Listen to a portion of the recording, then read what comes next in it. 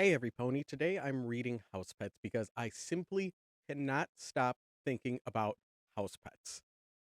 I I did a part one video where I read Housepets. I got to this strip right here called AKA the Non-Canon Adventures of Spot, and it filled me with such dread that I simply stopped. And that video lasted a healthy 8 hours. Um, and I'm like, you know what? Here's a good place. Here's a good place to hang it up for now. But after I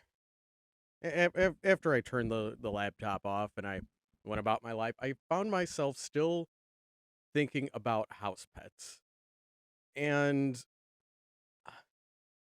it it it bothered me more than it should. Where there's a lot of bad media, there's a lot of bad comedy, and I feel like house pets specifically got me so riled up because I feel like I should like it. In that, like, I know plenty of people who have read this. Um, and yeah, not all of them have nice things to say about it, but they gave it a shot. They read a good deal of it. Um, I was looking through the Amazon reviews of the House Pets Omnibus edition, and just a lot of glowing praise. Like, this is the best furry webcomic of all time. I remember when I used Furry Amino when I was first getting into furry commissions. I had a Furry Amino profile, and Furry Amino, it skews much younger than me. And there was a lot of love for house pets on there too.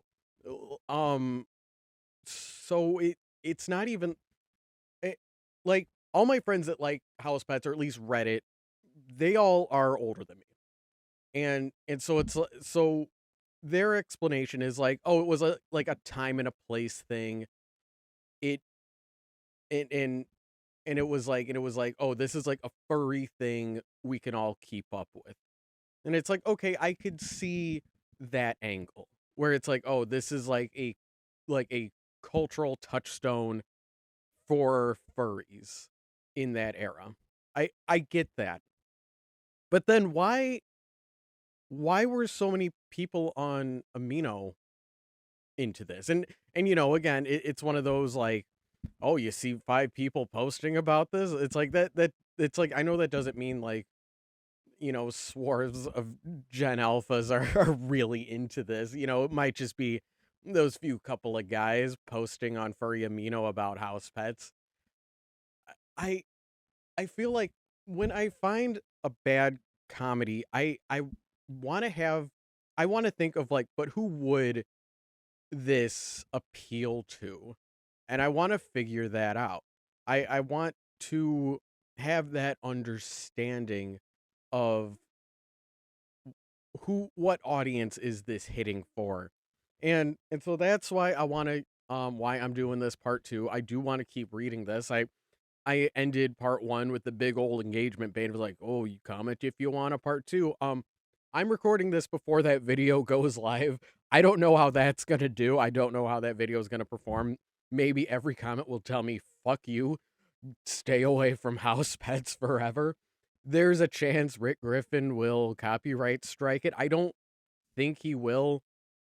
I haven't heard of any of him, like, doing any nonsense like that on you. Like, it's very rare for comic creators to copyright strike things like that. I mean, like, more on like an indie level, I'm thinking.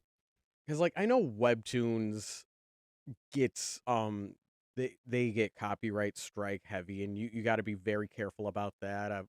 Um it's also like why I'm not really touching a lot of manga, because Japanese copyright law works a certain way. And it is all fair use, like, I know that, but also, like, I don't have it in me to to fight to fight that. Where, here's, like, kind of how I'm operating is, I feel like, okay, if I know you're making money off of this, like if art is your living, and and you don't have a history of handing out copyright strikes left and right, I can assume that I can just go ahead and review it and not have to worry too much. But if you're a smaller artist, you probably don't want some fucking PNG tubers like roasting you. So it's like I want to get permission. Um, Rick Griffin, he's very successful. Like I took a little peek at his Patreon. It's like, I mean, to me, he's very, very rich. I don't know if he considers himself rich. I don't want to like I said, I don't want to dig too much. But look, all that preamble to say there's a chance that video one of House Pets gets copyright struck, and I send this video out to 5 people. And it's just 5 people that get to see me continue to read House Pets. So hopefully there's a bigger audience than just the 5. If there's anyone outside of the group chat that sees this, hello, welcome, glad you're here. Glad you're here for part 2 of me reading House Pets. I we'll see how I, like we'll see if I can get to because we left off April. We left off in April, and I want to see if I can get to if I can read until year 1 of House Pets for this video. And if I can't read to and if I've still got a little steam left, I'll read till the end of the year. We'll see how I'm feeling. So that's just to set our expectations up. Um anyway, as for the comedy of House Pets, I am intrigued when I watch something and it's not for me, and I try to think through, but who is this for? And I want to have that empathy and to try to figure out who it is. And when I was reading part 1 of this, I was saying the intrigue is just finding out who what does this author believe? What is he saying through his comic strips? And there's there is that delicate balance of not everything you write is necessarily a reflection of how you personally believe, but there are certain themes and motifs that reoccur in Rick Griffin's work that do paint quite an interesting picture. Um I'm thinking of like how back in the day the hated comedian of the moment was Amy Schumer. Nobody could stand her ass. Um and so I took it on myself okay, I'm just going to sit down and watch her stand-up specials. And yeah, they weren't for me. They were it was very pretty corny, just kind of gross humor. But through watching that, I could understand who would enjoy her stand-up specials. And and in this nebulous picture formed in my mind of okay, it's probably there's definitely an audience for it, is what I'm saying. It's I think that Amy Schumer was able to tap into an underserved market of mostly middle-aged women, probably moms, probably and she's able to talk a little bit more gross and be a little more disgusting, and that is a lot of I don't want to paint with too broad of a brush, but there are a lot of female comedians who will who it's oh, the joke is that I'm being gross. I think Sarah Silverman, especially her early stuff, it's oh, I'm gonna talk about the most disgusting raunchy thing, but I'm gonna do it in this really cute voice. She does that. And so I think someone like Sarah Silverman like had broader appeal, and that juxtaposition was very interesting. And now a lot of comedians do, a lot of female comedians do that. And I think Amy Schumer was able to pinpoint her audience and that audience really latched on. Wasn't really for everyone, and it's so yeah, that's kind of like how I felt when I was watching it. And you know, and a few weeks after I endured that, one of my coworkers was like, "Man, my mom doesn't have anyone to go with her to see Amy Schumer's stand-up special," and he was like, "I think I'm gonna have to go. I think I'm gonna have to go see Amy Schumer with my mom. This fucking sucks." And I couldn't like I was I don't know, like, it just brought me so much joy because I'm like, "Yes, your mom specifically, I know she," like, I'm like, "Yes, that is like, that is so close to this, like, imaginary Amy Schumer fan that I was thinking in my mind was someone like your mom." And I had that, like, that joy of feeling like, "Okay, yes, that's who it was." And, um, and I and I think of, like it was yeah, and being able to connect those dots was really fun. I don't think he ended up going to going to see Amy Schumer with his mom. Fortunately, he was able to wriggle his way out of that one, and mom found someone else to take. I did and as I was, that was a while ago. I think it's been a hot minute since like anybody cared about Amy Schumer. Um, so I went and I'm like, okay, what are some other bad comedies? I I I'm pretty easy to get a laugh out of. I I just laugh very easily. Like I'm not that stuck up when it comes to comedy. Like I think of how like I love Impractical Jokers, and it is very much corny goofball humor.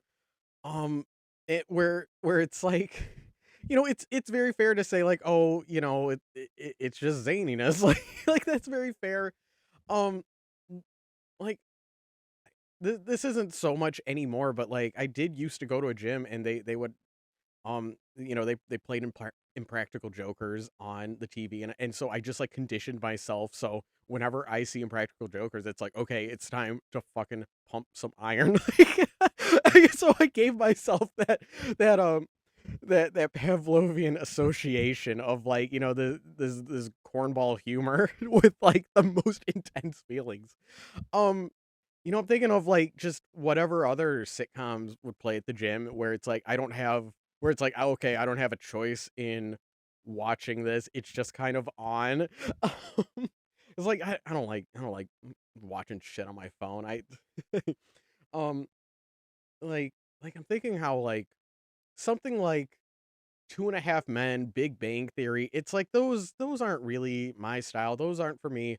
Um, but at least like every episode I would have a little chuckle like, "Okay, that was clever," where it's not like it's nothing I would deliberately try to watch or seek out, but, again, it's like, "Okay, I see what they're doing there," and just like the Amy Schumer thing, it's like I found out like, another one of my bosses was just thought Big Bang Theory was just so funny and just was very endeared to the characters, and it's like, okay, yeah, I can see that. I and so but as for more recently, after House Pets, I went through and I listened to Tom Myers' stand-up specials. Tom Myers has been described by the podcaster Blind Mike as the world's worst comedian, which it's a pretty pretty pretty lofty title. I believe Blind Mike said like, "Oh, you should market yourself as the world's worst comedian." Like imagine a headline saying Tom Myers, world's worst comedian. And people would be interested like, "What do you mean? The world's worst comedian?" Like and I I don't think he's the worst. He's um he's definitely pretty corny.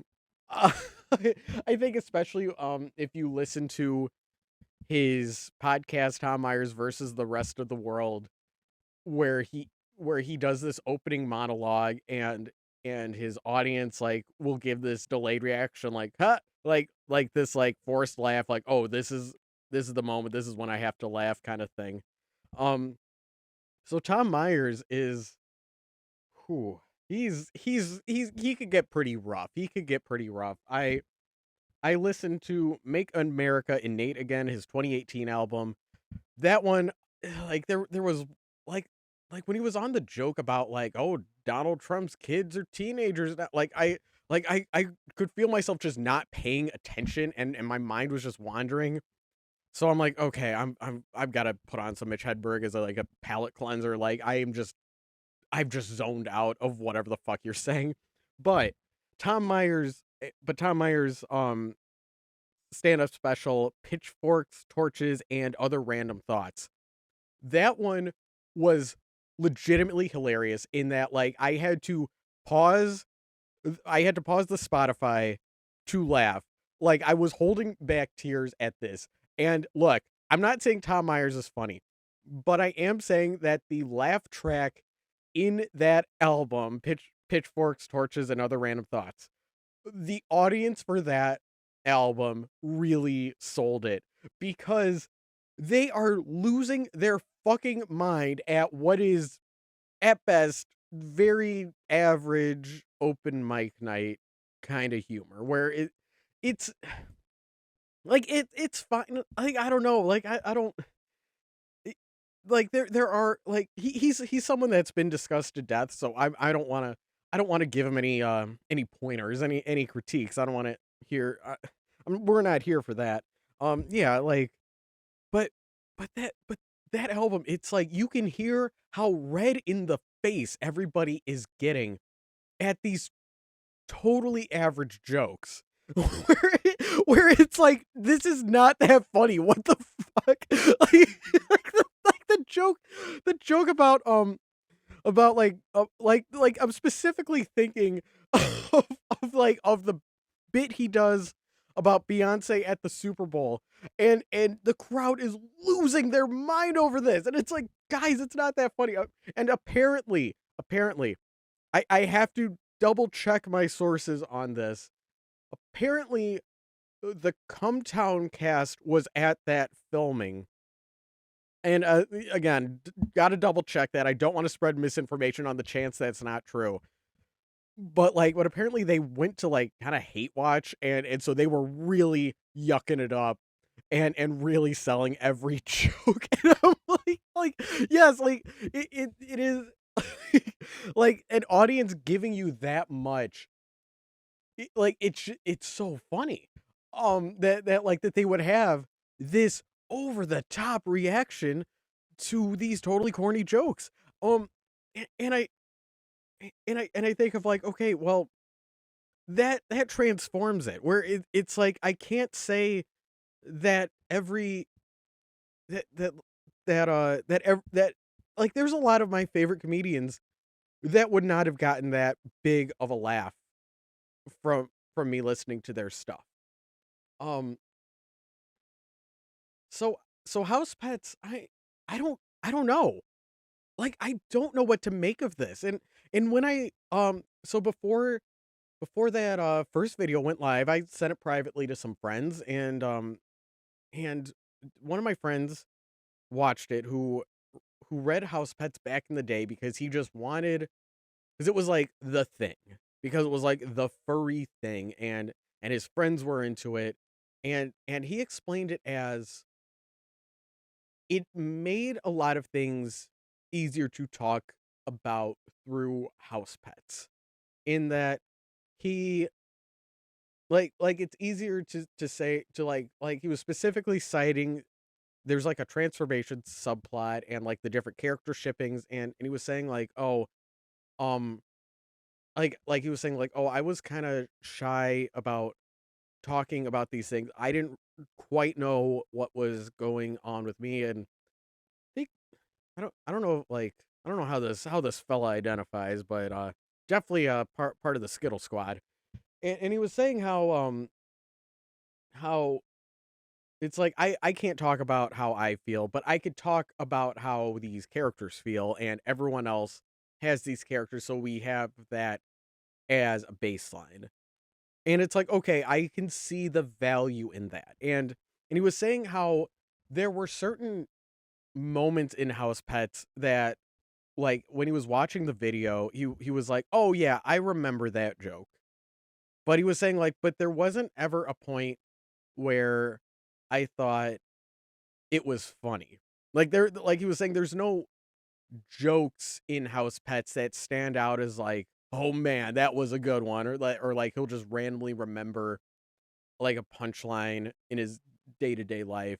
He said specifically, the mouse being named Spo, that it's like, oh, that's clever. And and it was also the D&D one.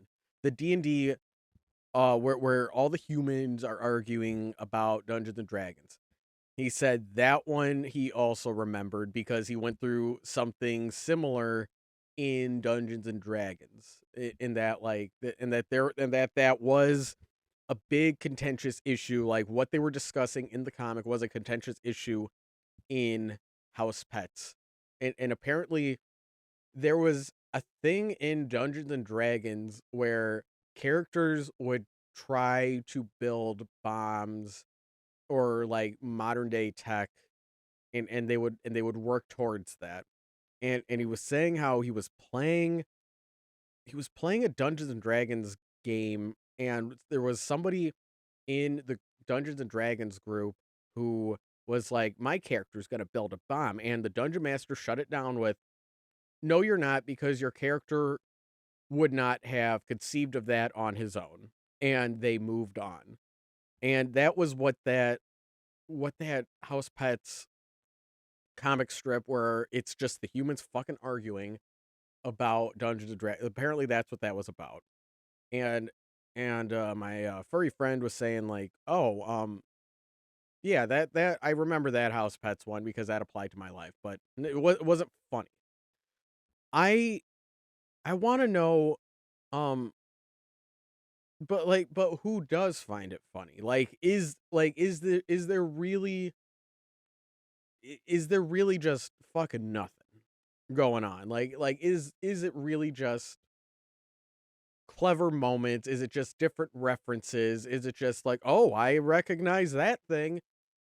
Um, because I'm thinking like even something like Garfield. Like Garfield, I think we've all accepted that it's just kind of cute. It's more of a mascot than it is a hard-hitting comic. Garfield is fine. I know when I read a Garfield book, I'll get a polite chuckle out of at least one. That hasn't happened in House Pets. I really, and like I said, I feel like I should like this. On some level, I should like this. I should not be having a better time watching The Big Bang Theory, reading Garfield, like all of these different hack things that are just classically known as, this is hack, this kind of sucks, this isn't funny, only normies find this funny, etc., etc. I think I think with someone like Tom Myers, I feel like I can't be totally harsh on Tom Myers because I feel like I do understand what he's trying to do, in that like Tom Myers' sense of humor, it's like he just kind of wants to be Bill Maher, and he has that, like he's going for that sense of humor. And with Bill Maher, it's like I don't think Bill Maher is funny. Like he's just kind of a smug asshole. Like but there's people that look at Bill Maher and they're like, yeah, that's my guy, because he's voicing their opinion. Is House Pets doing something similar? It's like that, and that's what's like really itching at me. I think of all of those glowing Amazon reviews of the House Pets Omnibus. You could see up here, that's where you could find the House Pets Omnibus, mybook.to/House Pets Omnibus. You can see that big old link on the screen. That's my plug for House Pets. And so you look at the Amazon reviews, and all these people just cannot stop ball washing House Pets. Like, oh wow, it's so funny. The only negative review was like, oh, volumes 3 and 4 are slightly smaller than volumes 1 and 2. Otherwise, knocked it out of the park. This is great. I I feel like every one of those people in the Amazon review who left a 5-star review, I feel like I should relate to you. I should have the same sensibilities as you because you are somebody who supports small artists. You are somebody who specifically supports small furry artists. Small furry artists who make webcomics, who talk about internet things, who talk about nerd things. And I and it's like I should like I should be able to get this, but I don't. And that's where it's just one notch off from me getting it. And that's why it's making me fucking insane. Whereas like average Amy Schumer fan, like you're just look, I know look, people are not that different. People really are not that different. But I'm gonna guess I have more in common with the average Housepets fan than I do the average Amy Schumer fan. And it's just like how is there such a misfiring? How is it that how is it that this just catastrophically is not working for me? I don't get it. I really, really don't, and I really want to find out. Um, so suppose now that my preamble's out of the way, suppose we can continue with house pets. Let me turn off my stock nature imagery. Thanks for the visual stimuli. Royalty free stock images of animals looking cute. Let's see, let's make this full screen. Yeah, all right, back in the trenches. Back we are back. We are so fucking back. Back to house pets. So this is the one where we left off, and I hated every fucking second of this. So so let's move on. Let's move on to the next strip.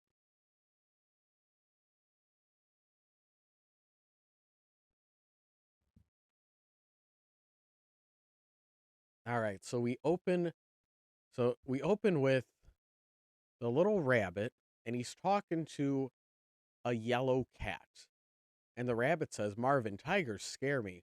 It's all right, Zach. Ever since we moved to this neighborhood, he's been wary of new faces. Oh, right, because there's a dog named Tiger. Because we're so fucking cute. There's a dog named Tiger.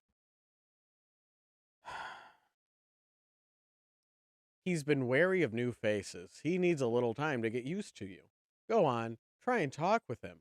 I'm sure he's forgotten all about his paranoia. And third panel, we see Tiger the dog say, You are awesome and like the best friend I ever had. And fourth panel, the rabbit says to the cat, Marvin, Tiger scares me even more now. And Marvin says, Yeah, I can't argue with that. And this one's called Because Mental Disorders Are Funny. Because mental disorders are funny.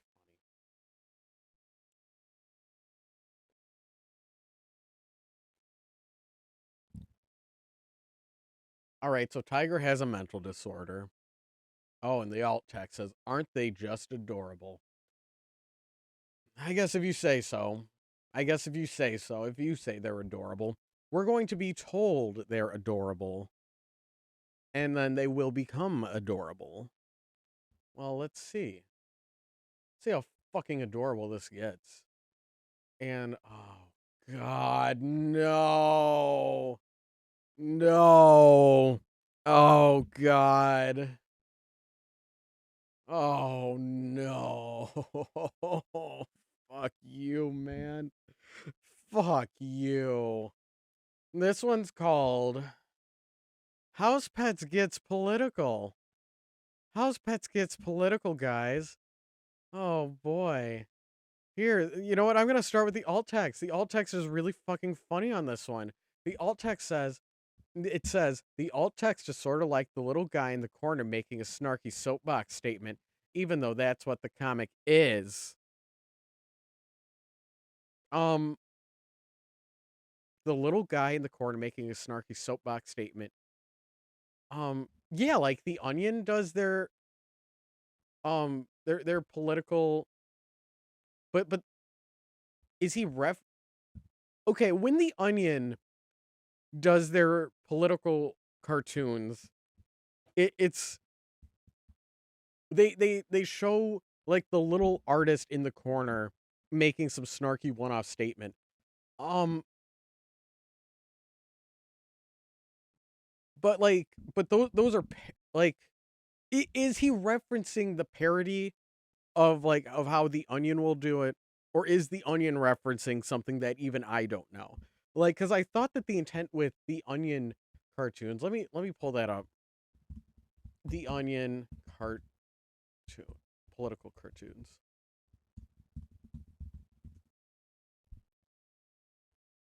cartoons archive.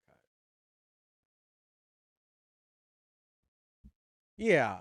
Yeah, like they have the little guy in the corner. They got the little guy. This is where the sickos meme comes from. Um like is this referencing some, cuz I thought that the joke what was like we need to make it as like they're doing a parody of bad political cartoons where it's like it's funny, like this is hilarious. College then, we see somebody getting drunk with a shirt saying life to the fullest livers. Someone passed out. A poster of Spuds McKenzie, a dog with a beer. Everyone's rocking out. He's puking into a toilet. College now. We see two kids on their smartphone, crickets, the Statue of Liberty shedding a single tear. And then the cartoonist in the corner is saying wasted. And the in case like you didn't get the joke. See, college is wasted. Wasted in college then and wasted in college now. So, see, wasting your like we're it's like that's the joke. Is it's just that's it. Like the, all right, so guys, it's about the economy, says House Pets to so so we see peanut and grape. Um looks like they're in a kiddie pool and a bunch of shit is labeled. Um but like it doesn't like okay, I know the joke is political cartoons are really over the top with the message that they're sending. Like that's the joke. Like a hacky political cartoon will have zero subtlety. And like I get that. And so saying guys it's a but like again it's like is it just pointing out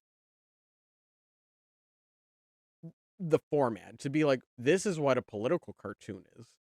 But like there is no there is no other message here. Whereas like I don't know, like is it fair to compare this to the Onion's political cartoons? Because with the Onion ones, it's like they're so over the top, like you know, with their crying Statue of Liberty, like that shit's funny. That shit's funny. Like where it's like okay, so we have Grape with an inner tube standing in a kiddie pool labeled United States, and Grape is labeled Nancy Pelosi. The tail is labeled Iraq. I think it's just nonsense. I think it's just nonsense. I don't know. I don't know my fucking history. I don't know my 2009 history. I'm sorry, dude.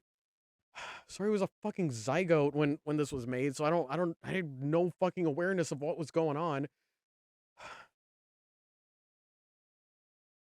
And then so they're labeling a bunch of stuff: mortgage, bailout, pork barrel, the ground. See, they're pointing at the ground, even though everything else has like a metaphor. It's like metaphorical. And then, guys, it's about the economy. Guys, it's is it? Like, how is it? Okay, Bailout. Grape has an inner tube and it's called Bailout. So the Bailout will save Nancy Pelosi and Iraq, who are in the United States. Um, but I think it's just nonsense, right? I don't think they're I don't think they're I don't think they're doing anything bigger than that, right? The alt text is sort of like the little guy in the corner making a snarky. When did the Onion comics start?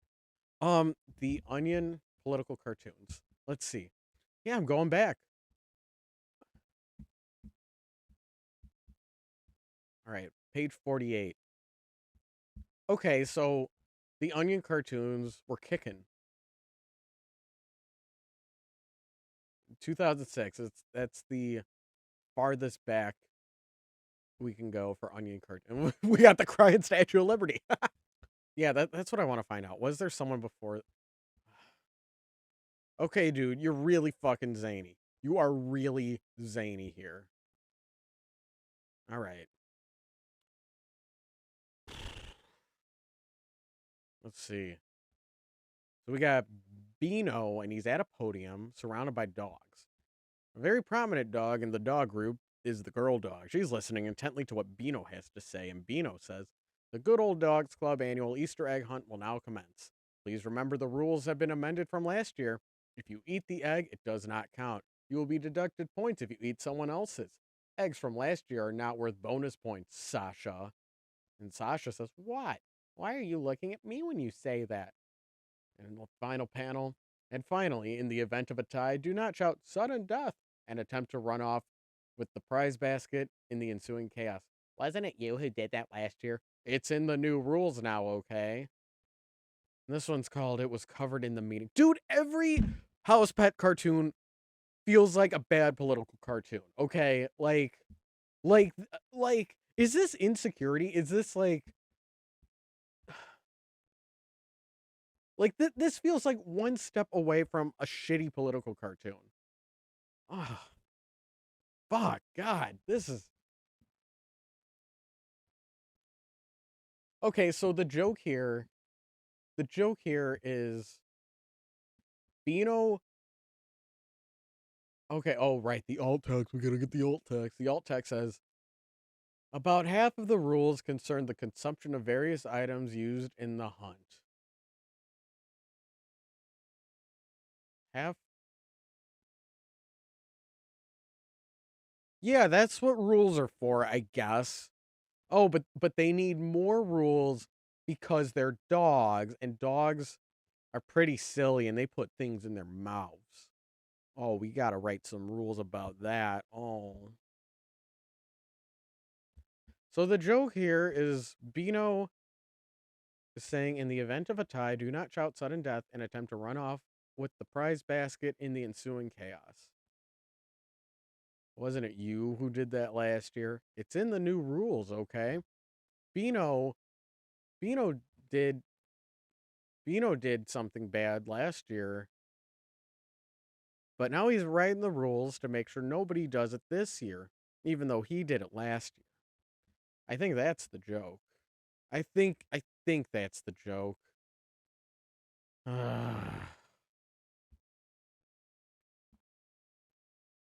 All right. Opening panel, we see Welcome to Babylon Gardens. With the N is missing. We see an egg and a little Easter egg on top in a discarded basket. We see a single brick missing. Is this like as dirty of an environment that Rick Griffin can imagine? Is this like the most bro? All right, second panel is a house with a little crack in the window. We see a dog on the chimney. We see a shovel and a pile of dirt. Panel 3, the house is on fire. And Bino says, that went far better than last year. And Fido says, I think we could call this one a success. Next year, water guns? Yes. And the title of this one is Any Year with No Fatalities is a Good Year. Let's see what the alt text has to say about that. Panel 1, on top of the sign. Panel 2, on the wall by the patio. Panel 3, third cinder from the left. Panel 4, Beano already ate it. So there, the Easter egg here is showing where the Easter eggs are. This does not look chaotic enough to be funny. I think this could have been funny. Okay, like this establishing shot, it's like, bro, this looks fine. Like 2 eggs, basket, and 1 brick missing. Like you gotta have a little more rubble. Like I think, and then this final panel of Bino rubbing his hands together, a big old smile on his face, because that went far better than last year. But the joke is, there's all this chaos. But like it doesn't look chaotic enough. It's just like, man, they better fix that window crack. Oh, better patch that hole back up. Like, I don't know. Like, now the house, is the house on fire or is it another fire? Like, yeah, like drawing rubble is like a pain and a half. So, but like, I don't know, that house in the background looks fine. That house looks fine. Like, sucks for this house, but like, I don't know, like everything else. Like, I want it to feel like I'm walking into Mad Max because of an Easter egg hunt. I want to feel that.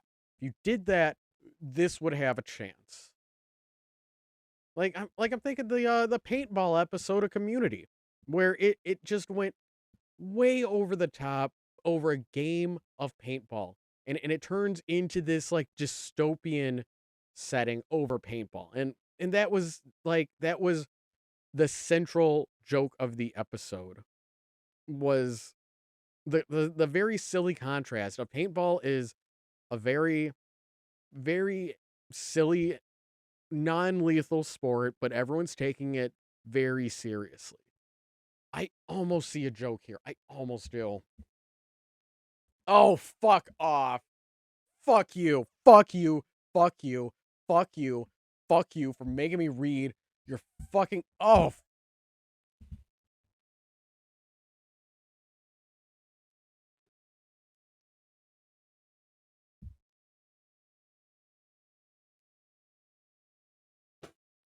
fuck you. Fuck you.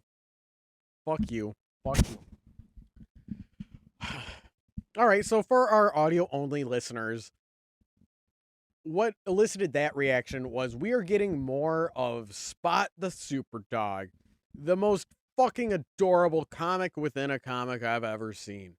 And it's called, the title of this one is AKA The Author Needs a Break from Art Again. Bro, if you're like, dude, like, how is it? We're, we're in year one. In year one of this comic. And he's like, I need a break from art again, tee hee. It's like you're already padding for time. Like, what the fuck, dude? God. Fuck you. Like, it's the ultimate, like, nobody is making you do this. Like, okay. All right, let me back up. Yes, it is beneficial to online growth to have a consistent schedule, to show up on time so that your audience knows what to expect and when to expect it. Yes, that is true. I will acknowledge that. But you got to keep it manageable. And yeah, it's like having this constantly update that led to a lot of its success. But holy fucking shit, how is it that we barely made a crack in this manga, and he's already, oh, I gotta pad for time. I gotta pad for time. I don't feel like if you needed a break from art this fucking early, it's like, dude, like, just take your time, man. Just take your time. Like who who's like if you keep expectations low, people aren't going to be banging at your door like, "Where's my weekly comic?" You know, I don't want to read this. I don't like here we go. Okay, thank God. Close that little doodad there so we could see Spot Super Dog. I feel like this would be more work. Like something like thinking again, I am once again thinking, how would I do this? Cuz like this copy paste background here like okay, so you draw the house. Like does he have like preset backgrounds that he can like dip into? Like bro, like yeah, okay, so he's not drawing a new background every cuz yeah, it's just the fucking house pets hanging out. How much time would it take to draw something like this? What the fuck? Like 2009, like was it like digital art hasn't changed that much since back in the day, right? And I see there's like variants in the line, so I assume he's using a tablet. Like he's not like picking away at with like a trackpad or smartphone or something like that, right? Like what do you mean you need a break? What do you fucking mean? Then just don't draw it. Then just like go fuck off and take your fucking time. I like this is bullshit. This is fucking bullshit. I don't care about Spot Superdog. I like cuz the last time it's like okay, the first time it's like okay, we're getting character development with Peanut. And he's using Spot Superdog to express his attraction to cats. And that's interesting. Like if you're doing that or how the Simpsons will have the Itchy and Scratchy show as like a parallel to what is happening to the characters' lives in that episode and and they can use that to reflect on their life, which is like that's just how that's a lot of the the more I don't know if it's right to say it's like oh that's the purpose or the utilitarian purpose of art but like that's a benefit of art. I think that's the right word is is that you can use art to reflect on yourself. You can use other people's arts to figure out what they're saying. You could use it to be like, why does this make me feel this way? There's that connection with art, like, oh, if I see Itchy and Scratchy are doing something and then I can relate to it. Like I like the Spot Superdog strips, they're just fucking nothing, man. Like you got to do more things where it's like this is how this character really feels. That is the best use of Spot Superdog. Otherwise, I'm wasting my fucking time. Oh god. All right. So we see the bad guys got the guns and they shoot Spot. They shoot Spot. I'm not going to read the dial. No, I'm not. I'm not cuz it's just more cute shit. Stopping on hand those orphans, you orphan, but we are bad guys. Bang bang boom. All right. Okay. Fine. Fine. All right. I talked myself in. All right. Fine. Fine. I'll read it. Last time on the Adventures of Spot, Superdog, Orphanage. Now we will shoot him, disguised as orphans in a dress. See, the bad guys are disguised as an orphan in the dress. Isn't that just so fucking cute? Isn't that just the most fucking adorable thing you've ever seen? Is that the dog is wearing a dress. The dog's wearing a dress, and he's disguised as an orphan in a dress, and then it points to it saying disguised as an orphan in the dress. You see, the joke here is that Peanut is not good at comic books, so he's going to label it. Oh, so Spot Superdog says, stopping on hand those orphans. You orphans? But we are bad guys. Oh, right. And the little note says he flew in. You know, in case you didn't get that. In case you didn't pick up on that. It's like, I did, though. I did. Like, I don't know. Like,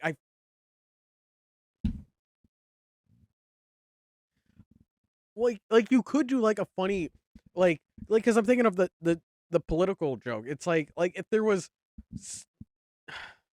it's it's like that's been the joke is like, oh, Peanut has shitty art, he has shitty fucking art, and so he has to label it. That's funny. It's funny because he's bad at drawing. Like if there was something else happening with the late like that dissonance where it's just like, okay, he flew in and then it points and then it points like, fuck, how, like what could you do with that?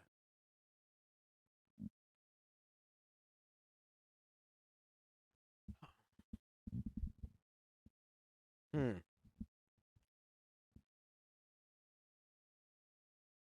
So the third panel says it cannot be it.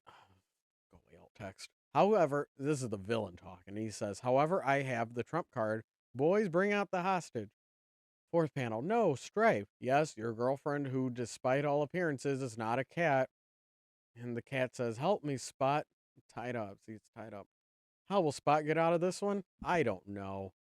And the alt text says, seriously, I haven't actually introduced any conflict into Spot before. This may be a corner I cannot write myself out of.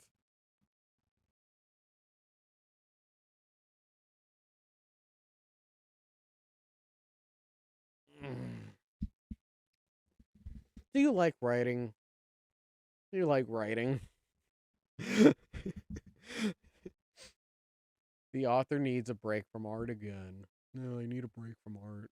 Mm, I need a break from art in my fucking comic book. Oh, I don't want to draw my fucking comic book. Thinking quickly. This is the news strip. This is the news strip, and it says, thinking quickly. Spot put his brilliant mind to work, and it says, gears turning. Yeah, I got it. I fucking got it, man. I know what that visual is. I got it. And Spot says, if I spin around at the speed of light and rub my paws going in counterclockwise direction, I produce anti-kidnapping force field. It is here. And we see a force field, and the cat says, yay. The villain says, curses.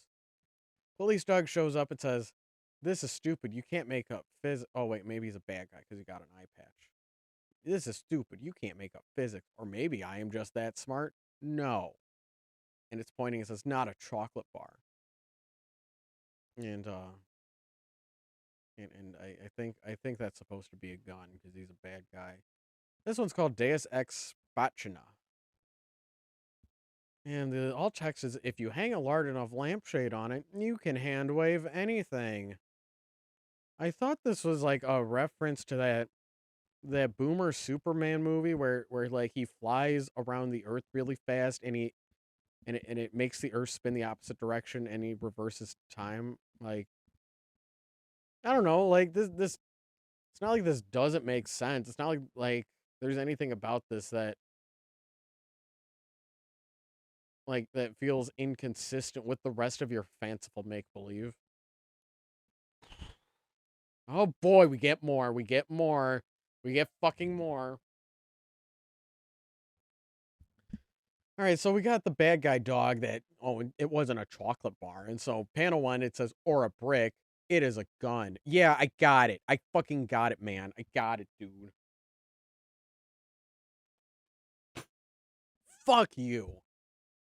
So bad the bad yellow dog says, but no, that is like completely unfair. Seriously, just because you're the good guy, it's like you couldn't even fail on purpose. And Spot says, that's not true. I was very close to failing there. Villain Coon says, please, none of us believed you. Your non-cat girlfriend or the orphans were ever in any real danger. Okay, fine, we'll start over and I'll go to the other side of the world so that you have a head start. And Cat says, wait. And Dog says, and no making up physics. And Villain Dog in the dress says, I can't believe that worked. And the other dog says, it is in the Good Guy Handbook number 12. Always fight fair for all definitions of fair ever. And tying her up this time, it says, as he's tying her up. he's tying his. Says because good is dumb. That's the title of this one, and the alt text reads, "Spot you idiot. This will make me consider being your not cat girlfriend a tiny bit less."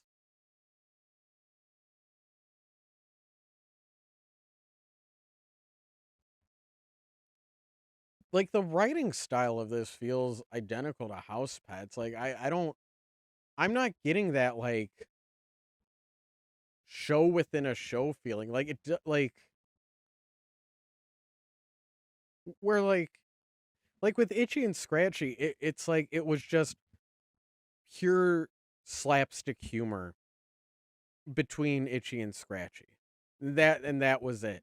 Where where it felt drastically different from the world of The Simpsons. But, not too different. So it like there was never that feeling of like, oh, these segments are out of place in The Simpsons. Like it never gave that feeling. Um it's like this is stupid. You can't make up physics, or maybe I am just that smart. No. Like how is that like that feels very similar to this punch, like these two punchlines. That went far better than last year. I think we could call this one a success. Next year, water guns? Yes. Or the punchline before that one when Bino's discussing the rules for um the egg hunt. And finally, in the event of a tie, do not shout sudden death and attempt to run off with the prize basket in the ensuing chaos. Wasn't it you who did that last year? It's in the rules now, okay? Like that little like back and forth of like I'm going to do the thing and then someone do the thing. He does the thing, disagreement, disagreement to the disagreement, disagreement to the disagreement to the disagreement. Um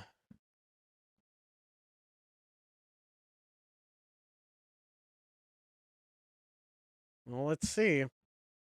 Let's see. Let's see where this goes. Let's see where this fucking goes. Ugh, fuck you, man. God, this is dragging on. When are you gonna start drawing again? When oh, okay, this is the panel. This is it. This is it. That's the moment when you regained your love of art. That you just needed to do these fucking hilarious Spot Superdog comics. That'll reinvigorate you. That'll show you the joy of comics once again. That's what you needed. That's what you needed, Rick. So let's see. So Dress Villain says, however, this has not solved our problem with Spot Superdog, but only delayed it. It was your idea to shoot him with the regular gun in the first place. And there's a note, and it says, I decided they don't have collars because they're bad guys. Well, I didn't even fucking notice. I didn't notice. You didn't need to. I didn't, like, what is this ad? I decided they don't have collars because they're bad guys. Okay. All right, nice. We get some production notes about character design changes. Like, Dress Dog says, okay, but my plan B, but then wrote right out C, was to throw the gun at him. I have a better idea. Why don't we use Orphanite? The distilled essence of the planet Orphan makes Spot Superdog helpless, and then we shoot him. Weren't you just going on about how bad it was to make up physics? That's because it wasn't benefiting us at the time. And the title of this one is, of course, it's gray. It's not radium paint. And let's see what's the alt text got to say. Planet Orphan is naturally where all the orphans come from. It's a lot more conducive to G-rated storytelling than actually having missing parents. Yeah, because nobody grows up with missing parents, right? Like that's just like a movie thing, right? Just a fucking movie thing that your parents don't want you or that or they I'll stop myself there before I give my orphan backstory. Okay. All right. So Spot says from off screen, ready or not, here I come. And we know he's saying that because it's pointing the little spot. And dress guy says, okay, it is time for the plan. Everyone, shh. Orphanage is where the establishing text. Spot's flying in through the window, and we see the orphanite on a podium. It says suddenly, oh no, orphanite. When I am exposed to it, my powers are reduced to a reasonable level for the conflict I am involved with. Now shoot him. And we now cut to Peanut and Grape, and Peanut says, see, now the story has suspense. I don't like the direction this is going. And this one's titled Killjoy. Yeah, everyone's a fucking Killjoy in this.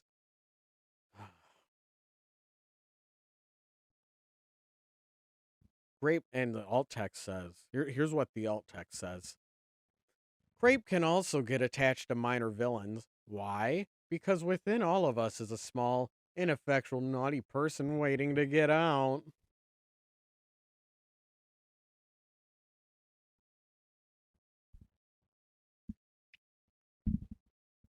Fuck you, man.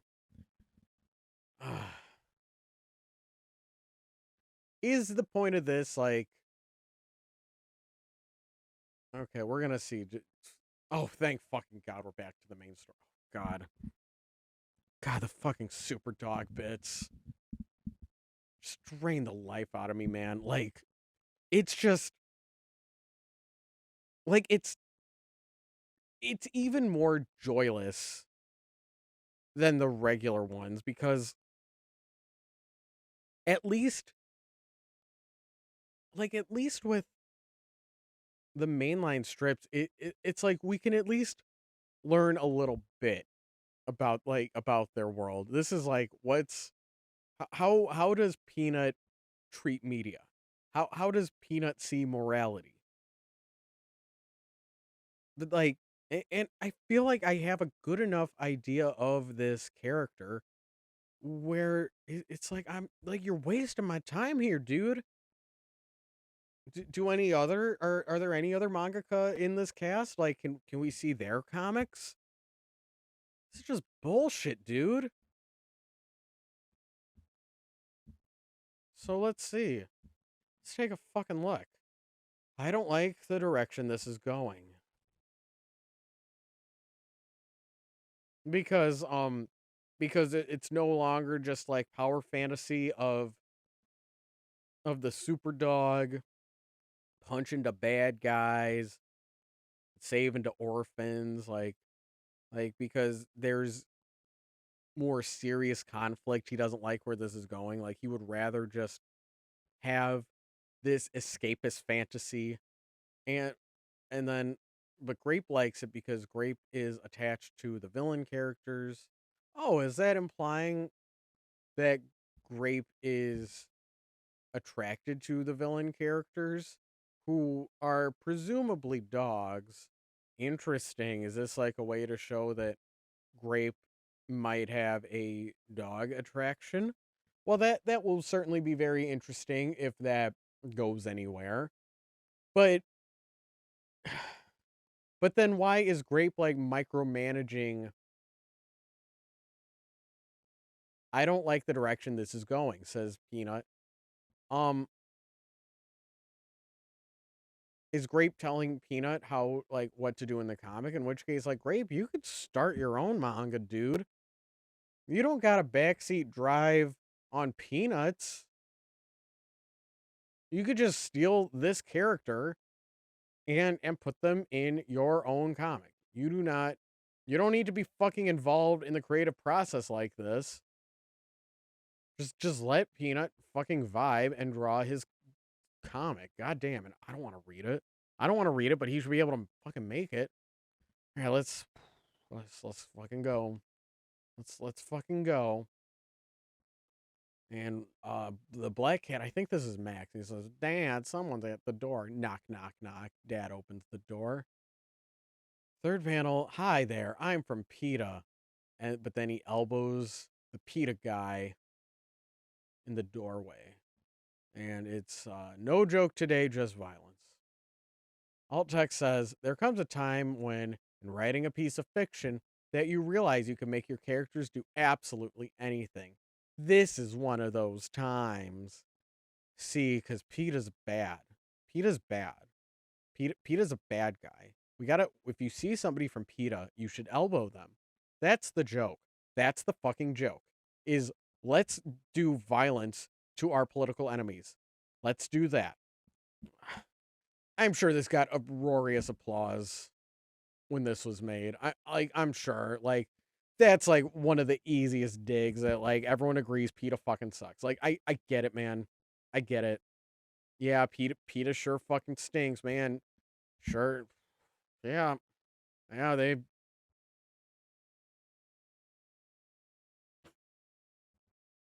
you can make them do absolutely anything. There comes a time when in writing a piece of fiction that you realize you can make your characters do absolutely anything. This is one of those times. But like it's not funny.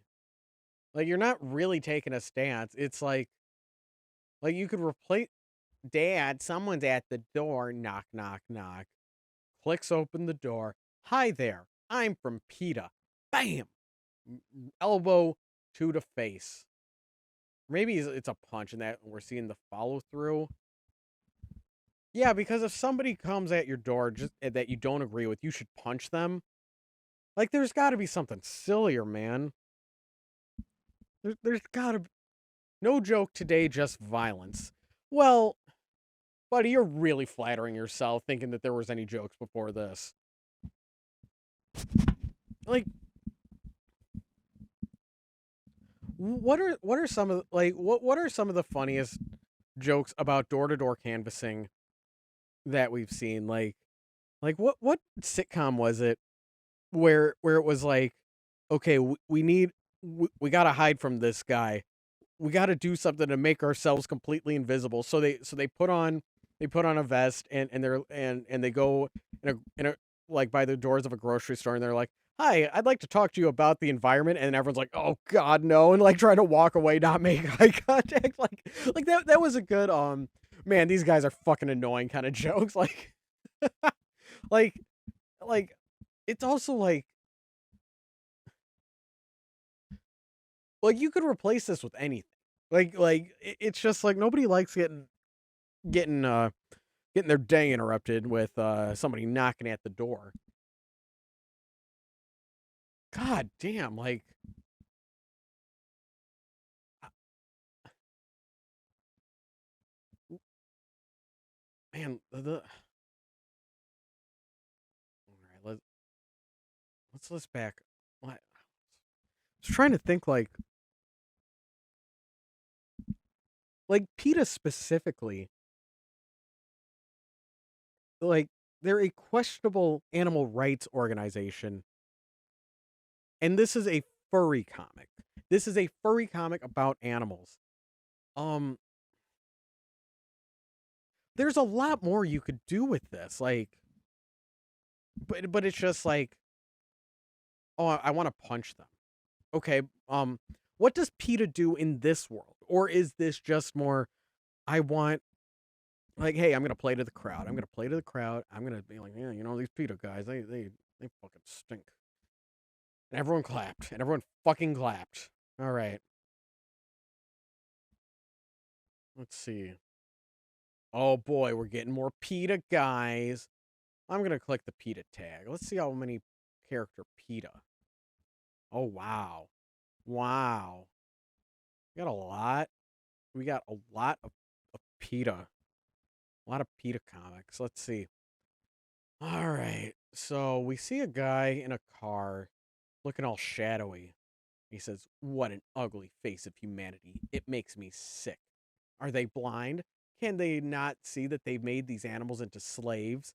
Or how they've warped their mind into accepting these vile trappings of bondage? How can they look at their faces and not see hopeless despair suppressed within?"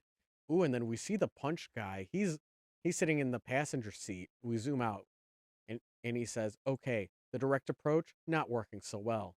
A Are you replying to me? Wait, and driver says, I remember when I was naive. And he says, are you replying to me or are you talking to yourself? I was so naive. And in the middle two panels, we see the dogs, like we see two of the girl dogs waving at each other. We see a Peanut hogging his mom as he's going like, are they blind? The animals are slaves. And the name of this one is so very naive. But like, okay. So so we're establishing that this wasn't just like a one-off. This wasn't just a one-off, like, PETA fucking stinks. I wish I could punch PETA. Okay, so PETA's an organization in this world, and and they're saying, are they blind? Can they not see what they've made? That they made these animals into slaves? What are the animal rights in this world? Am I gonna end up fucking siding with PETA here? How can they? And okay, so all right, I'll back up. I see the joke here. I see the joke. Are they blind? Can they not see that they made these animals into slaves, or they've warped their minds into accepting these vile trappings of bondage? And as they're saying that, we're seeing the animals being cute and with the humans. I get it. I get it. That like PETA guy, oh man, he has got it all wrong. The animals actually love their humans. This is fine. Wasn't it this dog? Wasn't it this the dog that during the New Year's during the last New Year's comic, the dad was like, "Go fetch me another beer," and she's like, "Yeah, Danny," and he said, and the dad said like, "Oh, you'd think that there'd be more single women in a pet friendly neighborhood," and she did not look happy about it. It's like, okay, can this dog leave? Can this dog just get up and fucking go? Can the zoo animals get up and go? What's their scenario? So like as they're saying it, like it's like, yeah, okay, haha, funny. Like you're saying there's hopeless despair, there's bondage. But like, what can they do? What rights do these animals have? That it's like, okay, the joke is like, oh, they don't understand that life's actually pretty good for these animals. Um, but you're not showing me that the animals are autonomous and that they can do their own thing. So yeah, you're being a little dramatic. This is it's like, yeah, go down to the pit bull fighting ring first before you pick on these guys. Yeah, okay, I get that. I get that. Oh wow, they're just so extreme. You know, they want animal rights, but oh no, they got way too extreme. Um, like okay, I get that, but I don't know, man. Like I'm kind of agreeing with the general point here that this society is fucked. That if you can just buy a sentient thing and you just treat it like a child and that and it can't and like and the house pets can't really do much, then I mean, yeah, you should work to dismantle that. I don't like we're supposed to be like, oh, these PETA guys are bad news. Um and but the dogs are actually really happy. Um yeah, like cuz I know that's like a real world thing where like the most extreme of animal rights activists specifically in PETA will say like, "Oh, in an ideal world, animal companionship wouldn't be a thing, that we wouldn't have pets and that pet ownership is inherently evil." And it's like, "Whoa, that's pretty bad. That's like a pretty bold stance to make." Um and it's one of those like I I I think somebody arrives at that conclusion philosophically when it's when the thinking is like, okay, there's too many animals being abused as pets, so I'm going to advocate for no pets ever. And it's like, but that hurts to hear that. It hurts to hear somebody take that position because pets are cool. They're fun. Like I like having pets. I'm very sad that I don't have any pets right now. that I'm just too broke. My fucking room doesn't have a door on it. Like, to give you an idea of what life is like behind the VTuber avatar. I don't want to make it sound like I'm just eating a half a can of beans every day. I don't want to sound too destitute. I'm happy with my life. I'm happy with the money I'm making, but it would be irresponsible of me to own a pet at this point in time. I would not be able to care for it. I do not have the financial means to, bring it to the vet every whenever it gets sick. Like, I wouldn't be able to do that. So it would be irresponsible of me to have a pet at this time. But I've had pets before. They're awesome. Pets are cool. It's like I don't like it does make me sad to hear the extremist nobody should own pets, but also like it it's like if you're on the front lines and you're handling and you are just always thinking of animal abuse and how do we better the world for animals? How do we coexist with animals better? Like, I understand why somebody would come to that conclusion. I'm not saying it's right. I am not saying it's right. But like, I don't know, it's not that wacky that somebody would think that. Cause yeah, there's some bad dudes that don't know how to take care of their pets. Like, okay, and so let's see. The alt text says, I remember a time when I would sit in the dark and have no urge whatsoever to speak my personal philosophy out loud. Well, why fucking not? All right. So I think Rick Griffin's expressing his personal philosophy that PETA's got it all wrong and pets are cool. All right. Like, okay. Next. Oh boy, we get more to PETA guys. More to PETA guys. So Ty Guy says to the driver, Ty Guy says, seriously, I was just punched in the face. When I was with ASPCA doesn't have any clue what they're doing. They wave around bills and form committees on Capitol Hill fighting for legal rights as though standing in a human centered legal system would fix the real problem. Wait, what? I thought that's what we were doing. No, we're separatists. Man is a filthy creature and should not tamper in nature ever. Seriously. Didn't you pay attention at orientation? All I know is that PETA was the only animal rights group that would let me join without passing a background check. We see from the outside uh, car, we see from outside the car, he says, wait a second. All right, we're here. Get the chloroform. And we see that they've driven up to the dog park. First three panels is just the two of them yapping in a car. And the title of this one is Like a Lightning Bolt Realization Strikes. So there's no background check on the guy with the tie, so he must have done some dirty dealings back in the day. And alt text says ASPCA. It's quite a fucking long one. He got some thoughts. He got some thoughts about animal rights. So he says ASPCA is the American Society for Prevention of Cruelty to Animals, and they tend to be far, far more sane. Of course, you must have realized by now that the reason I bring them up is so you know there is an alternative. Oh crap, I need something funny here. Blaga Bluga. Gah. Okay, the alt text is over now. Bye.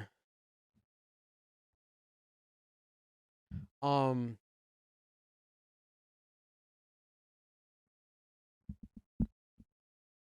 Man is a filthy. So the driver says, because I think the driver's more extreme. He's more of an extremist. The driver says, man is a filthy creature and should not tamper in nature ever. Well, why would he in this world arrive at that conclusion? Why would he say that? Is this like a very interesting thing in the game Monster Rancher or Monster Farm. Monster Farm, I they re-released it on the Switch. I've been playing Monster Farm on the Switch. Um, in they re-released 1 and 2 on the Switch, I should say, and it's a it's a let's raise a Pokemon kind of game if you never heard of it, and Interestingly, in Monster Farm 3, um, it takes kind of a different direction in that it's a prequel to the first two games. And an interesting thing in that one is I think the character, well, it's a slime character. I was trying to remember his name, but it's a little slime character. In Monster Farm 1 and 2, the slime, the default form is he takes a humanoid form and you see him slugging around everywhere, and he can turn into different shapes to express how he feels or for his different attacks, right?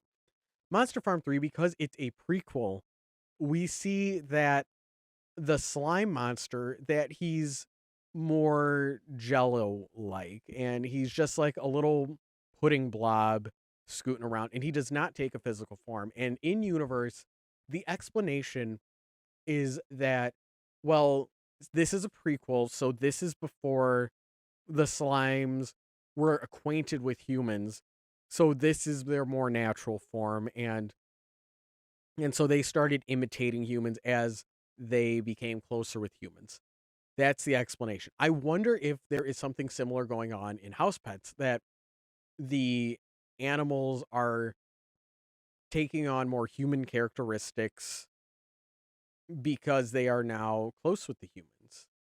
They are now close with the humans, and they are now living side by side in human society. So there's more of a reason for them to do that. Well, let's see. Let's see where this fucking goes. Why is PETA at the dog park? I wonder. I wonder what PETA's gonna do at the dog park. Like, was there a reason? I'll just waiting for it to load. Sorry, got slow internet today. But I wonder, is there a reason to specifically use PETA other than just like the hee hee funny joke of I want to punch them. You see my political enemies, I want to punch them. Violence is the answer. Um, ugh. like, like I don't want to get I've had videos demonetized before. I don't need them demonetized for terror threats. I'm not advocating for violence, but I do feel like if you are going to be violent, you need to pick your enemies carefully. In that, like, I don't think the guy canvassing for PETA, I don't think that's gonna do anything if you're gonna be violent to him. Like, I don't think that will necessarily change anything. Um, and I all right. So we see the two humans so let's see. The two humans are hiding in a bush. Human 1 says, "Dude, I am not okay with this anymore." Human 2 says, "It's okay. We only need one. Even one would help further our cause. Somehow. I am sure it will work out somehow." Sigh. Okay. Okay, I guess that one. And we see the gray bulldog, the big scary one. But he's throwing a ball, so he's not that scary. He's not that scary today. And the other human says, how about one that's a little smaller? I'm not sure you would fit in the van." Second panel, we see Fido is catching the ball that the bulldog threw. And the human off screen says, "The brown one looks smaller. I'm sure you could. Maybe one less active. You know, one we could sneak off with. Like that one under the tree." So that's how the fourth panel starts. Yes, perfect. There is no way he has any powerful friends. You can't really be sure, but he is reading a book. And we see a dog reading Tolstoy under a tree. And the title of this one is Excellent Judge of Character. And the alt text says, "If you have been keeping up at home, you could probably tell exactly where this is going." I actually can't. really have no idea where this is going. I'm sorry that you are just too smart and too clever for me, Rick Griffin. I don't know what they're planning because I don't know how like I don't know what PETA does. Like I don't know. I don't know. I just like I know they like I know they do stupid shit to get attention. I know that they go a little too far with their animal rights advocacies. I know like every one of my vegan friends is like fuck PETA. They don't speak for us. Um what the fuck else? I'm trying to like I don't know. I don't know. I know that one of them got punched. One of them got punched, and that's like Rick Griffin's wildest fucking fantasy. Like, let's punch the little the street workers on the ground who are working for PETA. Let's do that. Let's do that. Let instead of while that's loading, let me go get a drink. Let me go get a drink. Hey, every furry, I'm back. I got my sip of water, and when I came back to my laptop, I saw that the Housepets website is down. In a gateway timeout, we get an error from housepetscomic.com. That's not good. Hopefully Rick Griffin fixes this soon. I'd hate for this website to go down. But in the meantime, we do have the Internet Archive. And I believe this is the one where we left off. Oh good. It's gonna still give us the alt text or fucking hilarious alt text. I'm gonna open the next view and tab. I assume like Internet Archive, it's gonna be a little bit slower than getting it from the source, right? Oh, all right. Well, we'll get that one running. So we're a few strips ahead. So let's see. Let's see. Thank you, Internet Archive. Thank you. Let's see. Let's make this full screen. All right. So this is going to be the strip Something is Missing from May 6, 2009. So we open with a black nothing's there, and it's Fido, what happened? It's a little blurry, and we see a gray dog, and he said, I didn't think that Tolstoy was that boring, but I guess Fido? And he grabs his neck, and there's no collar. He says, oh, not again. And the alt text says, oh no, he's naked. Dot, dot, dot. Wait. And it says, something is missing. Fox. Oh, right. Fox the cocksucker. I don't know. He's a dog. He's a dog. All right. I'm looking away as I load this next one. Open a new tab. Okay. Oh well. So we see that Fox has been kidnapped by PETA. Oh no. Oh no.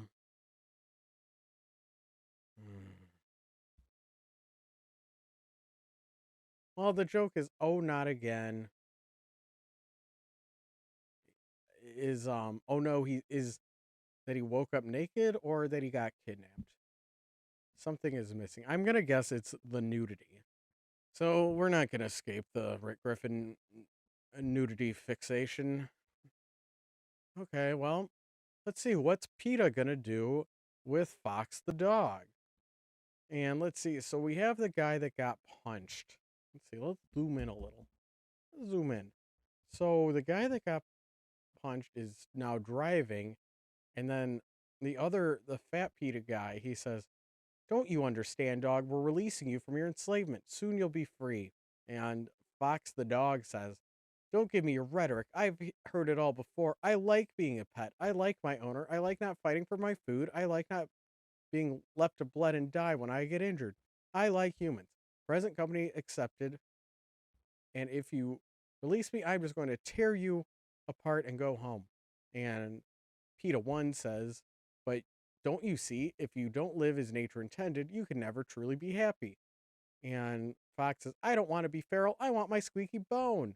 And Punch Guy says, yes, I am really starting to see the merit in this plan.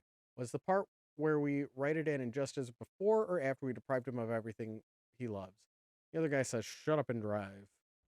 And this is the title of this is Truly We Are Doing Good for the World. And so the alt text says, "Wow, Fox turned out rather scary. But then again, I did decide to cover the whole van in opaque shadows."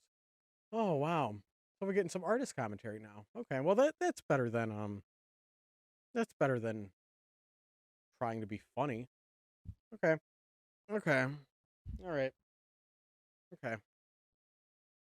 Um yeah, like PETA's the bad guys in this scenario because they are separating him from what he wants. This animal does not want this. Okay. Um if you don't live as nature intended, you can never be truly happy. Um um ooh, um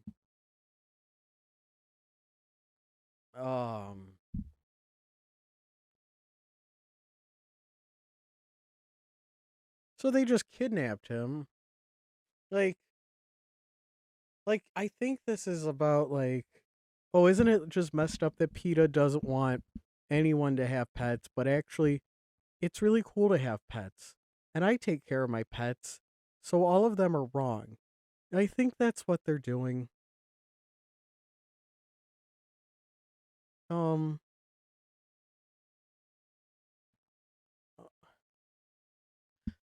what?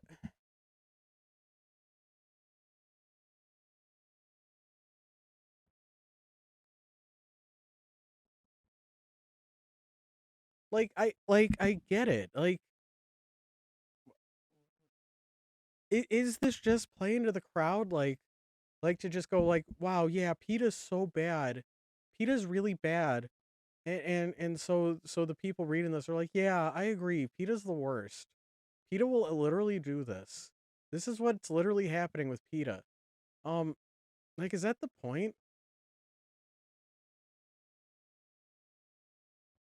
I mean, it was pretty bold of him to make that political cartoon, making fun of how ham-fisted political cartoons are. Like, was he when he drew that political cartoon, was it like a was he conscious of the upcoming PETA plot when he drew that political cartoon parody? Or is it more like I can't even guess, man. All right, well let's oh, okay, I'm not looking. I'm not looking. I'm not looking. I know this has eye tracking, so you could tell if I am looking. But look, just pretend I'm not looking. So got the next one open. Okay, let's see. Let's exit out of here. Exit out of there. Let's see our next one. So the driver says, we may have a small problem. Elaborate? Well, by small, I mean enormous. And by problem, I mean motorcycle cop. And the dog says, "Yay! Hey, stay away from me. Make him go away." And that I assume that's Fox in the background. And the PETA guy says, "Make him go away. Promise him anything and use the fake dog catcher license. I'll make sure the dog stays down." Um,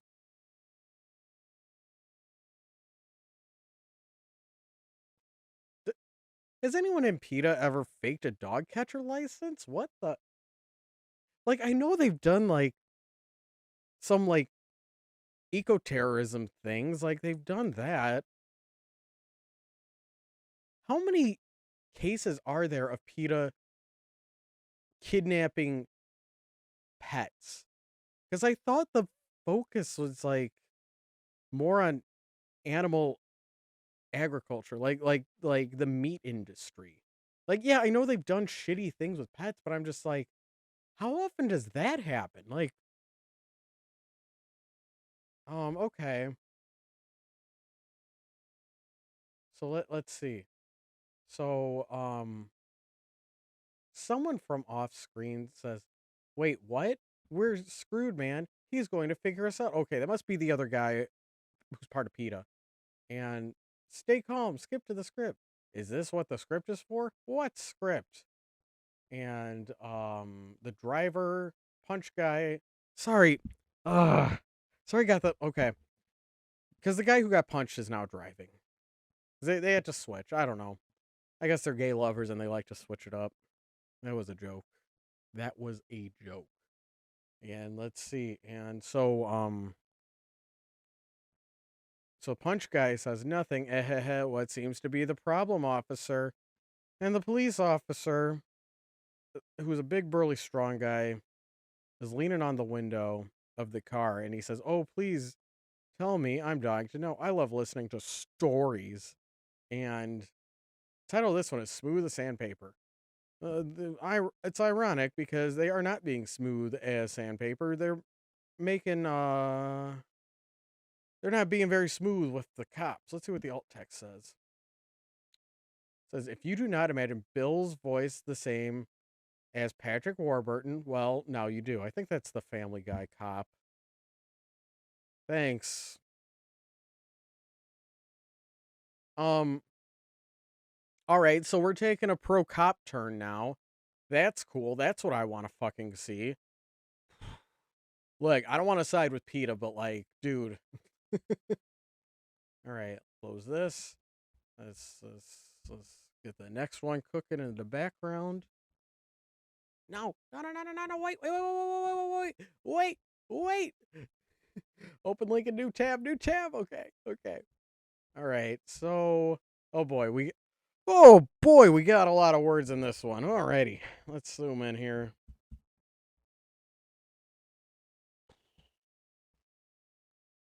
Close that. We got it. We got to see as much as we can. So we see Punched Guy at the steering wheel is talking to the cop, who sounds like Patrick Warburton. So let's see. So PETA 1 says, talking about scripts is not against the law, sir. You seem... Fuck. You seem... Fuck.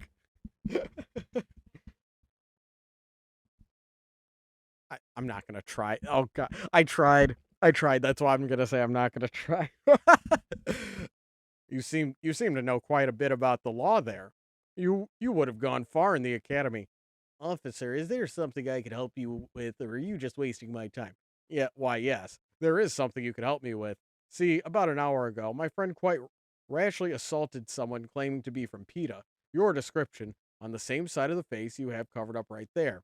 He was worried you would press charges, so he brought it up to me, gave me the description of your vehicle. Oh, so even though he punched PETA, he's a good guy. He turned himself into the cops. Wow, what a good guy. I thought like the point of that strip is like, this is my fantasy. This is what I wish I could do. Oh, I just wish I could punch those PETA guys in the face. And then like, how many strips later and it's like, but also I would turn myself in because I'm a good, like, bro, like how limited is your imagination? Okay. So Patrick Warburton continues. He was worried you would press charges, so he brought it up to me and gave me the description of your vehicle. Imagine my surprise when not 10 minutes later I received a call that my own dog had gone missing from the dog park. So yes, I was wondering if you could help me put two and two together. You see, officer, we're dog catchers. Joel, forget the script and step on it. And he tries to start the car.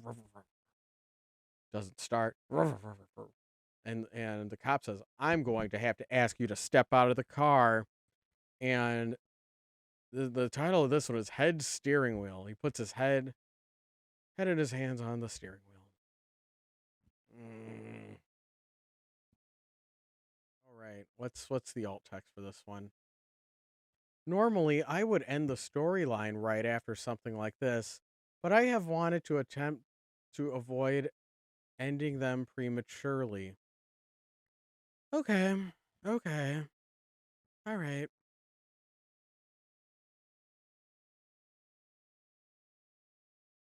No, this is a good spot to end it. This is fine. Like, we get it. You got caught by the cops. Let's see. So we see him being arrested.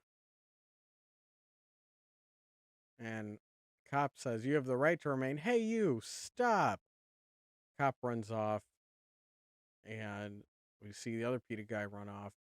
And the cop says, I don't think I've ever seen a fat guy run so fast or belong to PETA. That's the title of it. Whew. And alt text is unless they were like going to McDonald's. Yeah, because yeah, fatties love McDonald's. Um. All right. Yep. Yep. Um. How there is fat phobia going to be something we got to watch out for in these funny strips too? Uh, it's like there's a difference between like having like man.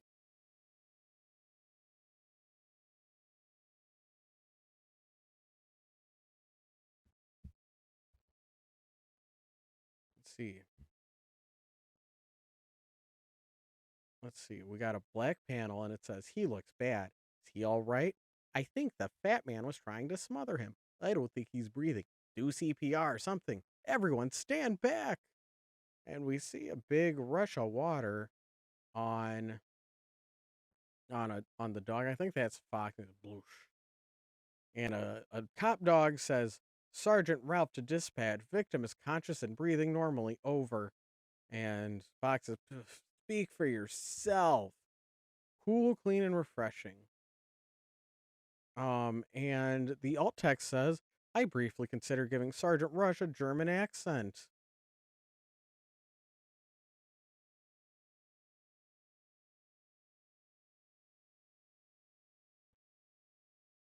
Buddy. Ooh. Oh boy. Oh, he's a German Shepherd. German Shepherd with the German accent. So the joke here is breathing normally, but you speak for yourself. So he's not breathing. So it's pretty uncomfortable being woken up by a big bucket of water. Okay. Okay. All right.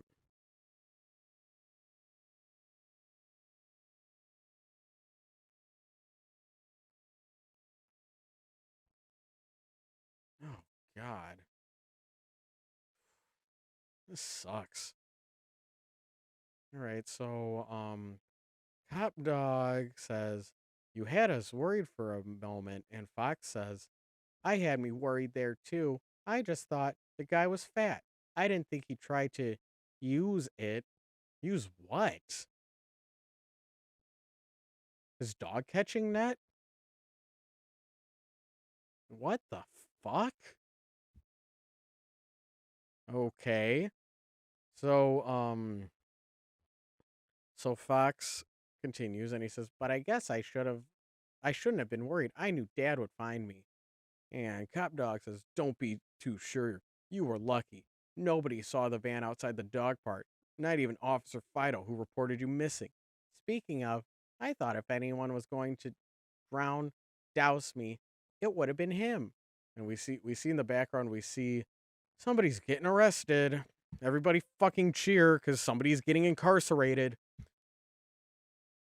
And the dog says, Well, he was here, but he joined the team that went after the fleeing perp.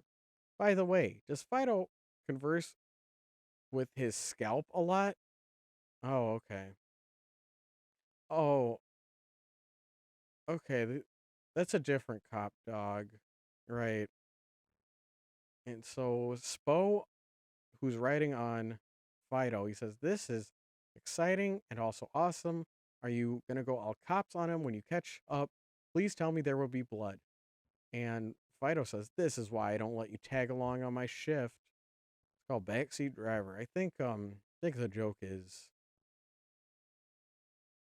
this. Um Again, like way too much buildup. Like I think this would be funnier as a single panel of of like just this final panel, and then titled backseat driver, because look, he's backseat driving on his head, but like backseat driver is usually a car.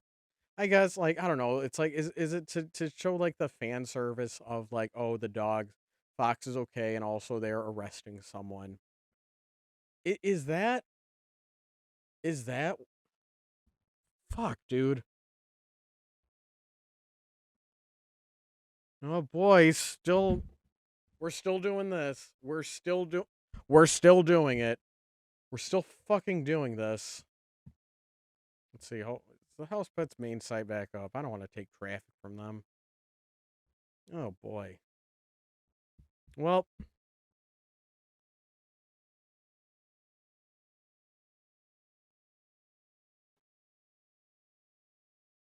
let's see. So, Peter guy with a tie says, "What am I doing? I don't have anywhere to go except back to prison. I could have plea bargained. Now I'll be lucky if they drop the resisting arrest charge." And he's running through the woods with his handcuffs. Says, "Maybe if I gave up now, I could salvage my chances and they'll go easy on Thwomp." We see and we see a dog tackling him, and he says, "Police, get on the ground." And Fido says in the background, "Kevin, warn then tackle. Stop." And I think that's Spo saying, "Stop ruining it for me." We see the dog tackling the human guy. This one's titled, "I Always Get Those Mixed Up." And alt text says, "Great, now I'm starting to monologue to myself." Okay. All right.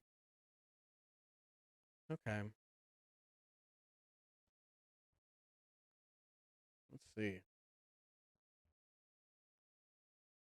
Let's see. So we have, fuck, how many cop dogs are we gonna have? Because there was the brown one, the German Shepherd, Fido, and now Doberman guy? Okay. So the Doberman cop dog says, "Sorry, sir, I was trying to keep it straight." And Fido says, "All right, you have the right to remain silent. Anything you say can," and, and, um, and the human says, "Okay, I know my rights, but if you please, I would like them delivered by a human." And Fido says, "Sir, under the rulings of Terracin versus Florida, police dogs are permitted to give the Miranda." And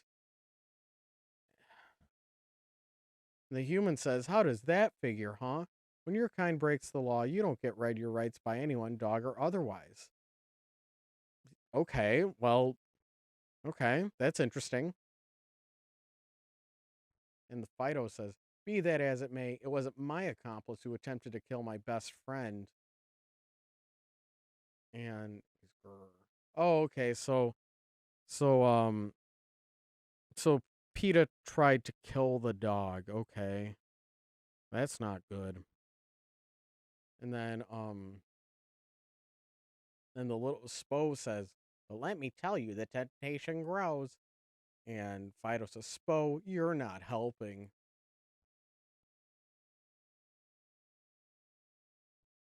Hey, every pony. I'm back. I had to step away for a second. That fat phobia joke was really gnawing at me, and I just thought, man, I hope Rick Griffin can't lift more than me. So I went down to the gym, got in a good workout. Fortunately, my gym doesn't have any TV, so couldn't blast Impractical Jokers while while I was working out. The only thing motivating me was just thinking like, God, I hope that boomer's not I hope that boomer's not in better shape than me. Fuck, fuck. um as I was lifting, I I I did look up the PETA uh pet euthanasia thing. Yeah, it's a lot worse than I thought. Than I like, cause like when I think of PETA controversies, I think of like them buying that that that billboard that was saying that milk causes autism, And just like stupid publicity stunts they did where it's like, okay, that's like wrong. Don't like that's not how it works, sweetheart. Like that's what comes to mind is shit like that. I didn't know about their animal shelter with the surprisingly high kill rate. That I'll put it in the mildest terms possible. That's kind of a bummer. Um, but I think that the outrage about that, I think that's disproportional. Because like there's some animals that like as you see here, I brought up on Goodreads a pretty interesting book I once read. It's called "Some We Love, Some We Hate, Some We Eat: Why It's So Hard to Think Straight About Animals." And so with like the PETA with PETA's with PETA's like dog and cat shelter, they had a very high euthanasia rate. They would yoink dogs off the street that were obvious pets and take them in the back room. And a lot of outrage over that, a lot of justified outrage, um but are we extending that same outrage towards the meat industry, towards how we treat the animals that we eat? And so it's one of those like I don't it's like I don't want to hear, oh, PETA like has a bad animal shelter and they killed the animals. It's like, well, like I don't know. I don't want to say I don't care cuz like yeah, I would be fucking furious if like some some PETA guy with with a fake dog catcher's license yoinked yoinked my dog and put it to sleep. Yeah, I would be on the fucking warpath over that. Um but like most people, I'll have that cognitive dissonance and I'm just where but like, oh, but I'll still eat a burger. And so reminded me of this book I read, Some We Love, Some We Hate, Some We Eat: Why It's So Hard to Think Straight About Animals. And so let me read you a little bit of the description of this if you never heard of this book. And side note, it was written in 2010. This might be out of date by now. This, you know what, maybe everything in this book is complete bunk. But I could say that this book specifically, it did change how I see animal rights and how we think about animals. And I think it's a very thoughtful and nuanced book where it does try to consider all sides of animal rights debates. And so let's see. So it says on Goodreads, does living with a pet really make people happier and healthier? What can we learn from biomedical research with mice? Who enjoyed a better quality of life, the chicken on a dinner plate or the rooster who died in a Sunday night cockfight? Why is it wrong to eat the family dog?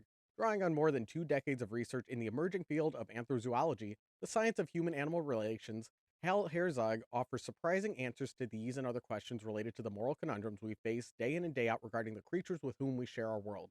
Some We Love, Some We Hate, Some We Eat is a highly entertaining and illuminating journey through the full spectrum of human animal relations based on Dr. Herzog's groundbreaking research on animal rights activist cockfights, professional dog show handlers, veterinary students, and biomedical researchers.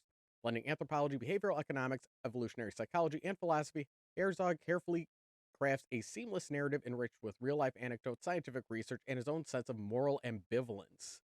Yeah. Um and this book was interesting. Um I and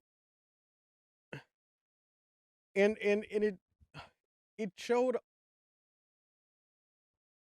like, it really did make me consider why everyone, like, why we all have these different lines. Like they brought up the in the thing like cockfighting. That was a very interesting chapter because they they interviewed somebody that does cockfights. And it's like, yeah, that rooster is going to have a like the last few moments of his life is going to be terrible. But they were saying how this cockfighter was like, no, this like my roosters are my moneymaker. I'm going to treat them like kings before they get into the ring. And so in that particular case, I don't know if this is for everyone or if they found the world's greatest cockfighter, he he was saying that like it would be stupid to abuse this animal before it gets into the ring, so I'm going to take really good care of it. And basically it arrives at the conclusion that like, yeah, a rooster that's in a cockfight, it's like he lived a better life than uh than a rooster that was ground up into a chicken nugget. Like it's it was very interesting.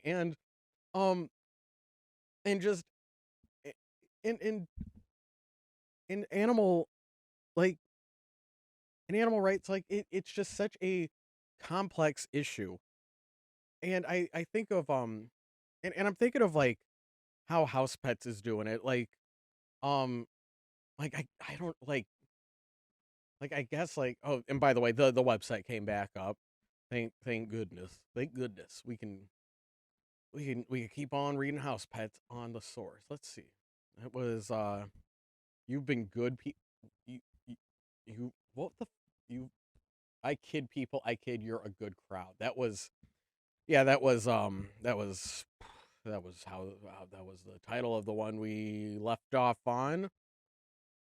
Like he's signing off from a very funny stand-up routine. Um, so so they're talking like they're using the comic to talk about this real world case where about like, oh, PETA would rather have pets euthanized than be than just be pets. That's what they're talking about, right? Um okay. Okay, and that's bad. We're all in agreement. Hey, don't do that. Don't that's freaking evil. Okay. All right. Um the the I think my problem here is their world doesn't operate like our world. So I'm having some trouble like kind of understanding how and why they're doing this. Um because I'm just like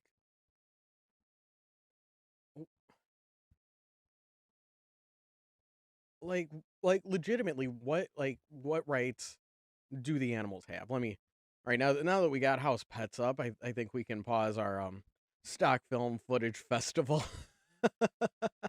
Let's turn that off. Let's turn that off. Okay. So PETA's bad. PETA's bad in our world. And to make a comment on how evil PETA is in our world, Rick Griffin is going to put them in his furry webcomic world, and he's going to have them mirror what they're doing in the real world. But the baseline is not the same. And so like so this line of like of when your kind breaks the law, you don't get read your rights by anyone, dog or otherwise. That's what the human is saying as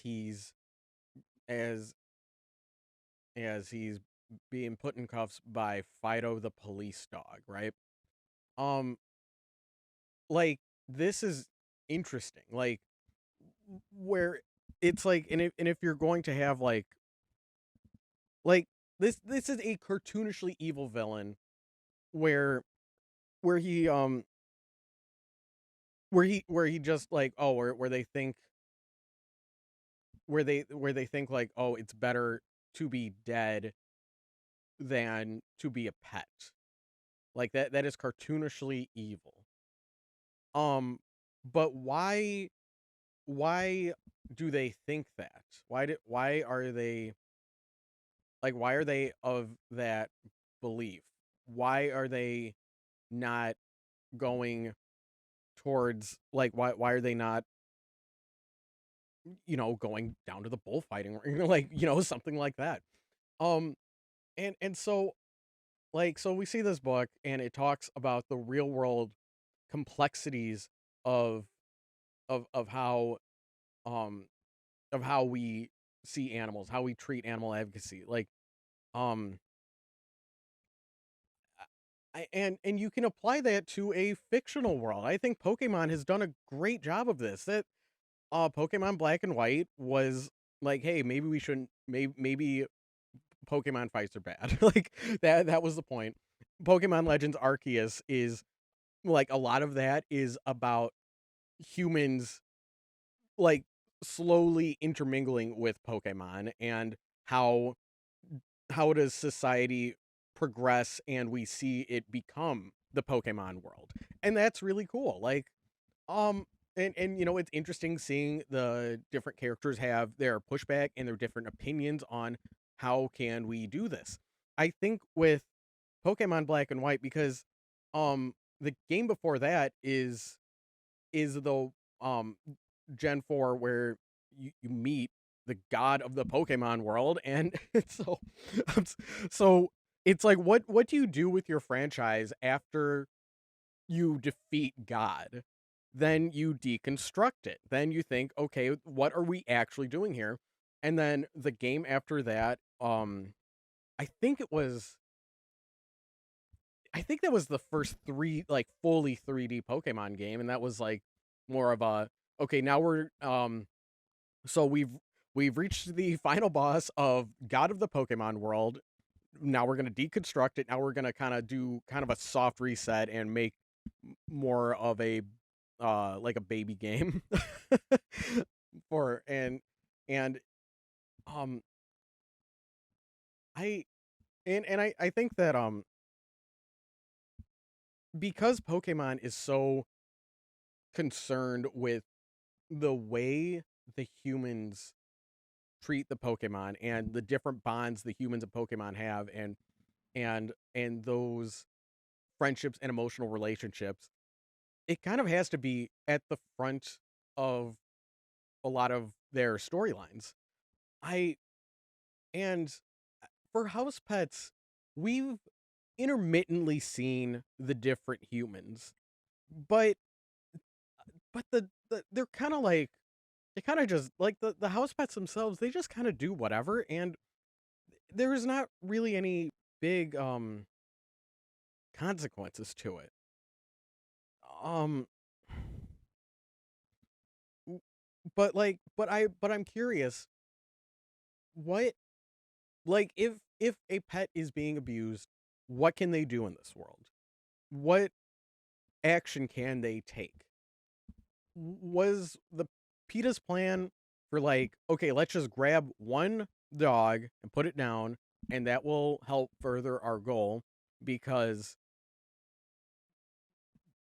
because being a pet is just such an awful lifestyle. And it's like, well, how many pets are being abused in this world? It's things like that where it's like just introducing like, hey, this is a cartoonish villain who who doesn't understand that pets are cool. It's like, but why doesn't he? I suppose is my question. Um, what like it like it's fair to compare this to that like hacky political cartoon that Rick Griffin was making fun of before this, right? um,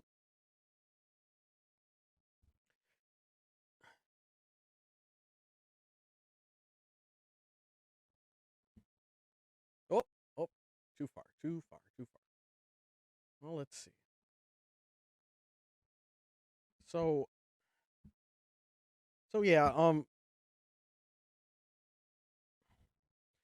I think it's also like I have I'm sure most people have like outrage fatigue that where it's like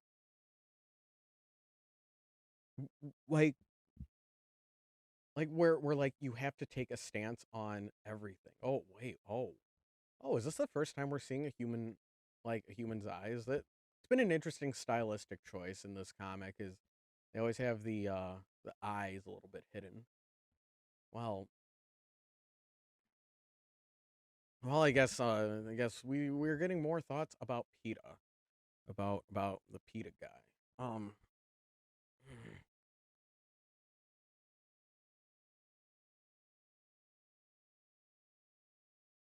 I think that we need to have more of a connection with our food. I I I I think that, and I'm specifically like thinking of American culture. How, hey chat, sorry, had to cut something out. I was going on a huge soapbox rant, and you know what? That's not funny. You are not here to hear my opinions on animal welfare. You're not here for that.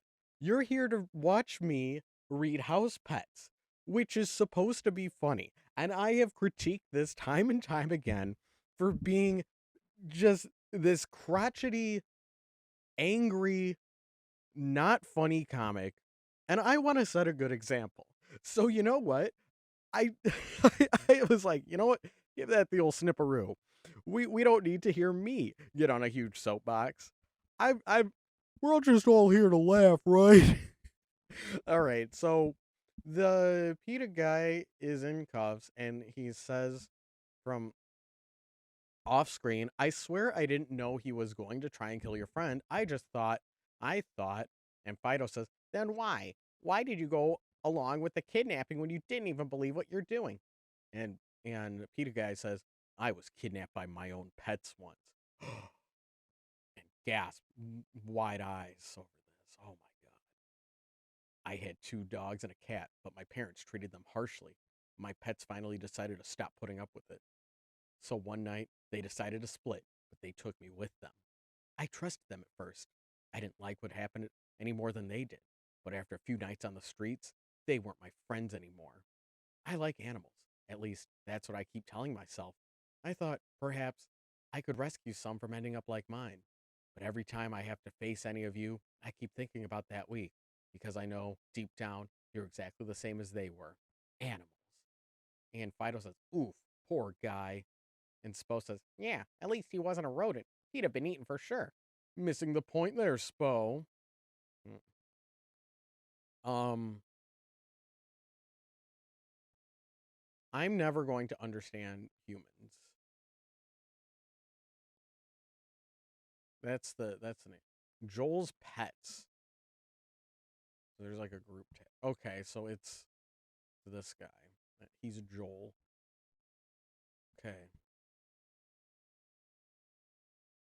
Um, but like, yeah, yeah. So the dog and cat were abused, so they ran away from home and they took the kid with. And then the dog and cat weren't friends with the kid, and now he's hurt, and he was hurt by that. And he says, I like animals, at least that's what I keep telling myself. I thought perhaps I could rescue some from ending up like mine. Yeah, yeah. And the alt text says, apologies to greyhound owners everywhere. I guess because his dog was a greyhound. Um, um,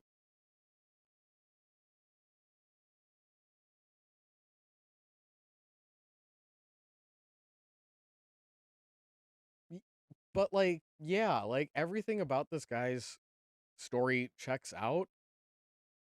Like if he thought like, "Oh, I'm going to save pets from," like, yeah, that, yeah. I mean, I don't get why the fat guy was like, "Let's euthanize them." I guess he's just crazy. Um, oh boy. Oh, it's like the scene where the cartoon characters become real. Oh my fucking god. Okay, so we have that that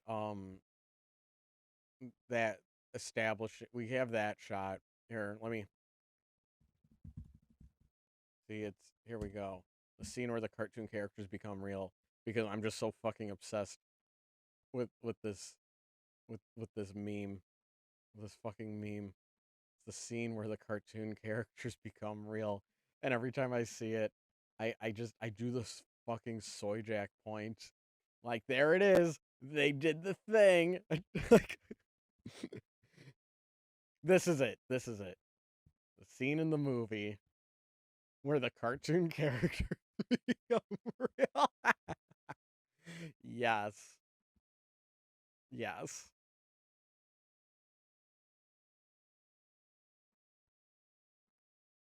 So we got that establishing shot with the two guys from PETA and dog looks in the back seat. He looks up front. The dog says, "So how does a PETA guy manage to stay your size?" And the fat one says, "It's glandular, okay?" Snarks, trying to hold back their giggles over that one. Um,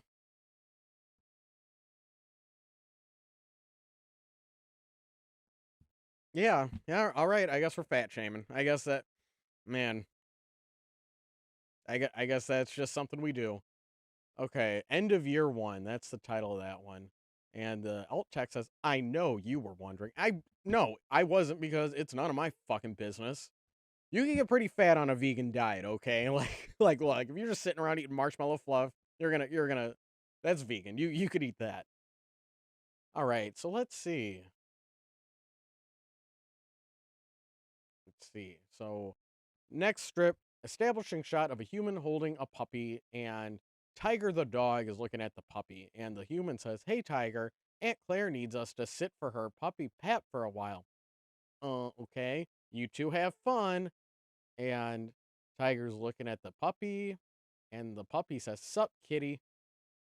And we see new scene, and Tiger has a box, and it says to UAE. And from off screen, we hear that'll be $450. And Tiger says rats. And the title of this one is Not Good with Children. And the alt text is, "What about priority?" 230. Aw, that's the alt text. Okay, so joke here is that we he was called a cat. He was called a cat. He does not like being called a cat. The puppy Pap called Tiger a cat, and now Tiger wants to send him to UAE. Okay. All right, I get it. Let's see. Oh, we have a single panel strip. We see a Siamese cat with, and he says, and he's talking to a big group of cats that all look like him. And he says, "Roll call, everyone. Mr. Bigglesworth." And everyone says, "Here." And he says, "We have got to find a better way to do this." And this one's titled, "Yes, All of Them." And the alt text is, "Even the girls. It's not as bad as you think, actually." Okay. Yeah, and they're all named Mr. Bigglesworth because they all look the same. All right. All right. I get it. I get it. Let's make the entire screen. Ooh, there we go. Now you can see all the Mr. Bigglesworth. Fuck you, man. All right. All right. This one's titled The Mini Adventures of Spot. Oh boy, we get more Spot Super Dog. Spot Super Dog. Get more Spot Super Dog. Let's see. Okay, so we have a shot of Spot Super Dog sitting at a restaurant table with his not a cat girlfriend. So Spot, disguised as mild-mannered Professor Spot, goes on a date with his girlfriend Stripe. This is a prequel. And he says, "So tell me about this Spot Super Dog." And girlfriend says, "Well, he's about your height, your build, sounds kind of like you, has the same fur color, except he doesn't wear glasses." And Spot says, "He sounds handsome, except for not having glasses, which I would never not wear." And the girl says from off screen, "I don't know how I could ever choose between you two." And Spot says, "However you decide, I am sure someone like you, not being a cat, will be happy." And then we see the girl dog reading it, and Peanut's not really sure what to make of her reaction, and Girl Dog says, "Aw, Peanut, it's so sweet that you would draw this for me." "What do you mean?" "Come on, it's obviously written from real life. Fido wears glasses and Beano doesn't. And I am also not a cat." This one's called The Mini Adventures of Spot. And alt text is, "At least I don't think I am." So, oh, Sasha, that's her name. Sasha the girl dog, I guess to show she's not very bright either. Oh boy. Oh, thank God that we're not getting an extended arc. All right. So, first panel is Peanut and Grape dancing, and they're saying, "We're gonna go see Uncle Reuben. We're gonna go see Uncle Reuben." They repeat the dialogue and they continue to dance in panel two. Third panel, "Who is Uncle Reuben anyway?" And it says Peanut, and Grape says, "I thought you knew." Then they continue dancing and saying, "We're gonna go see Uncle Reuben." And title of this one is "No Excuses." And the alt text is, "Guess which side of the family Uncle Reuben is on."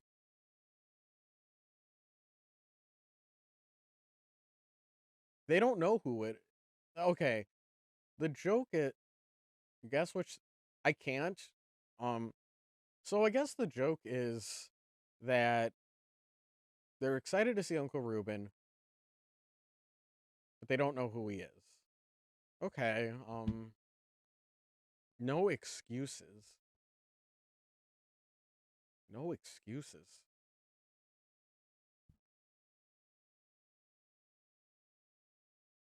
Let's see. Establishing shot of Grape yelling to an off-screen Peanut, and Grape says, "Hurry up, Peanut. We're packing the car already." "Just a second. We're just going down for a few days. Do you think you'll be that bored on the farm?" I hope not, but this is mainly for the car. It's 9 hours up and back, and I figured I could knock back the rest of Asimov and Le Guin, then get a few more pages of Spot done. And I got the new Mario vs. Donkey Kong, so I can always play that if I run out of other stuff. Come on, keeping yourself occupied is the best part of a road trip. You just gotta plan for it. 4 hours in, and we cut to the two of them in the back of a car, and Peanut is sleeping. And this one's called Another Page of My Childhood. And the alt text says, "As you can plainly see, they have been informed of Uncle Reuben's job since the previous comic."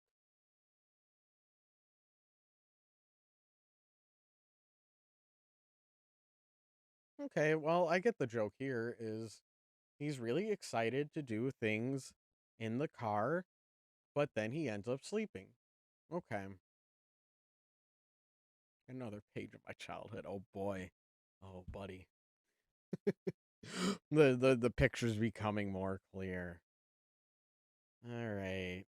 So we see single panel, and we see Peanut is sticking his head out the car window, and he's slobbering, and his drool is getting out the door, and then it splatters on Grape. Ew, gross. And this one's called Trajectory. Um, and the alt text is, "Grape can't close the window because Dad put it into lock position after a few too many boredom sprees." Um,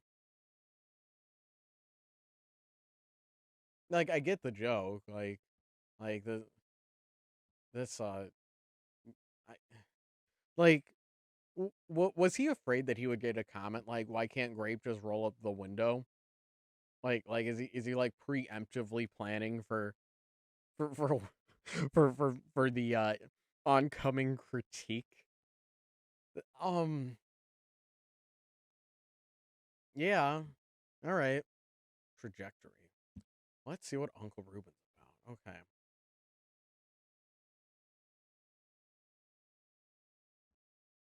So the dad says, "You guys can pick out one drink and one snack." It looks like they're gonna guess a gas station.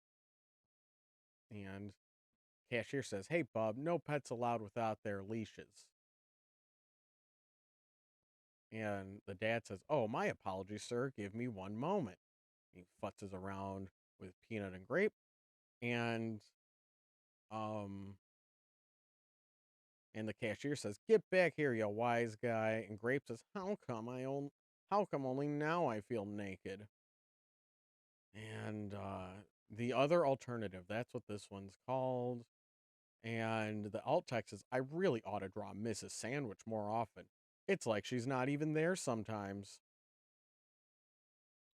Yep. So pets need a leash, but if they don't have a collar, then it's like they're not pets. Okay.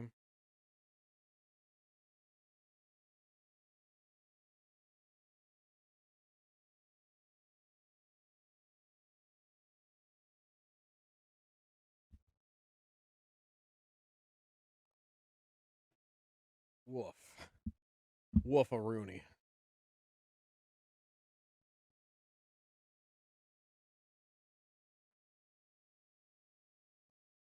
All right, now. Oh boy. And we do get Mrs. Sandwich in the next strip. So we start with Grape now outside the gas station talking to the mom and starts, "Mom," because that's how we want every comic. Mom! We want that. We want that. Excellent start for the funnies. "Dad took off our collars and the guy could have called the pound on us." And and the mom says, "Oh, Grape, you know about Earl's sense of humor. He's a bit of a rule breaker at heart. I would assume you got that from him, but then again, you're a cat." And Grape says, "It's not that. It was really awkward and uncomfortable, and I almost cried, but I didn't because I didn't want Peanut to see me." And the mom says, "Honey, it's okay. We love you. I'm sure he didn't mean to put you in an awkward spot." And Grape says, "I know. I just don't want to be feel abandoned again." And Peanut says, "Hey, Grape, I brought you your milk. Hugs. Can I have one?" That's Peanut coming in from from the side in the last panel. And Grape says, "Yes, right after I stab you in the face." And this is called Unspilled Milk. Let's see. The alt text is, "Yes, his name is Earl Sandwich. If your last name was Sandwich, I don't think you'd be able to avoid silly naming conventions." Um,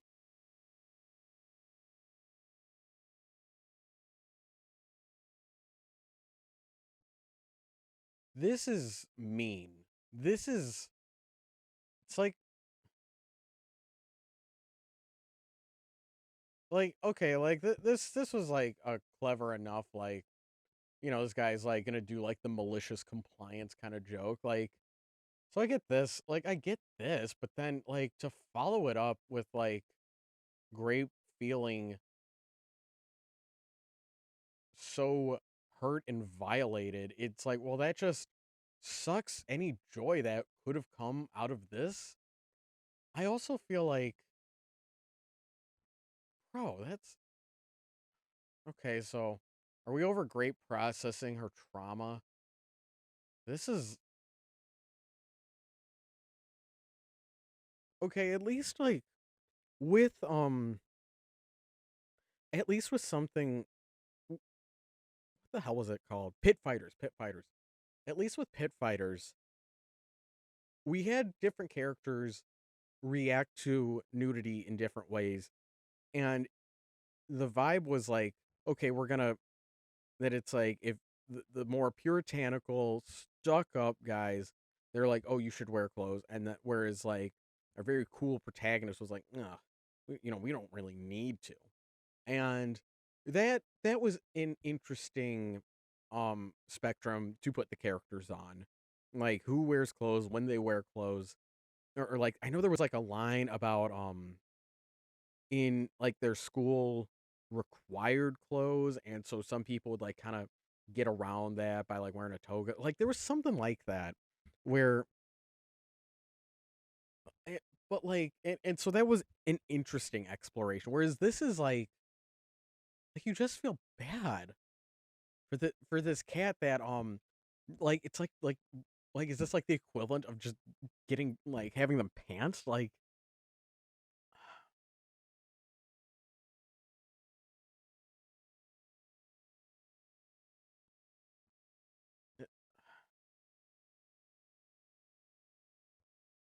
Damn, this sucks. Well, well, I guess and it's also like, why is this the second time that we're seeing specific that we are specifically seeing Grape feeling violated and hurt, while Peanut no issue at all. And it's like, yeah, it's like, okay, one's a dog, one's a cat. The dog's just, dog's a little goofy. It's like things don't bother the dog as much.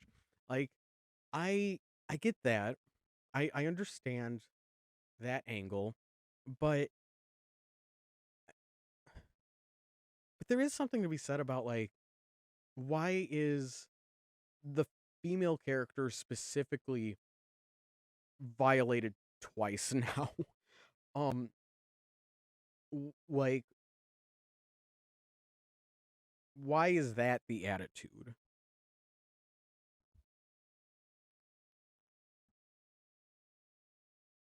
Where if it's like, if we're going to express, like, oh, this is like a funny pet thing and we're going to show the animals freaking out, it's like, well, this is how the cat's going to react. Like, I don't know, man. There's they're really,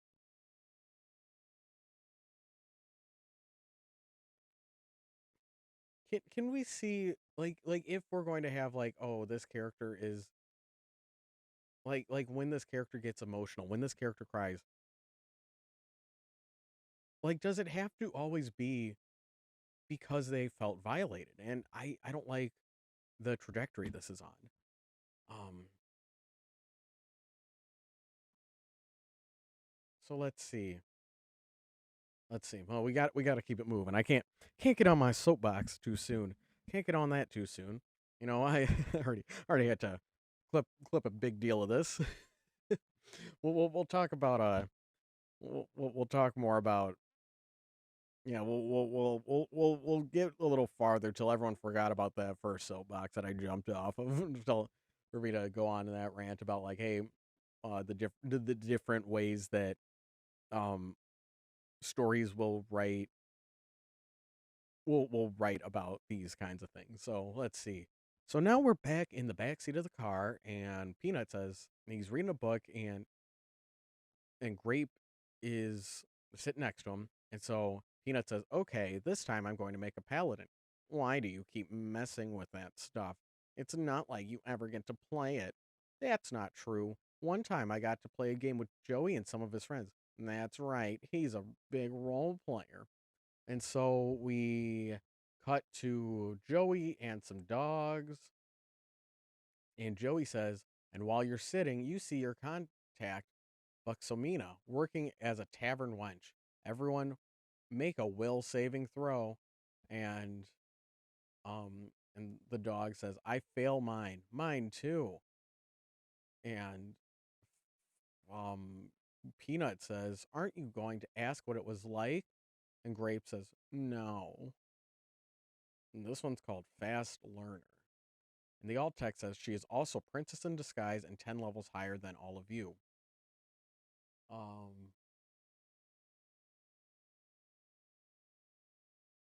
I don't get it. I think the alt text is like making a jab at kind of Mary Sue type character creation. That's my guess. Like, I mean, the rest of it, I'm having the foggiest. Oh boy.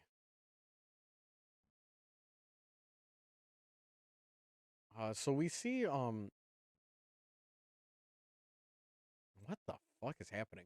So first panel, there's a lot of words, and I'm guessing it's like for a fantasy story. Second panel, more words. Third panel, um, it's like cropped in a weird way, so I'm not really sure what's happening. But we see a clear in the third panel. It says, "Peter, every moment with you is like a dance with eternity," Gaprus said. "And let us depart together. Leave this fallen land behind," Patir said, clutching her tighter in his firm grip. The Dragon Council will not end. So then Peanut leans over and says, Is that fan fiction?" And Grape says, "Stop looking over my shoulder," and is blushing angry. And the title of this one is Of Dishes and Talking. And the alt text is, this is not necessarily just the second time she's wanted to kill him this road trip. Okay.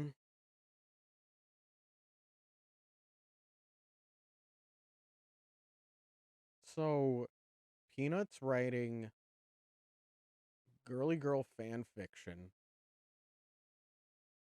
No, no, sorry. Grape is writing girly girl fan. Sorry, I get them confused.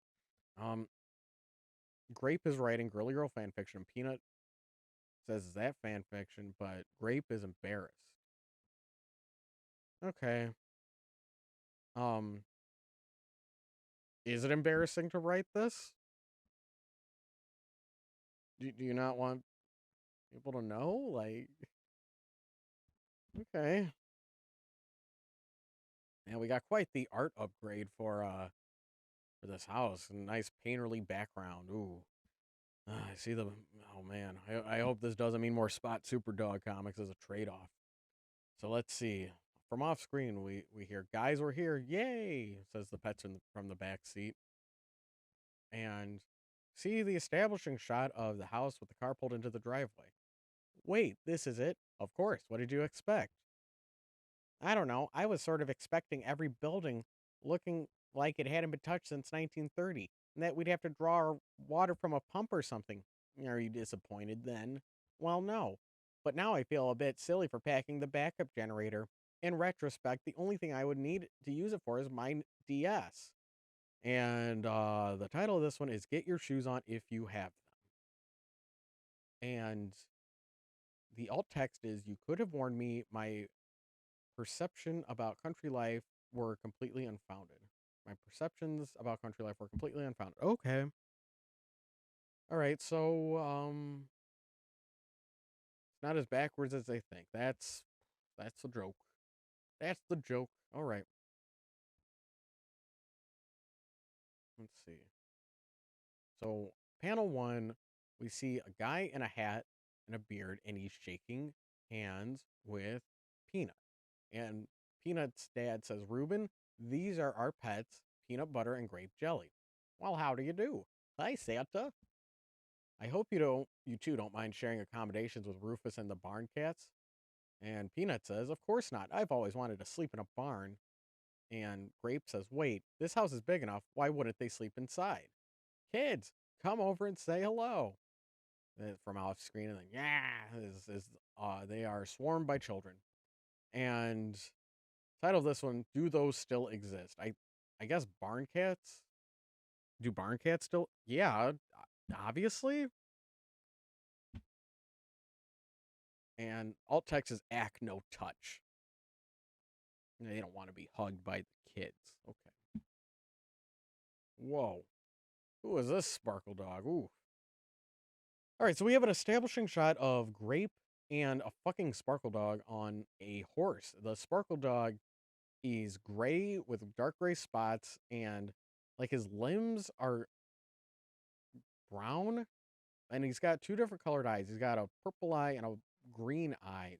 A lot of shit going on here. A lot of shit going on. Ooh, sorry, my head was covering that. And and he's got a little red bandana, but also a green collar. Oh boy. No. Oh no, he's gonna take so long to draw. No. Should we start taking bets when the next Spot Super Dog comic's gonna be? He's gonna have one blasting away at the end of this arc, right? Right? Okay. That's my guess. That's my guess. Let's see how close I get. So Peanut says, so Rufus, Uncle Reuben says you've lived here longer than he has. And Rufus says, sure have. I've lived here since my last owner bought the farm. How did he die? And Rufus says, no, I mean, he purchased this farm, but he was normally a lucky fellow. It wasn't until a few years ago that he went to a better place. And Grape says, oh, I'm so sorry. And Rufus says, no, I mean, he won the lottery and bought a condo in Florida. I've kept in touch with him. Recently joined the choir in Invisible. And Grape says, so he's dead then. And Rufus says, no, that's just the name of the retiree barbershop quartet, the choir Invisible. And the horse whips their head around and says, "All right, now you're just doing it on purpose." And this one's titled "Pushing Up Daisies." And the alt text is "Made of Wind is not going to sit idly by as someone makes bad puns." I don't know what "Made of Wind" is. Okay, so I get the joke. This is, yeah, this is decent. I think this is like, I've seen this like a lot. Like this format of jokes been done before, where like you keep leading someone on to think someone else is dead, but it actually isn't, and there's another explanation. Um, yeah, yeah,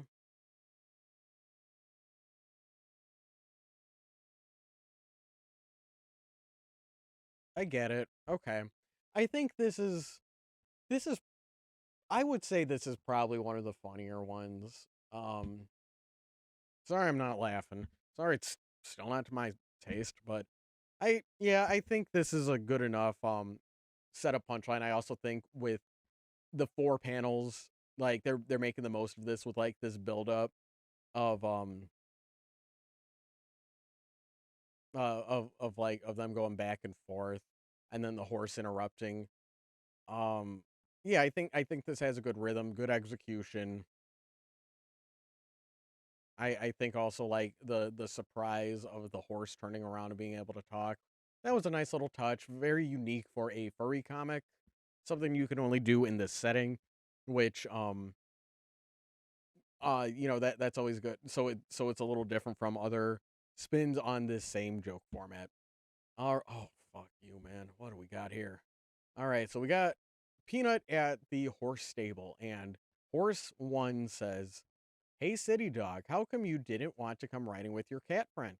That's complicated. I guess I didn't expect domesticated ungulates to be so expressive. We get that a lot from city pets. And horse 2 chimes in. They all come down and expect all hooved animals to be blithering idiots. Don't know why they lump us horses into that. And horse 3 says, I blame the media. They keep portraying us as four legged bicycles. And Peanut says, well, no offense, but you guys do look delicious. None taken. We also get that a lot.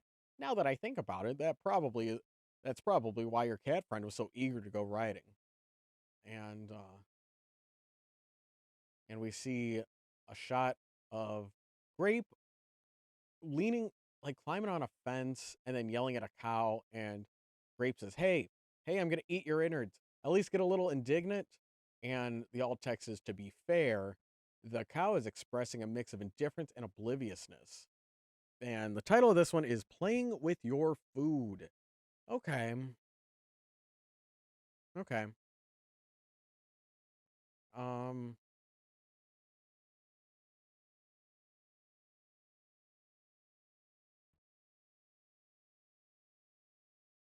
hmm.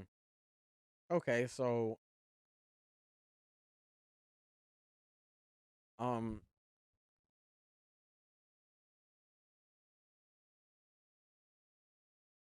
yeah, if they're just getting yelled at, if like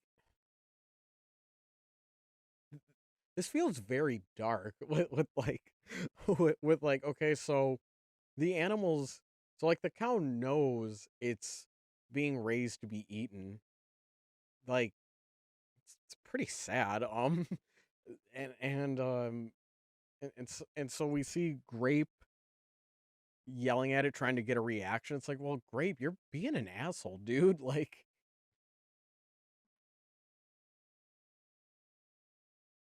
oh boy. So Peanut has a little pillow, and he's he's he's at a there's he's in a barn with some hay, and Peanut says, I think this is the barn we're staying in. Off screen giggle. And Peanut says, excuse me, is someone already in there? Tee hee. And we see cats, three lady cats with eyelashes. And so they got something to say. So cat one says, "Oh, it's that cute visiting dog." And cat two says, "We were just about to have a pillow fight in slow motion. Did you want to join us?" And Peanut says, buh, buh, buh, buh." And and from off screen, it's, that sounded like a no, so let's go somewhere else and never bring it up again. And this is The title of this one is Paralysis of the Mouth. Um, Alt text says, also, we were going to have a wet fur contest. Normally, we don't like getting wet, but for you, we'd make an exception. Okay. Well, yeah, again, this is pretty, um, yeah, I like this punchline. That sounded like a no, so let's go somewhere else and never bring it up. Okay, yeah, that was pretty good. That was pretty good. Um, I still think like we could have like these two like could have been combined into like I don't know. Does he just feel locked into the four panel format? um, yeah, okay. I'll put this at number two as best punchline.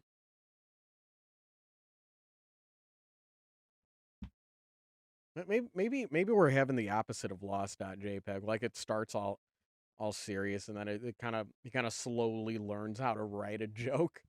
So let's see. So Grape says, "Hey Peanut, is something happening?" And Peanut says, "What? No, no, no, no, nothing's happening. No, seriously, I think someone's in there. No, there is no. Hey Sugar, come on in." And Peanut from off screen, "Wow, cool. Are you having a slow motion pillow fight? Can I join?" And the more the merrier, says from off screen, and we see Peanut has a blank stare in his face, and then a next panel he is sitting in the water with the same blank stare. Okay, that was a good visual gag. I like that. And the title of this one is Probably Taking This Too Far. And the alt text, this is what you wanted, you dirty, dirty people. Okay, we didn't. Okay, man, don't need to sex shame here. Okay, man, we're all just having fun. We're all just having fun, dude. Yeah, this is what I wanted. Like I wanted to see Peanuts cat attraction explored more. I wanted to see more attempts at jokes. Like this is good. I like this joke. Yeah, this is good. Um this is a good execution. This is a good funny face to land on. I like the I think this is a very funny face of like, oh, he's got his back to the door of the barn and then we assume that he just walked straight into the water and sat. That yeah, I like that. Yeah. That's pretty good. All right. So next strip we have a shot of Peanut and one of the barn cats sitting in the hay inside of the barn. And Peanut says, this is real nice. It's not often I get to hang out with other girls, or even cats for that matter. We seem to have scared off your dog friend, though. Oh, him. He'll be back. He's just worried that he'll look like a cat lover if he's caught hanging around them for too long. Well, what about y'all? What about me? I am a cat. Yes, but you said you don't get to hang around cats that much. So do you hang out with dogs? Hey, and that is completely different for reasons which will occur to me later. Y'all city folks are so cute. And this one's called Many Convincing Reasons. And the alt text is I noticed on Wikipedia that barn cats tend to be female. Well, how about that? You get your extra learnings in today. Thanks for sharing that fun Wikipedia fact. Um, well, at least Grape's not fucking suffering. I mean, we got that. We got that. That is, yeah. This feels in line with their writing style. That is completely different for reasons which will occur to me later. Like that, I don't know. Yeah, that's his writing style. So I see the joke. This one was pretty good. This one was pretty good. I like this one. This one and this, like these two were great because yeah, it's about the wacky scenario that he's being put in, and that's funny rather than just like, no, actually, awkward laugh. All right, so Rufus, this fucking sparkle dog, he's on screen and he's talking to Peanut in our new strip, and Peanut says, "Hey Rufus, I was wondering, let's say there's this girl you like," and Rufus says, "Say no more." He goes off screen. Don't think about it too hard. What you got to do is make sure you look her straight in the eye and tell her that you're madly in love, that you can't live without her, and then hand her a dead chicken. And he gives Peanut a dead chicken and he says, "Now go on, get." And Peanut says, "Wow, thanks. I thought my problems were a lot more complicated than this." And the title is "He Was Saving It for a Special Occasion." Alt text says, "Rufus thinks Peanut is talking about the collie at the house over, by the way." Uh-oh. Uh-oh. Oh man, the cat filly is gonna come up. Ooh, let me get a little sip of water before we get into that. Hey, Furry, I'm back. Got my sip of water. Nom, nom, nom, nom, nom. Let's see, where's this gonna go? Where is this gonna go? Ooh, we got a long panel for this one. And Peanut is practicing in the mirror, holding the chicken up, and he says, "Please accept this dead chicken. Please accept this dead chicken. Please accept this dead chicken. Please accept this dead chicken." Not trying different cadences, different deliveries. And he says, "Well, here goes nothing." And he sees Grape is on a phone, and a phone that's like attached to a wall, like an old fashioned one. And Grape says, "Yeah, I mean, I want to speak to your cat. Can you put him on?" And we see Grape on the phone.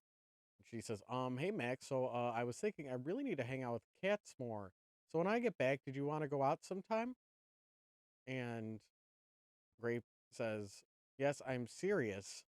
And you can stop hyperventilating. Yeah, I'll see you when you get home. Try not to get hit by a car in the meantime."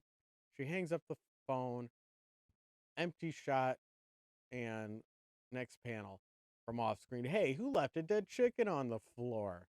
And title, "There Went Nothing." And the alt text is, "This comic has been specifically formulated for you to feel Peanut's pain." Ooh. Did you want it? Hmm. Yeah. Okay. It's an interesting character development. I don't think we've really seen Grape express an interest in Max other than just like that's just the one other cat. Um well, where does this go? All right, so we see three humans, and one human says, "I leave in a state my boulder and all possessions therein to be split between my nephew Thomas and my niece Celia." And we see a woman at the table say, "Come on, real estate is worthless in this economy. Who gets the money?" It is 2009. When did the housing market? When was that big? 2008 was when the housing market crashed, right? Okay, whatever. And so the woman's agree. The woman says, "I have to agree. Milton was loaded. Are these houses the best he can hand out?" Woof. Pretty entitled there. And the guy reading the paper says, "I'm getting to that, ma'am, as long as you refrain from interrupting." And let's see.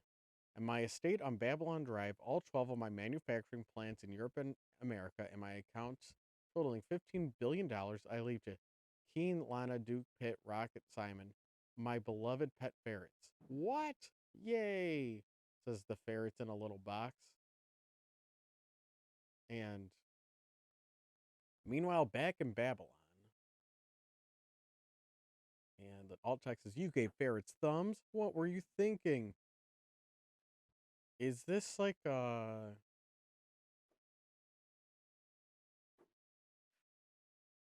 am I missing the joke, or is this a missed joke? I'm not sure which of the two, because I know a group of ferrets is called a business of ferrets, and it looks like they're handling, but it looks like they're handling like inheritance.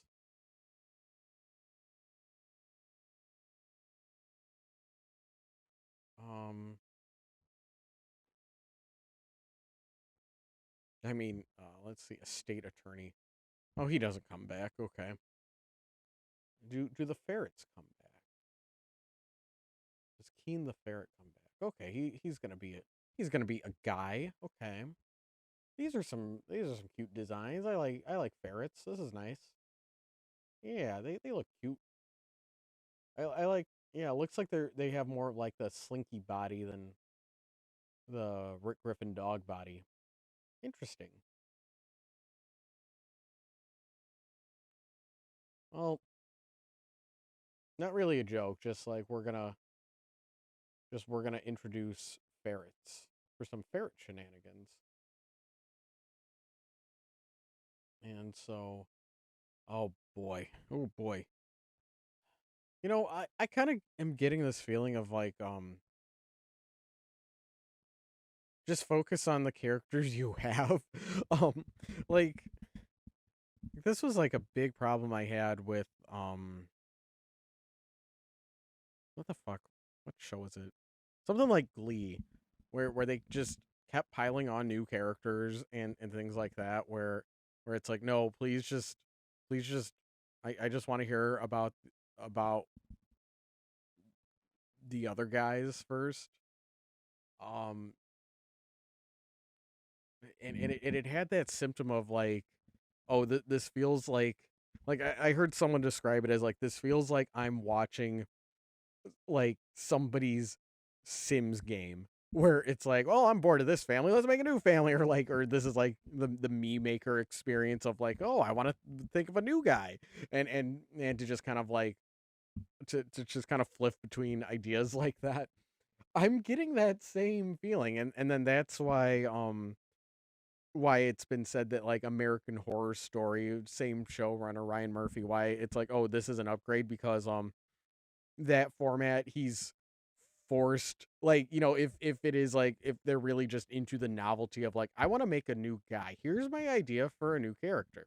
And um and and that's why like American Horror Story is generally better perceived, better audience perception, or reception, sorry, better audience reception than Glee, because because each season is a self-contained story. So so with that restriction, it's like you as the audience member, you accept like, okay, these characters will meet the end of the road at some point, and you're not, and it's not going to be like, I'm bored of these guys, I'm going to introduce new guys, and so that's kind of baked into the show.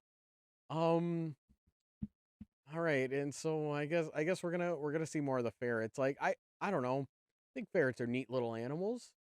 So I'm torn because, hmm it's like, yeah, I want to, it's like, okay, we're getting some character progression with like the main two, and it's like, okay, where's that gonna go? Nope, sorry, we're gonna slam the brakes down as hard as possible and introduce a whole new group of characters. All right. And so we see what the fuck was his, Fox. Okay, Fox the dog. Establishing shot of Fox the dog outside, and he's talking to the keyboard cat, and he says, "What's all the hubbub, bub?" And the cat replies, "You know Henry Milton, the rich guy who built this neighborhood and lives in that huge fancy house at the end of the road?" "No." "Well, he died and left pretty much all of his money to his pet ferrets." "You're kidding. How much are we talking here?" "I'm not exactly sure, but whatever it is far, far too much." And the ferret says, "Okay, large shiny things in the front yard, larger shiny things in the backyard." And another ferret says, "Check out this jacket. It is made of diamonds." We see the ferrets are blowing through their inheritance money. Okay, first things first. And the alt text says, "Wait, what? Who died? Huh? What? Wait, what?" Ruh-roh.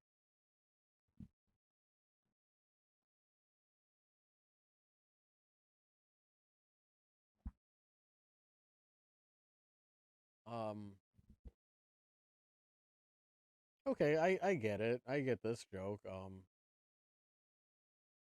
We're introducing new characters, and they have a lot of money. Let's see how this mixes things up.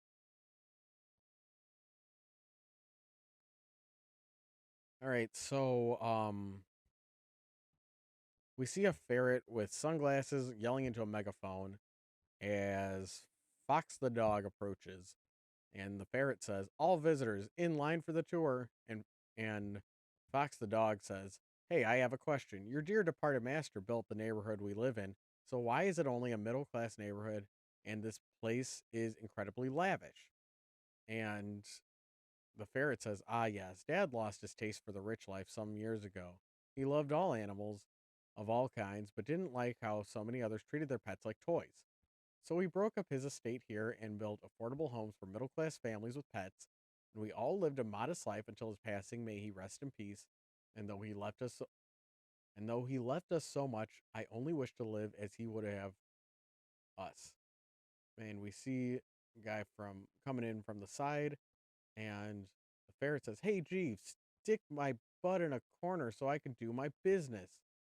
And Jeeves says, "Yes, sis." Um, yeah, I know that. Yeah, ferrets need corners to poop. Like they like going scooting up to a corner. So the joke here is I only is setting very lengthy explanation. And the title of this one is "The More Things Change." Alt text is, "I know there are butlers not named Jeeves, but how many people named Jeeves are not butlers?" Yeah, yep. That's a butler name. Um,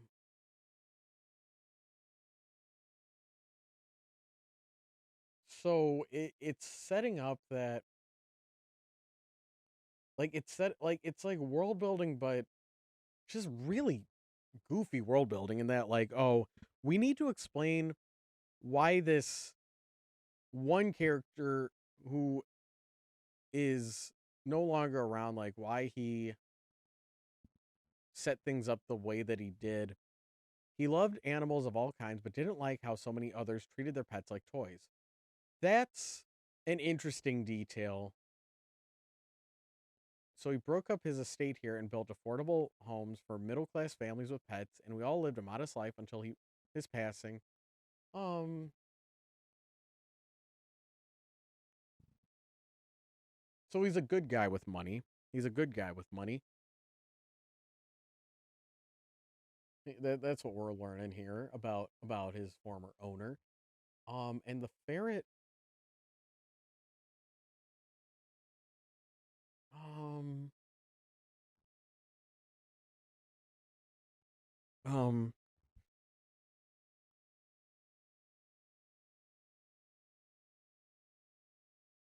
and the and so okay.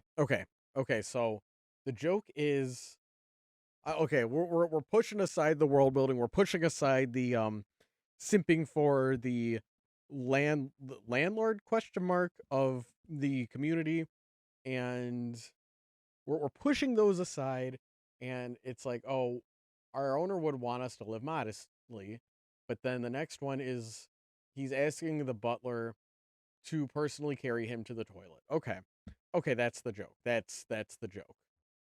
Really, really took a long, winding way to get, dude.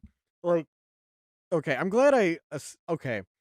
I'm glad I brought up Tom Myers in earlier in this video, so so everyone here has some frame of reference. But um, the big problem with Tom Myers' joke structure and his joke writing, and why he is among the worst of the worst comedians, is that he takes forever to get to his punchlines, and he doesn't have very strong word economy.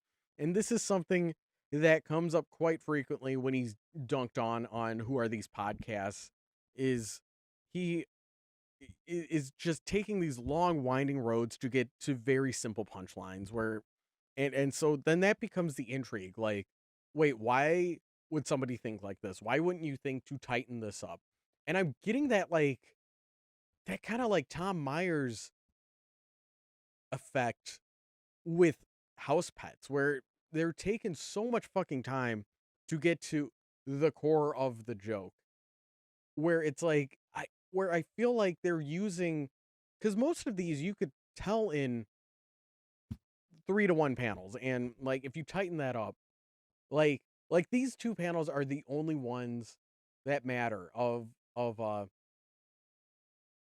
but it's also like, oh, but we have the first two, so we're gonna use that to world build.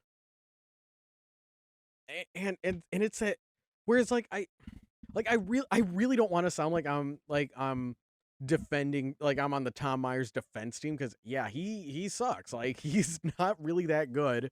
Um, uh, but it's one of those, like, I can kind of understand why he writes the way he does, why he performs the way he does, and stand up is a very different art form than writing a comic.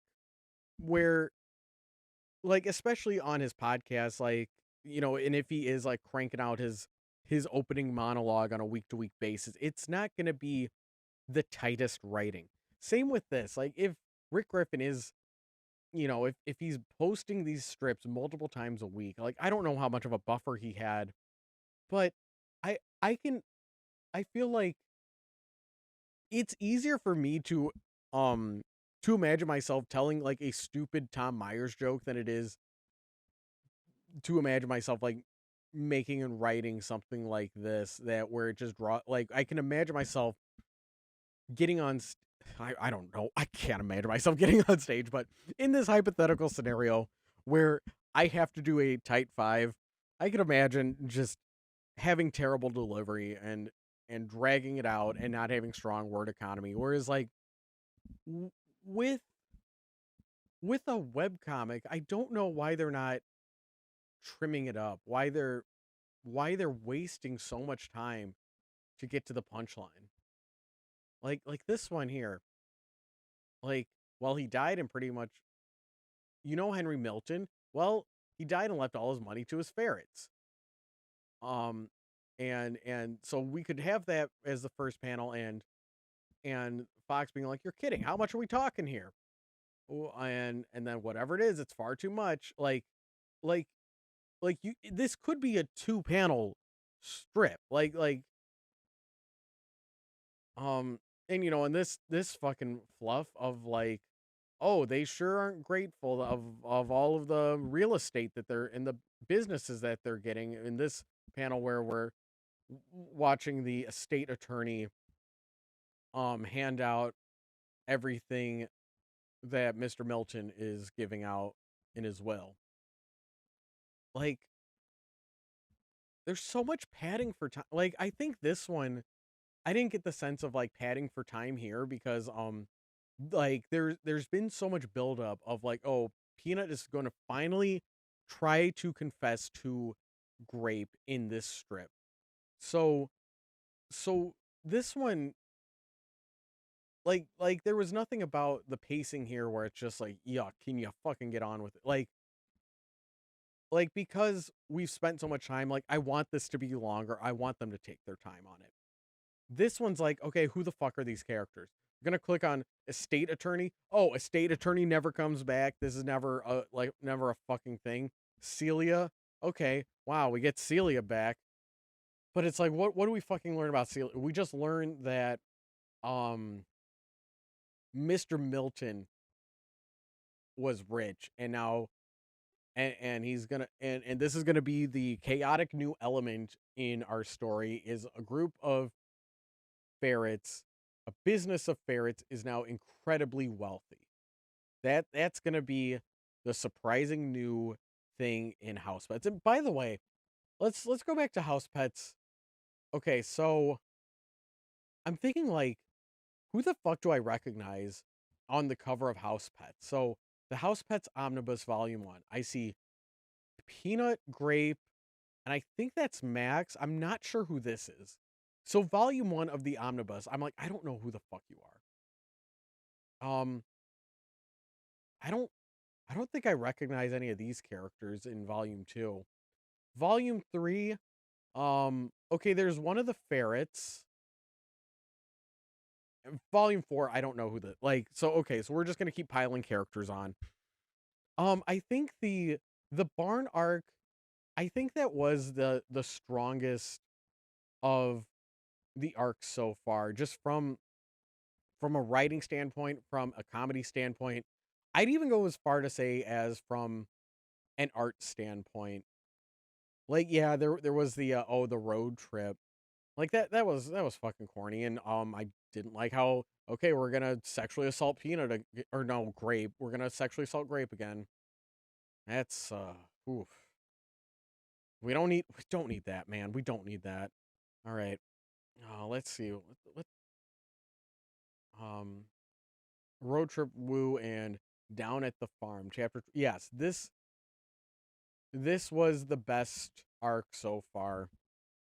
I think that there was a much higher consistency of jokes, and feeling like the rhythm of the story, like in that, like, okay, he's fully utilizing the four panels in most of these, like this was good. This was a really good strip right here.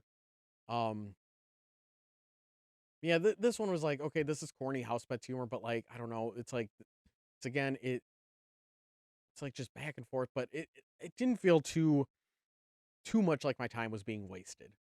Say, and like this one, all right, this is fine. Like, I don't know.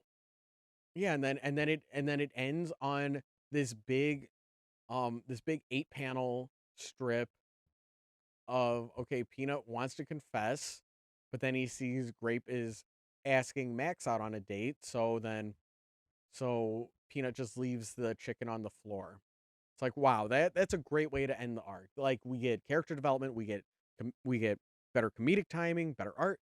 It's like it was all really coming together there, and then it's like, oh, here's our next wackiness. I think that if it was more of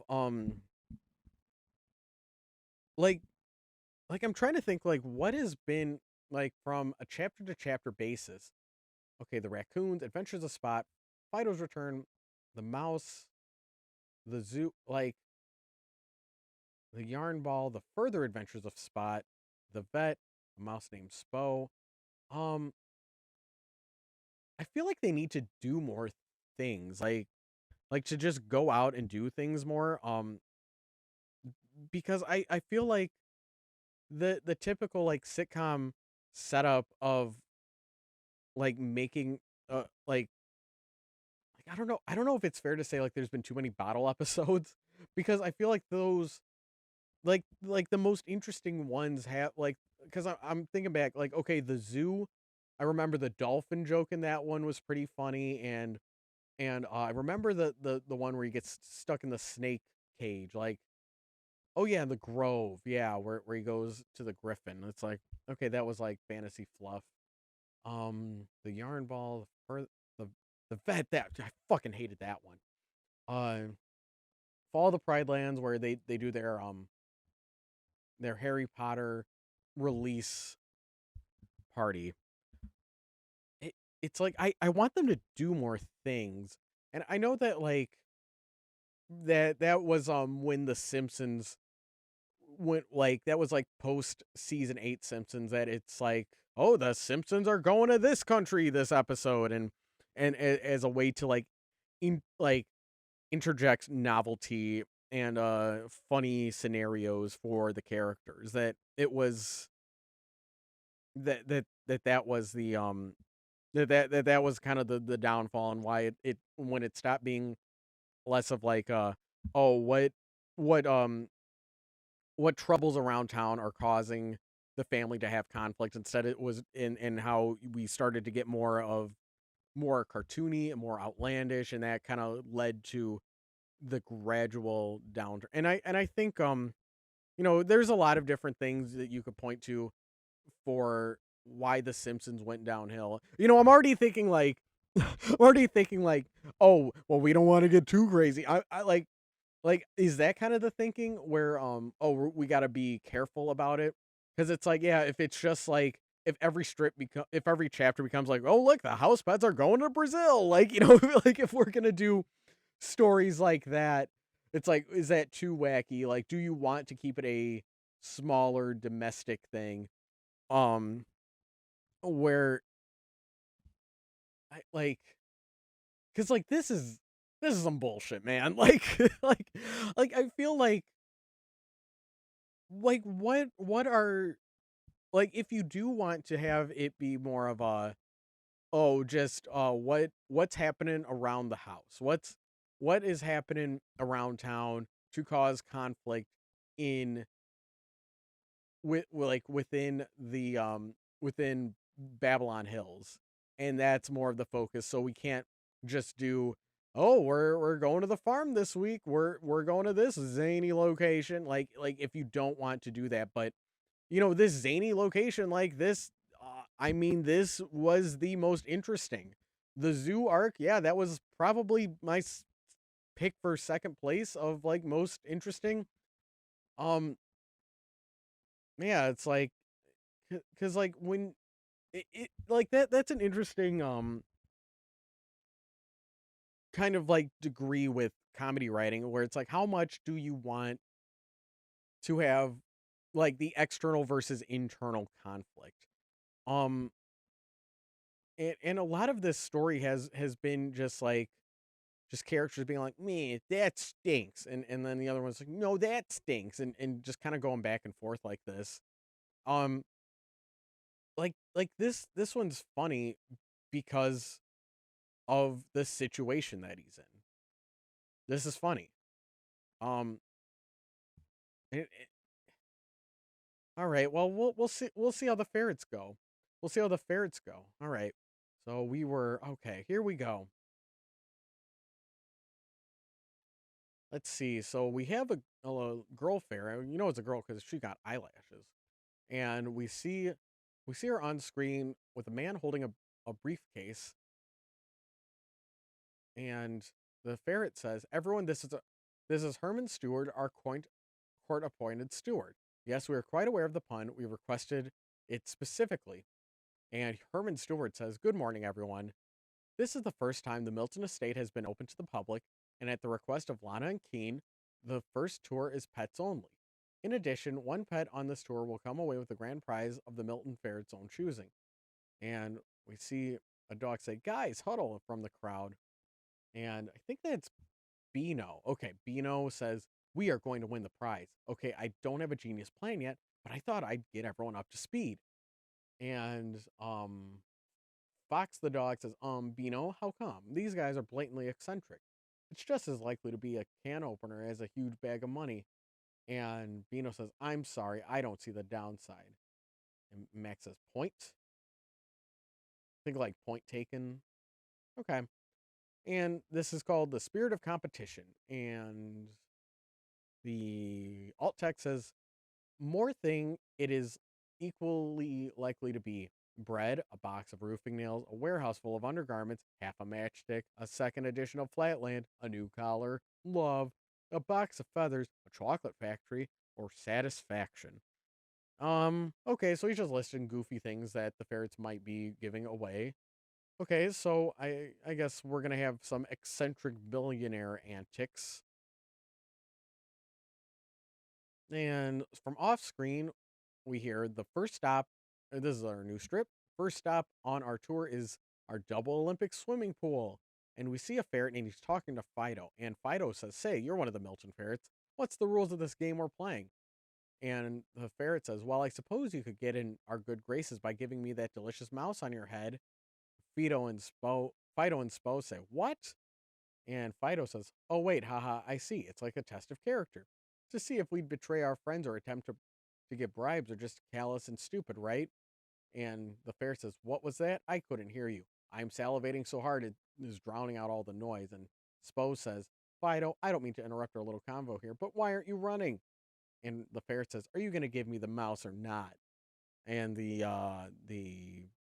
title of this one is that the delicious bold taste that money can't buy.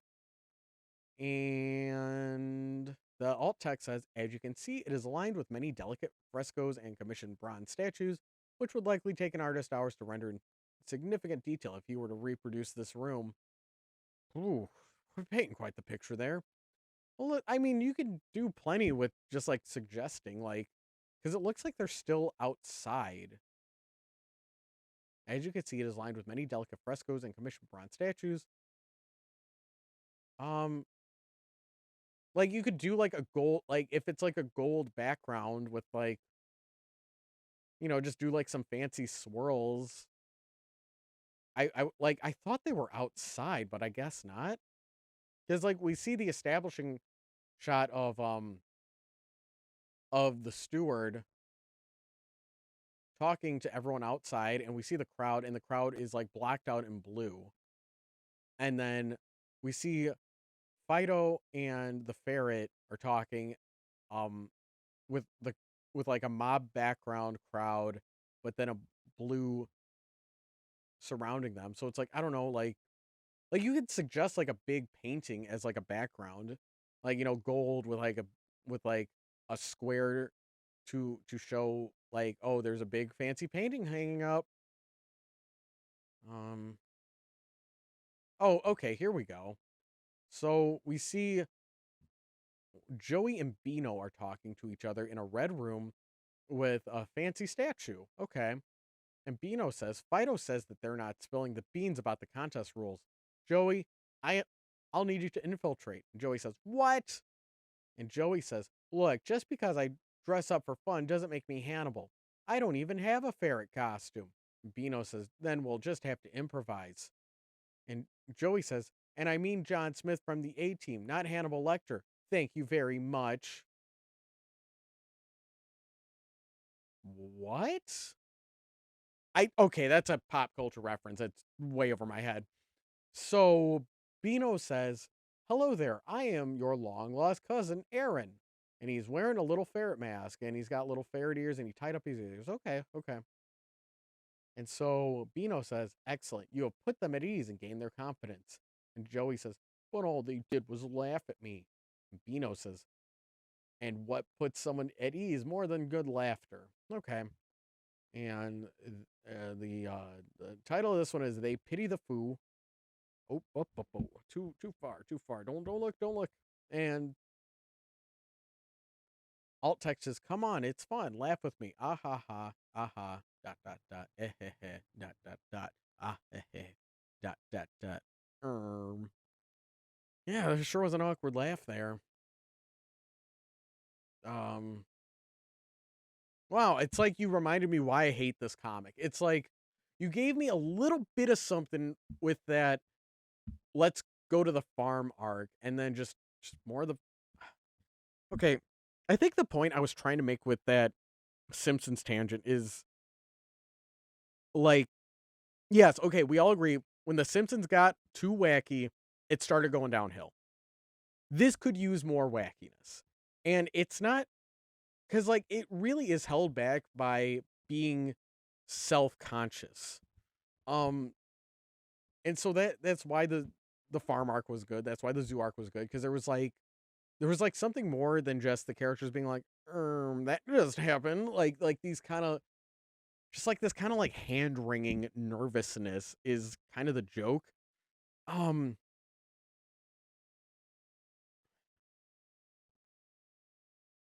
and I was gonna start digging into someone that does that too much, but I'll save that for later. I'll save that spiel for later.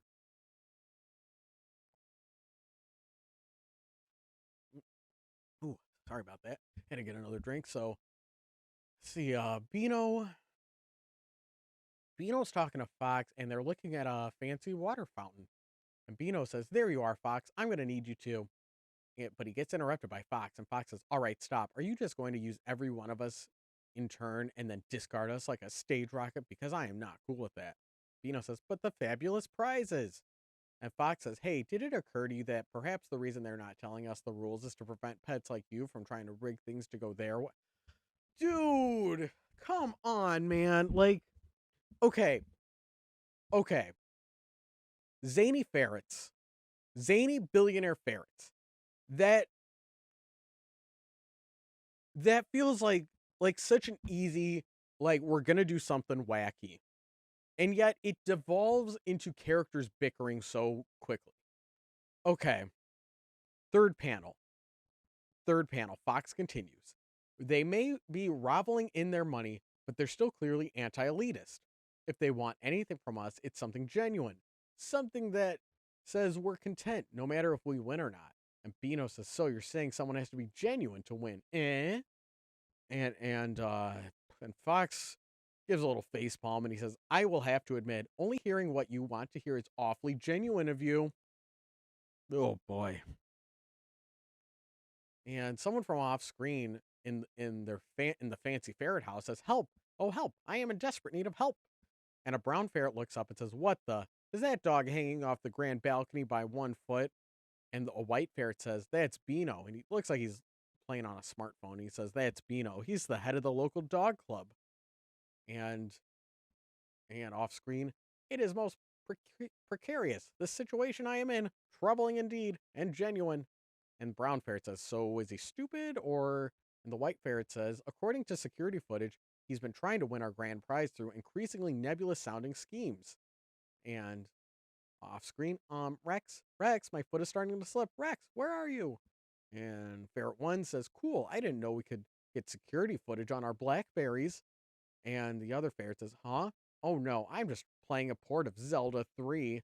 Rex, I'm gonna fall." Thwamp. And it says Beano from off screen, and the ferret says, "That's awesome. I want to try that out." And the other ferret says, "I'll email it to you." And the title is "Something Went Wrong Somewhere."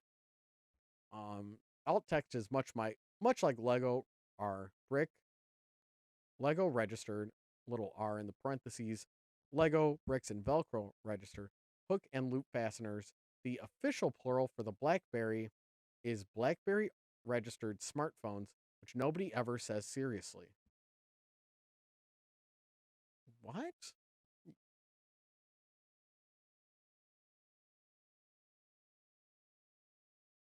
Okay, so the joke here is um Beano is Beano is trying to win the grand prize through different schemes, okay? And his scheme is hanging off the grand balcony and pretending like he needs help, but then oh fuck it. Dude, come on, man. You got to get to the point a lot faster than this. Okay, so Beano is cooking up a scheme to win the prize, and he's doing that by um by pretending to be in trouble, but then he's actually in trouble. And the ferrets aren't really concerned with this because they have caught on to his tomfoolery, so they are just ignoring it and playing Zelda 3 on their BlackBerry. And it's really, really important that you know that that they are playing Zelda on their BlackBerry. This is like a cool gamer thing you can do is you can play Zelda on your BlackBerry. Okay.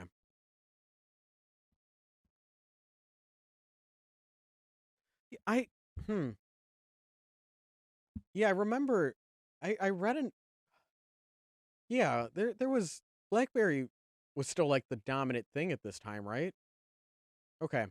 Well, so the ferrets aren't concerned about Beano's stupid schemes and they're just going to play Zelda. Okay. Um um God, there's just way too much going on here. I think I'm trying to think what's the funnier joke? Is it funnier the ferret is the ferret is just not bothered and I'm just gonna play Zelda while Beano falls, or is the bigger joke that Beano is a schemer and now he gets his comeuppance when when he falls for real, the boy who cried wolf kind of thing. Ooh, oh boy.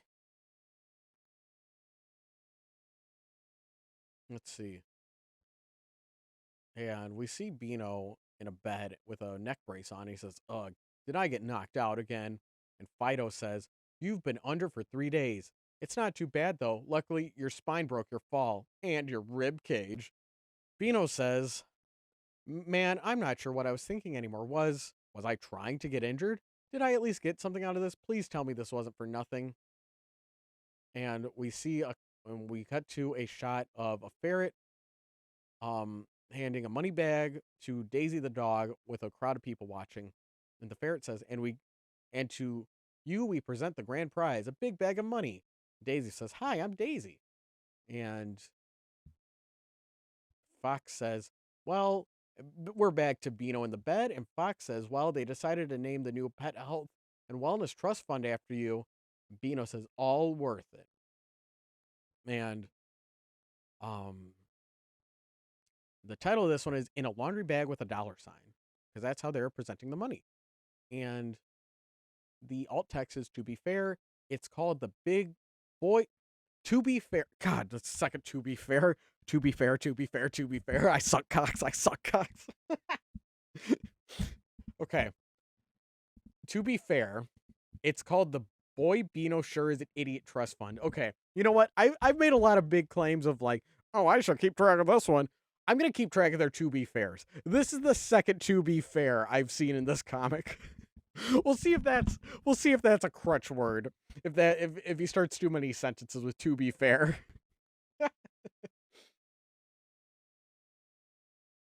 Look, you've all seen. I've reviewed Super Killer.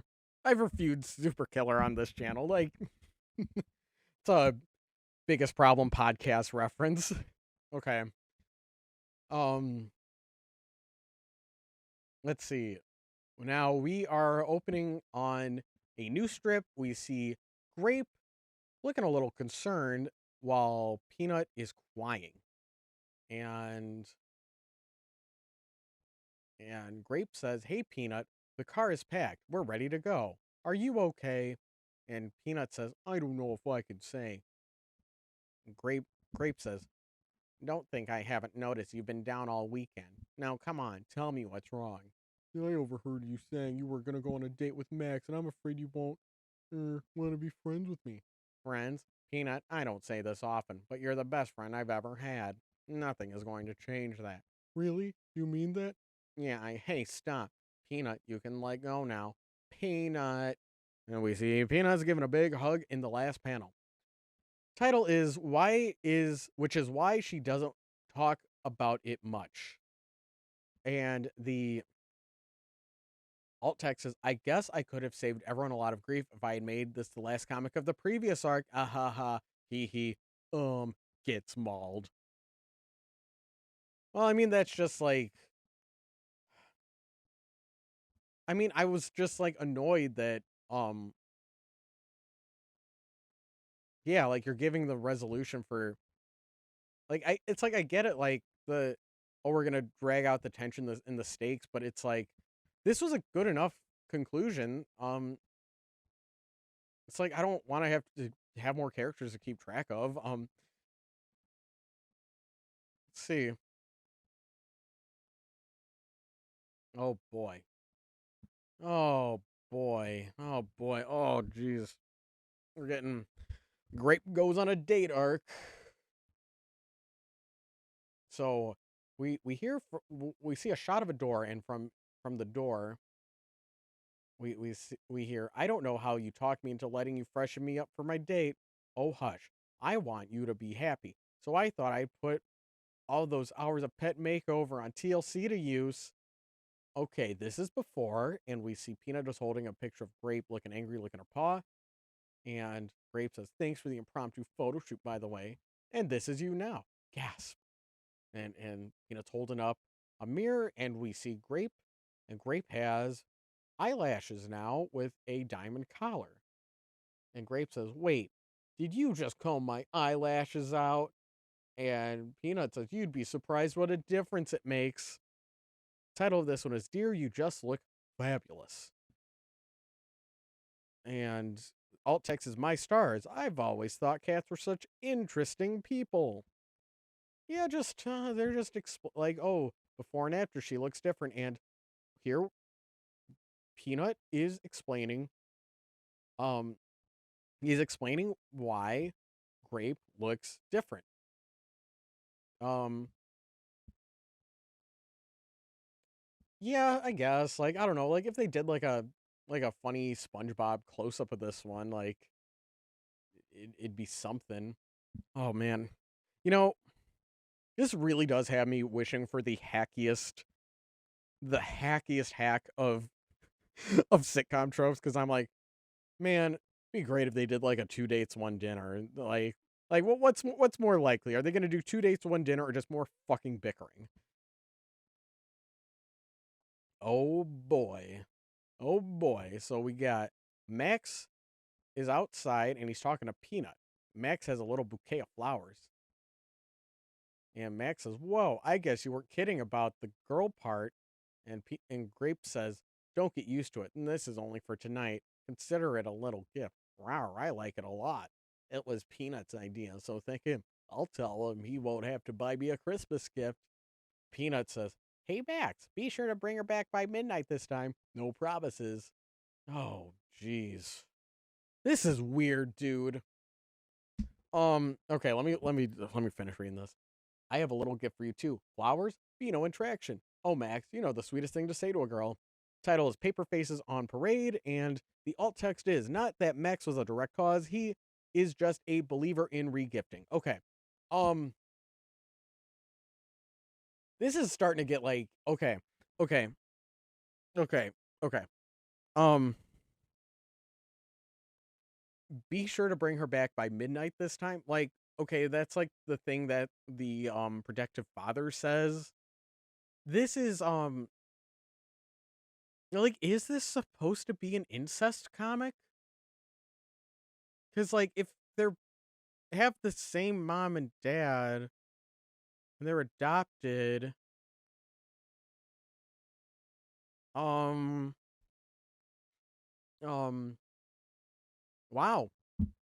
Okay, I guess we're going there. I guess we're going there.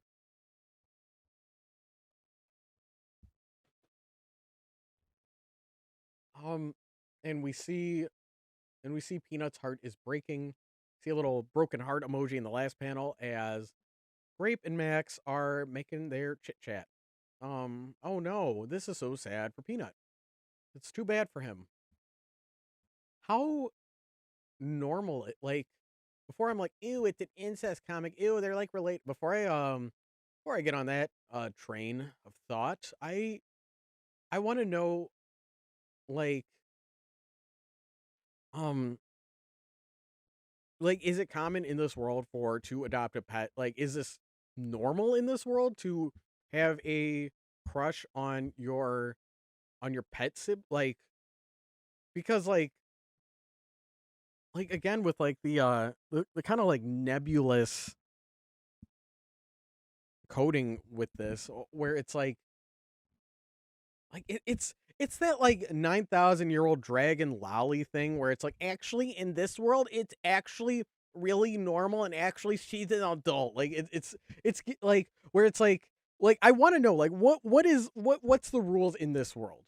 Like because to me as a taper on the planet Earth reading Housepets, it's like wow, this kind of looks like an incest thing. Like so like but like the big issue is that it's interspecies, not that they have the same mom and dad. Like that doesn't seem to be the issue here. And they call each other friends and they don't refer to each other as brother and sister. Um so I want to know like was this just not even something that they were conceiving of while they were writing it? I feel like it's something like I think it was the Yuri manga Citrus where where that has like kind of an incest-ish angle where it's one of those like they're like the main character is a gyaru and she goes to an all girl like a preppy all girls school and but then and she's in this like love situation with the student council president who's like really stern, right? And um so like I forgot what the fuck happened, but basically due to like whatever circumstances, the two of them end up as stepsisters and they have to share a room together. And it's one of those like I don't think of or remember that as an incest manga. Like I felt like, oh, this is just like a convenient excuse to get these two characters in close proximity and have them interact and get in each other's hair and things like that. Um so like I'm wondering like how like because I'm feeling like so far like this hasn't registered as like oh no Peanut Peanut and Grape, they're kind of like siblings. Oh, that's that like for whatever reason, like that wasn't on my mind, even though they are effectively siblings. But like, but her, but no, but Peanut being like, make sure to bring her back by midnight this time, and like getting involved in her affairs like this, it's like because they are, again, because it's the fur baby thing. So it's like, I don't know what's the rules of this universe. Like, I don't know if it's like, hey, you know what? Peanut thinks his shit sucks. He could just pack up and leave. Like I really want them to explain it to me more clearly. What is a family structure in this world that I want to know. And so now, if he's gonna start doing shit like this, um, whereas like before, it just kind of felt like, okay, they're just kind of like they're kind of roommates, I guess, that just kind of like hang out, and they happen to have the same human presiding over them. It's like, I don't know why. Like it's like that never registered, especially since the pressing issue here is that there are two different species, and that's what we're focusing on. And then it's just convenient that they live together, much like citrus. Like, so I don't know. Like, I don't want to hand wring over this shit, but like, but it really is this like, what is what is the consistency? Like, what kind of rules are in the society? Like, I want to know, like, is this a taboo that they are breaking in this world? Um, or is this just a way to get them together? So let's see, what do we have here? What do we fucking have here? So we have a stripy cat behind a cardboard box, and we see Grape and Max. And the stripy cat says, "Hi, welcome to Heathcliff's." Oh, that's funny because that's a cat. That's a cat. Everybody laugh because that's a cat reference. So Max says, "Crate, I mean table for two, please." And Grape says, "I'm starting to feel kind of weird about this." And Max says, "Don't fret. I picked this place because it's only semi-formal, like a Chinese buffet, only with trash. Also, it tends to be crowded on Mondays. Garbage collecting is in the morning." And Grape says, "Why today?" And Max says, "If you'd like, we could double date with one of the other couples here. I'm sure nobody would mind." Oh, God. Grape says, "I think that would be fine. How about..." But then we see two of the cats in the background. One cat says, "So you were going to get the Wednesday night special?" Or the other cat says, "You're suffocating me." And Grape says, "Never mind." And the title is Heathcliff's, a subsidiary of Roadkill Cafe. And alt text is, "Serving the Wednesday night special on a Monday is exactly what you think it is." All right, and the joke is, if you'd like, we could double date with the other couples here. I'm sure nobody would mind. And we see the other couple is having a couples argument at the restaurant. Okay, all right, I get it. It's again a lot of fucking build up. Like I remember, like, when I did my how to do better manga paneling, I said, like, okay, you should have one you should have each beach bubble should have one sentence max, and then each panel should have two bubbles maximum. Like I was like, okay, I know that's extreme, but you do that'll be a way to immediately cut down on your dialogue, and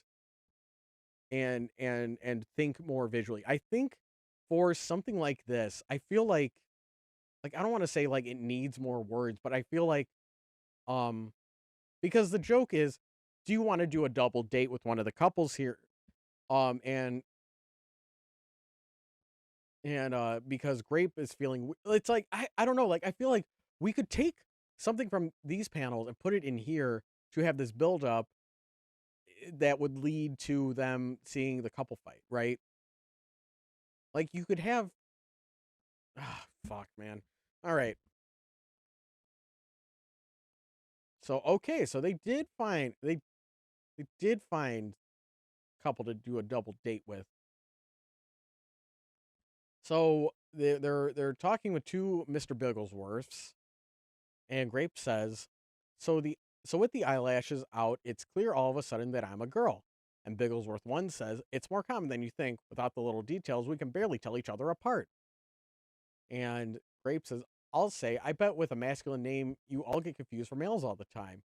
And B1 says, "Oh, sure." And it doesn't help that some of the boys' eyelashes stand out too. B2 says, "Hey, are you saying I look feminine? Wait a second, you're a guy, and you're a girl, right?" Cough.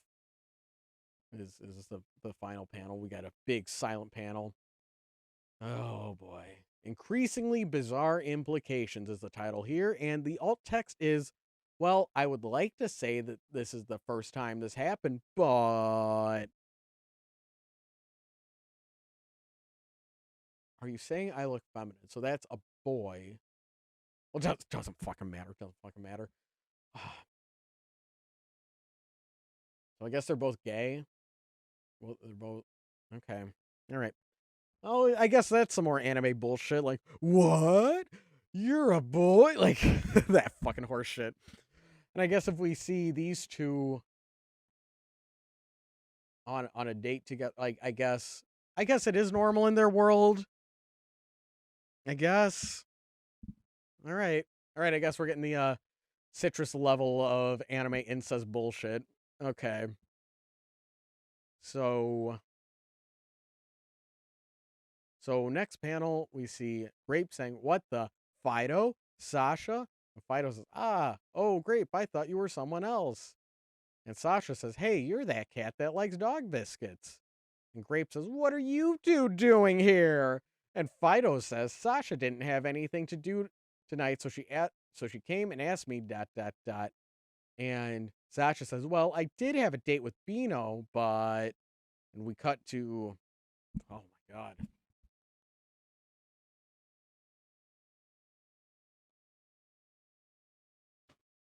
All right, so we cut to Sasha in the hospital room with Bino, and Sasha says, "Bino, this is the worst date ever. I'm going to go make out with your brother, okay?" And we cut back to the restaurant, and Fido says, "Wait, you didn't mention that part." "Oh, Fido, you're such a tease. Come over to this side of the table. Help." And the title of this one is Muchas Smooches. And the alt text is, "Why, yes, every one of these dates has been one long, awkward moment." Oh, fucking Christ. I really wish they had the balls to do the 2 dates, 1 dinner. This is, ugh. Is poly an option in this world? Because I know, like, at the end of Pit Fighters, there was, like, an OT3 ever after. Um, this Fido's dating Sabrina the cat, and she tells, yeah, I guess that is how it works in this world. Like, because Bino and Fido have different owners, right? But they call each other brothers because they're relate. Okay, all right, okay, all right. Let's see.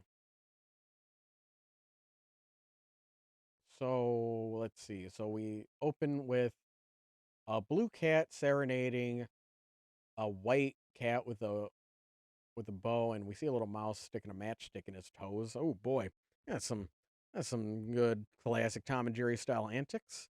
And the blue cat says, "Now you set my soul on fire." And Max is looking unimpressed as he's watching the serenade, and he says, "Is it just me, or are there no normal couples among pets?" And Grape says, "I'm not sure why that is. Maybe it's because we're trying awfully hard to mirror humans." And Max says, "And you think we can't succeed?" Grape says, "Succeed we can, but succeeding without picking up baggage, ... dot dot dot." "What do you mean?" "I mean, I'd really like to get through my dating life without ending up in the middle of a love triangle." And Grape is walking away. What? All right, and then the last panel we cut to Crying Peanut, and it looks like he's watching All Dogs Go to Heaven. Okay. Um But succeeding without picking up baggage. I mean, I'd really like to get through my dating life without ending up in the middle of a love triangle. Um, and the irony here is that Grape is in a love triangle but doesn't realize it because she doesn't realize that Peanut has feelings for her. Okay, My Love, It Has Three Corners. That's the title, and the alt text is it's not just a little spark, it is a flame, a big roaring flame. Ah, I can feel it now. It is burning, burning, burning. Okay. Um, so so this is kind of like the Monster Farm slime guy, right? Okay, so it okay, that makes more sense that if the pets feel like, oh, this is something the humans do and we're gonna imitate it, then it does make more sense for the pets who live with one another to imitate it. I suppose. Um, Maybe we're trying awfully hard to mirror humans, and you think we can't succeed. Interesting. I wonder if they are setting up some poly um like, oh, humans are mostly monogamous, but us animals are gonna see through the bullshit and we're gonna be poly. I wonder if they're going that route. Um but like I think my problem here is like, okay, this is interesting. We're trying awfully hard to mirror humans. Okay. So that's what the cat is thinking, um that we're just doing this because we see the humans do it. I mean, maybe. Um, but her being like, I'd like to get through my dating life without ending up in the middle of a love. Why would Grape think this? Like, I get that Grape is saying that so that we could set up the punchline of like, oh, and then we cut to Peanut and Peanut's crying. Like, I get that. I understand why Grape would say that to set up this punchline, but I don't understand why Grape in this setting would say this because Grape has been pretty forward with the fact that she doesn't hang out with a lot of different a lot of different cats. That Max is like the only other cat she really hangs out with, and then there because like it doesn't seem like homosexuality is an option in this world. Like I that's something that my one friend who read a lot of house pets and didn't have nice things to say about it. That's something that he told me was that he was like there was like a will they or won't they with two of the male characters, and it dragged on forever, and he was like, but it's like a kids comic, so they can't confirm the Yowie. That was his angle. I I don't know when he dropped House Pets. Maybe they do confirm it eventually. Because like the other Rick Griffin stuff I read, it was very gay. In that like it's like A&H Club is about a lesbian couple pit fighters. Main character is very openly gay as well, and it's a very gay setting. Um, so I wonder if this is like written before he felt comfortable expressing that with his characters. Um, it's but anyway, like in this world, I also feel like interspecies is seen as deviant. So Grape wouldn't like it wouldn't like she wouldn't have the thought like, oh, I wonder if any of the dogs here have a crush on me. Like that's because it is such an outsider sexuality, that's not a thought that Grape would have. So really her only option is Max. And is she thinking like, oh, are there other people interested in Max? Well, let's start the next strip. And so Grape and Max are still yapping. And Grape says, well, Max, I should get home. Wait, that's it? We're barely out for an hour. Max, dinner with you was one long awkward moment. It's been a long day and I'm tired. You're a good guy and all, but it just hasn't been a good night. I'll just walk home, okay? No, I understand. I guess I'll have to give someone else these advance tickets to Hunters of the Pride Lands. And oh, but then Grape's ears perk up, and then we see Grape and Max. They are sitting in there. Ooh, they're getting cozy at the movie theater. We're getting cozy. We'll zoom in on that, and we see from off screen, we see Peter. You insisting on waging war? I insist on protecting my homeland. And the title of this one is Well, Why Didn't You Say So? And alt text says, Wait, 2 comics in a row, ending in watching a movie? Yes.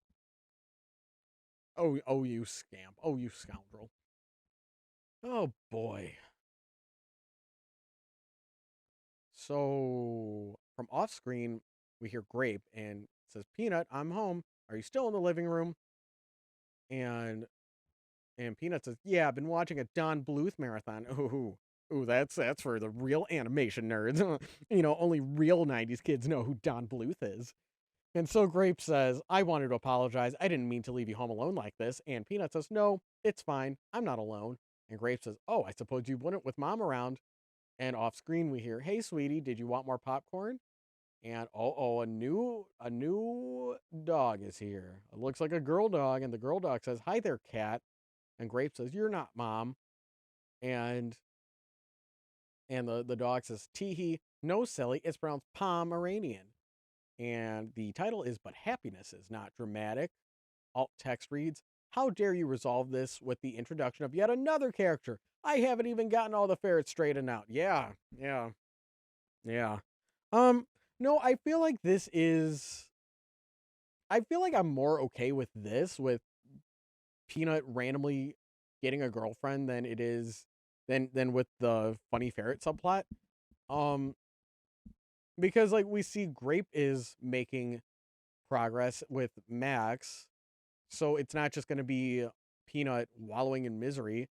Um, so it's like, okay, this is actually like, this feels more plot relevant. Okay, let's see. So we have a shot of Grape, Peanut, and Palm. So Grape says, Peanut, did you have a date you didn't tell me about? I don't know. I didn't know. She just showed up at the door. I foresaw Peanut in his hour of need and came to be his companion. You foresaw? It was told by the spirits themselves, who only interact with this mortal world in beautiful and terrible ways. Then we get a shot of Pomeranian with glowing green eyes. We got a cool magic circle behind her. And she says, The hour shall come to pass. Your lives will be changed forever in ways you cannot imagine. For you stare now into the abyss, unable to comprehend what you see. The truth. Wow, you're really smart for writing all this. Wow, this is really cool and dark. The truth shall be brought to the light, and I fear that day, for all who do not hold love in their hearts shall perish, and their soul will be broken into shards, as countless as all the sand on the face of the earth. And fourth panel, we revert to the way the three of them looked at the start, and the Pomeranian says, plus it's terrible for your complexion, and Grape says, right. Title is Soul Scattering will do that. Let's see. What's we got for alt text? Alt text is what does it mean in all caps? Did did Grape need to tag this? Cuz like, okay, here's the joke is the is the Pomeranian was guided by the spirits to come, like Deus Ex Machina, guided by the spirits to have a date with Peanut, and they're hanging out, and she gives this long, lengthy explanation, and plus it's terrible for your complexion, and that's the joke. It's going from really serious, over the top, to it's terrible for your complexion, girly thing. Oh, left because it's female, and Grape is like, okay then. Um, is there yeah, like just end it here. Um,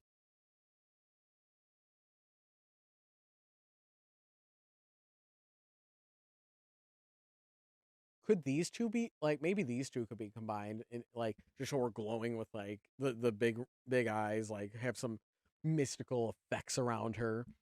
Well, oh boy, getting more. Oh boy, we are crawling closer and closer to the supernatural element of this manga. So Grape says, Peanut, can I see you in the closet for a moment? And Peanut says, Sure, be right back, Taro. Okay. And Grape says, "So did it ever occur to you that this girl's completely insane?" And Peanut says, "Why? She seems real nice to me." And we see Taro, the Pomeranian. She she's got a bunch of green glowing bullshit around her, and she says, "I call upon you, O spirits, tell me where is the remote? I seem to have misplaced it." And Peanut says, "Okay, maybe a little strange, but everyone has their quirks, right?" The title of this one is Staying in the Closet. Ooh. And the alt text is the spirits are awfully helpful, guys. Okay, the joke here is she's using the spirits to find the misplaced remote. Okay. Um, okay. Do we need is there like a faster way to get the two of them like to comment on because like yeah just this single panel is the joke but then if we want to have like that just happened kind of punchline um I don't know yeah this character's like doing something so it's like I don't totally hate it. I feel like my favorite character so far has been Beano. It's fun seeing a schemer. It's fun seeing someone be an asshole. And I feel like he does have um he's a schemer, but his schemes move the plot along. So like they're interesting. This is also pretty cool. This is an interesting curveball to throw this story. Oh boy. Oh boy. So Grape says, "All right, out. I don't want you hypnotizing Peanut into taking over the world or whatever you're planning." And Taro says, "You have already made your decision. Your place is with Maxwell now." I can and Grape is stomping away. And Taro says from off screen, "I cannot leave unless you accept Peanut fully. And in order to do that, you would have to break Maxwell's heart." And Grape says, "Me and Max aren't even a thing. If it will make you go away, I could go now and tell him I don't want it to be serious." And then Max says, "Oh, hey there. Dad kind of locked me out of the house again, and it's starting to rain. Can I stay here tonight?" And we get the big cuddle pile of Max, Grape, Peanut, and what's her name? Taro. And then from off screen, we hear, "I came here to inform you that the frost is off the ground and moving day is at hand. Prepare to move. Your very, very odd family. Good day." Who the fuck is saying that? Oh, the TV? Because it says TV is one of the tags. Is that like their parents? Well, so we get a cuddle pile in the order of Max, Grape, Peanut, and Taro. And the alt text is storyline is over. The betting booth has been closed. If you have a winning ticket, please see the register now. Oh boy, man. Hmm. So is this like a poly solution? Like are we still gonna have the will they or won't they with Grape and Peanut? Are these two are just gonna be part of the gang? And the title is "I Dare You to Do Otherwise."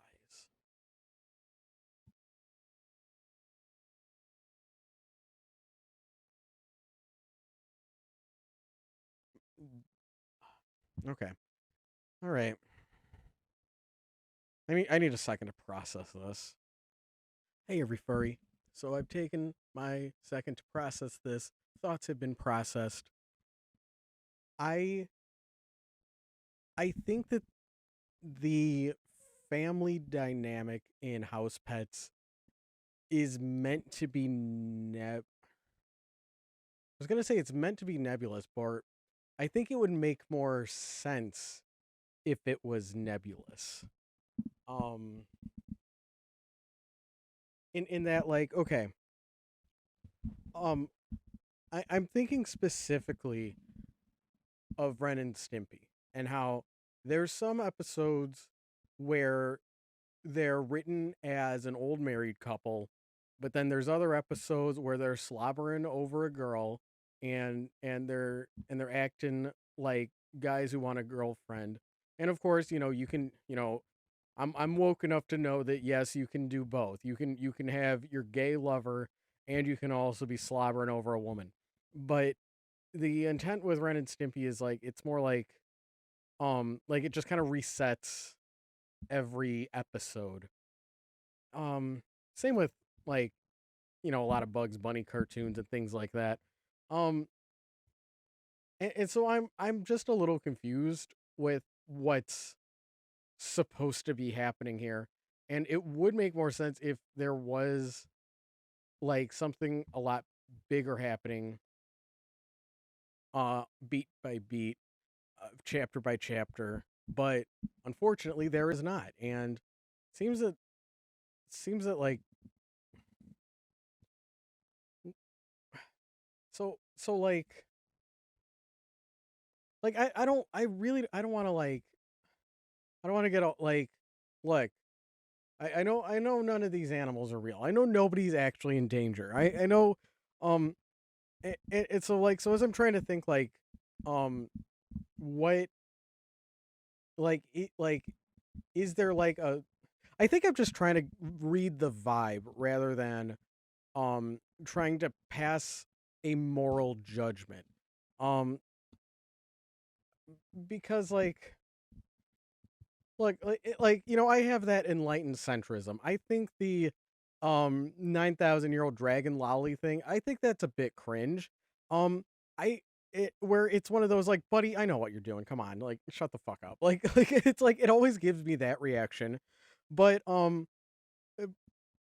one of my favorite mangas is Miss Kobayashi's Dragon Maid. And and in that manga it's about like much of Cool Kyoshinja's work is about very different people learning to get along and be friends. And that's something that I really vibe with. And you know what? Sometimes people you love, they can be cringe. And so I do so it doesn't quite bother me as much in that work. Whereas like I mean that's a total fucking deal breaker for a lot of people. Is the way they handle sexuality in that manga. And like yeah, it's understandable. Everyone has a different vibe. Everyone's got a different line. Everyone has different expectations for what they want out of media. So the reason I'm getting so hung up is like what what kind of vibe are we trying to get here? And I'm bringing up Ren and Stimpy because Ren and Stimpy, they like I said, like they use those character dynamics to explore like a wide range of different societal roles, I suppose, where but the core personality of the two characters is always the same, where Ren's always angry and Stimpy's the dumb guy. But then they can like plug them into different things, right? Um and so with the house pets, they have they're playing different roles, but it's not like in a fun like classic cartoon Ren and Stimpy Bugs Bunny kind of way. It's just like, wait, how the fuck does your world work? And that's what I was trying to get at. Oh god, hopefully I didn't flub it up too much as I was scrambling and looking for my words. But now we so so like and I think like so far the opposition that we've seen to their society were the two guys from PETA and one of the mice was like supposed to be a parody of late communism, I suppose. um but then we see this like, okay, so Max the cat says, Dad kind of locked me out of the house again and it's starting to rain, can I stay here tonight? um so like you wouldn't be able to do this like legally. Look, I know bad shit happens all the time. Like and again, I'm not trying to pearl clutch. I'm just trying to figure out, how does your world work? Like are you operating on cartoon logic much like a Bugs Bunny cartoon, or are you or is this supposed to be more serious? And so we see he's getting kicked out by the dad, and then next panel he's in the cuddle pile. And it's like, well, you couldn't do this Like if this was a human, it would be like, oh, that's like a crime. You can't. That's like child neglect. You can't do that. But it's a cat, so it's okay in their world. But then I'm confused because the animals seem to act like children, but then that also raises questions of like, okay, but then they're also concerned with dating. Why? And where it's like I feel like with Peanut's crush on Grape so far, it felt more innocent. It felt more like it felt very nebulous and like, oh, he secretly likes Grape and that kind of puppy love feeling.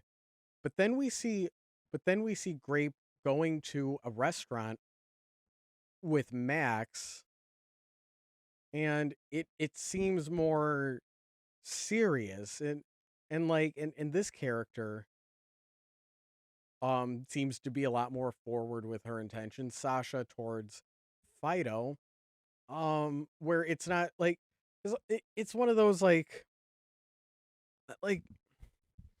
when and how are you going to write the character romances and interactions um like, you know, if a character is going to have a little flutter in their heart when they see their crush, it's um like yeah, that it's like that see, I'm gonna talk like like I'm some alien species that doesn't know what this is, but like yeah, you can feel that at a young age, and so then it's how are you portraying it in your work is and I feel like the way that they're writing the relationships in this, that it's this very bizarre mix of the characters switching between acting very adult and acting very childish.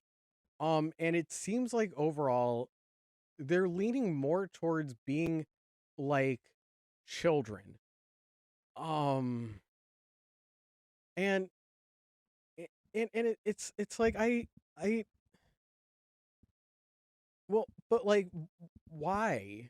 Why would why like I guess like to get more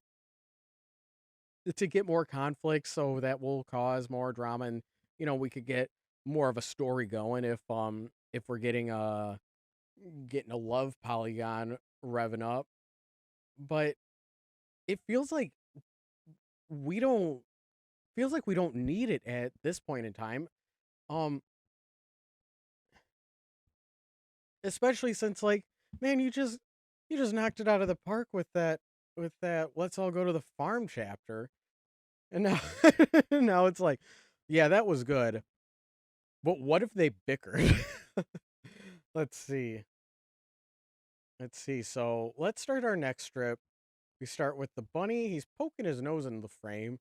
Next frame, he has Tiger. And third panel, ah, he gets a little poke.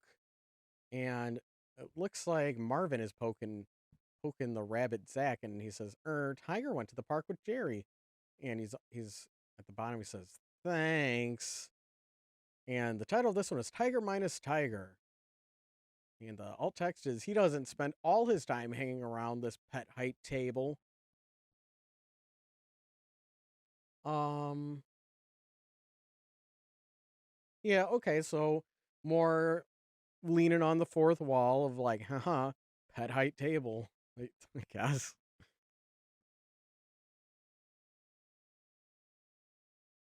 All right, so we're seeing Peanut on the couch for this next strip, and and it's all four panels of him on the couch, and the TV is talking.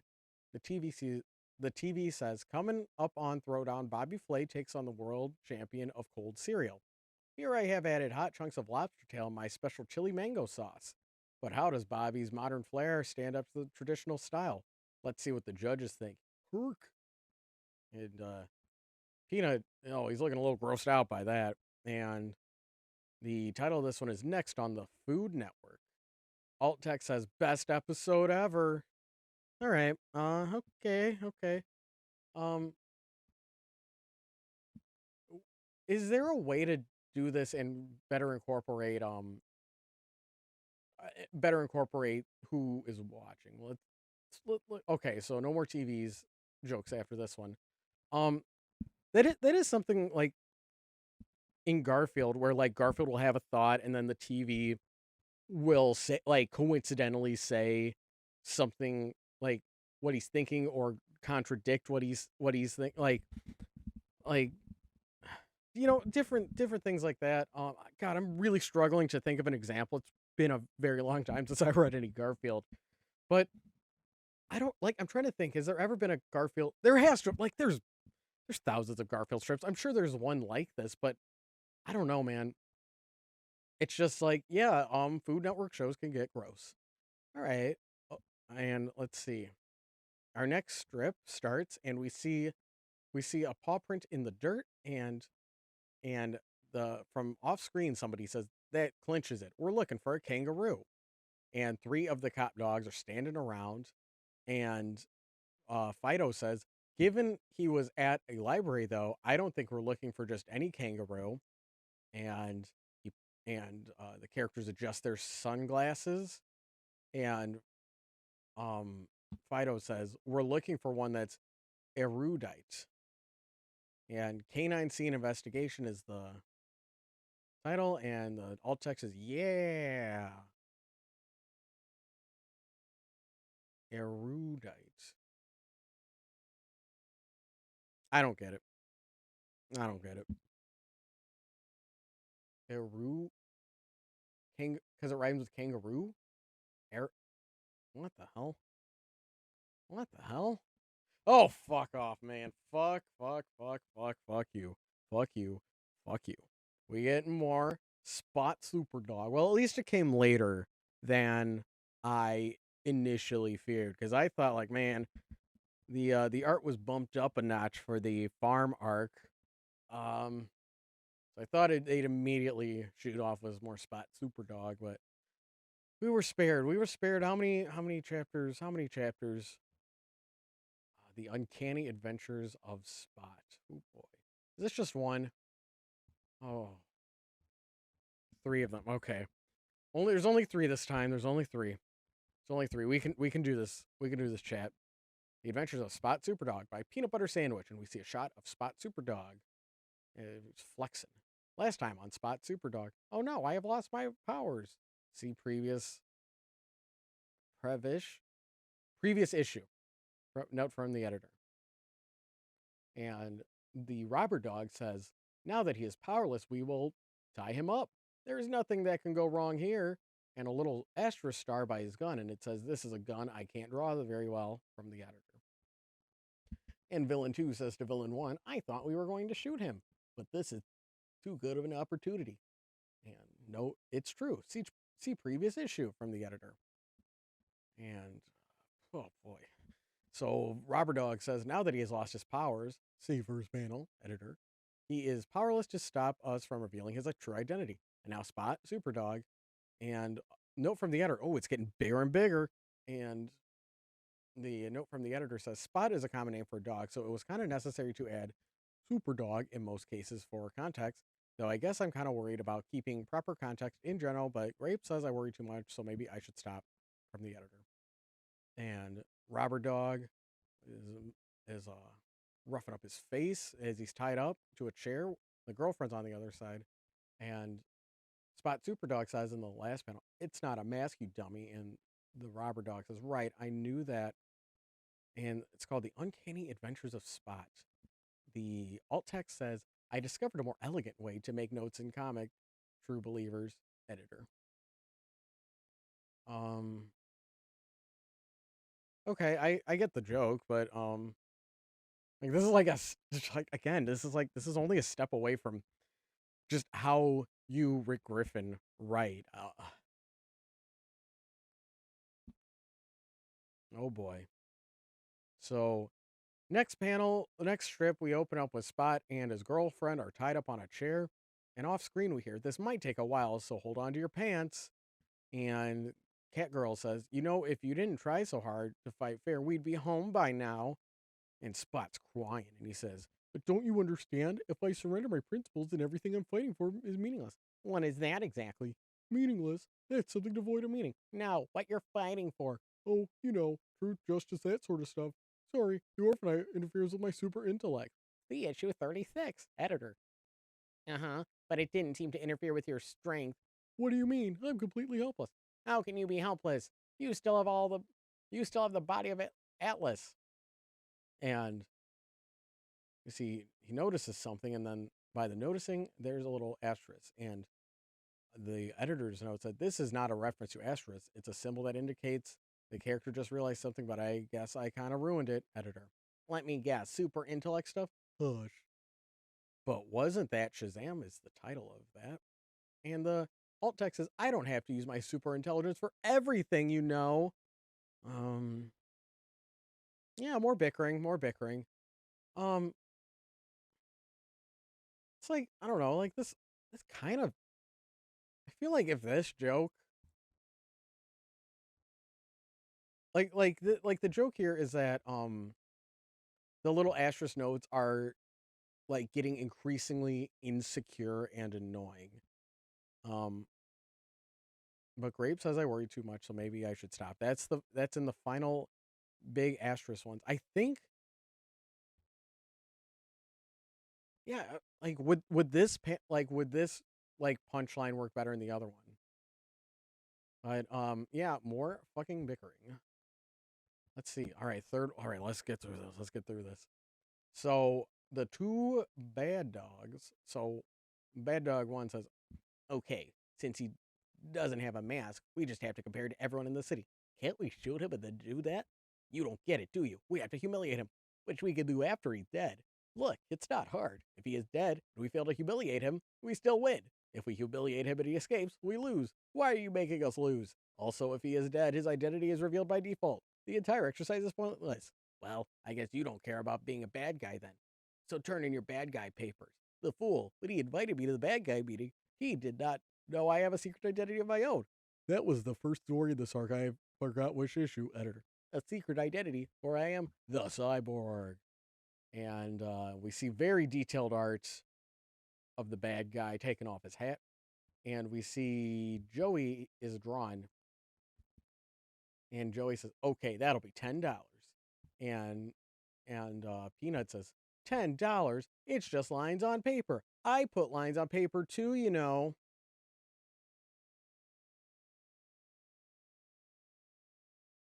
Um,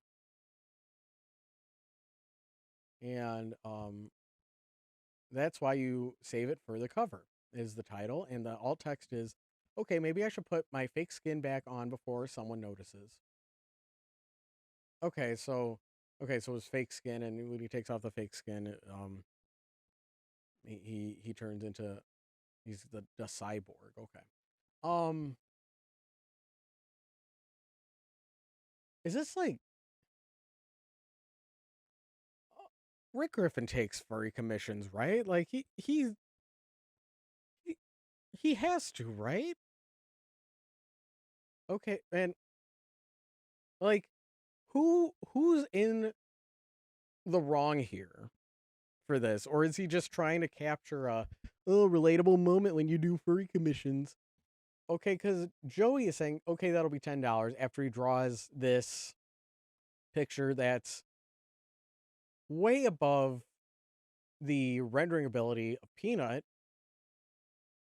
Peanut's at $10. It's just lines on paper. I put lines on paper too. Is Are we supposed to be like, wow, Peanut, what a rube? Don't you know that you should respect artists? Or or is it like, oh man, Peanut's getting ripped off? Like, ooh, why? Let's.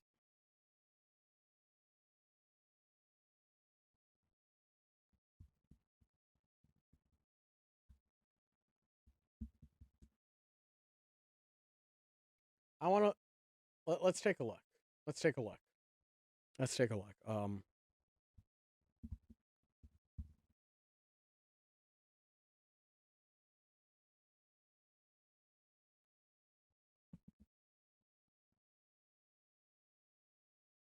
Rick Griffin. He is 108th on Patreon for adult comics.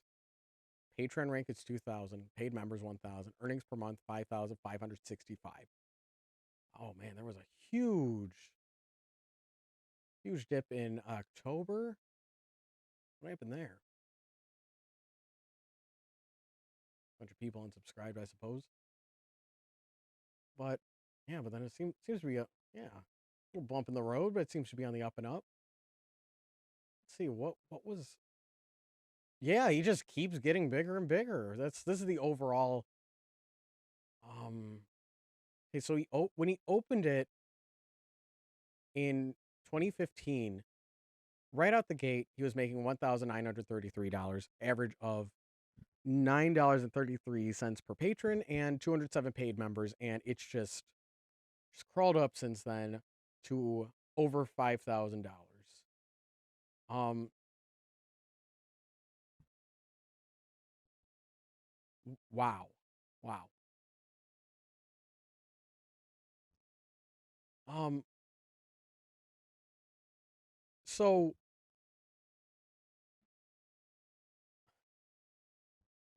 right, and this was 2009, a few years away, because it says he he launched in 2013, and looks like yeah, looks like the farthest back is 2015. I don't know if it like cuts off, like if Graphtreon cuts off, but anyway, I'm bringing this all up because it's like are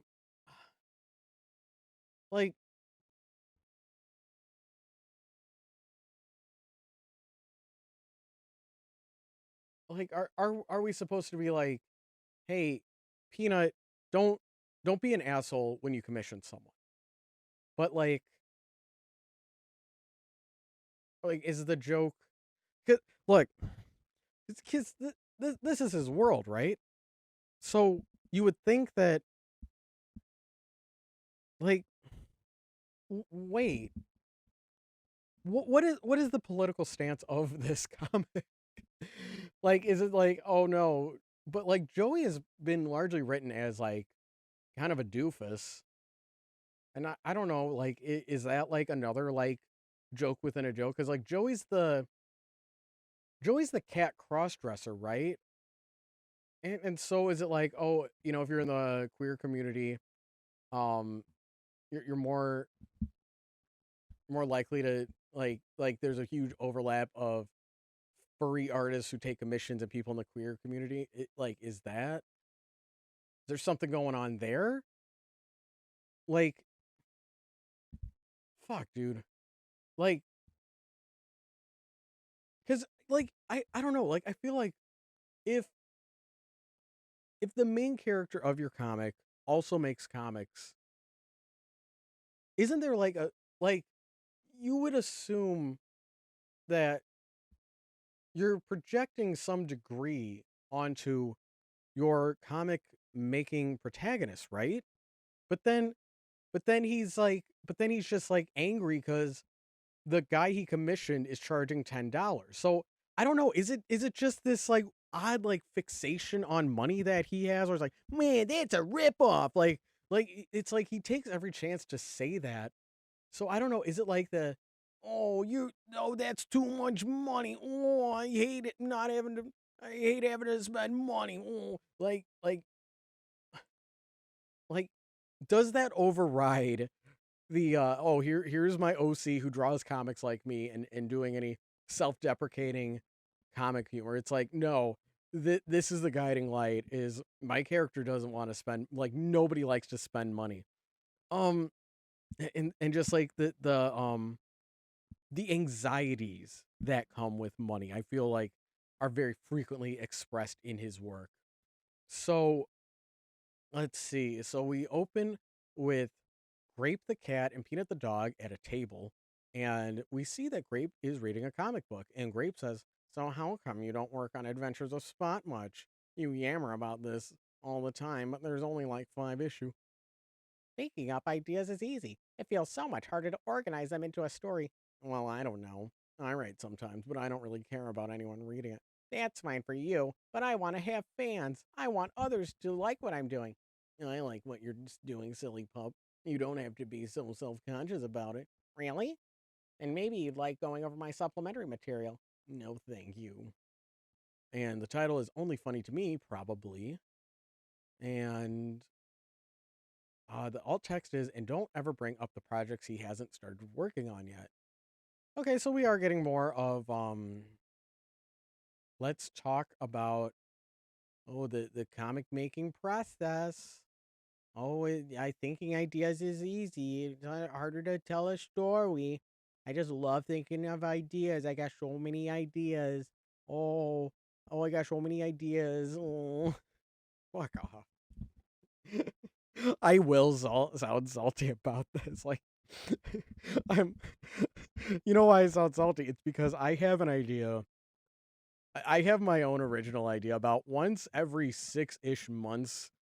The two brain cells of mine, they will rub together fast enough to generate a thought, and with that thought, I will make a manga one shot. That's how I operate. So this is this like, well, yeah, I thinking of ideas is easy. I don't want to make like I just don't vibe with the ideas guy stuff. Supplementary material, I don't get it. I think this is supposed to be like ship teasing them because I like what you're doing, silly pump, and she sticks her tongue out at him. I think that's a little fan service for the Grape X Peanut shippers. Oh, fucking God. All right, so we see a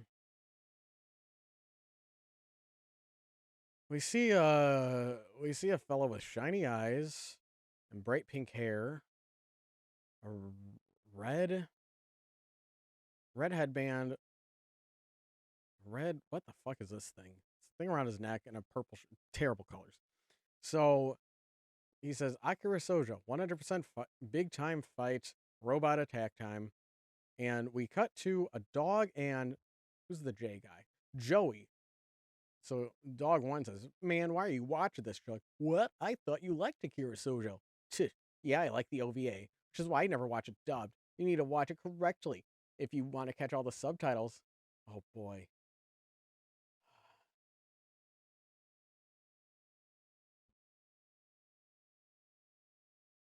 So then we see we see the character speaking in Japanese. See the character speaking in Japanese. And then the subtitles say Akira Soja 100% big time fight robot attack time. Sub stands for with subtlety is the title, and the alt text is I don't have a VCR. That's okay. I brought one of those too, just in case. Hmm. How long has the subs versus dubs debate been going on?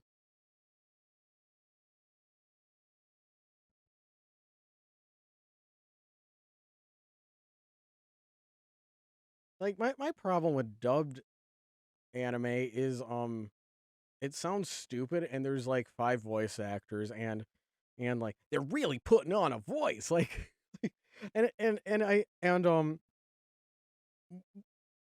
I feel like yeah Japanese seiyus like they talk goofy, they put on their own anime voice, but I feel like it's harder for me to like register it as as goofy, I suppose. Like I feel like it's just more of a problem with how they're directed. Um, yeah, if you want my subs versus dubs hot take, it's like a like who cares? Like literally, who cares? I don't care if you watch something dubbed. I don't I don't care if you watch it subbed. I don't. Okay, all right. So we see next strip is we have Grape Jelly blushing a bunch with a bunch of crumpled up papers in the trash bin, and it looks like Grape was trying to write a fan fiction. Ooh la la. And it says, Abasi Gadamu, when I saw you in Pride Lands playing my most favorite character, I just want to say I love your physique. You're so cat like, unlike several other actors. Not that I think they'd be into cats, I'm just the body. I mean, you fit it really well because I think about it a lot. in a way that the cat, like being a lion, like, oh boy, that is. All right, so alt text is Maxwell knows. He breaks out and giggles every time it's brought up.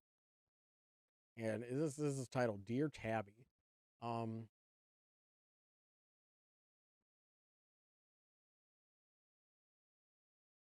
is um um are you allowed, like, or I should say, are you in this animal society, are cats allowed to be attracted to big cats? Is this like, because they're writing to a lion actor, right? So is it like, is that okay, or is that a different, like, considered haram because it's like a different species? All right, let's see here. Let's see what we got here. What we got here? So we got Peanut walking into the door. He says, "Mom, I'm home." Indoor voice, Peanut. Oh, sorry. Is something happening? We have a visitor. Earl is talking to him in the living room. And see a wolf with a cup of coffee and Mr. Peanut Butter, or sorry, Mr. Sandwich, sitting on a chair listening intently. And we see Peanut peeking his head around the corner. And Peanut says to Grape, "Grape, Dad has a visitor and it's a werewolf." He's not a werewolf. He's a regular. Why am I arguing about this? Let me sleep. The title is Stranger Danger. And alt text is, at this point, the people who wonder about the setting details will be torn. Was the movie Wolfman about a guy who turns into a regular wolf? Or was it just inexplicably racist towards Greek people?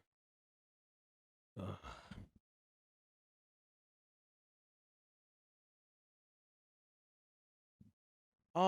That's not the setting detail I'm worried about. I this is my big thing. This is my big thing. Um, how how much rights do the animals have? That's it. That's what I want outlined. I want to know if Peanut gets real fucking sick of this, can he pack up his bindle and leave? That is what I'm wondering about your setting. Wolf, like, that wasn't even on my mind, dude.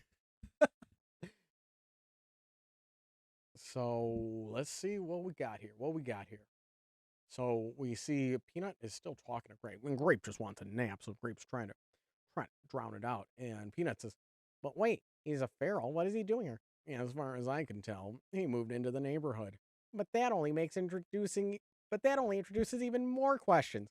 And then ask him yourself. He seems nice enough, but he's like a wolf, and he's like me, and it'd be like talking to a celebrity who might be a real jerk. I mean, where do you start? You could start with hello. Yeah. This one's titled, What Are You Still Doing in My Room? And I assume that's what Grape is thinking. And the alt text is, "Oh, I'm sorry, would you feel more comfortable if we sniffed each other's butts? Ha ha, ha ha ha ha, because dogs sniff butts. Ha ha, ha ha ha ha, fucking ha ha ha." Oh boy, so we got a doozy of a strip here. So we got the wolf and we got Peanut talking. "I'm sorry to have frightened you. I have been introducing myself and my pack around the neighborhood, so as not to cause any undue concern. You see, we're renting a house here." "A house?" "It's all part of the social program the progenitors of this neighborhood have put together. But a house, you're supposed to be wild, powerful, mighty, and free." Oh, fuck, I've got get their voices mixed up. All right. And so the wolf thinks, now I think it's a common myth that the feral life is nobler and grander than one within the human world. Now let's see, how did my mate put it? And final panel, we see a girl wolf talking to the wolf and he has glasses and he's reading a book, and she says, "Miles, our life sucks." And the alt text is, she followed it up with a few choice locutions. Ooh, my bad. Locutions. "But you'll forgive me if I don't wish to repeat them here." And this is titled An Eloquent Speaker.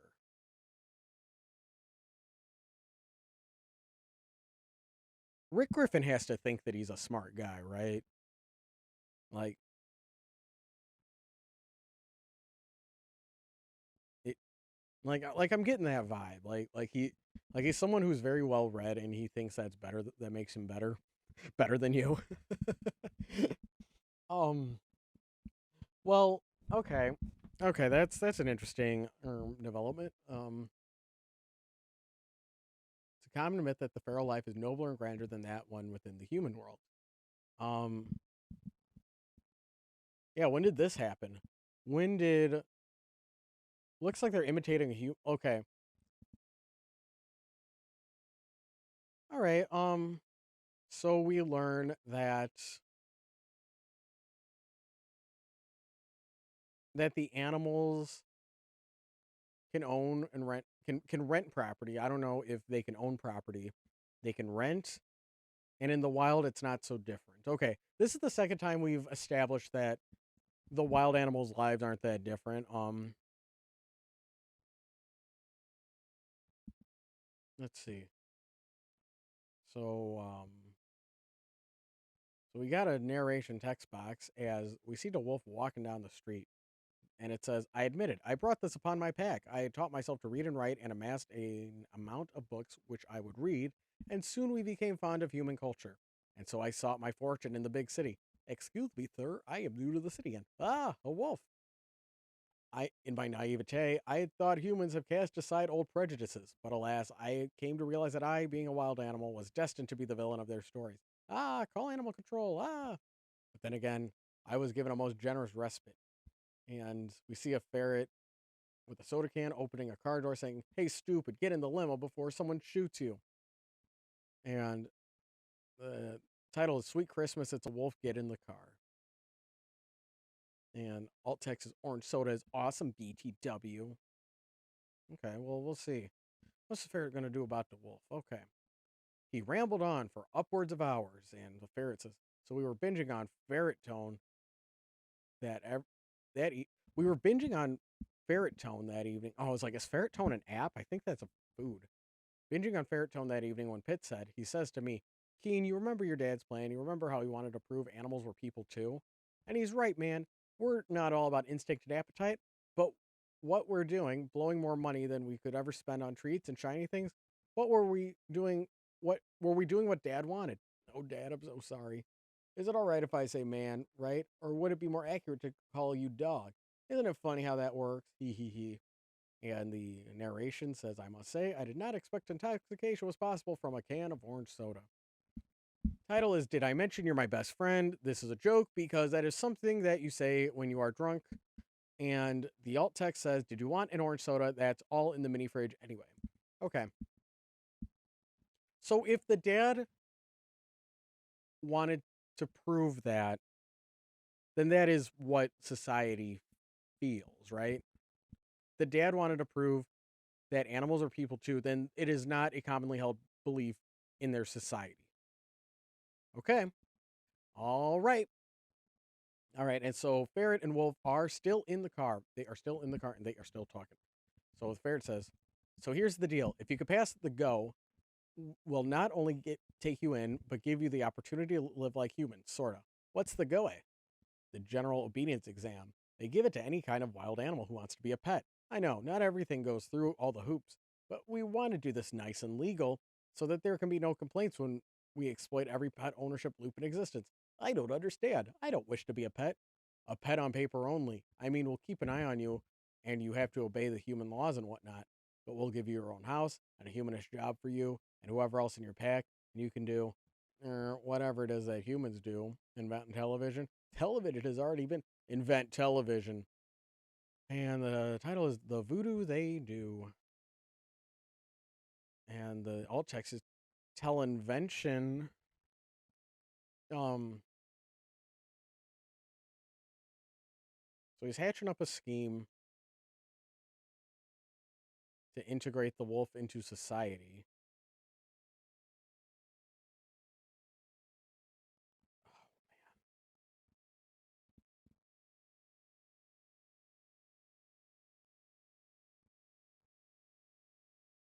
Okay. Sucking the wind out of me. So we cut back to the wolf talking to Peanut. And the wolf says, "And so here we are. The pack has nearly moved in, and we've been arranging a housewarming party, which I have been inviting the neighborhood to. Wow, can I come? I don't know. This is mainly intended for the humans. Please, at least a little bit. I've never seen a real pack up close. Say, you know what? Since you're a pet, you might be able to help us with the finer points of human etiquette. Oh, well, I don't know much about etiquette, but I do know that a deer carcass is not considered a classy centerpiece. But I worked so hard on it. We see, so it's a cut to them at the party, and we see the girl wolf, and she has an apron that says "Sniff the Cook." Title is Nature, pushing the boundaries of good taste since forever. L-Tex is, you can tell it's still PG because I didn't drench Lucere- Lucretia in any sort of fluid. Okay. Okay. Okay. Lucretia. Okay, that's her name. Wow. Wow.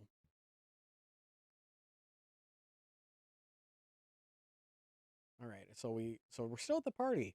We are still at the party. We see the wolf and Peanut are there, and the wolf says, "Uh-oh, that's a policeman, isn't it? Don't panic. It's just Bill, and be nice and polite, and he might not break you in half. Can I help you, officer?" "Yeah. There is no way any of this is legal. I'm going to have to ask you and everyone else on the premises to step out of the house." "And they don't understand, sir. We're all fully licensed as pets." "Then I'll have to ask them out, too. What's their name here?" "The Miltons? That's funny. That's the same name as dot dot dot." Looks at the card. "Have a nice day, sir." "You're very kind, officer." And "See you at the party, officer" is the title. And alt text reads, "I think I will possibly overlook the fact that your backyard currently looks like a ritual sacrifice." Um, the joke here is that the cop thought it was not legal. Then he saw the card, and so he was registered to the Miltons, which are a very rich family. That's it. Bribery. Bribery is the joke.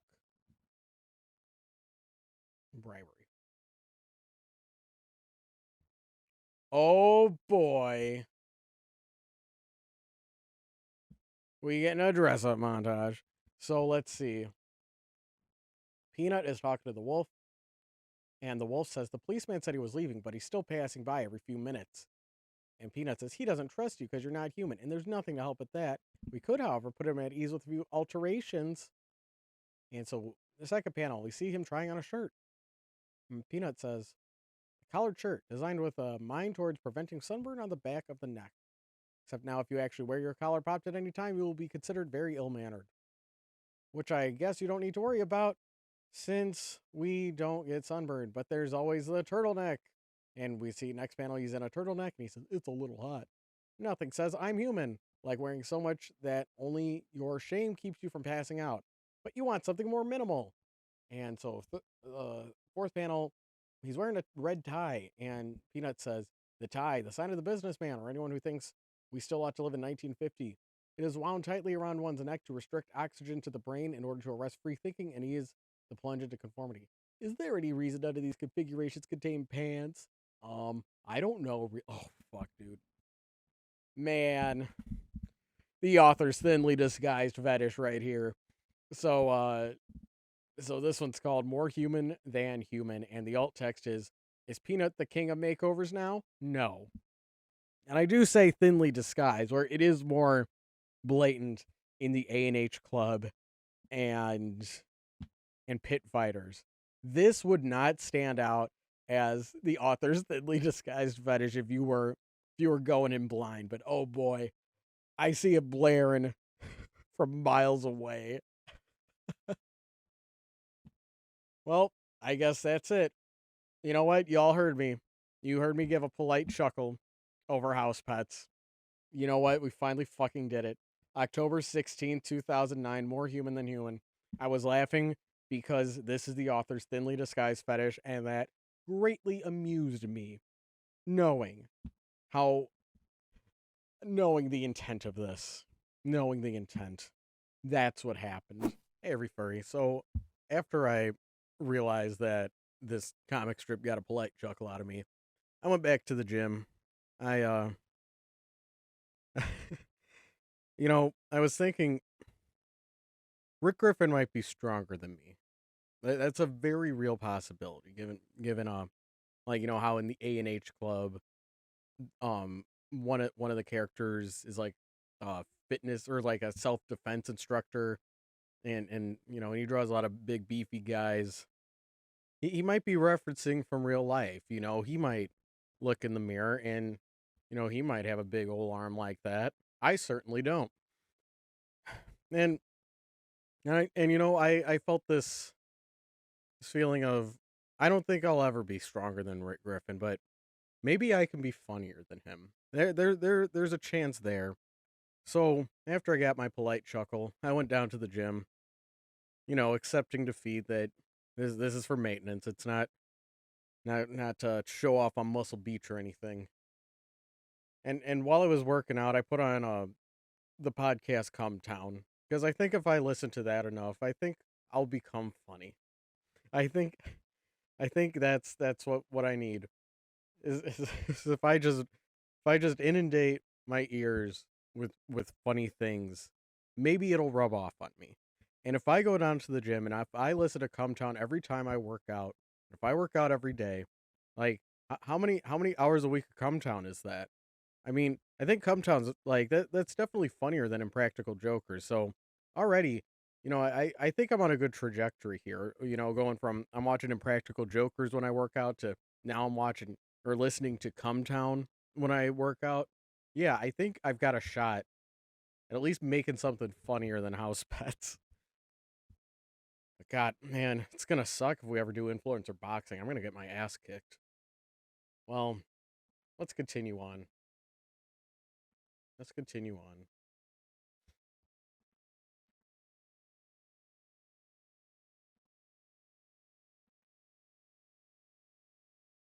So this one's oh boy, there's two wolves now. So now there's two wolves. So there's a wolf and then a wolf with a funny yellow baseball hat. Well, I guess the hat's not too funny. I just think it's funny that the wolf is wearing a hat. I think all dogs wearing hats. I think there's inherent comedy there. So the wolf says, and this is my other brother Daryl. Wait, did I miss something? My other brother. I know he has his wolf wife. Well, this is my other brother Daryl. Okay. Is what the wolf says, and Peanut says, "How do you do?" And and then the Daryl with the bright yellow hat, he sniffs Peanut's hand, and Peanut says, "No, no, no. Humans don't like all the sniffing." Huh? They find it weird for some reason. So what you got to do is put your hand in my hand. And in third panel, Peanut says, "Good. Now shake." And and fourth panel, you see Peanuts being shaken really hard, like he's going way up and down as the wolf's shaking him, and he says, "Too hard." And Daryl with the hat says, "You gotta say what you mean, boy." And the title of this one is Planted the Family Tree. Oh, okay, I think this one's a little bit better. Um, I think this particular punchline reminds me of what the I think it was called like Strange Planet, Weird Planet, and it's like about aliens learning how to interact on Earth. And it was just like cutesy things, and there was a lot of like, um, oh, isn't it just like wacky that humans do this? Um, so not really my style, but I think it would be an improvement if if House Pets started making jokes like that, certainly. Oh yeah, the alt text. Alt text says nice hat. Yeah, that's what I said. All right. Fashion is on point. All right. So the wolf says in their next strip, he says, "Hey kids, come meet Peanut." And Peanut says, "Wow, you have a lot. And humans love cubs, so they ought to melt their hearts." And so second panel, we see three baby wolves come up to him. They're sniffing him. Third panel, he says, "All right, boys, grab him." This is the leader of the pack says. Peanut, he's being carried off by the cubs, and he says, "I changed my mind." And the wolf says, "Okay, you have fun now."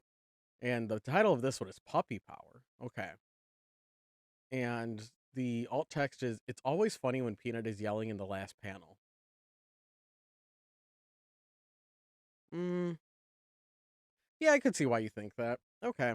Yeah, this one's okay. Humans love cubs. So this ought to melt their hearts.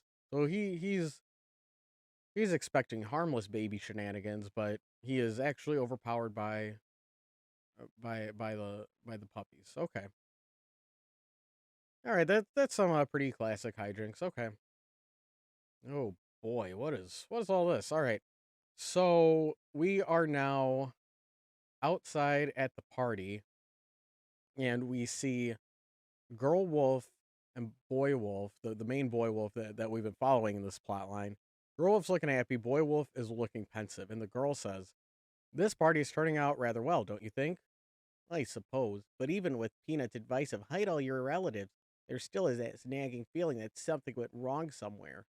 And second panel, I is that Bill? Okay, that's Bill the cop. Bill the cop, right? He's still, yeah. I think that's, yeah, Bill the cop. So Bill the cop approaches them in the second panel, and he's got a plate and a fork. And Bill says, "All right, Mr. Wolf, I need to be frank. When I first saw you, I thought trouble. Reports of wolves trying to move in with humans are almost always fraught with violence, drugs, and gambling, and lack of pants." Oh boy. And so he continues in the third panel, but I have to admit, anyone who appreciates and makes steak right got nothing else, has got to be nothing else classy. So thanks for opening my eyes to a whole new possibility with the best cooked steak I ever had. And fourth panel, Girl Wolf says, "Cook? We were supposed to cook the steak?" And you see the boy wolf's giving a face palm, and he says, "That's what we forgot." And title is "Despite His Name Being Bill." And alt text is, "Up until this moment, Lucretia didn't connect the position of cook with the act of cooking." Um, I I guess the joke is he likes his steak raw.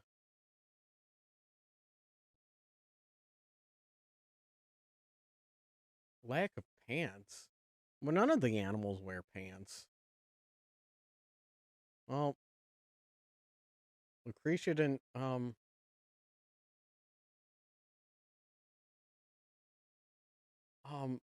cook. We were supposed to cook the steak. That's what she says. Huh. Hmm.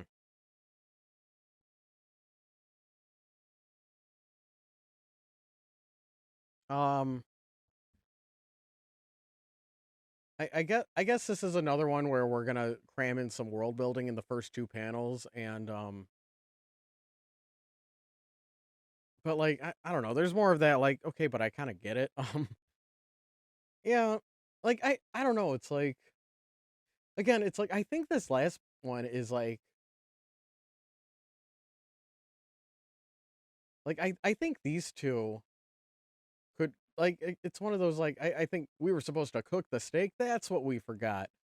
I think like this is like, just put them in a big fancy party, and like and it's like, oh, they did all the setup, but they didn't cook the steak because they're wolves, so they eat raw food. Haha. Um, yeah, I could kind of see the punchline there. All right, so let's see. Next strip, we have Grape at the door, and Grape is talking to the wolf. And Grape says, "Hi there, Mr. Wolf. I'm here to pick up Peanut." And the wolf says, "Come in. He's been keeping my kids occupied." And Grape says, "Ah, Peanut." And the third panel, oh boy. So Grape is walking in on Peanut playing chess with the wolves. And Grape says, "The Latvian gambit is not a good strategy. It leaves your diagonal wide open. Also, it's time to go home." Aww, that's what everyone's saying. And Peanut waves goodbye to the wolves, and he says, "Bye, guys. So have fun." Boy, did we. Next time, I'm going to introduce them to video games. Oh, wait. That's Grape asking, not the not the speech bubble going to the wolves. Okay. And Grape says, "That Peanut violates the laws of nature on levels I can't even comprehend. Go for it." The title of this one is "How Terrible." And The alt text is "Go for it" is also a quote from Diddy Kong Racing. Um, yeah, um, yeah. Again, like I think if like we could just see them, like we could see the wolves playing with chess in this final panel and get the same gist of it. Like, do we need to have Grape say the like name drop the Latvian Gambit and be like, wow, this is like a really high IQ webcomic. They know about chess, so that makes it a smart show. All right, let's see. And we got Grape and Peanut for our next strip, and we see Grape is holding two big pumpkins. That is not a double innuendo. She just got two pumpkins. Okay. So Grape here, I'll let me move out of the way. You could see them pumpkins. So Grape says, "Okay, Peanut, it's time to carve the pumpkins." Oh boy, you get one and I get one. Scrape, scrape, and we see Grape is intently carving a pumpkin, and scrape, scrape, scrape, and then looks up. And last panel, we see Grape face palming. Peanut says, "Well, now what am I doing wrong?" As Peanut is slicing a pumpkin like a ham. And this one's called Punkin. Okay. And the alt text is, yes, the pumpkin is falling over like a ham. It's a cartoon in all caps. Um yeah, uh well, petty bickering has been this comic's love language. So I don't know. This isn't it is pretty silly to carve a pumpkin like that. So I see the joke here. Um hmm.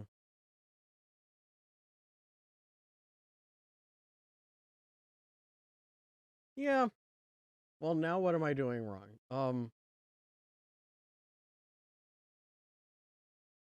Yeah, it does suck being reminded how there's just so much bickering. How it's um like it's like this comic does get funnier when they don't talk, and I think that I think this is like a good enough like gradual realization of how Peanut is fucking up. Like this is like this establishing. Oh, we got the pumpkins. She's carving. She senses something's amiss, and then facepalm in the last one. Um, yeah, like I think if I think this would be a lot funnier if instead of Peanut going, "What am I now? What am I doing wrong?" It's like I'm so man, justice for Peanut right here. Like that's like what goes through my mind. I think if we had a shot in the last panel of like Peanut's like really getting into it, he's got a big smiley face, tongue hanging out, kind of Pecco face stylings, and he's just really in the groove. Like, yeah, I'm carving this pumpkin, and the joke is like, is he thinks he's doing something right, and then, cause yeah, like Grape just face palming and like, oh, I can't believe this doofus is doing it wrong. Like Grape doing that. It's like, yeah, yeah, like we've seen that a lot. Um, cause like Because then that pushback of what am I doing wrong from Peanut? Mm, I don't know. It kind of drags it in a way that doesn't need to be dragged. Ooh, we got a single panel strip for this one, and let's see what do we got? What's happening here? So we got Peanut dressed up as a lion, and Max is also dressed up as a lion. And Peanut says, "Oh," and then in the background we have fuck, I keep getting them mixed up. I'm sorry. Okay, Grape. Grape is dressed up as a lion. Grape the cat, and Max the cat. Fuck, I'm so sorry. And then Peanut is flying on a broomstick with another dog. Um, and they're dressed up as witches flying on the broomstick. And Grape says, and so he was all like, well, Taro had this thing she wanted to show me. And I was like, but we already had plans. And he said they'd catch up later, but listening to him, you would think that they had to do it tonight of all nights. Um, and the alt text is making this comic. I noticed that Halloween night is going to be almost a full moon, so that worked out nicely. And the title of this is Witch Plans? Witch Plans. Um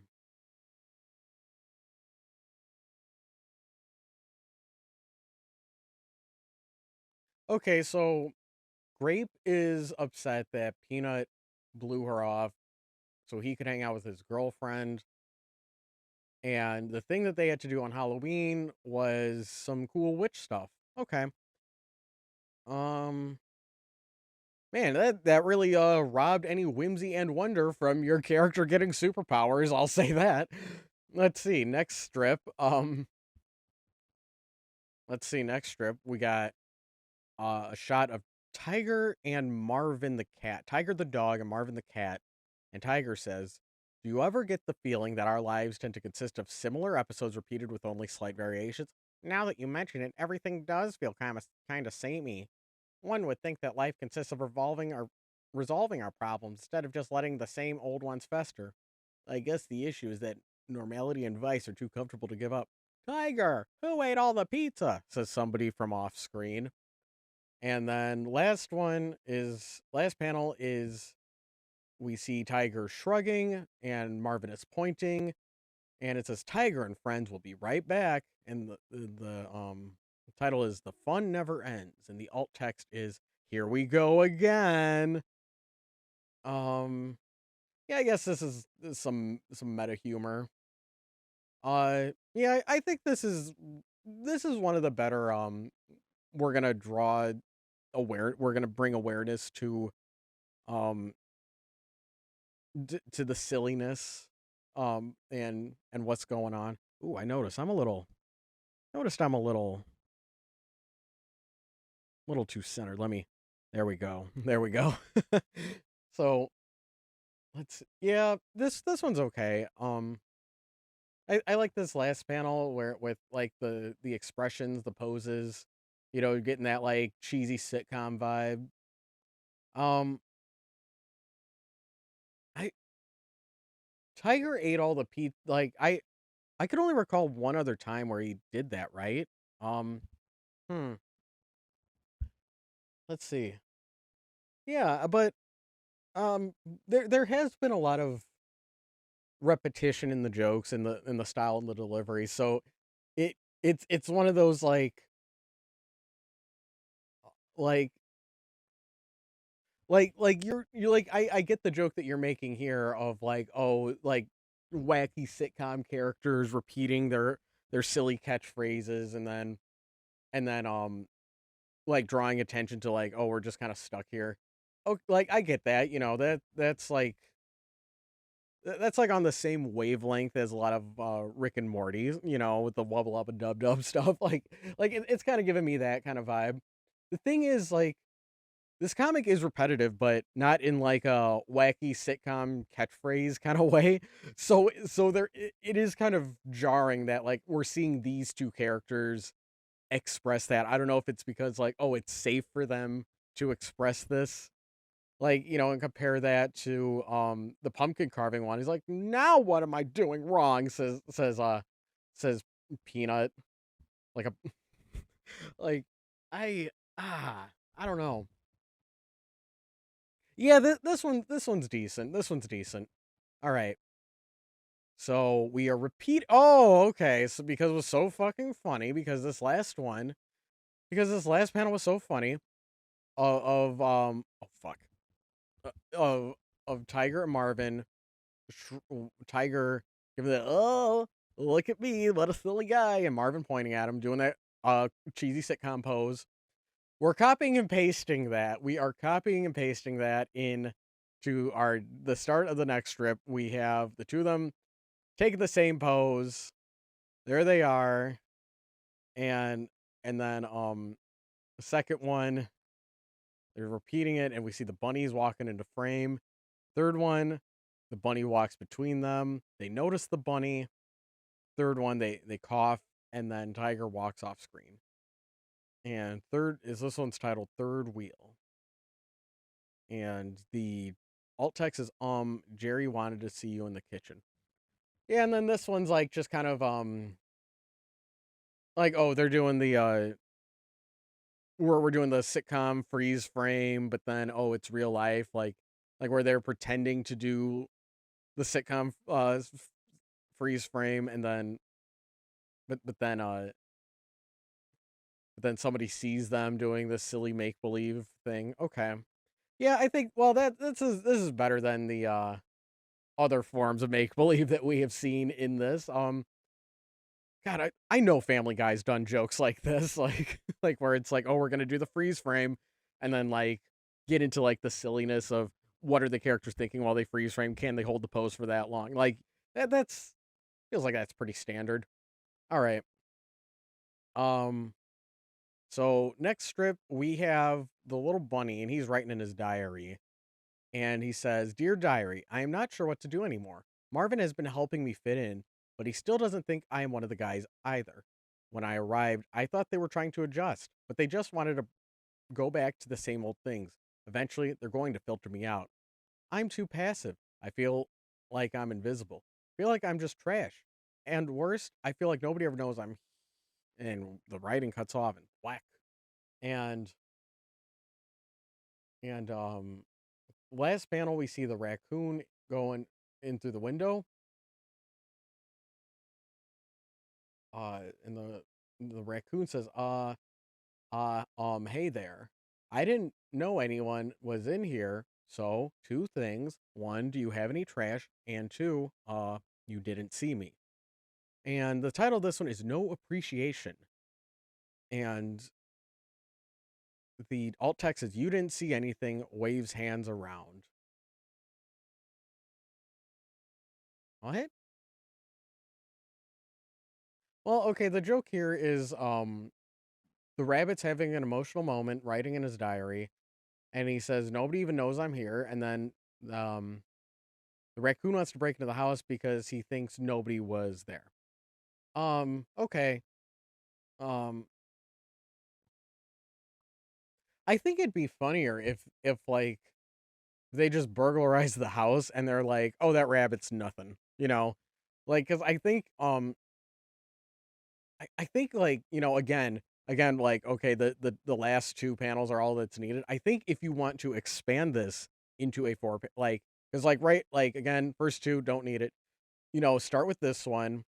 Just the raccoon comes in and like and they pick up their trash bag and they're running away, and the raccoon accomplice is like, "Oh wait, what about that guy?" He's like, "Ah, he's nothing." Like, and they just like repeat like all the mean things that the rabbit was saying in the diary. I think that's my joke CPR for this. All right. So, let's see. So, next strip starts with the raccoon is um he's sitting outside the window. And the raccoon says to Zach the rabbit, he says, "Please don't panic and no brooms." And Zach says, "Hey, you're from the woods, so can I ask you something? I don't know what life is like outside the house, so I don't have anything to compare it to. Can you tell me what it's like to live feral?" And the raccoon says, "Get me some food and I'll do you one better. I'll show you." And fourth panel, we hear from off screen. We see Tiger, and but then we hear from off screen Tiger, who dumped the kitchen trash can all over the floor. And Tiger says, "Wait a second, that's not one of my many adorable and distressingly frequent antics." Okay. The title is That Zach is One Bad Bunny. And the alt text is, of course, by many I mean like five, six tops. Okay. Um yeah, I think this is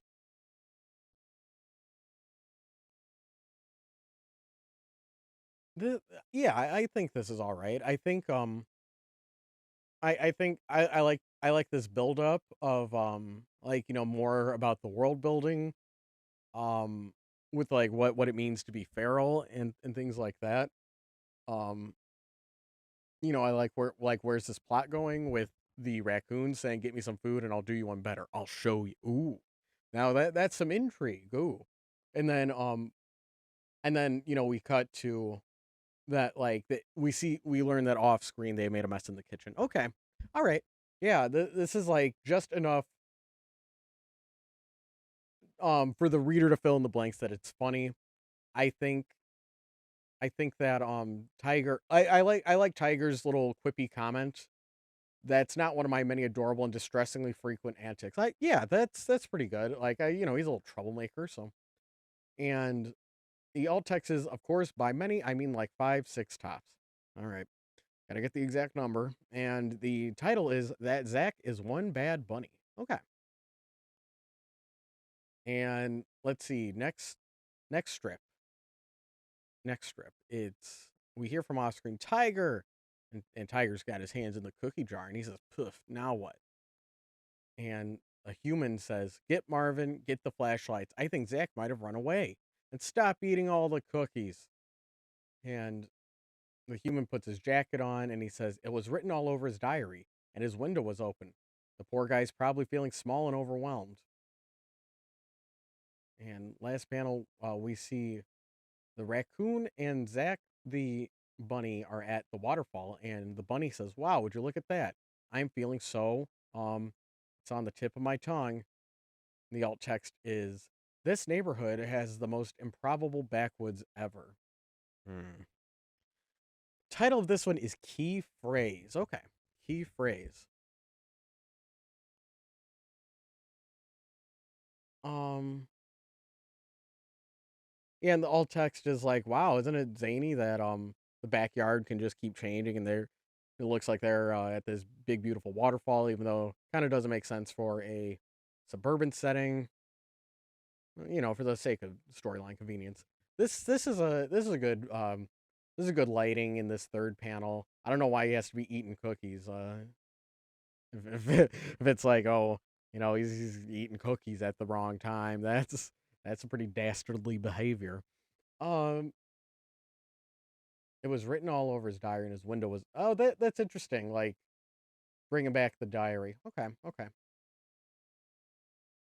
Oh boy, oh boy. So we see various woodland creatures that the raccoon is introducing Zach the rabbit to, and the raccoon says, "So you've met the prey and the low life predators," and Zach says, "You guys are awesome. I hope you don't get eaten." And the raccoon brings him to it's like stone carving with a snake and a griffin on it. And the raccoon says, "And this is the entrance to the mysterious ancient temple. Legend says it contains the power to equalize all beings and instigate a new gold age.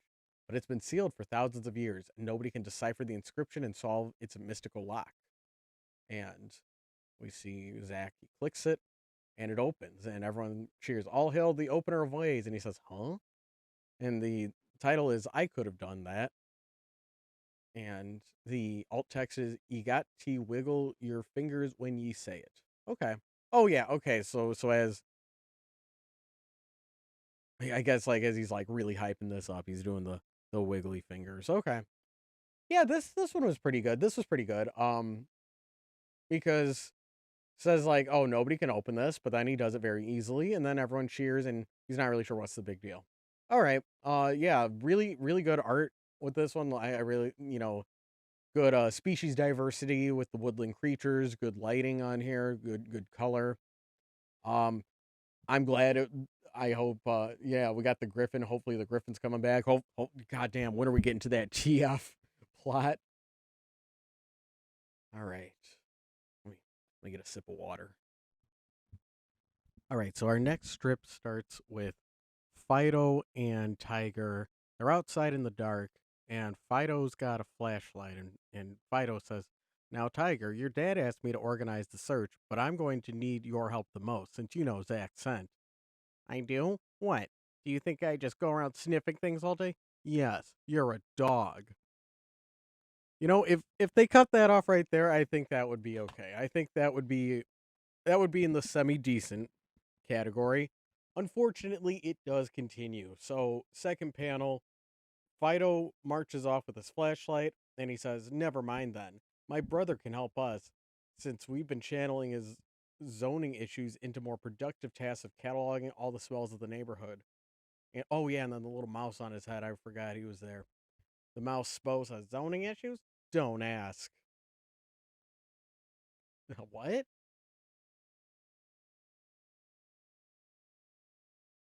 I I remember when the cats were looking into the when the cats were looking into the dog meeting, they were like, I think they're talking about zoning issues, and then all the dogs ran out, and then it's like it wasn't zoning issues.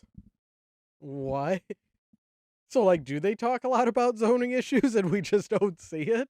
Is it like oh, I could pee on this tree kind of doggy zoning issues? Like, okay, well, third panel we have Tiger crossing his arms and Fido's getting up in his face, and Tiger says, "Oh, I'm not working with Beano." And Fido says, "This isn't about you, it's about Zach. You'll have to step out of your comfort zone for once because doing the right thing is more important than your feelings." And and last panel we see Beano.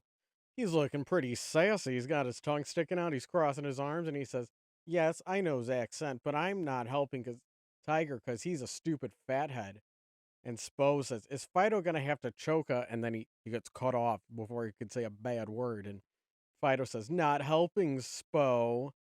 And this one's called Off to a Smooth Start. I believe the joke here is that it is not off to a smooth start, and this is actually a very ironic title. You see, because everyone is arguing and they don't want to work together. Wow, so it really isn't off to a smooth start. Hmm. I had a glimmer of hope for just a second. For just a second, So I was like, this is going a lot smoother than usual, but I don't know. So like, has this arc not started? Like, are we? Oh man. Oh man. Oh.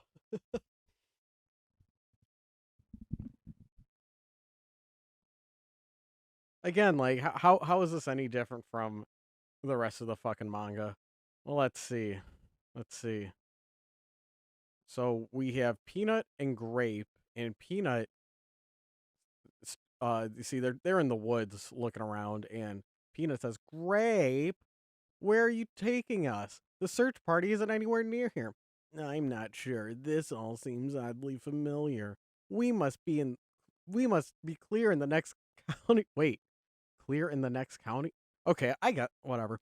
Sorry for getting tripped up on that." And so, Grape is knocking on the door of a cabin, and Grape says, "Hello, anyone home? Have you seen a little gray rabbit? I mean, a little gray rabbit."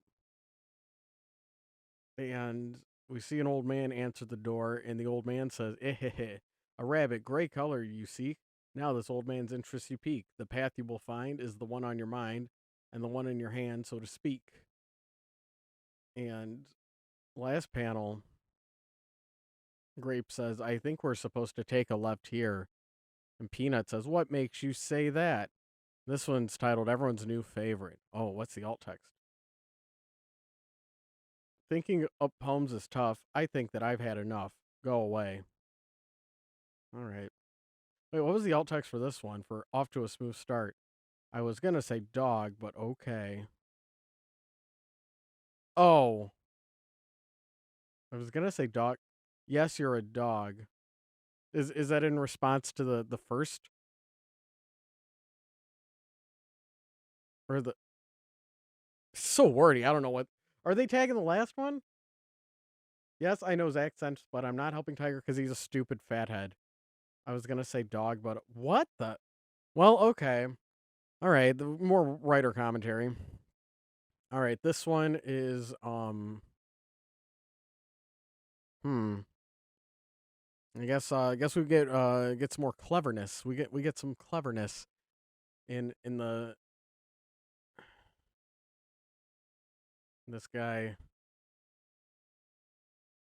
giving his poem, but it's not funny. So I'm not I am a bit confused.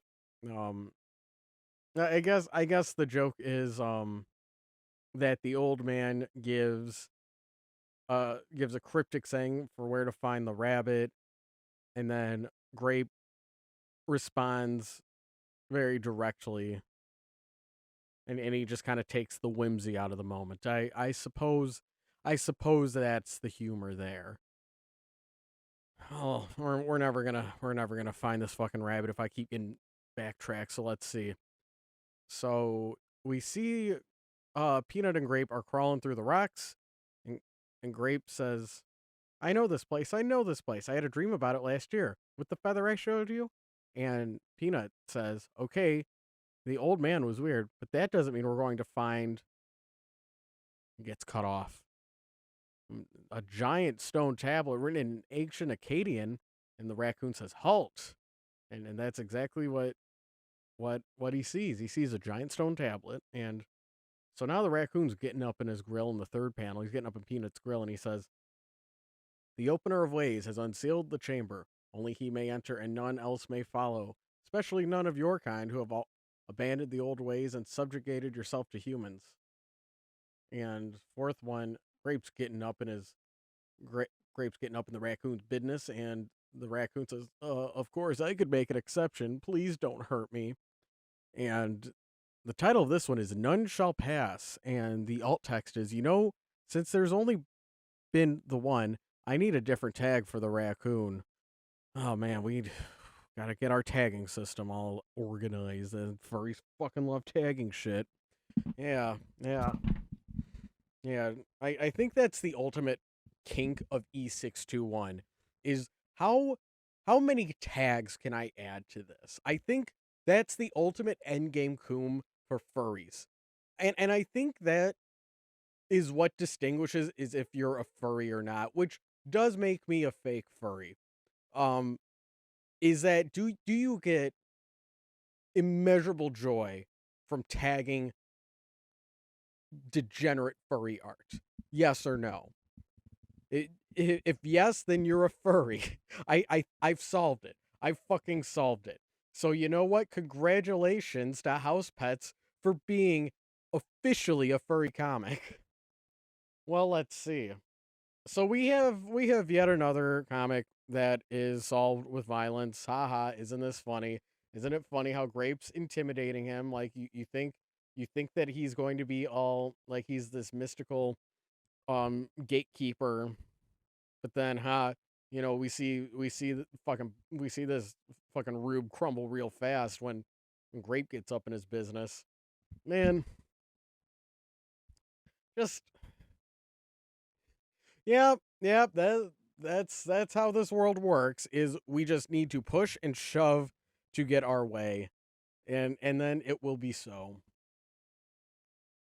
Oh, we get multiple. We get a long boy here. So let's see. So we open with Zach the Rabbit, and he's got a gay little laurel on his head, right? And someone from off screen says, "Zach."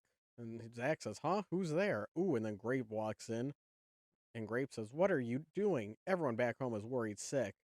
"I don't know. The animals pushed me in here and won't let me out until I usher in a new golden age. I didn't even think this forest had laurels." And Peanut walks in and says, "Grape, you said there would be an enchanted forest." "I did. That's what was in the dream." "Peanut, wait." "Huh? Who said that?" "Okay, there was this feather." "Dream?" Oh, here we go. And then we cut to what's his nut? Who the fuck is this? Okay, this is Sabrina the cat and Taro the dog. Okay. We cut to the two of them hanging out in another location, and what's her nut has green eyes, right? And a green dialogue balloon, so she must be telepathically communicating. So Taro the telepathic dog says, "This is what I've been warning you about. The gate must not be opened, for it will bring about the beginning of the end. This power Grape knows as Pete has transmitted a dream to her in order to put her at ease, thinking that his freedom is what she wants. Don't believe it. Pete is neither kind nor good. He is actually sort of a jerk.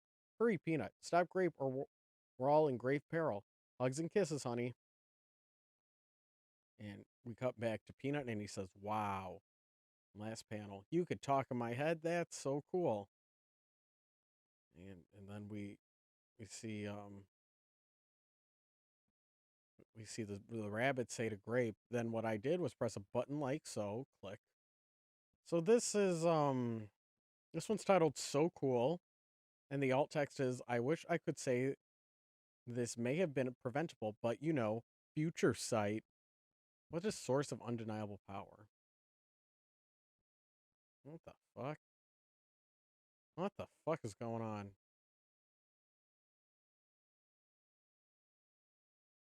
I feel like is there more text on these? Oh, okay.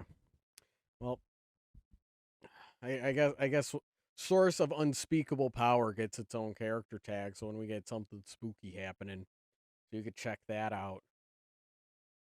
Um, I guess the point of this dialogue was Zach the Rabbit, him saying explaining like how he got in and he pressed the button. I guess that's to set up um the next page, but like this is supposed to be funny, so I don't know why you're like setting shit up, like why it's like, oh, let's offload some of the exposition in the next page. Um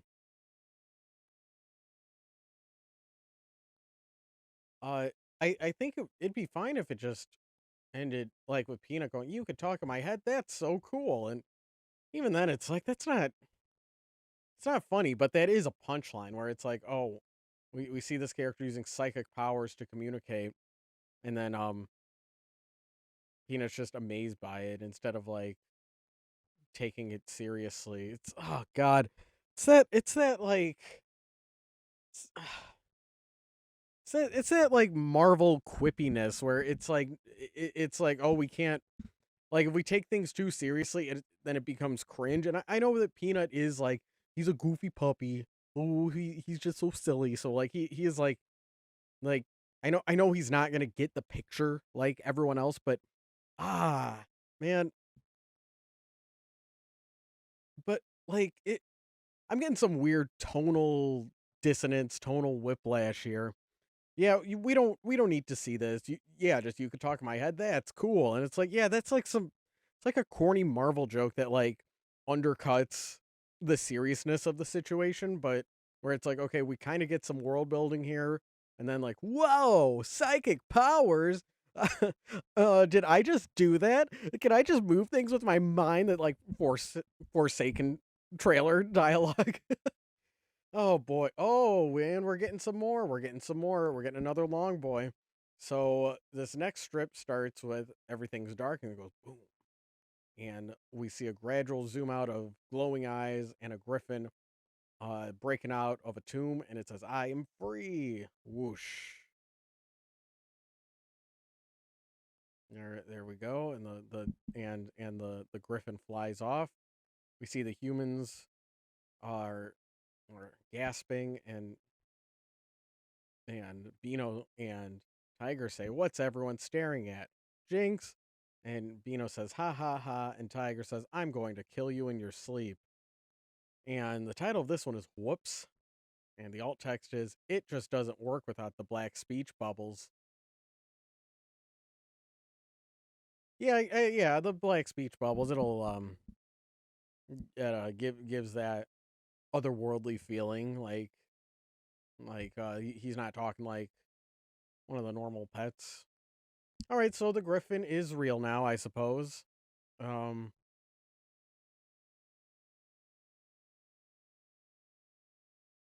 and okay, so I suppose Zach the rabbit freed the griffin, which is probably bad news as per what Taro the dog was saying telepathically. again, it's like I guess like to set up like, oh, the rabbit is they won't let me out until I usher in a new golden age, says the rabbit in the previous, and then he shows Grape that he pushes a button, and then next one is we see that goddamn Griffin breaking out. Okay. I don't know, it's like, yeah, spooky shit's happening. Like I don't know. I don't know. I'm not that worried about how he got there. Um all right, so the joke here is I guess this is okay. Yeah, whatever they say the same thing, Jinx. One laughs and says, "I'm gonna kill you in your sleep." Okay, all right, yeah, that's fine. That's fine. I don't think I totally understand why Beano and Tiger don't like each other. I is it just that like the two of them are assholes to everyone, and so like so it just makes sense that they wouldn't like each other. So it's one of those, hey, we don't gotta explain it. Of course they're jerks. We got some jerk on jerk violence. Oh fuck. Oh boy. Well, well, here we go. Here we go. Spot Professor explains Thanksgiving. That's how this next one starts, and it is drawn in the Spot Super Dog art style. Okay. Um, I'm just gonna read through these. I'm just gonna read through these, and if there's any panels that do not align with the dialogue, I'll let you know. This is the Spot Super Dog ones. Man, so fucking dry. I think I've processed my trauma. I think I've accepted that this is just part of the story. We just gotta get through it. All right, so let's see. Thanksgiving was first established in the caveman days, where have been where have been found cave paintings depicting the hunt of savage proto turkeys. There's a Thanksgiving turkey like the hand drawing, but he's breathing fire at guys with spears. Thanksgiving was carried over to ancient Druid tradition. Yearly, the Druids would thank nature for the harvest by stuffing prisoners inside wicker turkeys and burning them. This was adapted into a holiday in medieval Europe where instead of burning prisoners, they burned witches all year round without the turkey motif. Then the ancient pilgrims landing in America decided to reinstate the old traditions of hunting the turkey for Thanksgiving as well as burning witches. The turkeys, however, still needed their savagery bred out of them. Our founding father, Benjamin Franklin, desired to make the wild turkey our national symbol, but before too long, the extensive breeding campaign left turkeys dull and placid but much easier to hunt. So this year, remember to be thankful for our readily available farm turkeys as well as the pre-made, which effigies conveniently located next to each other in your local supermarket. And this one is called A Thanksgiving Intermission. And the alt text is also, we are thankful for our dull, placid documentaries. All right, so the joke here is um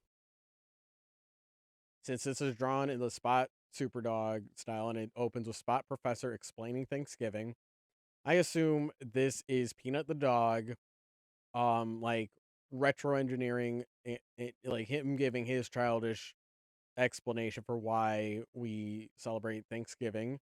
That is not true, and you see all of this freaking zaniness that isn't, it's not really accurate, but it sure is imaginative. Oh boy. Oh, Joel and Pete. Oh, the PETA guys, right? Right?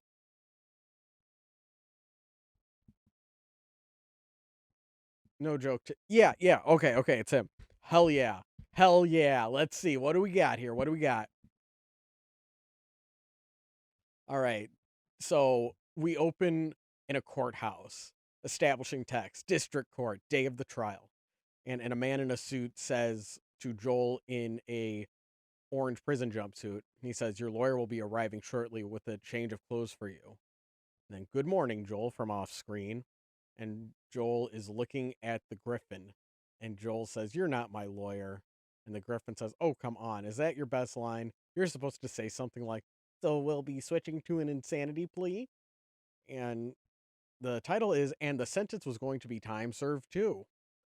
The And the alt text says, so will be. Nope, too late. You've ruined the timing. All right. Yeah. Um. All right. Yeah. Let's see where this goes. Let's see where this goes. Let's see where the hard hitting commentary on PETA goes. Oh no. Oh no. Oh no. Is this the TF element? Oh no. No.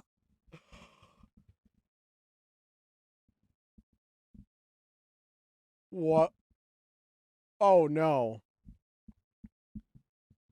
So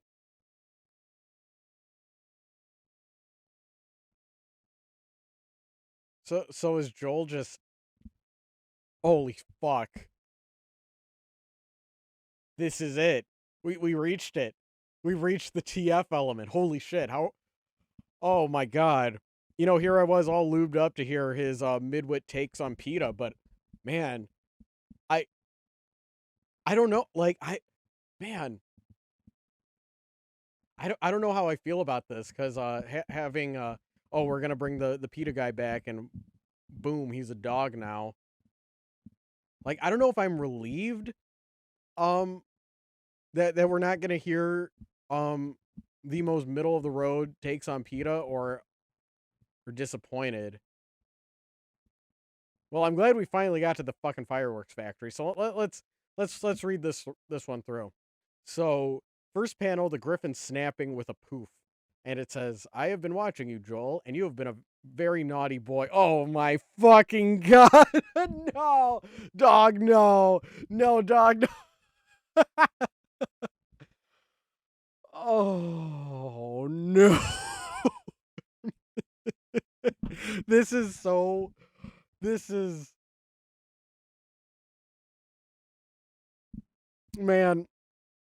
Like I knew there were people that read this for fetish reasons, but like, come on, dude. This is this this ain't even the author's thinly disguised fetish. This is the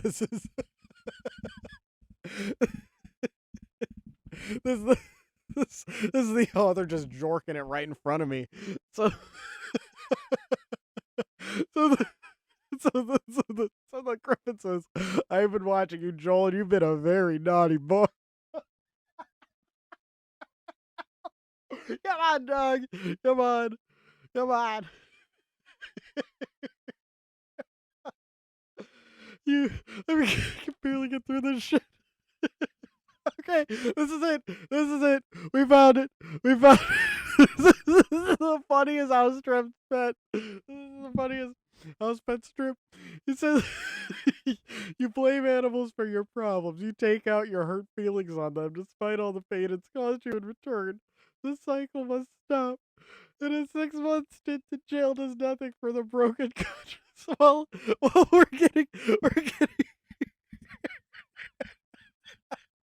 getting, at least we're finally getting some anti,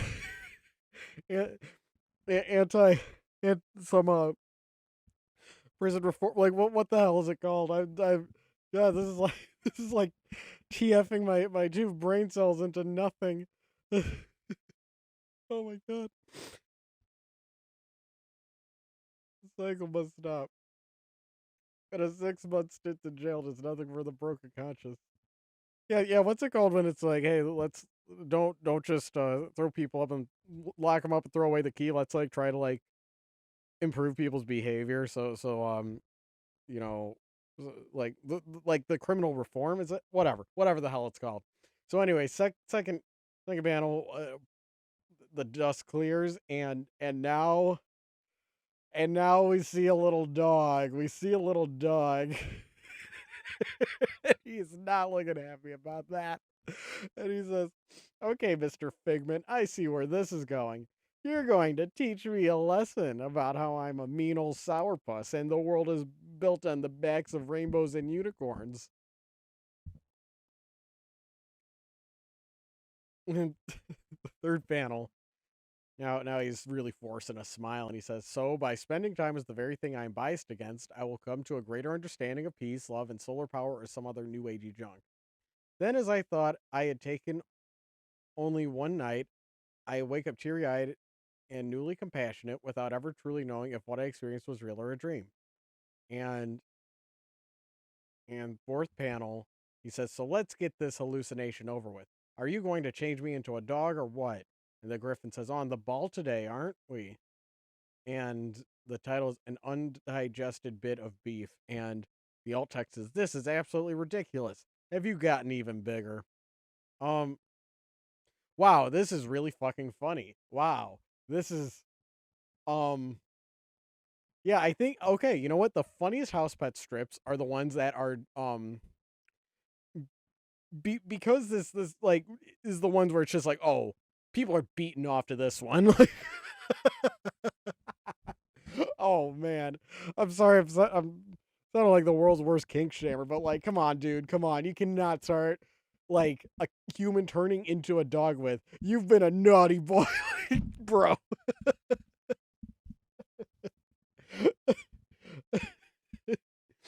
um, is there like a non fetish way to execute this concept? I also have to wonder, like, okay, because he was going, he wants human and animal separation, right? And he was, what the, bro? Like, how does he hate? How does he hate animals?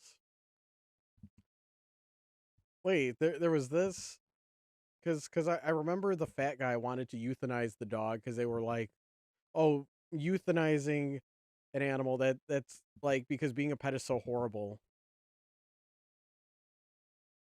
that like it's better for us to,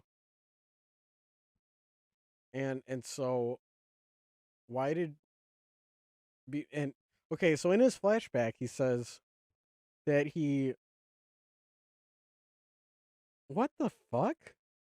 Okay, so did he join PETA because he hates animals? I Am I like not understanding this? Um, because he ran away from home with his cat and dog, but then the cat and dog ditched him, and and then he says to, um then he says to Fido, "I know deep down you're exactly the same as they were, animals." But like, but but but um but I'm so confused on like what is this character's stance on animal rights, because like I assume that like the Griffin, he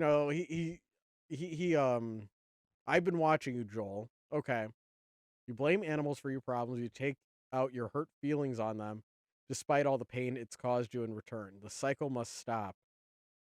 How does he take his pain out on animals? Because like I get the stance of like he doesn't understand animals. I understand that, or like, or he, or oh, he's like, he's so freaking kooky. He thinks that people shouldn't have pets, or he doesn't understand that not all animals want to be feral, and and but like what was his goals while working with PETA?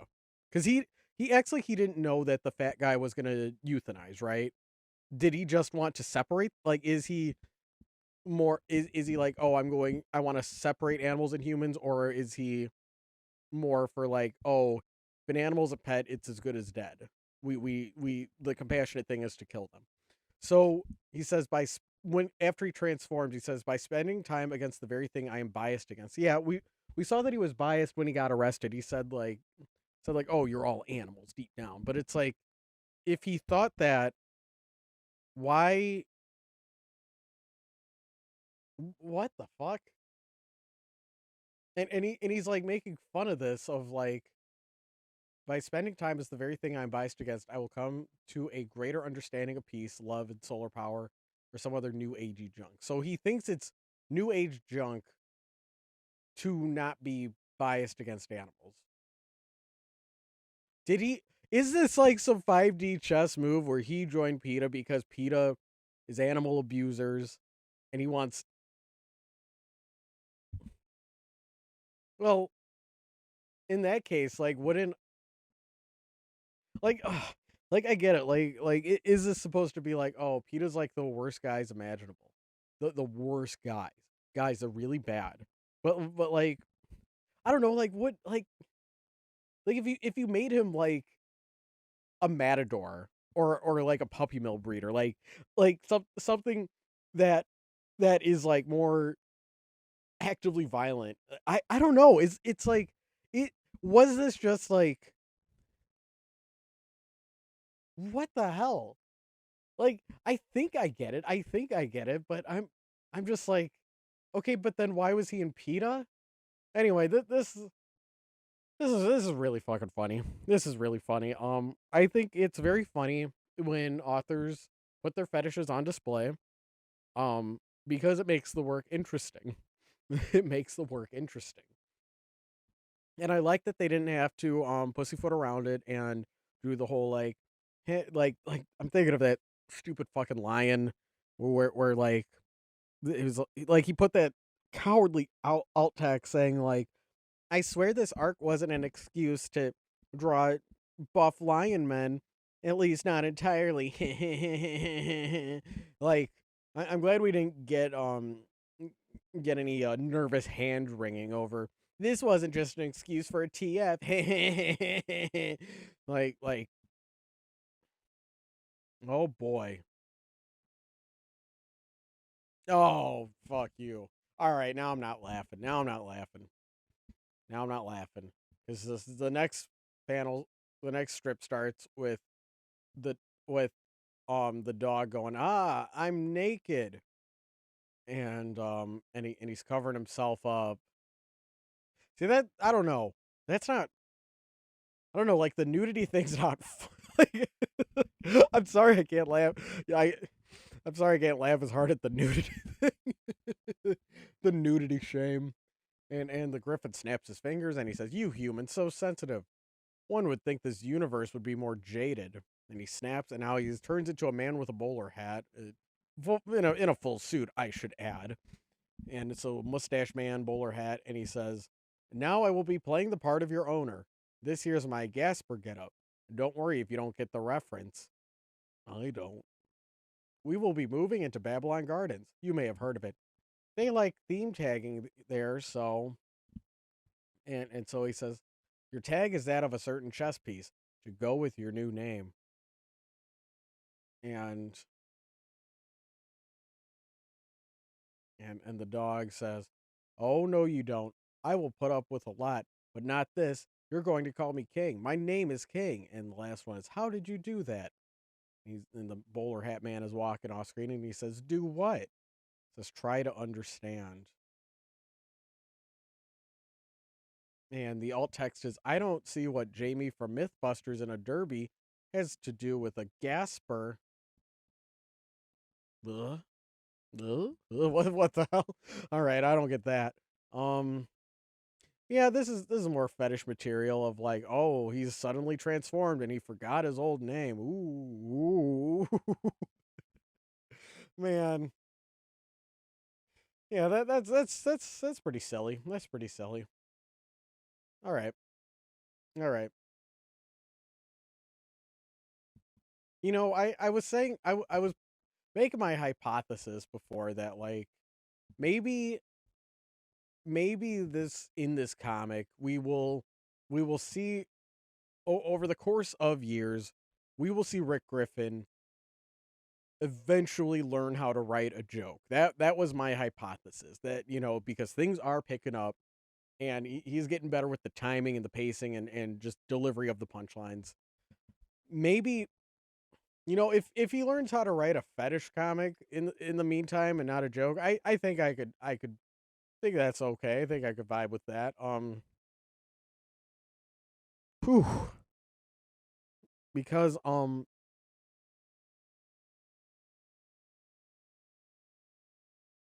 yeah, yeah, because that's more interesting than characters arguing. Oh man, I mean, yeah. Well, my I would apologize for laughing so hysterically at this furry fetish comic. I would apologize, but I know I'm gonna do it again, so it would be a very insincere apology. Hey, look, dude, I'm into some goofy shit, man. Like, please. It would be an improvement if I was into furry transformations. Oh man. Oh boy. And here we go. Here we go. And we are back to some fucking bickering. I'm just in case you forgot what we're really here for. So we open the next strip with Peanut on a comfy couch, and from off screen we hear Peanut, and he says, "Aw, Grape, you made me die again." That's Peanut talking, and then Grape walks in and says, "I'm serious. There's this weird Welshman moving into the neighborhood, and his name is Pete. Wasn't that also the name of the pet store clerk, the K-Pet DJ, the minister, the mall Santa, the neurosurgeon? I mean, you wrote a comprehensive list. Taro said we need to stop worrying. It's really, it's really real this time. I mean, look at him. Who dresses like that? Doesn't he seem like an impish prankster to you? I guess a little. But dressing odd does not automatically make one a magical creature." And we hear from off screen, Pete Pete the human now is saying everyone gets nauseous on their first astral jump. It'll pass, and Chess the dog is looking a little swirly. All right, this one's called Home for Christmas, and the alt text in 6-7 hours at most. Oh well, well. Oh boy, oh boy. Come on, man. Well, all right. Let's see where this goes. Let's see. Well, oh god, man, this guy's being such a sourpuss, man. Like, this king fella. What the fuck? What the fuck is going on? Okay. Okay. So from off screen we hear, what do you, and we open with King in the house, and it says, "What do you think you're doing, King?" King says, getting some food. I'm hungry. Pets aren't allowed to eat whatever they like. Your food is the leftovers of human food. Comes lukewarm in a bag. Huh. You think this is gonna make me empathetic, Gramps? I ate this stuff once when I was a kid. Really isn't half bad, especially with the enhanced sense of smell. And I liked awful even before you gave me this body. You're gonna have to try harder than that. And fourth panel, we hear from off screen. What do you think you're doing, King? And King says, going to the bathroom. And the title is Munchies and Crunchies in here somewhere. The alt text is, but it's cold outside. Uh-oh, so now he's gonna have to learn how to use the potty as a dog. Uh-oh. That's pretty embarrassing. Um that's like a that's like a subsection of TF, like, right? Where they transform and they are not happy about it. Yeah, I guess I should have seen that's the kind of TF house pets would do. I guess I shouldn't be too fucking surprised that that they're gonna do the pouty TF instead of the, oh yeah, fuck yeah, I'm a dog. I get I get I get I get my meals, I get my zoomies. I can piss wherever I want. Instead we're doing the grouchy TF. We're doing the groucharoos. All right. So Jesus Christ. All right. Well, so from off screen, we hear, so enjoy your first trip to the vet. Go cool off in the snow until the shots stop hurting. I have something I need to do. What the hell? So, King says, yeah, thanks. You always know exactly how to make it all better. He says, what's the point of making me suffer this anyway? I can't eat what I want. I can't go where I want. It's the same as prison. What's the point? There is none. Nice going, King. Now you know the truth, and the truth is that the world is a terrible and hateful place, and everyone suffers alone. And fourth panel, we see the wolf approach him, or Fox, Fox the dog, right? Well, we have some pony approach him, and he says, "Hey there, new dog. You want to fight over a squeaky bone?" Um, okay, wouldn't this like validate the animal separationist if they're showing like, wow, doesn't it fucking suck when you have a human? Yeah, like, no, maybe he'll change his mind now that he could play with the other dog.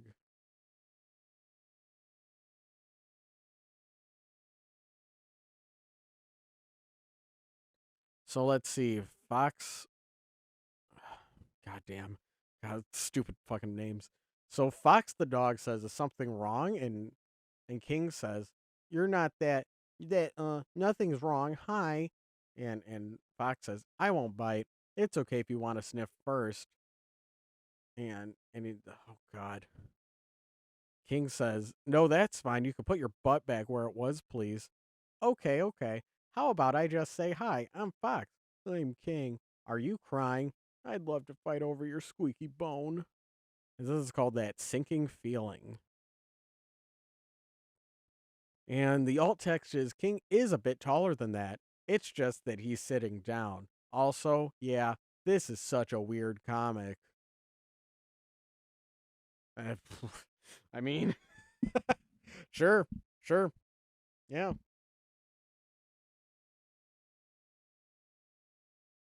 yeah. Um, is he gonna learn to love being a dog or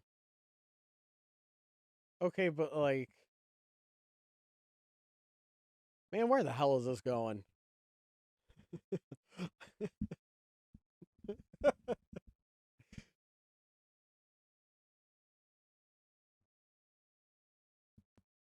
Okay, okay, found it. Sorry. I had to, had to look up this ancient meme that flashed in my mind. It's a picture of a guy on a train reading 50 Shades of Grey, looking pretty grossed out. I remember somebody reposted this with the caption, "Man, somebody's not happy with that plot twist." Like I feel that I feel this I feel this so much. Man, like I, I'm certainly not happy with this plot twist. Like it was the one I've been waiting for, and I'm just like, what the fuck is going on? What kind of message are you sending? Oh my god. Oh, let's see. So we have the two. So we have Fox and King laying the snow, and and King is laughing, and he says, "Ha ha ha, man! I haven't had that much fun doing absolutely nothing in a very long time." And and Fox says, "Poof, it's nothing. I just needed to get out of the house while Dad's fuming." "Huh? Over what?" "Oh, PETA tried to kidnap me earlier this year, and apparently one of the guy's dad caught escape from the courthouse on the day of the trial." "Oh, that must suck." I'm not too worried about it. It's not like the guy is gonna show his face around here or anything." And but then he continues, "But if he did, would I ever show him a thing or two? I would grab him by the throat and but then King cuts him off. Ah ha ha, yeah, that is such a thing you would do. So how about that squeaky bone?" Wow, more violence. More violence. More violence. Oh, are we gonna are we gonna have a liar reveal story? Are we gonna Oh, fuck no. Fuck no. I am not happy with this plot twist. Oh, no. All right. So the title is Peace on Earth to Men of Goodwill. And I think the joke here, I think the hee hee funny joke, the title is referencing peace on Earth, but he is not being very peaceful. And the alt text is, this is the second time Fox's thoughts have been interrupted by uncomfortable laughter intended to conceal something. What does it mean? Uh, yeah, it's your OCs are real fucking quirky. That's what it means. And so King is talking to Fox, and he says, "Fox, I wanted to tell you thanks." Huh? Whatever for? And oh boy. King says, "Well, things have been changing, so to speak, and for a while there, I'd given up hope. But you reminded me what it all used to be like when I was younger and happier. And I guess there's some hope after all." And and Fox says, you don't have to make a blockbuster production out of it. You're a good dog. In fact, you should come hang out at the good old dogs club. Everyone will love you." I guess it couldn't hurt. And Christmas Eve, we see Beano saying, "Ha, gotcha, good, gotcha, good, didn't I, shorty?" And we see King is holding an exploding present, and it's labeled catnip. And the title is "'Tis Better to Give," and the alt text is "Transition Pow." And he says, "I guess it couldn't hurt" in the third panel, but then it does hurt because he got a box of exploding catnip. That must have stung. Oh boy. Oh god. Oh wow. Oh, the argument's gonna really ramp up in this one. So, what's his nut? Fox is arguing with Beano, and King is in the middle, and he looks like he's about to cry. And Fox says, "What did you do that for?" And Beano says, "What do you think? A guy named King prancing around like he owns the place? I'm getting sick of your attitude. Not everyone who disagrees with you publicly is vying for your position." "Oh, you want to say that to my face? I am. God, this is like this is like exposure therapy for everyone that grew up with parents constantly arguing. Like, this sucks, dude. This sucks. Oh man. I am saying it to your face. You're always saying it to my face. You're all like, "Beano, we shouldn't pick on Peanut, but you go with me anyway." "Because you're my friend." Though sometimes I seriously wonder why. And then King says, screams something, but it's censored.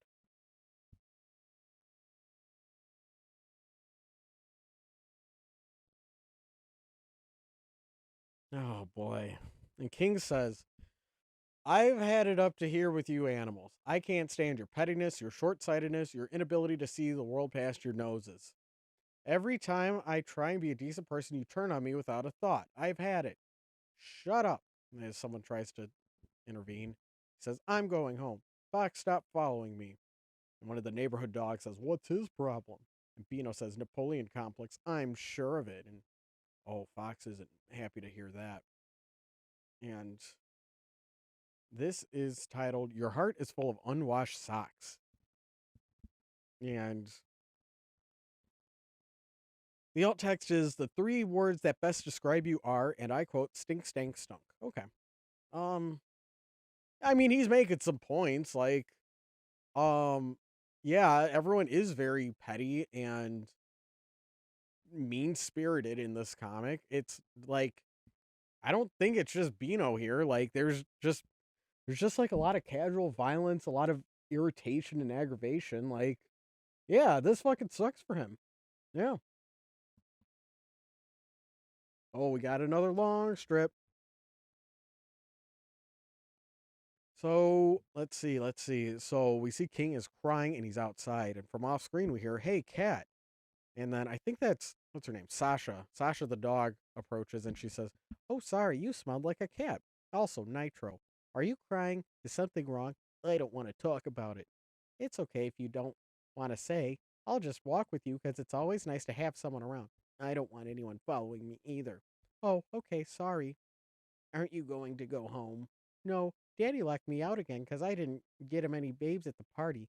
I think he just forgets when he's mad. And we says, scooch over. Oh boy, it'll be like a sleepover, except without beds or pillows and it's freezing cold and there's no food. And the title of this is Since We've No Place to Go.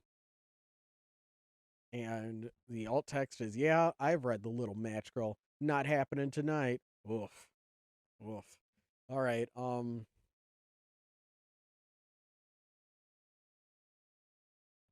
Man, this is miserable. Um, so at what point is it okay to start shipping them? Because he like just turned into a dog. It would be pretty fucking weird if they start dating like, day two day two of that. I don't know. I don't know. Hmm.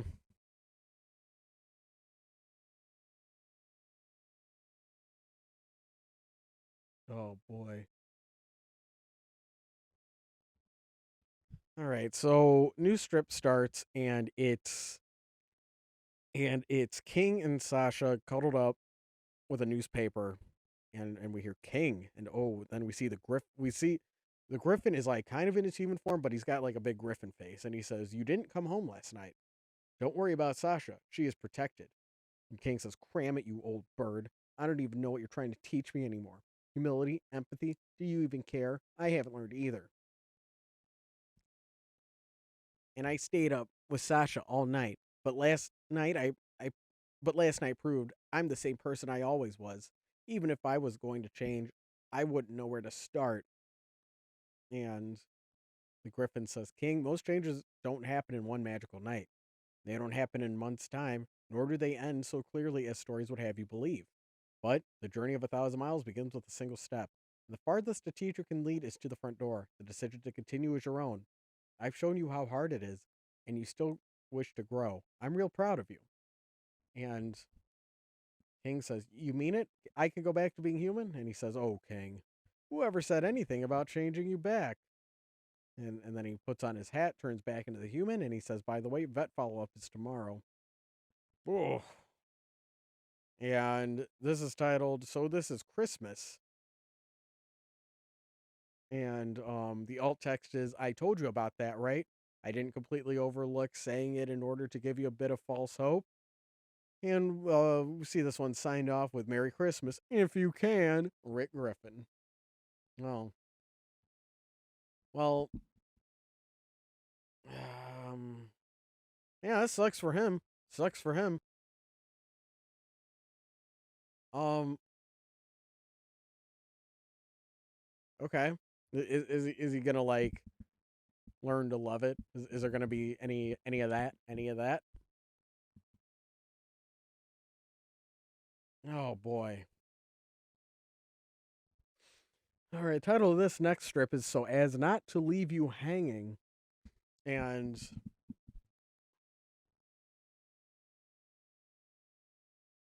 from off screen we hear, "King, I couldn't find you anywhere last night." And King looks and he approaches Fox and gives him a hug. And he says, "I'm sorry I yelled." And he says, "King, it's okay. You're so cold. Is there anything you need?"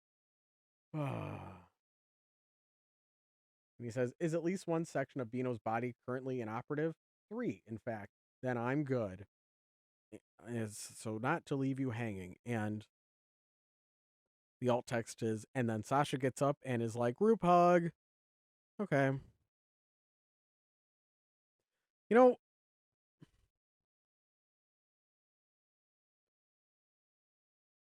there's been I feel like the characters aren't like the personality of the characters, like they're all very similar.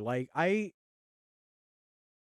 could see like I could see Grape seeing this, like saying this. Like it man,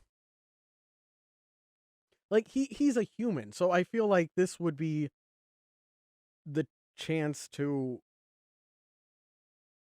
like do something different with the dialogue and really distinguish him. To emphasize the fact that he is formerly human. I think there's things you could do to like just give a little more variety to the characters. Um, like yeah, I could see this with like any two characters having this exchange. Like I guess Peanut is like he talks a little more baby because he's the goofy puppy, and then there's the one girl dog that starts all of her sentences with "Hi, I'm Daisy." But like I don't know, it's like it's like, is there anything you need?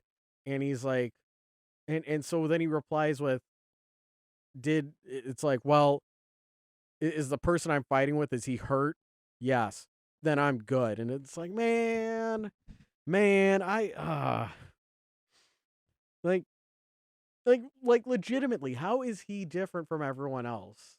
Other like it's like I know he used to be human, but it's not like he's acting any different. And like why is he so fucking like oh yeah, he got like pranked at the party, and then these two blew up, and then he blew up.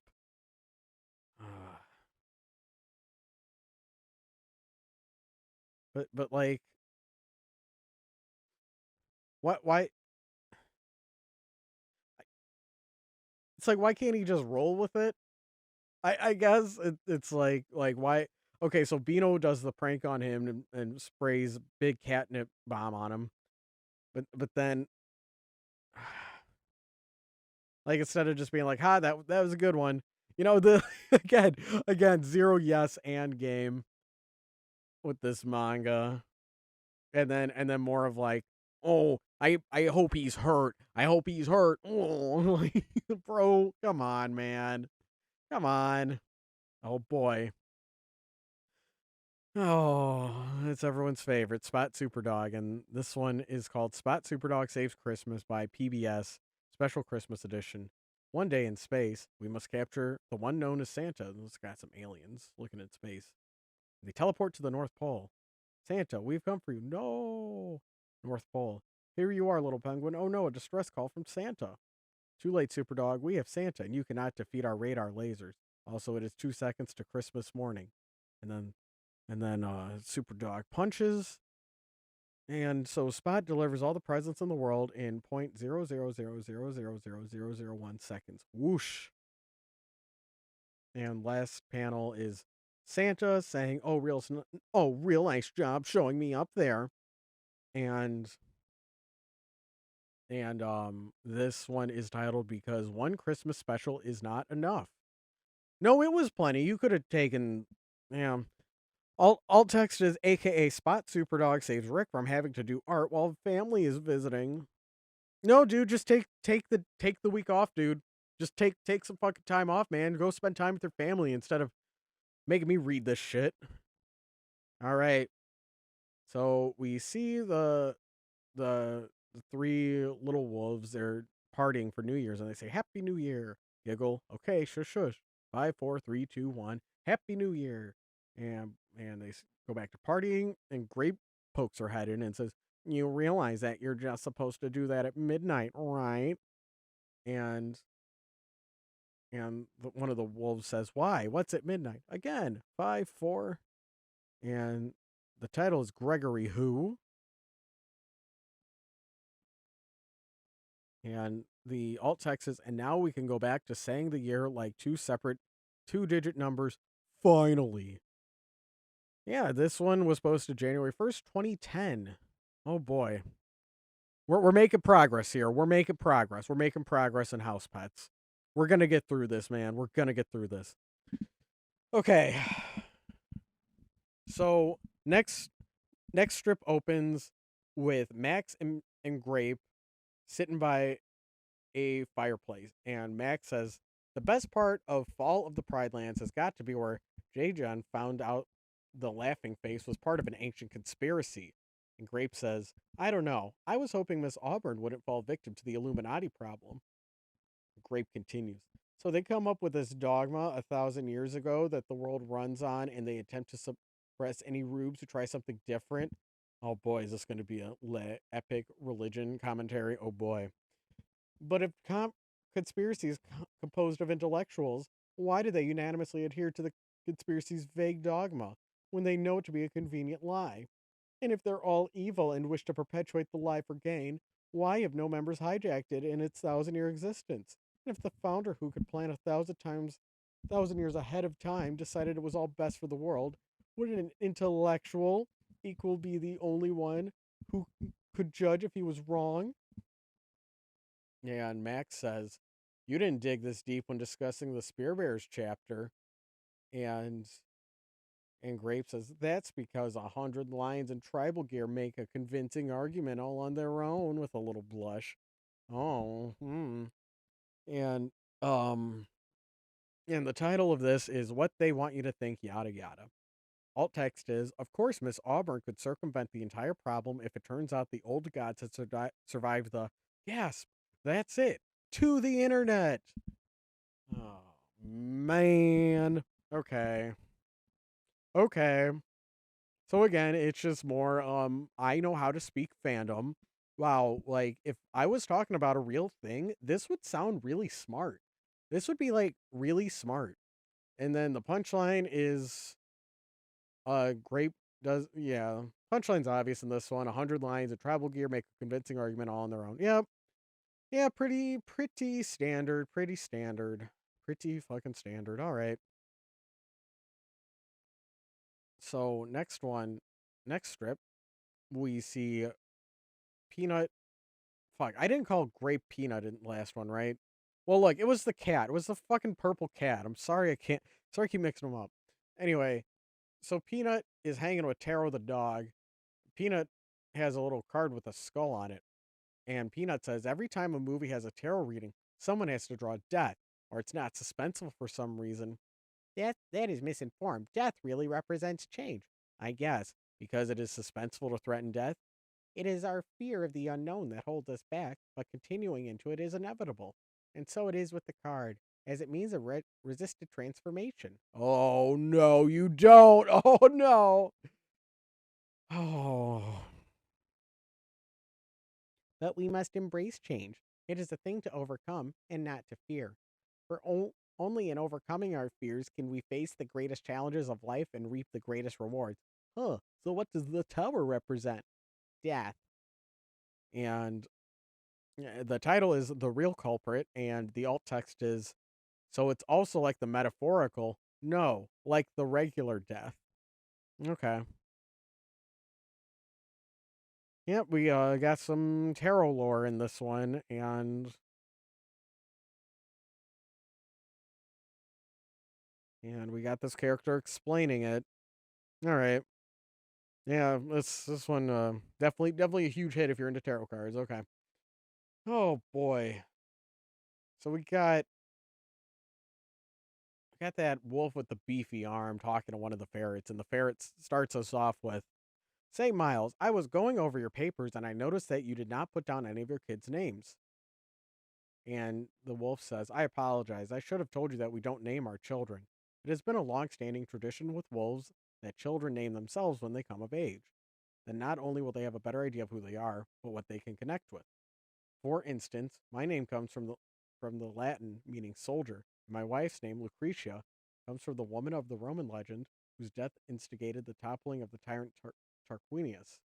And the baby wolf, one says, "I was thinking of Death Axe." The other one says, "I'm going to be Space Laser." And the Papa Wolf says, "You also see why we try to put this off for as long as possible." And the title of this one is "Nor Hand, Nor Foot, Nor Arm, Nor Face." And the alt text is, "I have no idea why we have fixed names. It doesn't make much sense to me. Besides, I always wanted to be known as Excalibur. You have to shout it and pump your fist." All right, Excalibur. All right, well, I see you're still signing your stuff as Rick Griffin, so I will politely keep referring to you as Rick Griffin I until I get the memo to switch over. All right, so we see two humans at a bar, and one human with a mustache is saying, Celia, what are you doing here?" And blonde woman replies, "It's a free country. What are you doing here? Last of the estate dried up. Investments turned sour again. I'm back at zero." Same. I would blame the government, but have you seen what our stymied cash injections have been up to? And we see on the TV, we see a ferret. And the ferret says, so it turned out that Rock had accidentally purchased 20% of Shiny Paperweights and Long Narrow Tubes Ltd. Incredibly misleading name, by the way. Since a lot of our investors tail our purchases, by the time we pulled out, the stock was worth another billion. And crunch sound effect, and the woman says, "Did you just crush your glass in your hand?" The man says, "Call an ambulance." Title of this is Easy Money. And the alt text is, so that was this morning, and since we had an extra billion, we invested in another fleet of rocket cars. All right. So the ferrets just keep getting richer, and the two humans who got a smaller slice of the inheritance, they're down on their luck, and they're seeing how the ferrets are doing well. Okay. Um yeah. Yep, sucks for them. Sucks for them. Sucks for them. Oh, too far, too far. Oh, oh, oh.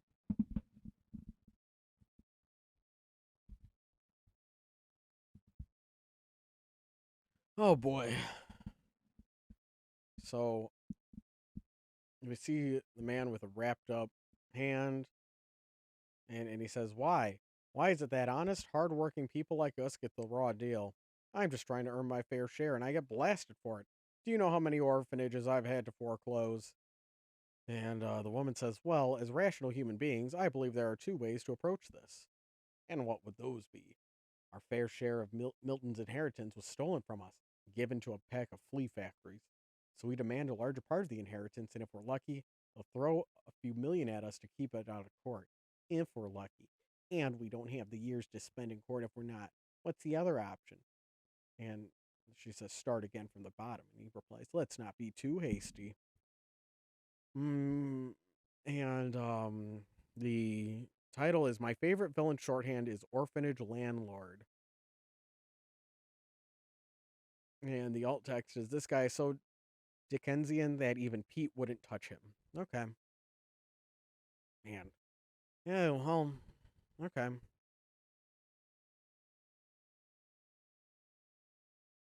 And a lot of orphan references. A lot of orphan references in this. Um well, let's see what they're cooking up. Let's see what they're cooking up. Okay, so we see the two of them are now outside at night. The woman starts with, now I, being a rational human being, consulted a lawyer about demanding a larger portion of the inheritance the moment we left the reading. And how did that work out for you? Not so good. Milton covered his two rats too well. He partitioned the inheritance to a large number of people to defer grabbing hands lawsuits, so the ferrets ended up receiving only 40% of the total estate.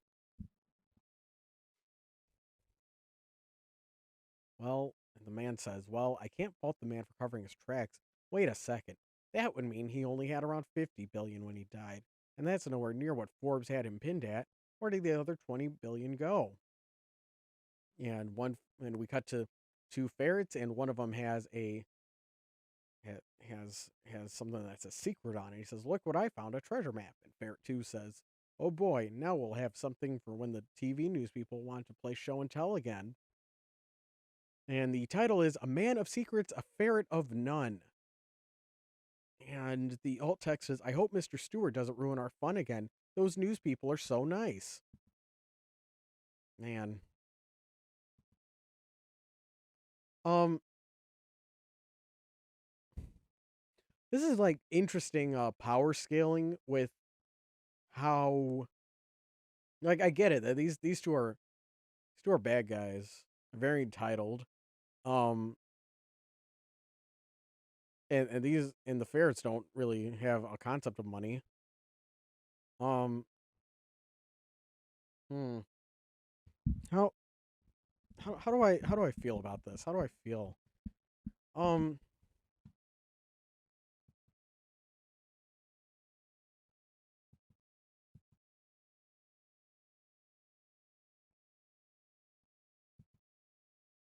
well, I think it's just this, like, I don't know.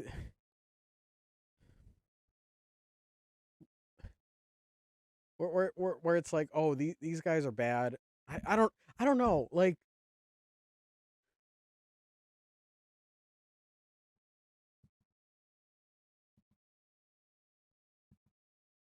cuz you can have characters represent um bigger societal issues where it's like, oh, these are the stand-in for what's wrong with the world, and we're going to fight against this.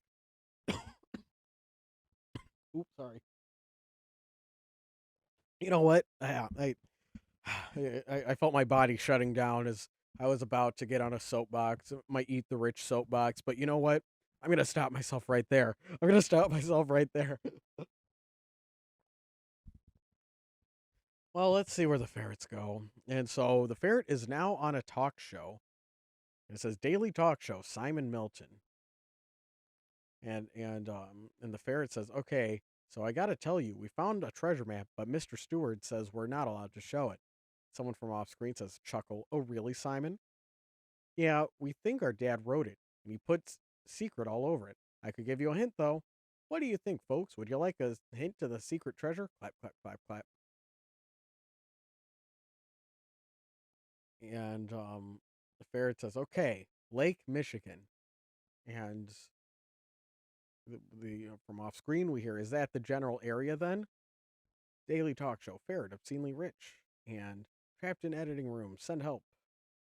And boy, so then we cut to the man and woman from the previous strip watching TV, and um and from the TV we hear, "No, that's the one place we know it's not." And the woman says, "And 10,000 flights to O'Hare are booked and immediately canceled." The man says, "I don't think so. The line was busy." And the title is Pool of Tantalus. Um, Alt text is okay, okay, another hint. If you play connect the dots, it looks like a bunny. Um, oh boy.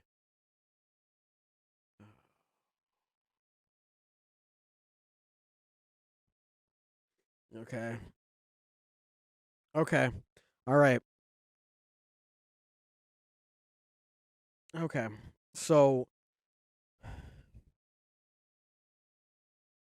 so we see the man and woman in a shadow. They're standing over a table with a lamp, and the man says, "It's been a long time since I've done some old-fashioned burgling. We need to get that map. You dragged me here for this. Celia, if I pull this off myself, you know somehow you'd know somehow and blackmail me. That's true. But if you're going to break and enter, why this and not easy money? Potential earnings here are billions, and the money is off the map. If I get away with this, there are no traces. I think you're foolish for even considering it. It's too late to back out now. I already gave I already have my larceny gloves out. I noticed." And the title of this one is obviously the wisest course of action. And the alt text is also, "I already paid deposit on the shabby apartment." Oh boy. Oh fucking boy. And so we see a map. We see a map, some crosses, question marks. From off screen, we hear, "Here's the plan. We will be in radio contact, and you will make sure I stay orientated. I received a tip from one of the gardeners that the map was being held in the same place they found it, the junk room." "Simple enough. Where is it?" "I haven't the foggiest. However, I have been able to rule out a number of rooms, including the pool room, the game room, and the bedrooms. That leaves 24 rooms to check." "That would take far too long." "Exactly. First, I will have to case the joint. I have many personas available for just the occasion, including one, I think, which will be perfect for the job."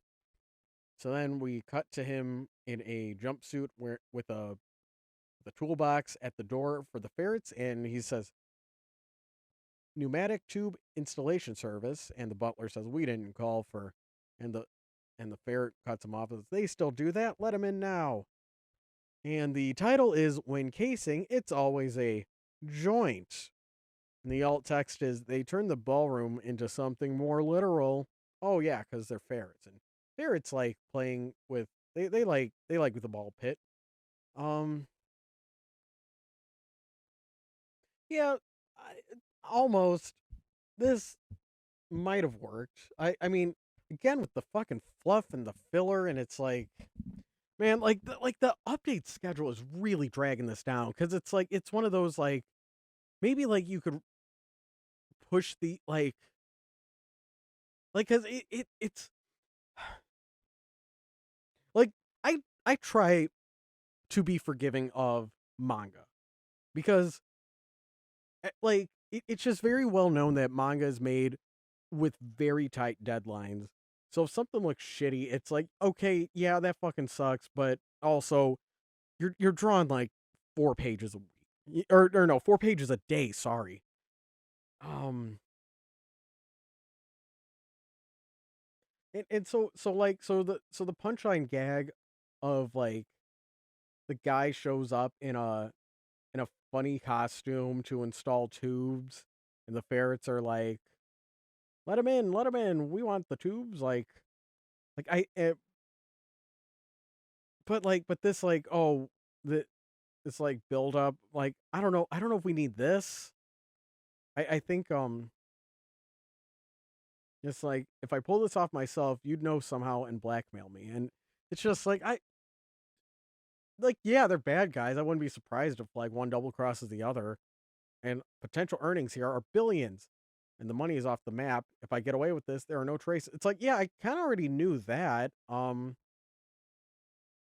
It's like, yeah, it's like a map to hidden treasure. The end. Like,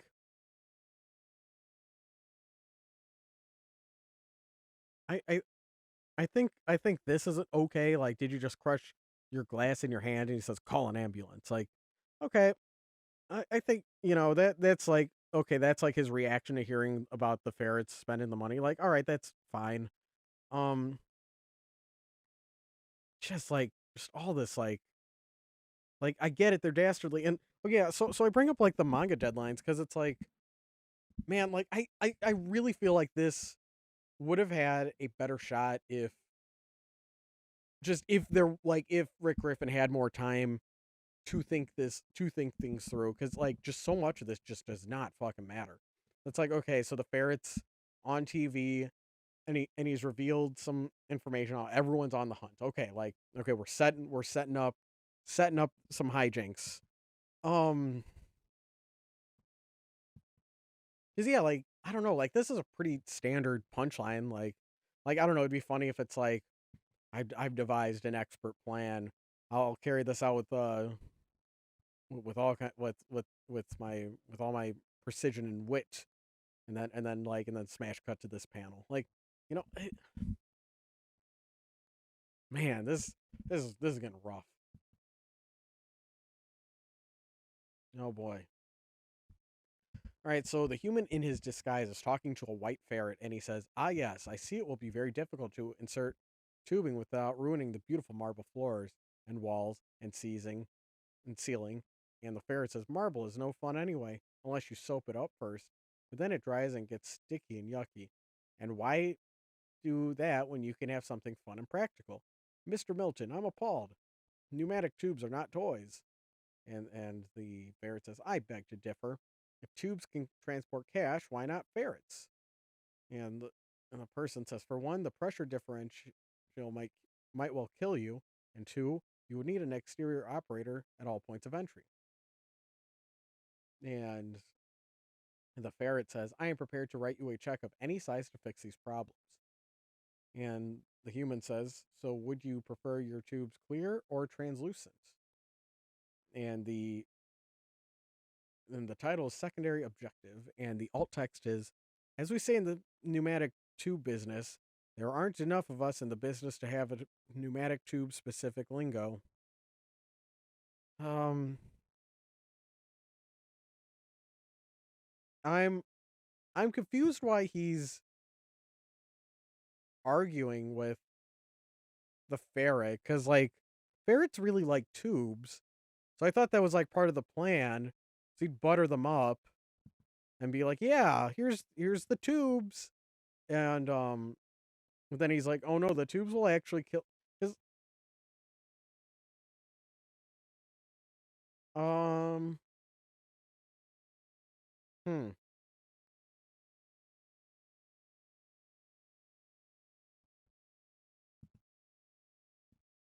All right. All right. So our next strip starts with woman on a cell phone sitting in a chair, and she says, "You actually have a pneumatic tube company?" And on the phone we hear had. Once the price reached net worth, he just bought it out. I thought you were at zero. And who else needs pneumatic tubes? Touche. What's the next step? I'm going to get that map tonight. Then we'll use the cash influx to go treasure hunting by the end of the month. Nothing could possibly go wrong. And as he's saying that, somebody else in a burglar outfit is picking up the secret map and whistling. Okay. The alt text is taking off my beard on the side of the road so a van doesn't have to be drawn is the best idea now. Taking off my beard on the side of the road so a van. Okay. The title of this one is Huh. Wait. Okay, so he took off the beard. So the side of the road. So Rick Griffin wouldn't have to draw the van. Okay. Um, I'm going to get that map tonight. Then we'll use the cash influx to go treasure hunting. Nothing could possibly go wrong. Um, and then that's him in the burglar outfit, right? I thought that was the joke that it was like the butler, but no, it looks like it's him in the burglar outfit stealing the map. It's not like okay. Well, so woman's in the chair and it's still on the cell phone, and from the cell phone we hear we might have a small problem. Celia speaking. Oh, really? I thought you said nothing could possibly. Shut up. Everything was fine until they had a guard change in the middle of the break in. Shouldn't that make it easier? They're wolves, Celia. Wolves? Yes. You mean metaphorically? Yes, Celia. I called you at a very sensitive time just so I could impress you with my vivid metaphors inspired by a guard ship that is so competent and savage that I could make the assessment from a high angle 100 yards away. Really? Are they goose stepping around the atrium or just talk me through the other escape route, he says. Okay. And the title of this one is Oh, There We Go. And the alt text is, by the way, I was being sarcastic. Well, if you say so. Okay, our next strip starts and looking all blacked out. I've removed myself from the frame so you can get a better look at this. And we got some shadows saying, "All right, into the small door on the west side of the room. This one? I can't see you, dummy."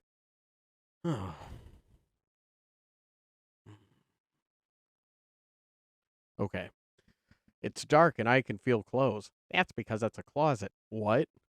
That's right. In about 5 minutes, I'm going to call the estate and let them know you're here. That is, of course, unless you agree to increase my share 20%. Um. Okay, so we got some angry eyes talking, and now, and then last panel we cut to the ferret, and the ferret says, "Mr. Stewart, I had a dream there was a lot of muffled bad words coming through the ceiling. What again?" And the title of this is Among Thieves, and the alt text is get a drum roll sound effect for that alt text. Come on, come on! I gotta see your fucking hilarious alt text. Come on, come on! No, no, no, no, no. Sorry. Oh, Spot Super Dog, of course. The only thing in this comic that can. Okay. Okay, sorry. Well, the alt text is, and when I woke up, my pillow was missing. I think that's referencing the trope of like you dream about a marshmallow and then your pillow's missing. Well, I wonder how cultural that reference is because I know I read a thing where it was like um the dream where your teeth are falling out. That one is very Western and each place will have like a most common nightmare. I don't know like how well this joke like if this joke translates, but yeah, Among Thieves and No Honor Among Thieves. That's I'm guessing what that's the title referring to. And now and now our next strip. Now our next strip, we are on to some Spot Super Dog. Spot Superdog in intermission. Are you ready for a breather? Some battles take long, though rarely. Punch. Spot Superdog's punching a guy, and he says, "I'll say." And now, why is he at a movie theater? I don't get it. Um, the intermission of Spot. Okay, the intermission of Spot is the title, and the alt text is meta in all caps. Okay, so we get the let's go out to the lobby. Let's out go to the lobby. Surrounded by little musical notes, so you got to sing this one. So and look at the prices for the food. Popcorn $65, soda $122, candy firstborn. Okay. Okay. Yeah, that's a witty commentary on how expensive movie treats are in America, I suppose. Is Rick Griffin American? I don't want to assume. Okay, well, and and so Spot Super so they're in line getting their popcorn. And Spot Superdog says, "You may wish to take this time to stretch your legs, go outside, maybe do your homework and not goof off playing video games." And the bad guy says, "My popcorn tastes like degreasing spray." Wait, this is a comic. Why do we need an? And then Spot Superdog punch. He punches him because the gray dog was about to question why they needed intermission when it's a comic. And the all text says meta. Because, oh wow, isn't it like really meta that he's calling out the thing? Okay. And we solve it with violence, as we do in House Pets. Oh boy, we get more characters in the dark, so who knows who's saying this? Who knows? And the title of this one is now back to the show. Okay, so we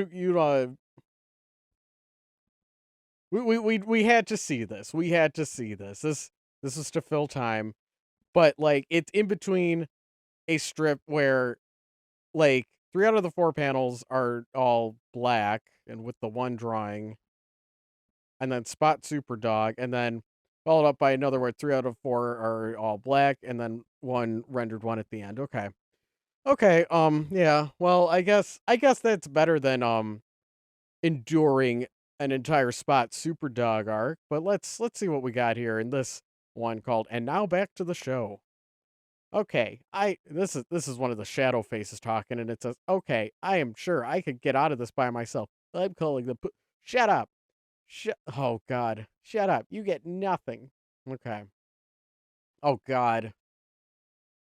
Oh God, that alt text. Oh, it says, "I just got finished reading Hi, I'm Daisy, Metal Gear 3 comics, so you can read that initial okay like Snake." I know that artist did like a Persona comic. That's I don't know the Metal Gear reference. Sorry. Sorry, this is turning into a rich cavalcade of references I don't understand, but I'm sorry. All right, second panel. Never mind. I remember the floor plans, I think. There are secret passages all over this place. Eccentrics love that sort of thing after all. I mean, I bet I'll run into half a dozen just by walking. Aha! I'd know that sort of sliding panel anywhere. This must be that tunnel to the other side of the house. And then we see his feet dangling from the ceiling, or it could be unfinished storage. And now back to the show. Okay. Yep. All right. So now he's scrambling it in the ceiling, and he says, "Okay, I can handle this. All I need to do is crash," and he crashes. Cough, cough. Odd. Why has nobody come running for me yet? And we see a ferret in a sock and saying, "There's no way out. There's no way out." Crash, crash. He's crashing into things. The title of this one is "Hiding a Tree." Okay. Okay. The alt text is "Darn you, tube sock." All right. Oh boy. Now the thief is the alt text says special guest appearance by peanut butter and grape jelly sandwich. See, because later on the ferret's making a sandwich. Okay. But then that's also the name of the main characters here. Wow. Okay, so I think we're getting a little ahead of ourselves. So, but the thief says the kitchen. Oh, Jesus Christ! It's all text. Shoo! Get out of there! Shoo! Okay, the kitchen. If I could get into the pool room, I'm home. Oh, click. But then the lights turn on. Click. The ferret yawn. Big sleepy ferret yawn. And he gets grape jelly and the bread. And he's making a sandwich. Much, much, much. And thief is standing still. Well, that was glow. Ah! And the ferret says, "Just kidding. I saw you when I walked in." Oh, okay. That was a. All right. That's a decent twist, I guess. All right. Snack time. That's the name of this one. All right. How's the ferret gonna solve this one? That was fun. I'm texting the guards now. Ah, gotta make it to the pool. Gotta make it to the pool. Aha. And and then we see the guard dogs holding him as he's about to make his getaway, and the guard dog says, "Nice try." Okay, this was an interesting use of the paneling. Okay. You think he's made his own free, but then they kind of use the fourth panels to zoom out. Okay. And the title is "Let's Get This Over With." I I don't know if that should. All right. Uh, bad guy in kitchen heading for pool. Thanks, bye but it's like written in early 2000s texting lingo kind of style. Okay. Oh, we got more Valentine's card. Quick Valentine's bonus. Ooh, bonus one. Oh, maybe this will make the Spot Super Dog panel. Maybe that'll make it worth it. That we got a Valentine's bonus strip. All right, so we have King, and he says, "Here's my obligatory pre-fashion card for blank day. Now stop bothering me." Um, again with there's you could use this for grape as well. I I feel like yeah, like grape and maybe Beano could also fill this. Like I don't know. I feel like that is a problem with this strip is too many of the characters sound similar. Um and yeah, and just like and this one really stands out because it's like well, it's just the one like Valentine's card prompt like that's so easy. Like where I feel like you could do like a transformation joke, so a PETA joke, um a joke about how he's got to pee outside now. Yeah, you've transformed my heart, Valentine. Or gosh, yeah, what's like a good like peeing like cuz that was a big plot point. It was no potty for you anymore. Hmm. Hmm. Well, I guess I'll leave it to the diaper furs in the comment section to think of one for that one. All right, so next we got tarot, and it says, You're already my Valentine. You just don't know it yet." Okay, now you do, obviously. Yeah, I guess that's distinct enough. I don't know. I don't know. Like, I don't know if like this like if it was just this without the okay, now you do, obviously. Like I get that it's like that she's like a little bit ditzy and she also has these cool psychic powers, so it has that gap moe. But like it's just that like kind of Marvel-ish writing where it's like you gotta like undercut everything with a joke. And yeah, it is this is Valentine's card, so it is supposed to be a joke, but it's like I feel like just I don't know, it's just like I'm seeing like a lot of the greater flaws of house pets manifesting in this. All right. So we see the keyboard cat. I forgot his name, and he says, "Be my passive aggressive object of awkward and unresolved feelings, which hinge on my current state of emotion, or else." Um, be my yeah. I forgot what the hell was his deal. I already forgot. Um, yeah, there is like a lot of like over explaining where it's just like, yeah.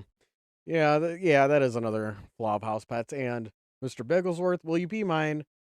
Please check one. Male, female, unsure. Okay, this one was good. I think this one is I think this is the best one of the four. This is a, playing, we're playing to both the character and the holiday, and that is the fun of doing these little Valentine's cards. Um, and let's see, in the alt text is House Pets is not responsible for hurt feelings, arguments, or breakups resulting from the delivery of these cards, but most likely he/she will be very impressed. Okay, okay.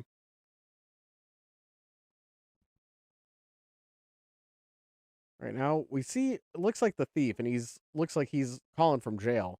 Says, long story short, I tried to convince them I was hired to check their response time, and it didn't work. No thanks to you. And we see I think that's Celia on the phone.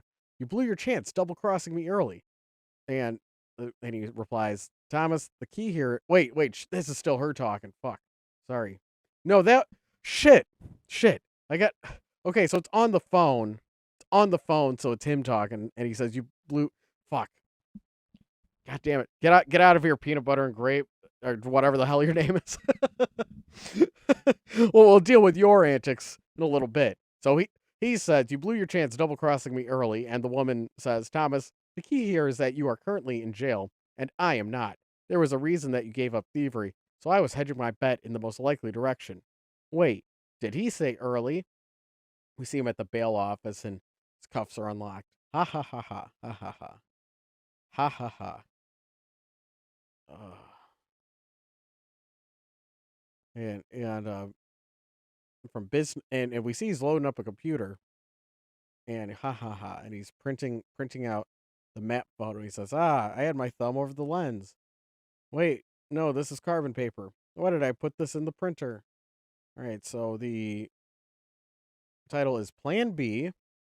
So I think he was laughing because he had a snapshot of of the ferret's house, so he could steal the treasure.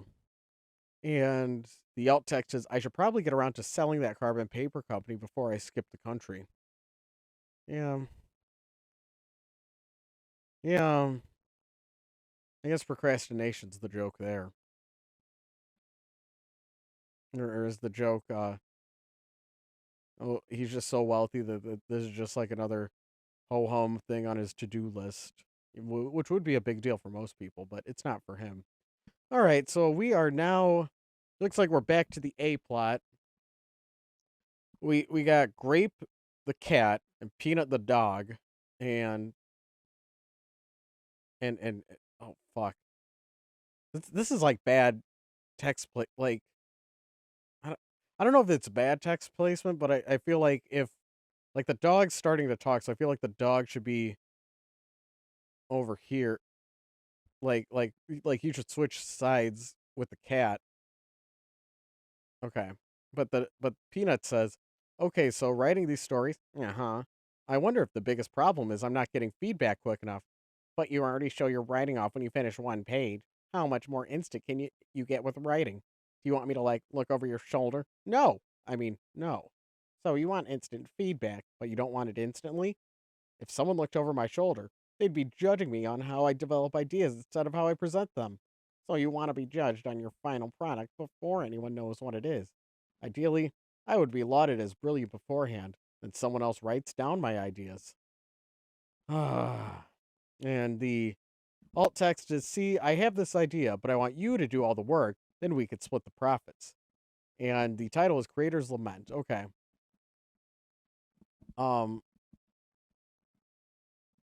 okay, so I guess this is making fun of Peanut as an ideas guy.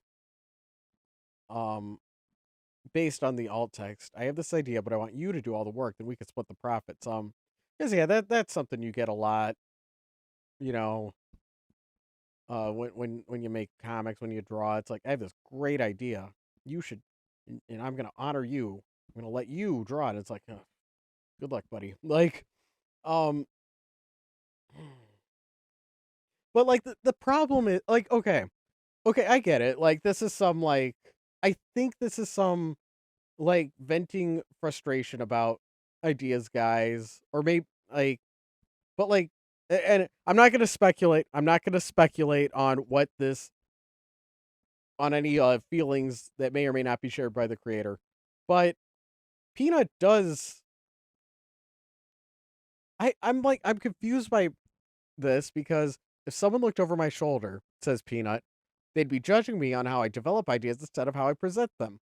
Ideally, I would be lauded as brilliant beforehand, then someone else writes down my ideas. Um, this is really getting in the weeds because, like, um, like, because like I understand that alt text. I have this idea, but I want you to do all the work. Then we could split the profits. Like, yeah, yeah, that like I understand that. I want you to do all the work. Then we could split the yeah, okay. All right, well that doesn't matter. Okay, I'm not going to focus on that. I wonder if the bigger um okay, so writing these stories says Peanut. Like oh god, it's a very clumsy way to start the comic. Okay, so writing these so he's talking about writing stories. I guess it's not wrong. It's just like but like they're just eating breakfast or whatever the hell. So it's like I don't know if like that like now would be a good time to oh god. Oh fuck. He's got the chart out in the next strip, but yeah, I wanted to page ahead and be like, okay, is this like going anywhere? Is he going to start writing? Um okay, panel 1. I wonder if the biggest problem is that I'm not getting feedback. Getting quick feed. I'm not getting feedback quick enough.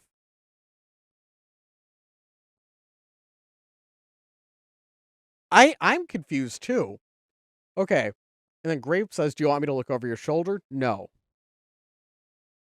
So do you want instant feedback, but you don't want it instantly, says Grape.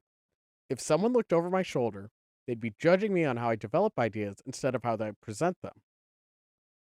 Ideally, I would be lauded as brilliant beforehand, then someone else writes down my ideas. Um so Peanut wants someone else to do the work, right?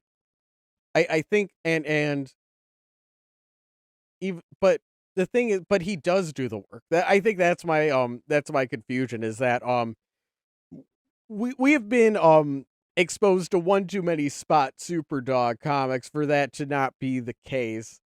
Um so I guess we're making fun of ideas guys in this strip even though Peanut's not. All right.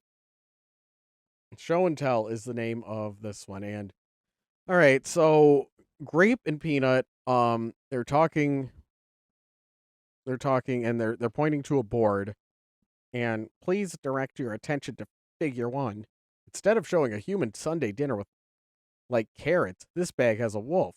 This is approximately 100 times more awesome. Says and he's pointing to a thing on his chart. It says Feral Mix versus Brand X. Okay. And so now Grape is saying, second, while this bag says on the front it's now with 50% more science, this one says high protein / low carb. The first 3 ingredients on this bag are wheat flour, cornmeal, and chicken byproduct, while the first 3 on this bag are deboned duck, chicken meal, and beef meal. And the human says, yes, but it costs 3 times more than but Grape cuts in, please hold all questions till the end of this presentation. And the dog says, figure 2, cat food, meat or sawdust. And this one's called Show and Tell. Okay. So they want the good dog food and cat food. Um,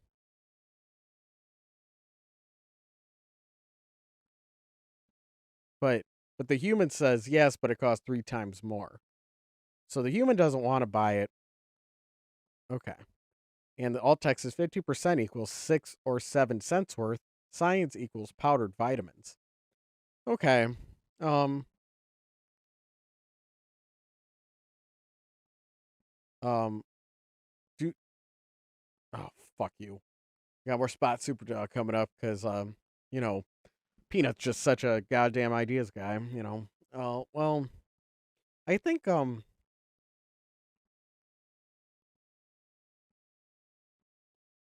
yeah, again, it could like how do you punch this up? Because it's another one where it's just like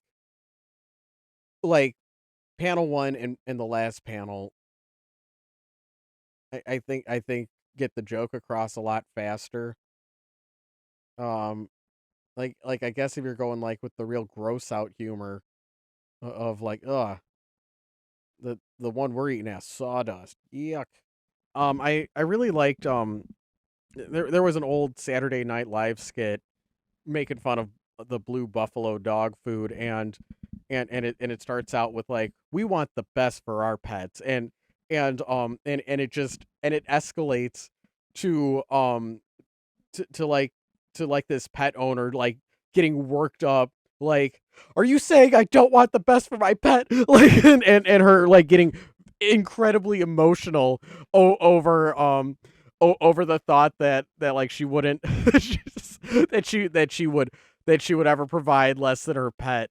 That was very funny. That was a good angle to it. I can't Yeah, I'm sure if you look up Saturday Night Live Blue Buffalo skit, I'm sure that's the one that'll come up. That was a good angle to it. Like that one stuck in my head. So I think this one came before that SNL skit. But this is a lot of I do have the feeling like this is a lot of the same like money concerns where it's just like, I want this and it's cool. No, that's expensive. It's that. Um yeah, well, I guess they can't all be heavy hitters. Okay. So let's go on. We are on to our next Professor Spot strip. Yeah, it says Professor Spot has a day job. Okay. And Spot says, "All right, class, today we are going to learn advanced graph theory. All right, number of graph jokes on one side and number of authors who will preempt complaints by complaining first. See, that's a pretty clever graph. And Spot says, please write down what's on the board. You could see proof of this in the handout I gave you. This is just a bunch of other graphs. Also, it's not very fun. And Spot interrupts him and says, it's not very funny, huh? And it says the day job of Spot, and all text is, now nobody can complain. Oh, I can complain. I certainly can complain. Don't you worry your pretty little head. I have all kinds of complaining. All right. Okay, so we have Grape and I think that's Max. And Grape says, "Look, a dead bird." And Max says, "It must have hit the window." So I guess you only appreciate how temporary life is when, and the bird says, "Hey, I'm not dead." And then Grape crunches him, stomps on him, and he says, "When you're put face to face with its fragility." Dibs, by the way. I found it. I have dibs. And the bird says, "I think I'll go for a walk." And the title is Nature is Ruthless. Okay, this was pretty good. I like this, but then I see the alt text and it says, truly the pinnacle of modern humor is Monty Python references. Mm. So is this just like a Monty Python joke? Like, I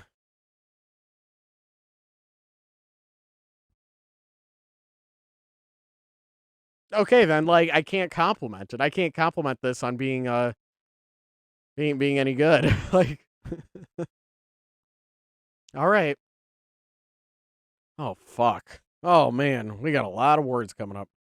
All right, so we got the dog Joey. Okay, Joey and King. Okay, so Joey says, "Hey, new dog, do you want to play D&D this weekend?" And oh boy, and King says, "Really? I used to play that in Collie with a collie. What did you have in mind?" Oh boy. Oh, and then we're getting a huge text wall about D&D. Oh boy, Joey's got some thoughts about D&D. All right. So Joey says, well, 4th edition has turned out to be sort of a bust, but 3.5 has had issues with bloat and all, so I've put together my alterations to those rules. This includes some ideas I've taken from other variations, and a lot of this is untested. But this includes changes to skills and feats in every class. And I've made specific notes on all the spells from the PHB and the compendium. And I've also added more complex language rules given the setting, and I'll give you a brief summary of the setting in the blue folder. And since we're level 7, look at the wealth by level and get yourself some magic items. The ban listed some custom items are right after the notes on equipment. And I need to warn you that everyone in the group likes to power game, so you'll need to look up some optimized builds and get a few ideas from those, but a lot of dot dot dot. And then, as he's piling up books as he's talking, and then last one, um, sitting on the curb with all his books, he says, man, nobody ever wants to join. And the alt text is, so then there are these samurai vampires, which have demon swords, and the demons are 1,000 years old, and so are the vampires, because there was a war. And the title is Doghouse Rules. Okay, so we get some more thinly veiled author complaints about D&D, and then some cuteness in the alt text.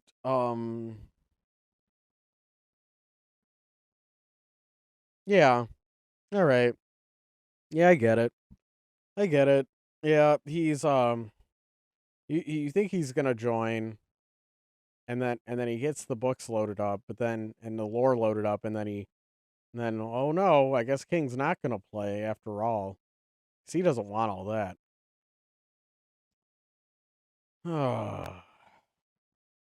So let's see. Next strip opens with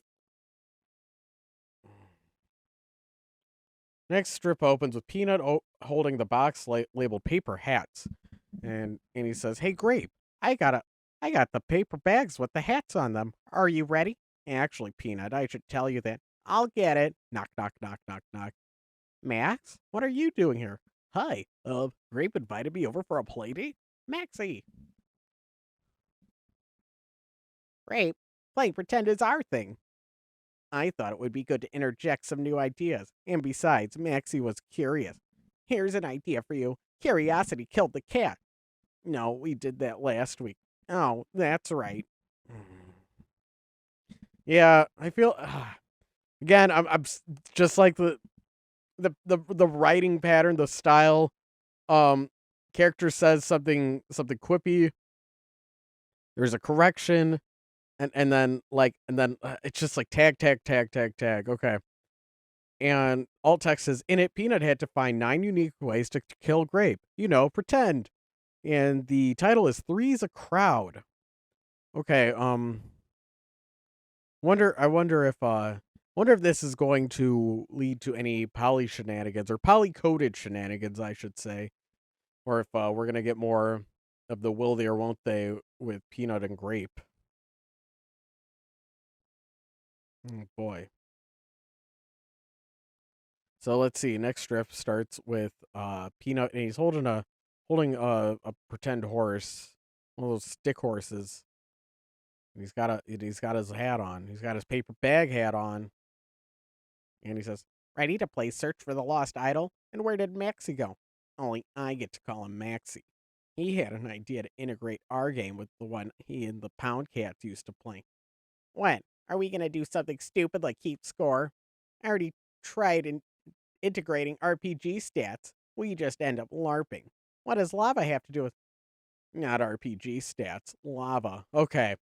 All right, you could have broken up that text balloon a little more clearly. All right, so then we see a big monster with teeth, and it says om nom nom. And and Max says, "Okay, so the floor is lava, and I played the lava blob. You're dead, by the way." And Grape says, "Why do you have a bell if it doesn't ring?" And Indiana was the dog's name. Okay, is the title.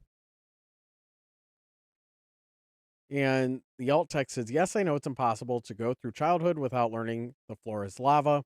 just roll with it. I know it's impossible to go through childhood without learning the floor is lava. Just roll with it. Well, if it's impossible to learn, then I people are then you would then it would be easy to roll with, right? Uh okay, I guess this tag at the end, why do you have a bell if it doesn't ring? I guess that's acceptable.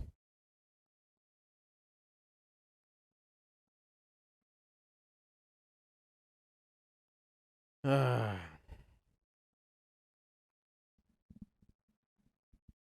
right, so Peanut and Grape, they got their silly little hats on and they're on the couch. Peanut says, "We're coming around the bend. Hold on."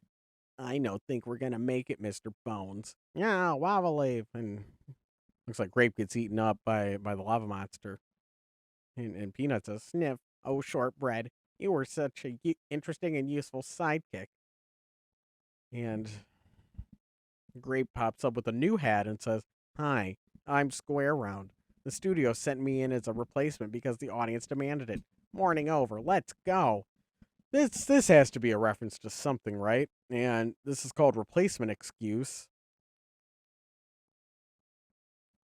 And Alt Text's first 3 panels is probably what everyone wanted to happen in Temple of Doom. Okay. Everyone, huh? Hmm. Oh. Okay, this one's called Foreignese. And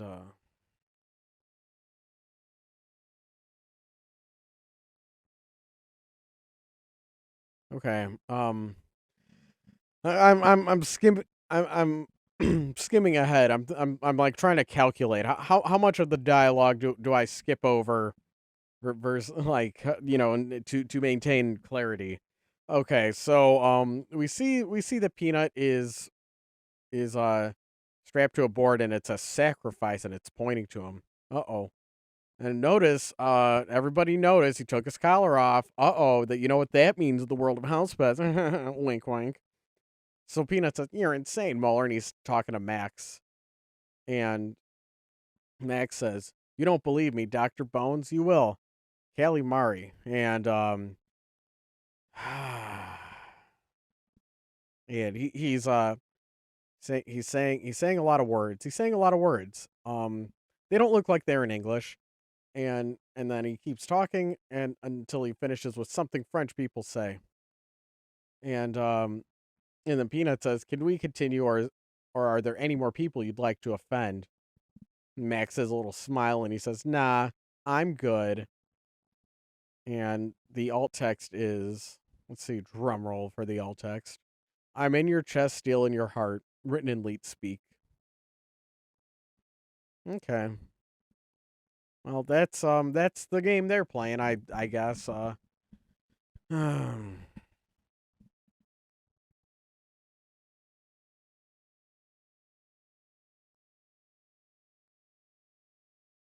And the title of this next one is the second comic with ninjas in it. Oh boy. We get more ninja nonsense. Oh boy. All right, so alt text says you have chosen ninjas. Okay. And Peanut says, "There's so many idols. Which is the real one?" And Grape says, "You must choose, but choose wisely. The true idol will give you life, but the false idol will give you death." He takes one of the things from the case. He looks. "So how do I know which I chose?" But then we see Max sneaking up on him with a broom. He's dressed in all black, and the alt text is, "You have chosen ninja." So I guess that's how he knows which one he chose. Okay. So yeah, yeah. It's one of those like, well, they didn't over explain the joke. They didn't do any of that goofy ass Marvel tagging of the dialogue. Ah,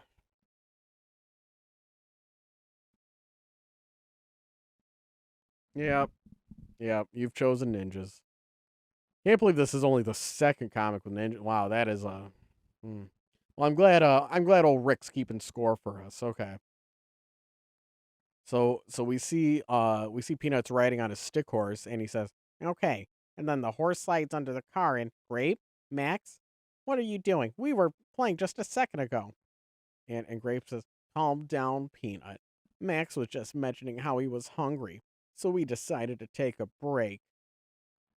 And Peanuts stopping off. He's not happy about that, and he says, "If you're gonna leave me out of your decisions, then I guess I'll call Taro without knock knock. I'll get it." And Taro says, "I foresaw that you were going to call me. And why weren't you here earlier?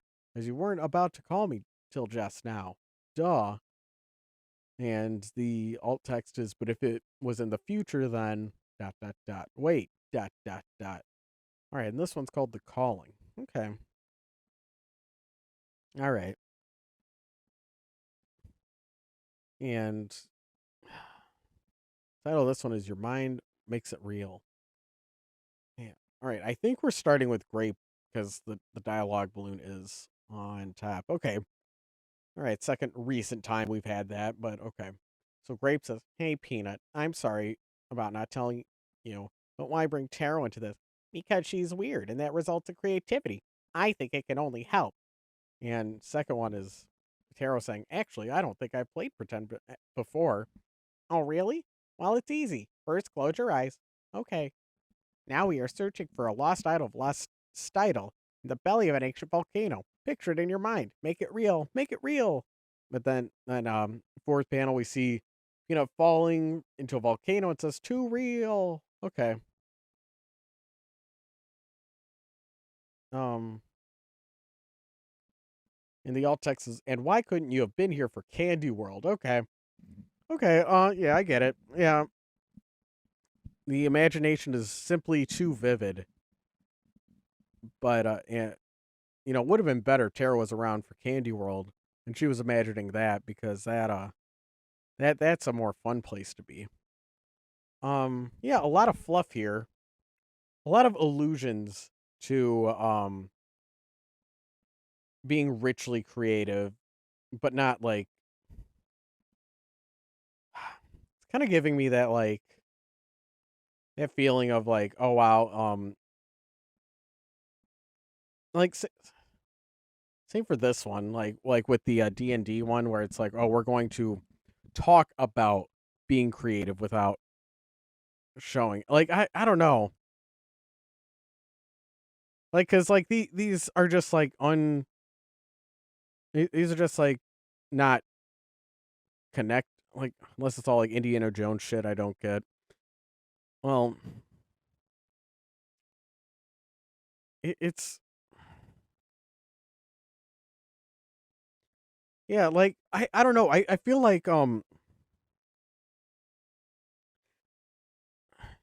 it's not selling me that it's this like richly creative world. I suppose that all these adorable animals are participating in that it's just like, oh, right over here they're doing something really wacky, and it's like like I guess it's one of those like, yeah, I guess that's fun for you, like kind of feeling.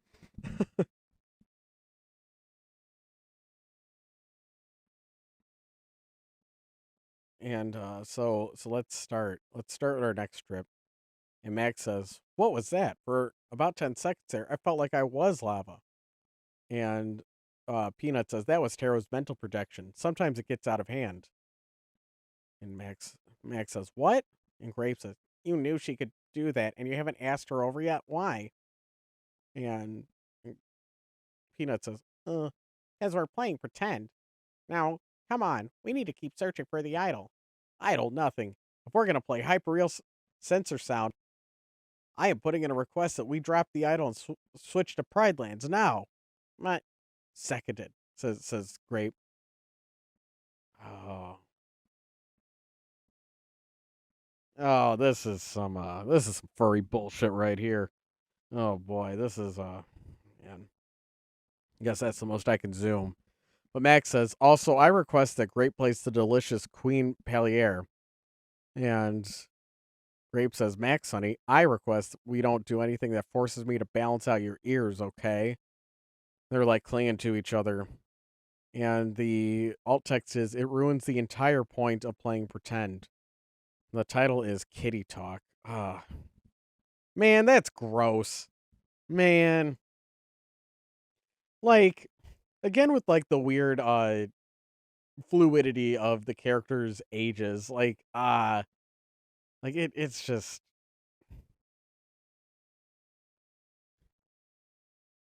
like is that like part of the appeal of this? Like and look, I've drawn a lot of diaper art, so I'm not even like not even like pearl clutching about that. It's just like, bro, what the fuck? Like it just like sudden like hard turn into like we're going to insinuate these characters doing NSFW things. Well, I guess like, or maybe that's just my dirty mind, but her like the way they're like clinging onto each other and her talking about biting the ear. It's like, ugh, yuck. Like, were you just like playing pretend horsey and the floor is lava? Like, yeah, no, thank you. All right, and so so Max says to Taro, "Okay, make with the kitties before I explode." Taro says, "But I haven't read Pride Lands at all." That's easily fixed, isn't it? Just make like you're going to read the series and look into the future when you've already read it. It doesn't work like that. I mean, it does, but the spirits really hate it. Well, then, can't you reach into our minds and pluck out the memories? Well, I could, but only with Peanut, and only if he says it's okay. Oh, Peanut, I beseech thee. I am but a humble cat, not worthy to be in your presence. I think it's Max. Okay. And Peanut says, "Oh, get up. I like Pride Lands too, you know." And the title is Technicalities. Oh wow, they combine technical and technicalities and kitties. Ooh. And the alt text is, "I didn't say stop licking my feet, guys. I'm kidding." That's in parentheses for the alt text. You know, we can't get our alt text too spicy. Yeah. What the fuck? Yeah, because that would be just the worst. Um. All right. So, getting your drama face on. It says is the title of this one, and we open with a pastoral shot of a field, and it says, "There was a there was a time not long after the Pride Lands had splintered that the last faithful faction joined together the greatest heroes the world had ever known." And a lion talks to another lion, and he says, "I must request an audience with the princess at once." "Of course, Lord Parnak." He bows, "Princess Ileana." "Lord Parnak." And then the two of them are squealing, "Yee, squee." Okay. And the alt text is, "This arc just became an excuse to draw lines and tribal wear." Thank you. Thank you. Okay, we're making progress here. Okay. Because the first time this was brought up, you like there was this weird like, yeah, this is not entirely an excuse to draw lines and tribal wear. This like it was just like so fucking infuriating. Like, man, just own it. All right, so we are finally getting to something Rick Griffin wants to draw. Fucking finally. Okay. He's into this. He's into this. He's into buff anthro lions in tribal wear. Fucking amazing. Great. Where is this gonna go? What's gonna happen? All right. And so I assume this is Max and Grape that the two of them are speaking through their imagination avatars. And so Max says, "How did you settle on the princess?" "I don't know. I had someone else in mind, but I sort of fell into this role. I'm not complaining though." Then a bird says, Guys," and Max says, "Taro, you're playing G-Gen?" "Sort of. I'm guiding a little bit of everyone else, but it's mitigating because you all project your own influences onto the scenario." "So wait, I'm not Karak or King Cheetah because it doesn't fit the scenario?" "Right. Karak is exiled in this time period, and King Cheetah is far too powerful. The scenario works better when you are both warriors of the final pride." And All right, so then we zoom out and let's see. Grape says, for not ever playing pretend before, you're really good at this. And Taro says, I got an enormous chunk of peanut when I touched his mind. So I have no idea what I just said. Can you explain it back to me? Okay, and the title is For the Birds. And the alt text is, I thought that rambling sounded familiar. Okay, I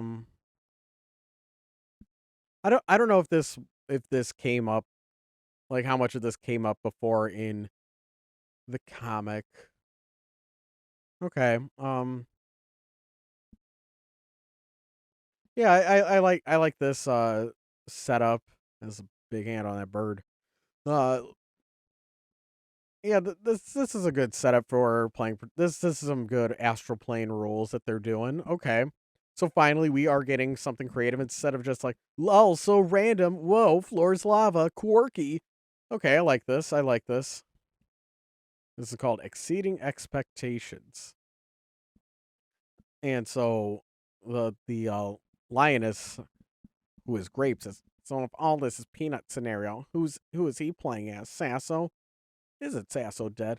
Not quite. This is an alternate universe. Now Peanut's going to a sensitive part of his story, so I'm just going to jaunt over there. So Peanut Sasso then? Totally Sasso. And let's see, we have some hyenas reading on a scroll. It says, you have been accused of witchcraft and high treason with the following charges: aiding an enemy of the state, summoning flame without use of flint or tinder, and flying without the aid of wings. How do you plead? And the last panel we see looks like Spot Superdog, but it looks, but he's not drawn in that stupid horseshit art style, and it says awesome as charged. Oh wait, ooh, too far. All right, and exceeding expectations. And all text is, what's this? How will Spot get out of this one? Tune in Monday, same spot time, same spot channel. Please don't make this the Spot comic. Please just this is the best case scenario for Spot is let's evolve the character so that we're not so it's not like because I like this I like the dream logic rules of this world. So yeah, let's just upgrade Spot, have him live on this faction of the astral plane. I like this. Please. All right. And so Spot Superdog says, thinks, Caesar Milan's ghost. If he were dead, I am pretty sure they captured me with orphanite, or else this would look silly. But they've delayed too long, and now my strength is returning. But how do I handle them all? Must think, must strategize. He breaks. He breaks through and then he punches. Okay.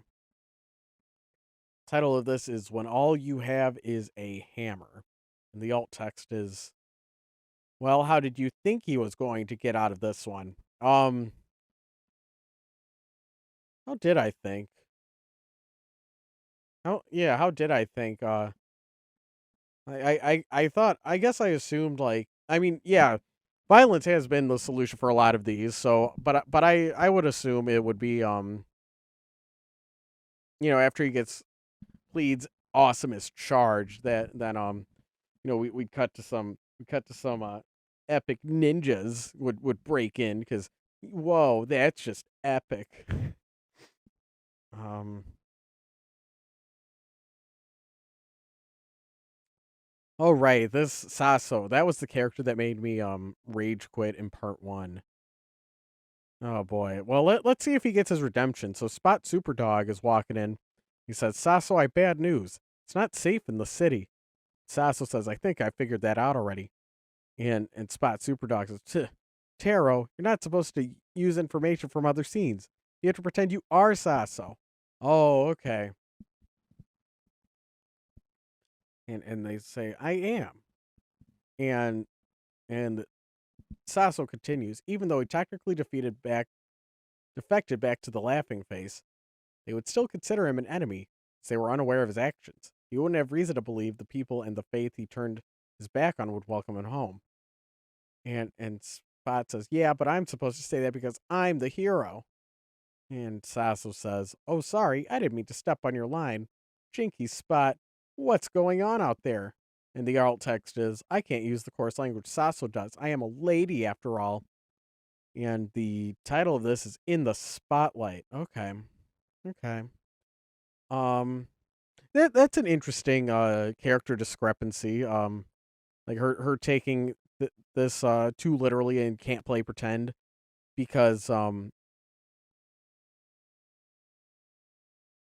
because of her psychic powers that she can't really play along as well. That is a unique character trait for this psychic character. I like that. I appreciate that. As I was just criticizing the Valentine's cards, I do have to give credit when I see the little improvements. So I really like that. Yeah. All right. So let's see. So Spot Superdog, who was still being played by Peanut, is flying Sasso around, and so Sasso says, "What happens now?" And the only safe haven left is Morodia, but it's the land of exile. If we were left for there, we'd be giving up. Spot, I'm beginning to think it was my fate to die in the Derridace. No, we could fix the world. If we could only prevent these wars from happening. Hold on. Sasso was a foul-mouthed warmonger. So why should we be concerned with peace now? I always saw him as misguided. He ultimately wanted peace through war, but he was unable to see how that was an impossibility until Spot rescued him. And when he burned the starving inhabitants of Illystop after 2 years of siege, and tore down the buildings and salted the earth. Peer pressure. Okay, and I'm gonna guess that's some Latin or fake Latin. Okay. Um, and the alt for the title, I should say, and the alt text is, "Don't worry, Spot can fix the plot hole by spinning." Um, hmm. Well, I think it's okay to like characters who do bad things because I don't know, it's just a story. Doesn't matter. Like, yeah, she's gonna take the moral high ground over this. Well, I guess I have to retract me saying that that was cool. Just a little, but I guess that is the kind of person who would start to pearl clutch over media. Oh, like only at the being like, oh, we gotta have media that's a good example if this character has a limited imagination. Oh, okay, well I guess that works for the character. All right, so this next one's titled Quick Fix, and Max starts with, "Jajan, what's the word?" And Jajan says, "Sir, the laughing face learned of the Derridist treachery. They've raised an army. How long do we have? A month? A week? They're already here. The dragon help us. Quick. We need to hold on. They're making a frontal assault with bows on a castle in the middle of the day with the sun in their eyes." But then we suddenly turn to night. Your ability to improvise solutions is unparalleled. And and he says the studio lighting is a nice touch. Okay. That's that's some good retroactive storytelling. I okay. This is called Quick Fix, and the alt text is, "Naturally we'd prefer to live in a movie rather than an actual battle scarred savannah." All right. All right. All right. Yeah, I think that now that there is some structure, this is going along a little better. Cuz like, yeah, I've really hated how like every time they brought up Dungeons and Dragons, it feels pointless and it makes me hate the game more. Um where it's just like to a point where it's just like why are you hyping up Dungeons and Dragons like this if um like if you're not going to do anything with it, I guess. So it is nice seeing the characters like working through a game and seeing the consequences and seeing them testing the rules. Let's see. Let's see.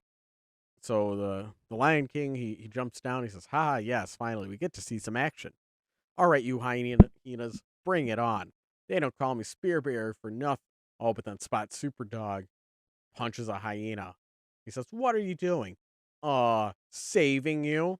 And the alt text is, "Well, stop it." And the title is, "I Need a Hero." Mm-hmm. All right. Yeah. So yeah, I was complimenting uh, how it's nice that the characters have something to do, and they're following it, and we're seeing them feel out this game. But then, look, immediately it's just the friction on friction style of writing. Well, let's see. So, Grape says, "I have to say, it's awfully easy fighting in the dark, what with all the light. In fact, I think their center is breaking already, thanks to the albino champion wearing the red." And she looks, "I am going to kill that dog." And the title is "The Princess Uses a Bow." And the alt text is, "I think the funniest part is that she has to squint to cover her eyes at night." Well, I mean, this is like, okay, I know you wouldn't actually do this, but like this is like a visual, like a way to indicate like, oh, that this character is focusing on something um that yeah. Oh, I know like I guess it doesn't really make sense, but yeah, that's how like me as like a reader knows that she's like focusing in on something. Okay. Well, now Peanut or no, it's now Grape knows that Spot Superdog is in their world of pretend, so oh boy.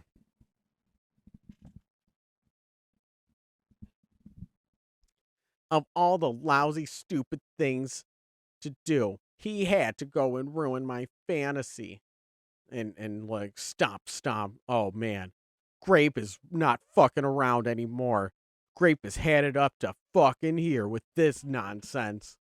So Grape points and says, "All right, Buster, I want you to explain yourself right now." "Yes," says Spot Superdog, played by Peanut. He says, "The battlefield is no place for a princess. I must take you to a safe location at once." "Peanut," she says, mouth open. And he says, "Can't any of you stay in character for half a second?" And the title is, "I Could Show You the World." And the alt text is, "Stepping on the bodies, do, do, do, do." Like Baby Shark? Do, do, do, do, do. Okay. 2010. I think Baby Shark was after that. Uh, now we're getting again, as I was complimenting, oh, this is like a cool lucid dreaming game that they're playing. I guess now we're gonna get an earful about how they're playing the game wrong. Okay. All right. So now we're getting. Oh boy, yep. We are now getting Peanut and Grape arguing. Except now they have different characters. Oh boy. Yeah, because we didn't have enough of that because we did not have enough of Peanut and Grape fucking bickering. All right. Well, let's see. What do we got here? "So let me get this straight," she said, setting up the segue. You're ruining everything for me and Max just so you can plan out your personal power fantasy." "That's not true." "So okay, I crossed over with Spot without telling you. But why does that mean you can't roll with it? Because you're taking all the cool stuff for yourself and not leaving any of it for us. Even though there aren't any canines in the Pride Lands. But you insisted, didn't you? I was trying to make this fun for me as well. But you like Sasso, don't you? Why don't you play as him?" "As I also wanted to beat up an entire army single-handed. You see?" I guess yeah, I guess this is a debate of like how of like balancing how much something can be enjoyed. Um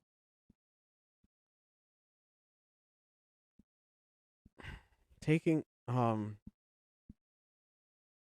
yeah, because it's like Spot Superdog, him existing isn't like shouldn't ruin things, but then he does kind of ruin the game by being overpowered. Ah, the alt text is, but it was only one army, and the title is, yes, I'm still using the same background. Rick, buddy, you know what? I wouldn't have even noticed if you hadn't have said anything. So don't you worry your pretty little face. It's fine, buddy. It's fine. You reuse all the backgrounds you want as long as I do not have to see another goddamn Spot Superdog scribble comic again. So, like I feel like if this is like a contentious issue in your role playing group, if your D&D group, like anything, like where one guy is super OP and he makes the game worse for everyone, then like you gotta like talk it out. Like I don't know, like, and if it can't be talked out, then it's like you gotta drop that shit, right? Like, well, I guess we couldn't have fun for too long. And so, oh boy, we are they're still arguing. Looks like Peanut and Grape's avatar is still arguing. You're ruining everyone's time by being such a Mary Sue. Everyone's time.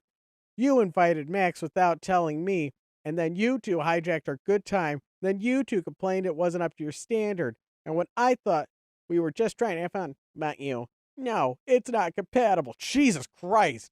What the kind of couples counseling am I sitting through? This is miserable. All right, so he says, no, it's not incompatible. But if you don't want to have fun with me, then I don't want to play anymore.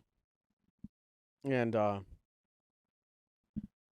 so Max says, okay, now whatever just happened is over. We can, and then but then we cut back to reality. It looks like they turned off the imagination simulation. Okay, and the alt text is, I feel very low on self esteem all of a sudden. Game over. Hmm. So now that they're back in reality, we see Max as holding a broom where his character was holding, looks like probably a spear. Taro's sitting on the ground, and we get Peanut angrily stomping off. Um, why why why are Peanut and Grape shipped? Like I know that in universe, Peanut has a crush on Grape. I really don't understand why. Like is this like it just it feels miserable. Like where it's just oh oh boy. Oh no. Oh, we got more Spot Super Dog and Spot, and so we opened with this one's called Venting. This one is called Venting. Let's see. So we got Spot Super Dog and he says, "Well, Sasso, looks like we can't stop all the war because the princess said so." And Sasso says, "No, we can. We could still do it. We could still go on." Spot says, "It's too late. Now because the story has no plot left, the universe will be coming to an end. We have to go back to our own universes." And Sasso says, "But I'm dead in my universe." "I know, I'm sorry, Sasso." But then you see it's all scribbled out. And but then we cut to Peanut and he's crying as he's drawing his comic, holding a tissue, and he says, nah, that's much too dark." And then he says, and then they were teleported to the land of eternal candy. And all right, so title is Venting, and the alt text is, and the candy didn't rot their teeth either. There was also chocolate that they could eat. It tasted like real chocolate. Okay. Um, so because Peanut played too rough and he was just told that he was ruining things, and Grape was being stubborn, um, he then retreated to a solitary art form where he wouldn't get pushback or questioned. Okay. Well, that's rather sad. Okay.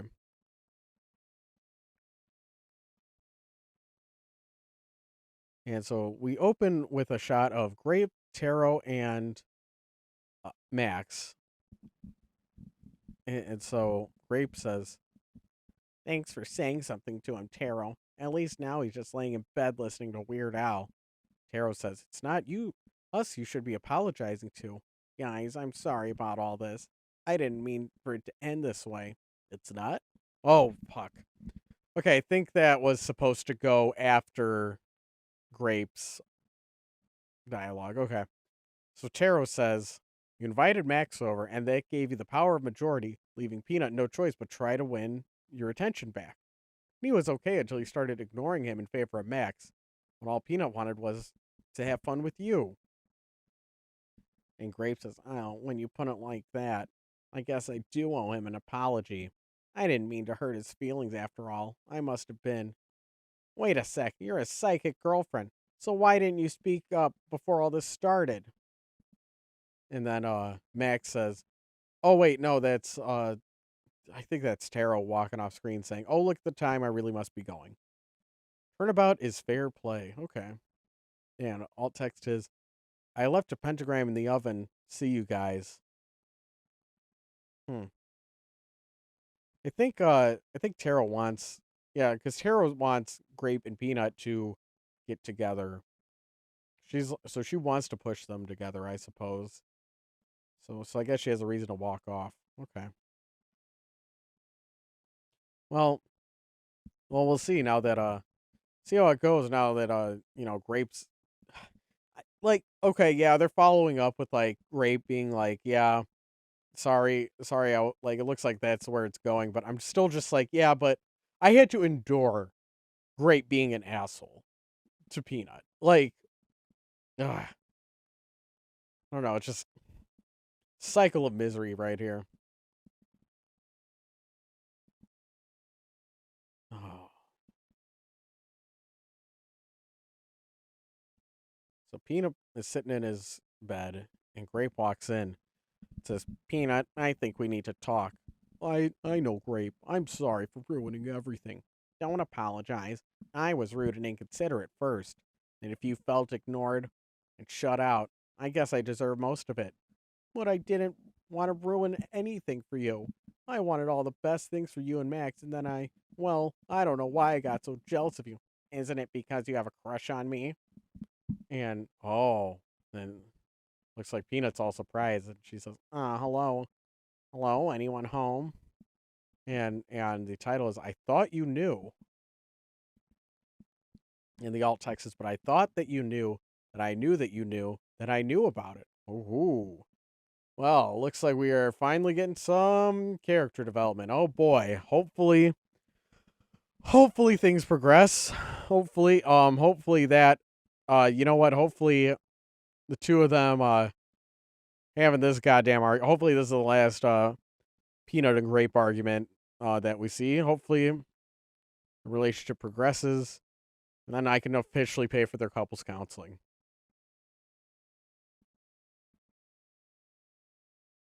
Let's see. So it's just the comic's just the two of them talking. So let's start with Peanut. He says, "Haha, yeah, that would be really funny, being completely hypothetical, right?" "Peanut, I'm serious. Frankly, you're so bad at hiding it. I thought it was just an unspoken assumption between us." How long have you known? Since we visited the farm?" "The farm? Oh no, it was long before that." Then when?" "When you started showing an interest in cat things in the first place. I'm the only cat you really know, so where else would you pick this up?" But I guess I didn't really give credence to that until I found this photograph under your pillow. Since it's Fido and Sabrina colored over in gel pens to match our fur and all." Oh, and then we see Peanut blushing at that. Okay. Also Stripe, I mean seriously, that's the title. I think Stripe's the cross-dressing cat or dog, right? Whatever.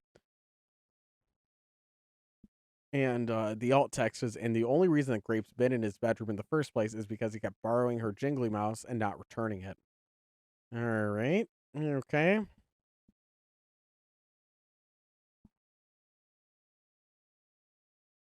right. So we got a lot of talking. So let's see. So let's start. Let's start. So Grape's got her hand on Peanut, and let's start. And so Peanut says, "So I guess you hate me now, right?" Peanut, I've never hated you. I guess I'm flattered, I guess, but I don't think I could do something like romantic interest. When it comes to romance, I still think of cats, you know?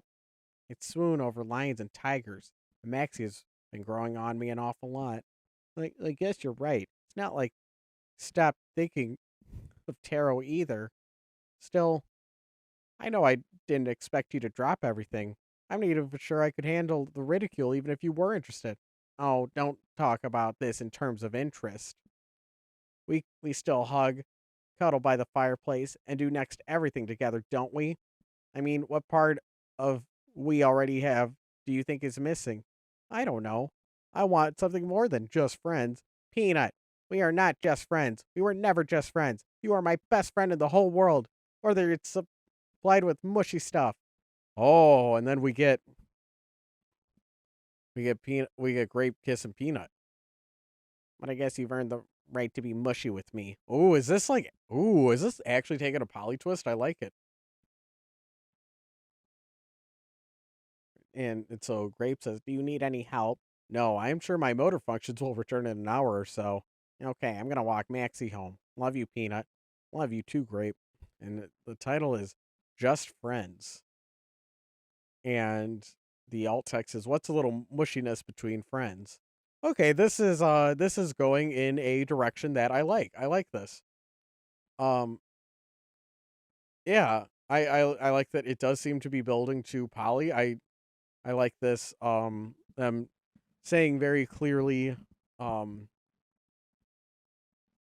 that yeah, them going thinking of that angle of hmm.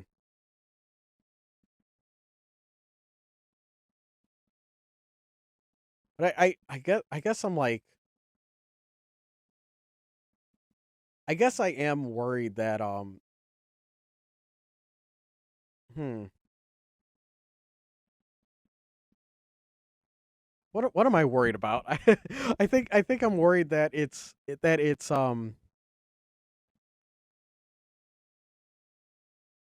it this feels poly coded to me. This feels very polyamorous to me. Like the way that they're talking about friendship, um, and that they feel okay with kissing, even hmm. Like I guess I'm afraid that ev- I don't know. Like it's hard to not think of other Rick Griffin stuff because like A&H Club had like poly stuff in it. So it's not like this author is like unaware of polyamory.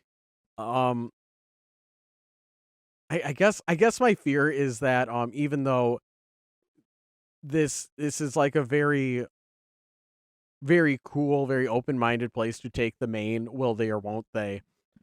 I guess I'm afraid that the will they or won't they will still be prolonged if we don't get because like I don't know, like is this like do I want the characters to because like this is about as close as you can get to like the characters saying yes, I am polyamorous and I am okay with this. I do feel like this is about as close as we can get. I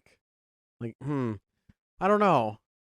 I yeah, I think I like this. I think I like this. I think my brain just shut down for a second because I'm like, huh, did Housepets do something good? Is this actually going in a good direction? Hmm. But the title is Just Friends, so I don't know if this is like if this is like some like relationship anarchy stance or if I'm using that term correctly. Hmm.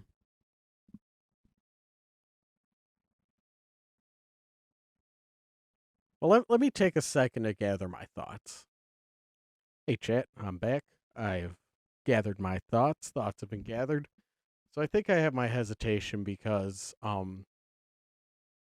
polyamory, or at least just like non-standard romantic relationships, I think that's a broad enough umbrella. Um, it's just very rarely done well. It's a combination of that and will they or won't they ruin stories. Um, and so even like I feel like this is a good way to establish that like where Peanut and Grape are in their relationship. And and that is an interesting dynamic of like, well, like what the fuck is it called? What is it? Queer platonic partners. Yeah. That these two are more like queer platonic partners than friends, but also they're not really lovers, I guess, even though one is a crush on the other. It I think I had my hesitation because one, we've just had a little over 6 hours of me nonstop bitching about this comic. So like I so like that's my bias of me just being predisposed to not want to have a good time and not having a good time, and then being thrown wildly off rails when it's like, wait, they're actually doing something kind of good. What the fuck? So I guess I have my fear because I like on one hand I do kind of fear that they're still going to do um like, is there gonna be any drama with, with Max and Taro, and, like, are they gonna have to choose? I think it's going in a good direction, I hope, because Taro did wanna set them up, but she still became Peanut's girlfriend, so I think it is going in a good direction for polyamory. And and I'm saying this, but, like, um I guess I don't know what that looks like in media. Eh, because I'm thinking of like what's like a good poly story that I like. There's In Another World with My Smartphone. I like that. Um, and then I headcanon then I'm really into shipping Kirito and Yu-Gi-Oh, but then also Kirito has Asuna, so like kind of like a V poly triad like, but that's like borderline fan fiction, like, so I hesitate to bring up Sword Art Online as an example. um I guess there was kind of that couple in Horimiya and I guess in Moon Boy, like, if we're gonna go into manga territory. um yeah, I guess like, yeah, because like I feel like because a lot of harem manga, it kind of like how like 90s harem, it's like the guy was at the center of this wacky harem. Whoa, but like you're kind of just watching it to see the girls hang out, and then that evolved into like the guy just being pushed into the corner more and more until like till like now like the harem genre. Oh right, 100 Girlfriends. Fucking duh. Yeah, I love that manga.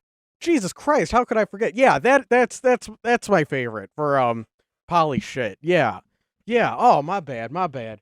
Yeah, 100 Girlfriends is my favorite polyamorous manga. Easily. Um yeah, so yeah, yeah, so but like mostly like the like kind of Tenchi Muyo setup where it's like like a Yuji every lead surrounded by all these hot chicks. It's like it's like that style feels outdated now. I think I can say that. Um but like but the joy in that is like like at least for me it is like poly light. I think that's fair to say, like, for all those trashy harem series, even though that's not quite the intention, and it is just it like I don't know if it's more of like the fantasy of oh, what if you were surrounded by all these hot babes, or if it's more of oh, we're gonna draw a chick for everyone so everyone's tastes will be spoken for. I guess like Monster Musume definitely has that vibe, like way more to the extreme than the 90s harem shit. Sorry if it sounds like I'm talking out of my ass, mostly because I am, and I'm not really not I'm nowhere near like well read on anime things. Anime. Sorry. All right. Well, but I do want to bring up what what I was thinking of as I was gathering my thoughts. I do want to bring up a harem story, a polyamory story, I should say, that I fucking despise. Their Troublesome Crush. This story lives rent free in my head for all the wrong reasons. And I hesitate like when I was seeing like Peanut and Grape like being like, "Oh, we're just friends, right?" But then they're also doing this lovey-dovey stuff. Like it was kind of making me nuts cuz like it wasn't clearly defined, so I was scared that the will they or won't they would continue, but also not all relationships need to be have the strict definition, and it is cool that Peanut and Grape can go outside of these conventional boundaries. Now, if you look at we must define everything very strictly and be very careful about our definitions, that would be Their Troublesome Crush. This was like one of the first things I reviewed on this channel. Oh man, let's see. We got all the about Their Troublesome Crush, a brief note about trans and non-binary terms, a brief note about BDSM and polyamory terms. And you know, got your content warnings. Well, I am woke enough that I won't make fun of that. So let's see. Content warnings. Yes, about Their Troublesome Crush. Let me read this to you. Let me read this to you if it's been a while since you saw my review of this. In this queer polyamorous MF romance novella, two metamors realize they have crushes on each other while planning their shared partner's birthday party together. Ernest, a Jewish autistic demi-romantic queer fat trans man submissive, and Nora, a Jewish submissive. Fuck, almost did that. All right, let me start over. Oh God, I almost called Ernest the F slur. Fuck. let me start over. In this queer polyamorous MF romance novella, you know, gotta hype it up like we're in the WWE.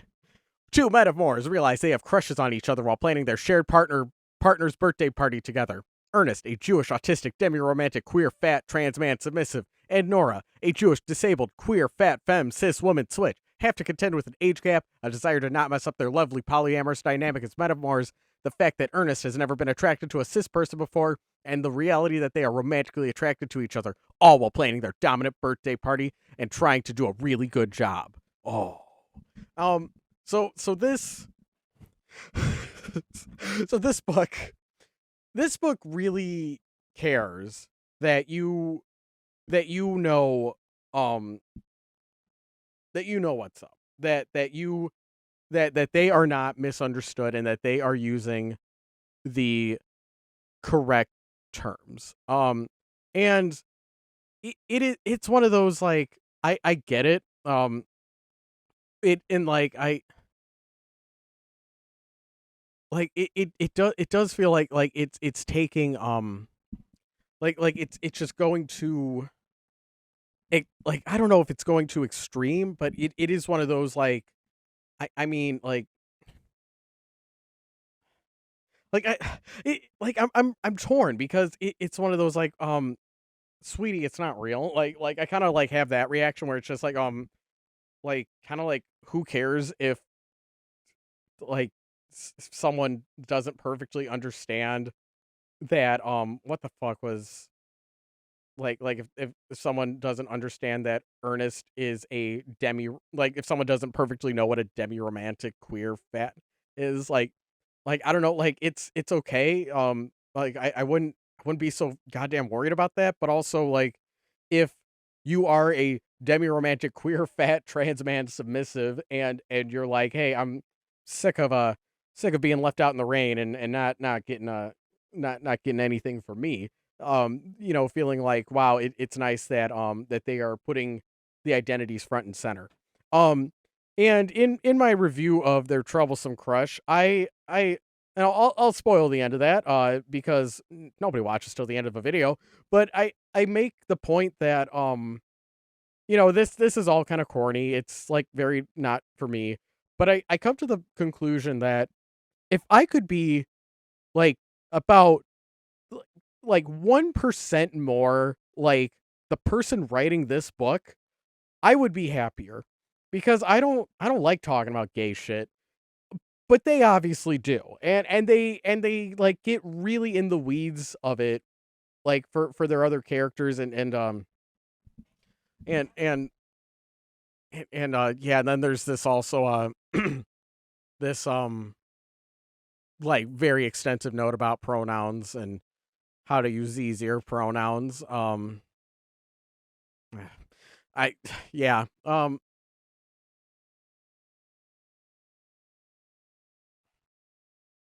Sorry, I'm just brain shutting off reading this again. Like, what the? It's like Ernest was referred to as a boy, or sometimes Gideon's good boy. Okay, all right. Like so that was the conclusion I got to while I was reviewing this was like, yeah, this like Zan West, the author, it seems very anxious about their labels being communicated and understood. I I like where like this mindset is just very alien to me. And but yeah, but like if I do feel like if I cared a little more, if I did put myself out there a little more and I wasn't and I felt more comfortable talking about myself, I would be happier. But also like, man, like whoever like this does not feel like this was written from a happy place. Like because it's just this like everyone like it's very soft and like it's just about planning a birthday party, but then they also get like very anxious about very little things, and it's just like, oh, this is like I don't know, like Zan West is a very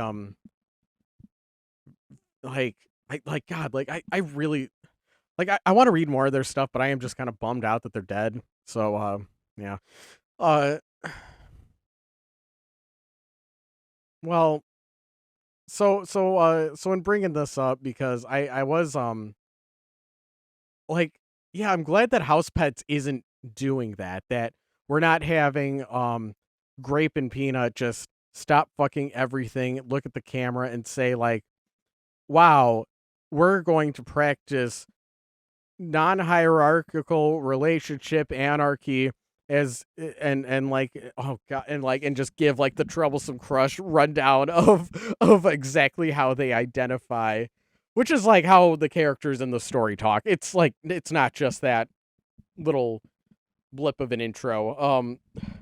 So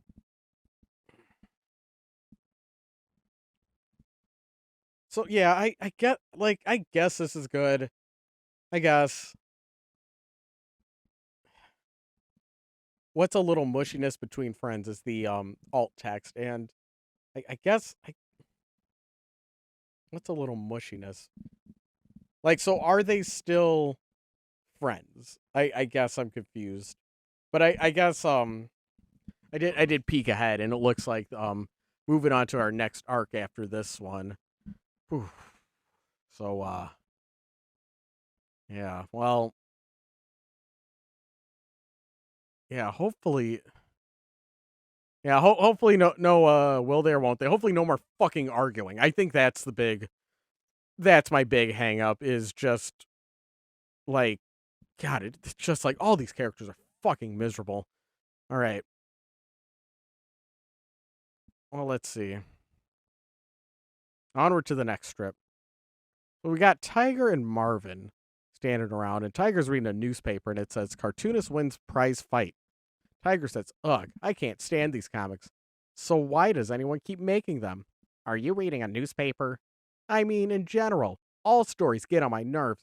Same here, buddy. They're just about the boring lives of boring people that I don't care about. I keep looking, but there's nothing in any of these stories for me. Well, you must have some idea of what sort of story you'd like to read. Well, and so Tiger continues. Well, there was a book when I read as a pup, Runt the Spectacular. It had everything: adventure, romance, a character I could relate to.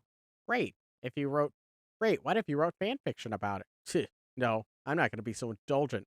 Doesn't count unless they assuage my personal nostalgia for me. Good luck with that, then. The all impersonal they is the title of this one, and the alt text is, I mean, why be indulgent when there's so much potential to be smug? Um, all right, so I think this one is speaking on fan, like, just consumer entitlement when it comes to media. Okay.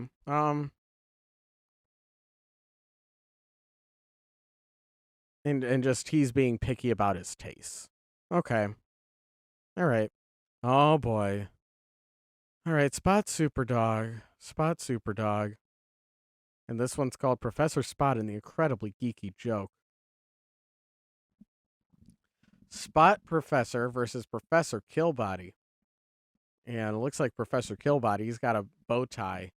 He's a doggy with a red bow tie, and he says, I have invented a time machine. And Spot says, impossible. You didn't use any spinning. I can and did. The machine is flawless. How did you solve the problem of canceling velocity? Wouldn't you maintain your current velocity and position in space? That's not an issue. Relativity means I stay within my reference frame.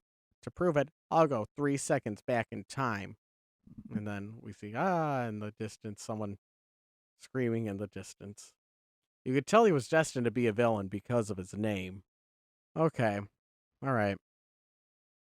All right. Well, that sure was a geeky joke. I guess the title delivered on that one. Oh boy. Now we're at the movie theater with the ferrets.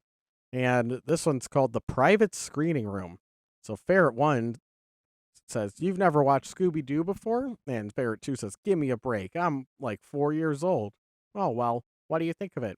The humans are dull, and I don't know what's going on half the time, but I like the dog character a lot. How come? He's edgy. They dared to put in a Saturday morning cartoon with a character with both gender and species identity issues. What? He doesn't have identity issues. Then how come he keeps calling himself Ruby Roo?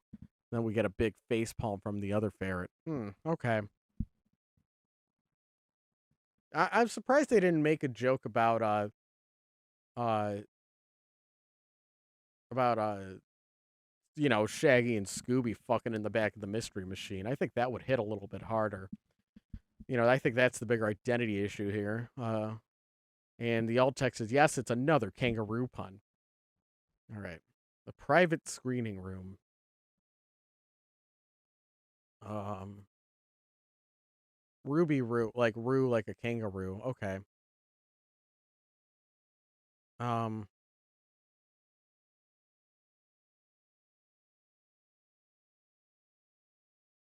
Gender issues.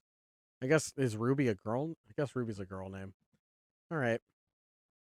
So let's see. We have, let's see. I think that's Fox and Beano. And Fox says, so I never heard. What did you do for Sasha on Valentine's Day? And Beano replies, huh? What do you mean?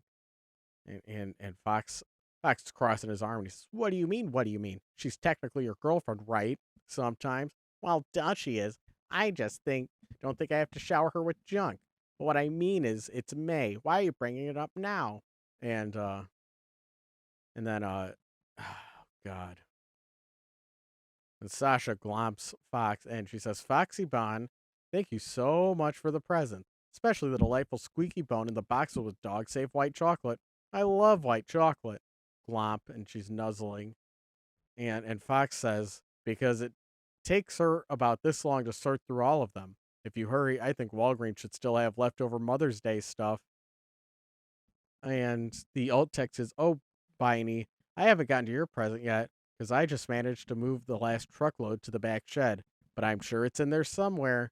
And the title is Give a Dog a Bone. Now, okay, so Sasha's very popular. Bino's the boyfriend, and he hasn't given her present. Okay. I think the alt text is funnier. Is that like this oh, she just has so many people like her that she's sorting through Valentine's chocolate by the truckload, and it's May now. Okay, like I get it. Like would there be a way to incorporate to like to do that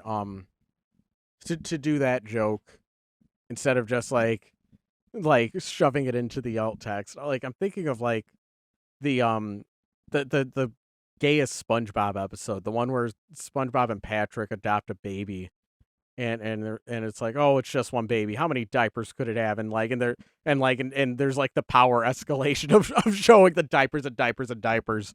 You know, I'm thinking of something like that. Like, if we could do a surrealist cut like that and show the truckloads of presents that she's getting. Um,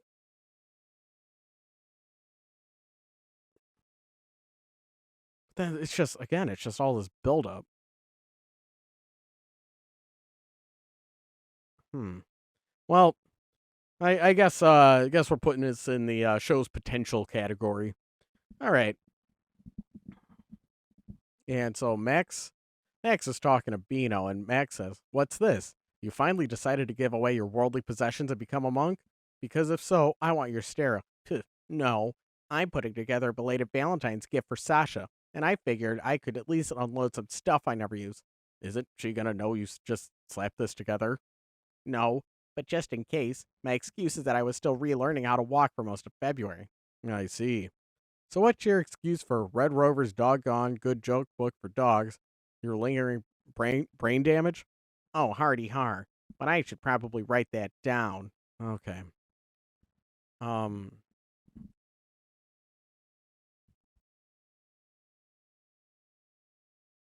I feel like this is another example of all right, so okay, the title is Max does not know Sasha very well, and the alt text is most of the book is far too subtle for her anyway.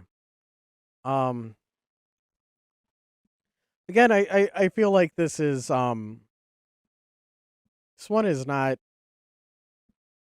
there's not a lot of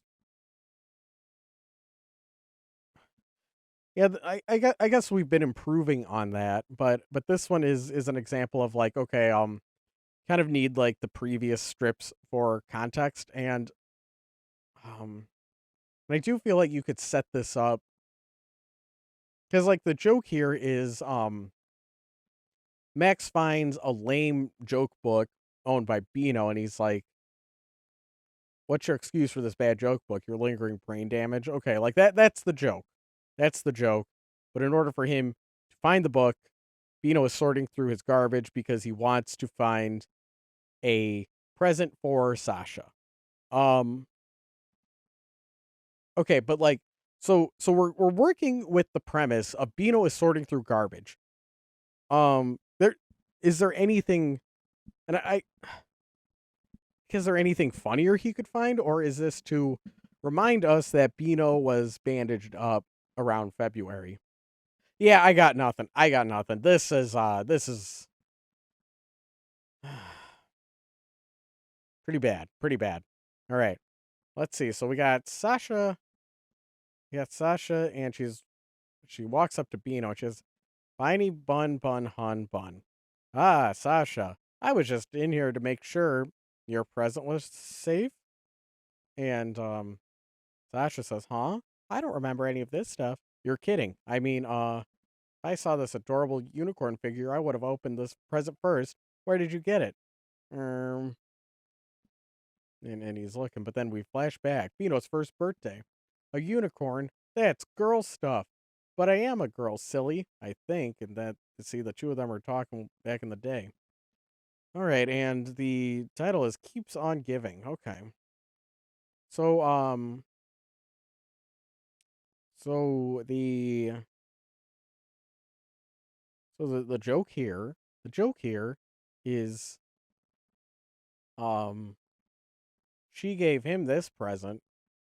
Oh, and then the alt text is honey bun bun, honey bun biney hun bun bun. All right. Okay.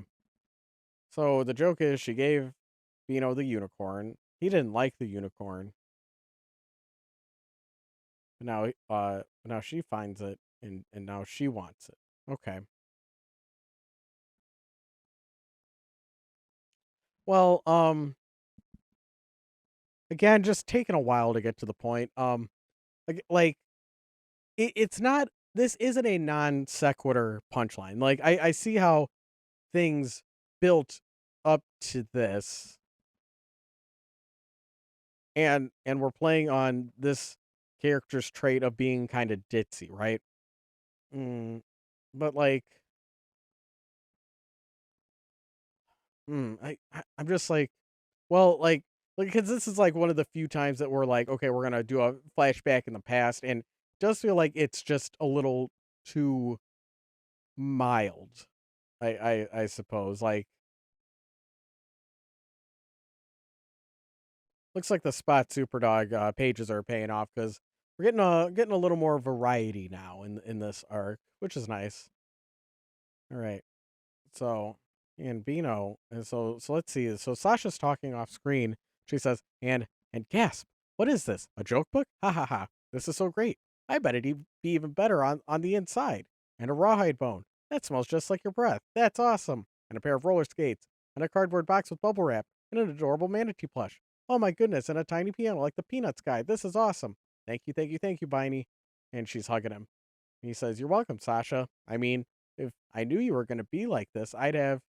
And Sasha says, this is almost as big, huge, awesome as the gift that King got me. And Bino says, I'm going to pretend I didn't hear that. Alt punchline. Okay, now help me open Fido's present. Okay. And the title is Almost Fit for a Queen. Um, I'm going to pretend I didn't hear that. I feel like we've gotten this as a punchline before, and like alt punchline. Okay, now help me open Fido's present. I I don't think that's the punchline. I think I'm going to pretend I didn't hear that. That's the punchline, right? Like, this is all set up, and then this is the punchline. Um, well, so Sasha's okay with like again. I'm like I gotta like track the non-monogamy in this and try to like sense where this is going. So if so, Sasha's okay that she gets multiple gifts, and there was that other panel where like when Bina was bandaged up and she's like, okay, I'm gonna go make out with your brother now, but I it's one of those like I don't know if that's the character being silly or polyamorous. It's kind of hard to get a read on it. Um, let's continue. This one's called Little House in the Woods.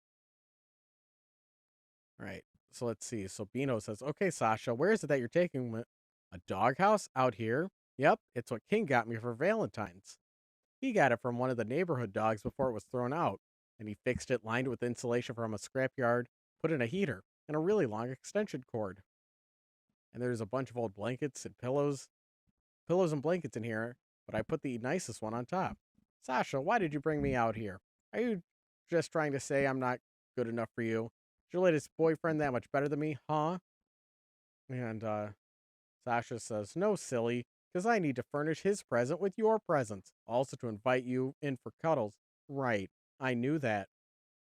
And the alt text is, and then a little champagne, and maybe a slow motion pillow fight. Okay. Um, King is King's the one. King's the one that he's the human that got turned into a dog, right? Um, I don't know. It's pretty soon. He's trying to romance this dog a little soon. I guess that's another ethical question. If you're turned into a dog in the house pets world, like how long do you wait until you look for companionship? You know what? Well, I mean, if they could talk to humans, it's one of those like, well, I guess everyone here passes the Harkness test. But still, King, I feel like you're kind of jumped the gun a little soon. I was just like brain shut off trying to read that music. Okay. And so Bino says, I guess I didn't mind this as long as I get to hang out here when he's not around. And Sasha replies, oh, you silly. I got something for you in return. And she plays the piano. And Bino says, I didn't know you played piano. It's beautiful. Well, I never had a piano until now. I made this up in my head on the way over. So it's called Sonata for my boyfriend who, if he ever regifts me again, will wake up with his ears stapled to his eyeballs in D minor. And the alt text is, oh, whoops, looks like King left his staple gun here by accident. Tee he. And the title is They Always Know. Yep, more violence. More violence. I don't know. Yeah. Yeah. Yeah, that's normal for house pets. Oh boy. So we get a bunch of shots of King dressing up in a bunch of outfits, and someone from off screen says, "You seem more accepting of this than usual." And King says, "I figured there was no use resisting anymore because I am dead, and this is purgatory." And the title is King in a series of costumes at the Sears Photo Center. Okay. And the alt text is best comic ever or merely of all time. Um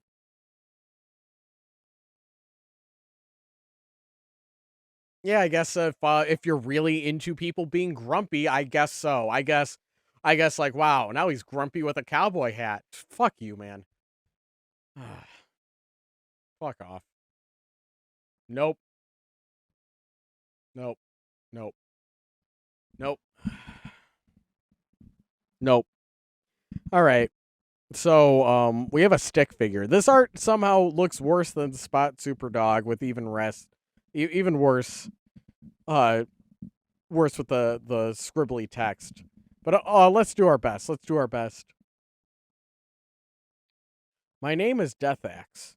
Someday I'm going to be as big and strong as Daddy, and then I will eat the mean humans that come to our house. The end. And Peanut says, it's okay, but I don't think you're ready for mainstream just yet. Too much rebelling against the establishment and our bourgeoisie oppressors. Actually, not enough. And that was one of the wolves talking to Peanut, and the title of this one is Peanut Teaches Comics. And the alt text is, you're going to want to add a lot more blood, and also be sure to mention that Republicans are the source of all evil. I mean, that's like kind of what you're doing, but okay. Just like less blood, but okay, so let's see. Peanut walks in and says, Grape. And Grape says, Arg, Peanut, this is something stupid. What do you want? And Peanut says, I love you. Oh? And Grape says, I love you too, Peanut, but try that again and you die lovingly. Okay, hee hee. And end of year 2. Oh man, we made it to year 2. All right. And the alt text is, to everyone else who writes, stop stripping personality off of your characters when they talk about love. For serious. Okay, yeah, okay, that's a yeah, I see it. I see it. To everyone else who writes, stop stripping the personality off of your characters when they talk about love. For serious. Okay. Yeah, so I guess that's a pet peeve of Rick Griffin's, is that as soon as characters talk about love, they turn into different people. Okay, yeah, they are acting the same. So yeah, I guess I will have to start saving up for their couples counseling. But yeah, that's yeah, I guess that's his style, and it is cool seeing execute on that. All right, end of year 2. Oh, looks like year 3. Spot McCloud talks about comics. Okay. Okay. All right. Okay. Okay. How are we gonna do this? How are we gonna play this? All right. how's this gonna play out?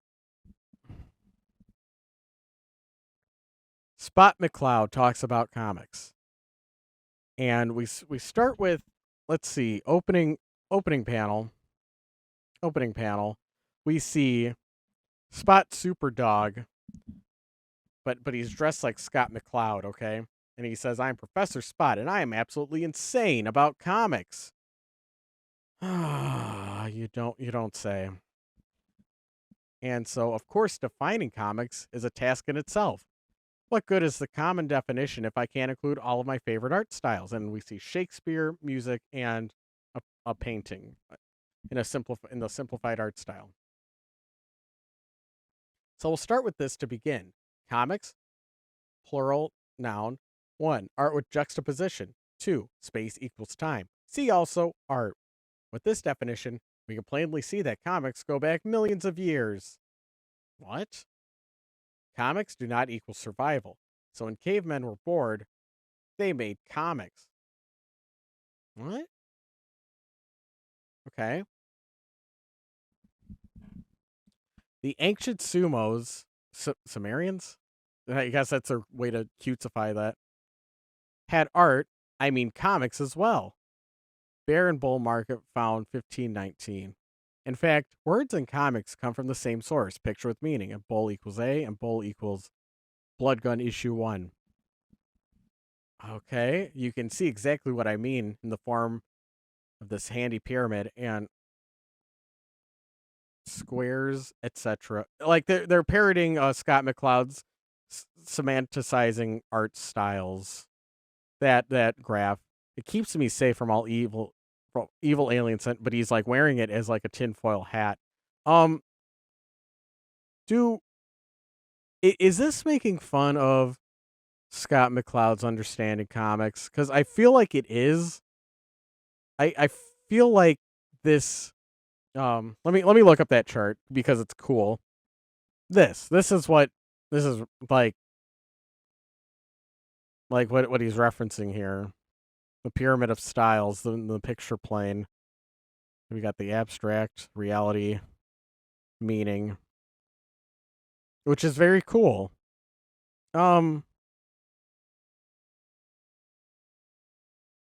Okay. I I guess I guess I have to wonder. You can see exactly what I mean from this handy pyramid. It keeps me safe from evil alien censorship.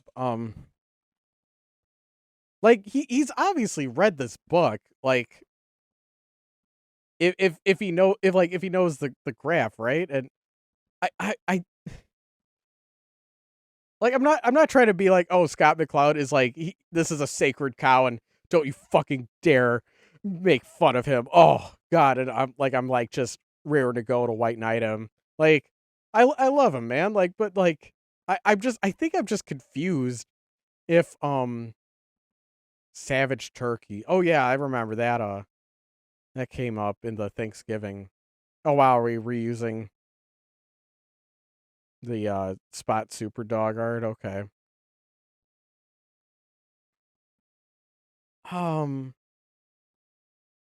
of course, defining comics is a task in itself. What good is the common definition if I can't include all my favorite art styles? I'm just like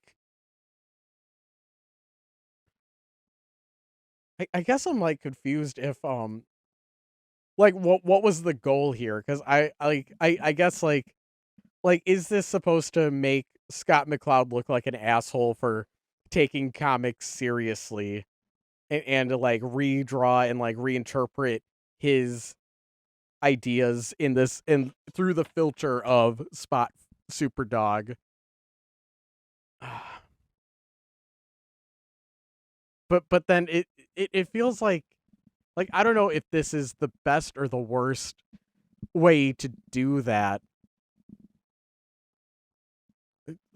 because it's like well if you're gonna make fun of this beloved figure, then it's like you gotta have a little more bite. You gotta have a little punch to it, you know. Where it's just like, okay, I'm gonna take the ideas and then I'm gonna say them again, but silly. And it's like, well, then I mean, what are we doing here? like then it just it kind of feels like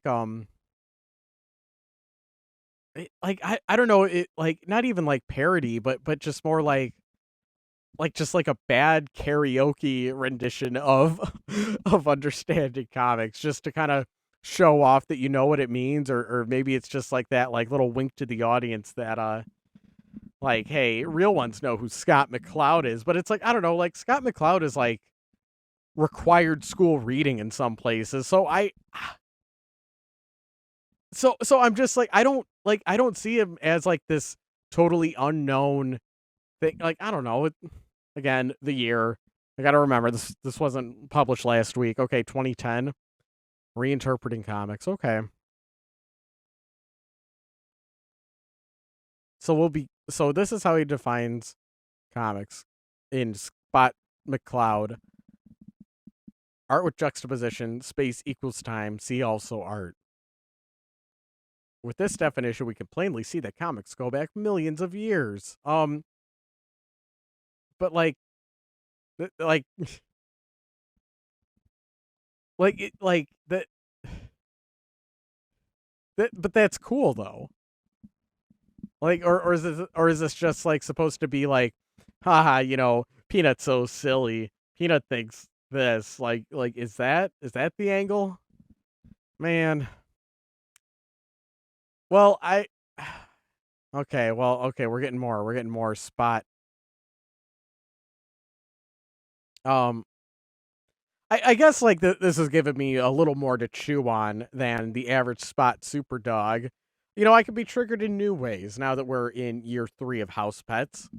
All right, so let's see. So Spot Superdog, or Spot McCloud, my bad. Spot continues, I'm Professor Spot, and I'll say anything as long as it makes comics the ultimate alchemy of art. Um, okay, so that does feel like a dig at Scott McCloud. Okay, that does feel more critical of him. I think this is criticizing him. I'll say anything as long as it makes comic the ultimate alchemy of art. Okay. And I do think that comics are the highest form of art. So I'm ready to be challenged. And maybe I am the right person to hear this message. Maybe like because look, if a movie made fun of Scott McCloud, I'd never see it. I hate movies. I fall asleep during movies. God, like worst time I don't want to say worst time. I'll say my worst part of my YouTube life, on my YouTube career, was when I tried to review movies because there was like 2 that I liked. Books are a little. I've got a higher batting average for books that I enjoy. Definitely higher. Uh, you give me a manga though, I'll just be glazing it all day. Okay. So let's see. Okay, so let's see. Spot McCloud continues. Like, is he just doing this because like wait a second, Scott McCloud, Spot McCloud. Oh, I could do a parody. Oh, like was that the thinking? Like let's like it makes sense. I hate that it makes sense. Okay, so second panel. Did you know that since the beginning of time, people kept words and pictures far away from each other? And they point to the Romans, letter A, and then a painting, keeping them away. In fact, art began primitive and grew up through the ages. Sophistication and then timeline on the other axis, and it says Rome falls, civilization starts over, not deliberate aesthetic choice. And all right, we see the graph until art finally disconnected from reality and became obtuse and confusing. I spilled something on this by Renee, and he's gesturing to an abstract painting. Okay, that's rather dismissive, but okay.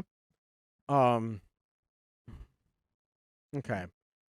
Next panel, we see Spot McCloud is an angel. We see that he is an angel. Let me turn off my face so you could see his beautiful angelic self. Yeah.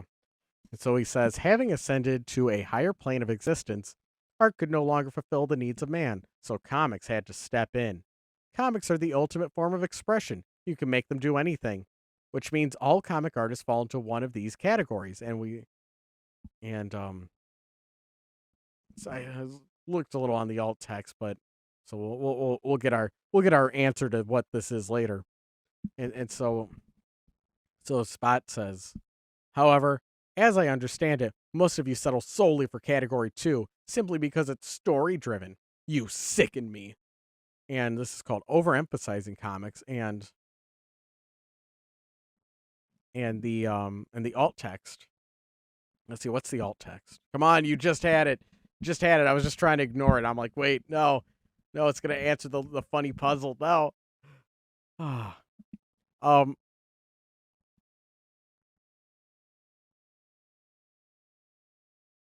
um I don't well I wanna do some research. All right, so I did my digging. I was looking on was looking through um just looking through different social media sites to see if Rick Griffin had ever mentioned Scott McCloud in any capacity. And I and so I searched through his Twitter and try to see if there was anything on Reddit. I didn't search on his Blue Sky because that's like a more recent social media. So I feel like doesn't like whatever he was thinking when he made this doesn't apply, like probably doesn't apply now. Did find an interesting thread that I want to share that he posted on the Twitter. And so this was posted in 2021. Let's see. I want to share this. Let's see. This isn't related to the Scott McCloud hunt, but I thought this was interesting. Thought this gives some good context. Okay, so let's see.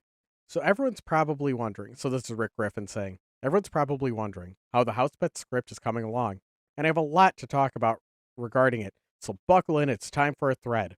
Firstly, it's coming along pretty well after sitting on it for like half a week, being extremely distressed about how to do it. Like, it's probably been obvious that one of the things I've just not liked about doing house pets is how restricted I felt doing it. I know I have this reputation of being argumentative with critics, but it's not like those criticisms don't land. Oh no, he's argumentative with critics. Yeesh.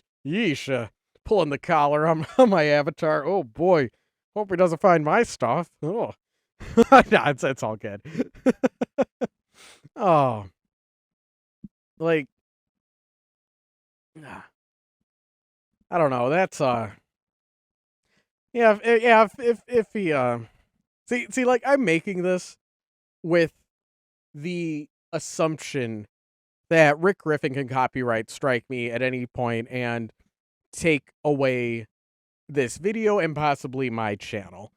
And that's like, I don't know, that's just like a risk I want to, like, I'm okay with taking, I suppose. I mean, cuz it would be funny to have to be like, yeah, I lost my main source of income because that furry, because I was too mean to that furry. Like, I don't know. I think that'd be funny. Like, um, yeah, like, and I do like, as for like why I didn't ask for permission first. I feel like he's like just too popular to be bothered. Is just kind of my impression, because like he's just so well known that like why the fuck would he care if some like no name YouTuber like me reads his shit. Like hopefully if he doesn't like it, he could just say like, hey buddy, stop it. Yeah, I will stop. I will stop. But anyway, so he continues. So let's see. Where do we land off? All right, so he says like, it's probably been obvious that one of the things I've just not liked about doing house pets is how restricted I felt doing it. Yes, yes. You've definitely been restricted by the panel format and and what the fuck? And just like feeling like like the way that the strips tie into each other and the continuity. I've definitely got that sense that that there's a lot holding you back. I know I have this reputation of being argumentative with critics, but it's not like those criticisms don't land. Like, I don't know. Like, I'm trying to think, like, what would I do if Rick Griffin, like, showed up and just, like, wanted to argue about my critique? I'd want to hear him out and be like, all right, yeah. Like, I don't know. I'm just, like, trying to think, because, like, I've had, like, Anons, like, just tear into me and say, like, why my art sucks, and I don't know, like, I just don't have that impulse to be like, actually, here's why you're wrong. I don't know. I'm just like, yep, that's what you think. Like, I don't care. And like, look, I know I'm like, look, I know I'm small beans on YouTube, and I'm small beans pretty much everywhere. But like, look, I've had I've had my shit reposted on manga pirating sites, and I've looked at those comment sections, and people have had not you know, they've had some choice things to say, a lot of lot of harsh words, and I like, not once have I had the impulse to to show them who's boss. Like, I would be interested if, you know, someone did, like, someone found like something I critiqued and they're like, yep, and here's why you're wrong, bucko. Like, like, I don't know, like, I just, like, I can't really imagine. Anyway, you know, we're only like 2 tweets in, and I'm getting way distracted. Just because I argue about something doesn't mean I'm 100% resistant to everything someone is saying. I know I frequently don't acknowledge it because I don't need to articulate it. Sometimes I don't even know how to articulate it. Sometimes I don't want to admit it. But like, when I started making house pets, I still had little experience making stories. And a lot of it was just me trying a lot of stuff while trying to, at the very least, be entertaining at the same time. Okay, yeah. Definitely get that vibe, that it's a first story and he's figuring it out as he goes. Yeah. Okay. The problem with learning this way is that I internalize a lot of things that I didn't need to. I don't like disappointing people, including people I vehemently disagree with, and even people I actively dislike. And it felt like no matter what I did, oh fuck. No, I gotta get back to a sad boy speech. Including people I vehemently disagree with, and even with people I've actively disliked, felt like no matter what I did, I'd disappoint someone. So, like, every time I've had to do something I found interesting in Housepets, I had to wrestle with that internal critic that's grown humorously over the years. Doesn't matter if it doesn't affect me anymore. Examples of every critic I need to knock down in order to continue writing. Didn't you promise you'd always be funny? You're not going fast enough. Everyone's going to lose interest. You're going too fast. Everyone's going to get lost. Nobody likes celestial stuff. It's been too long since you've used characters X, Y, and Z. Do you want to get shot by an angry fan? Isn't it too blasphemous for your religious fans? Isn't this too gay for your conservative family? Isn't that too sexy for the children? And worst of all, several really cool of your fans have been holding you up as a shining beacon of good and kind and pure furry comic artist, and they let you know when you cross the line. You have become a disappointment to them. Don't cross the line, ever! Oh boy. So it's no wonder I started pouring all my energy into literally any other project I'm doing. I didn't really know myself until I started working on projects with far fewer expectations or attracting fans who just actively dislike the stuff that I actually like making. But as a result, it just kind of segregated Housepets into the thing I am also doing. Except for a couple of times in the past few years, Hot Springs, Teenage Squirrel. Okay, sorry about that. Hot Springs, Teenage Squirrel, Heaven Dropper, all of which drew some major criticisms. It's been on autopilot. I can't keep doing it like that. So this is what's going to happen. 1. I refuse to let the remainder of Heckraiser be something that I just have to get through. I'm writing it in the way I have learned that I like writing stories, regardless if it's too blasphemous, gay, and sexy, and even if I have to go slower. Even if it somehow doesn't feel like Housepets, that's capitalized, it will at least be a form of Housepets I enjoy telling. It'll be the thing I keep wanting it to be. If that loses fans who keep expecting to go back to how it used to be, fine, whatever. 2. Heckraisers is going to be the last Housepets arc. After this is done, I'm immediately going to rebrand as something else, something like Housepets Worlds or some such.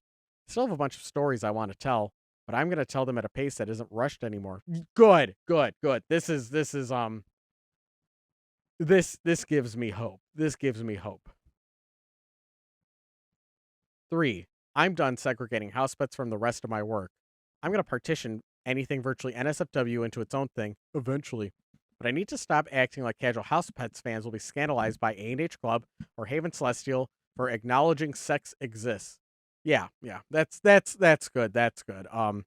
Yeah, like there's like a weird like the energy in Housepets is very off, and I think this explains it. Okay.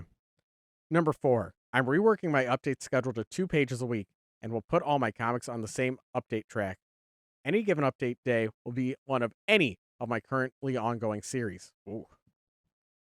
Okay. 5, Housepets is still on hold until I finish the script.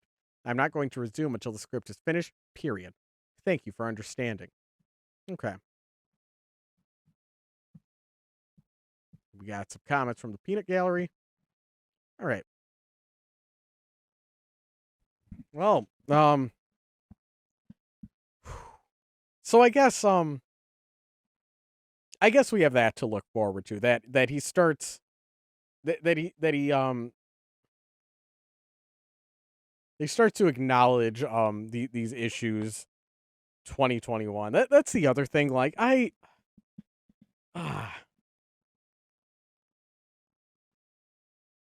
it, it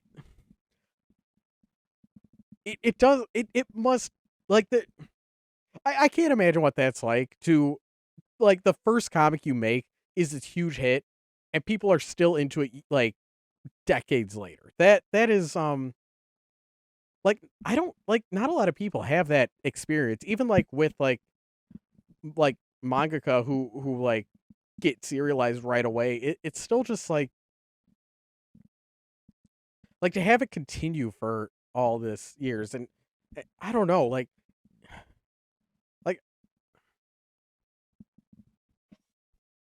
hmm yeah, Rick Griffin's definitely in a very unique position, especially like with him being like one of the first webcomic artists and just one of the first well, not one of the first, but at least like in that like early generation of people who make their living online. Like I mean, yeah, so like I feel like there just wasn't a playbook for like handling a lot of the things that he had to go through. So yeah, yeah, like a lot of the like the voice of his internal critic like that he's listing out here. It's just like yeah, that explains a lot of house pets, a lot of his worldview, and oh man, it- hmm. Well, I'm glad we could take this detour. You know, I went looking for copper, but I found gold. I'm still just like very confused. Okay. Oh, here we go. Here we go. The 4 approaches to okay, the alt text loaded. Thank you. Okay. All right. Detour has now been there's now validity to the detour. The 4 approaches to comics are 1, Future Venus de Milo, 2, Indiana Jones and the Temple of Doom, 3, the potion that makes doors in Super Mario Bros. 2, and 4, the last scene of Richard III. Okay, so all right. Okay. Now I get it. Now I get it. So we're just applying silly fanciful make believe through the lens of understanding comics. Okay. All right. Okay. Now I think I get what you're doing. Okay. Um and since it's drawn in Peanut silly style, I think we're assuming that this is Peanut being a dullard trying to explain Scott McCloud. Okay. Oh god. Oh god, it's still fucking going. And this is called Defenestrating Comics. Let's see. And we see Spot McCloud riding on riding on a spaceship. He says, in the future, comics on the nets will expand our horizons. Monetization is easy with micropayments. By the year 2005, it will become standard business practice. Insert 1 cent for next panel. Um, yeah, that was I think it was Reinventing Comics. That was the one where Scott McCloud like kind of predicts like webtoons and webtoons chapter model. Yeah, there's some things in that are a little outdated. But it was, but there is a lot, but like him like giving a word for the infinite canvas and seeing so much of how the internet will change comics. It's very shocking. I think I think that one is um yeah, I feel like that's the least vital of the Scott McCloud uh his comic tutorial books. But that one's still fascinating, like even if it's just like from a historical perspective of like looking at all the crazy things that he predicted. So let's see. Monetization is easy with micropayments. By the year 2005, it will become standard business practice. Insert 1 cent for next panel. I mean, yeah, that is like I think he's clowning on that now on because like for a while micropayments kind of was like I know like when apps on smartphones were rolled out, there was a lot of like hesitation over buying apps. I think. um, so so I think he's making fun of Scott McCloud, like uh proposing micropayments for comics, but turns out that eventually ended up being right. Okay, and so now third panel, but even more than that, we can escape restriction of print with explosion. And I already what am I goddamn tirade about explosion as a punchline? Infinite canvas. Oh, and now it's going to scroll down. Not only does it take advantage of the unlimited page space, but it's also impossible to anthologize. Oh, then he looks sad. Um, yeah, you do have to wonder how they printed this in the print edition. All right, Housepets. Alt text is, if you ever get around to anthologizing your comics. All right, well, I can't be too harsh on this for not predicting how webtoons would be reformatted for print. um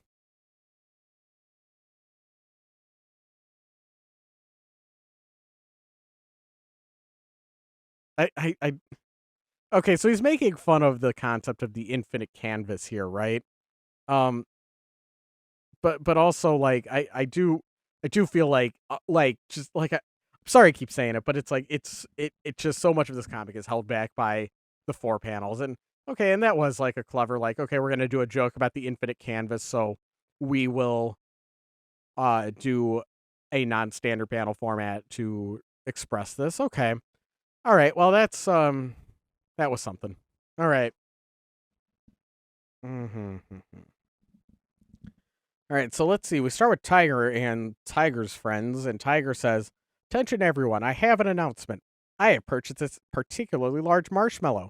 This marshmallow accidentally left the factory without being die cut as peeps for the Easter season.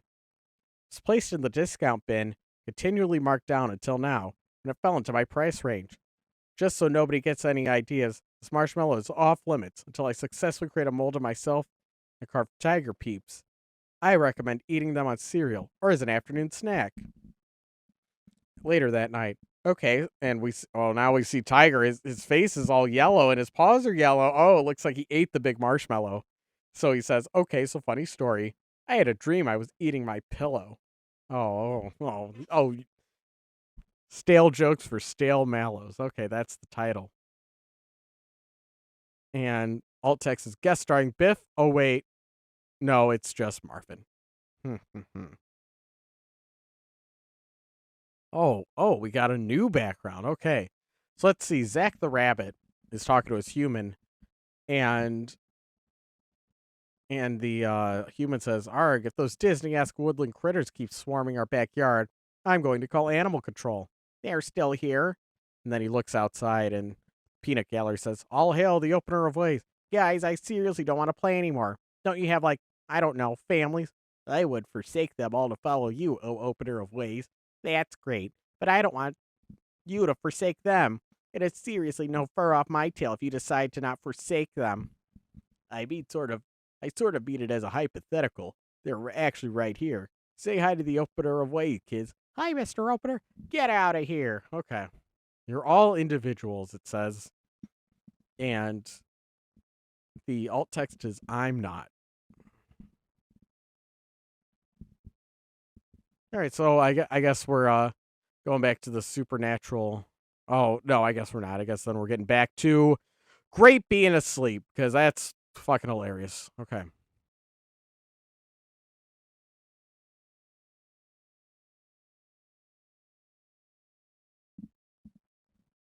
It's a Grape sleeping, and the TV's talking from off screen. And it says, next up on World's Wildest Police Videos, cat and mouse are caught in a game of cat and mouse with a dog.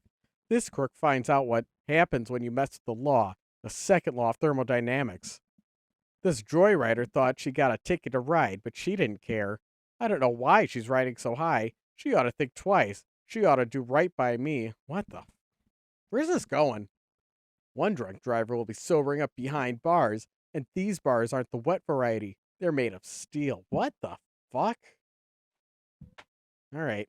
Right after When Animals Attack 37. And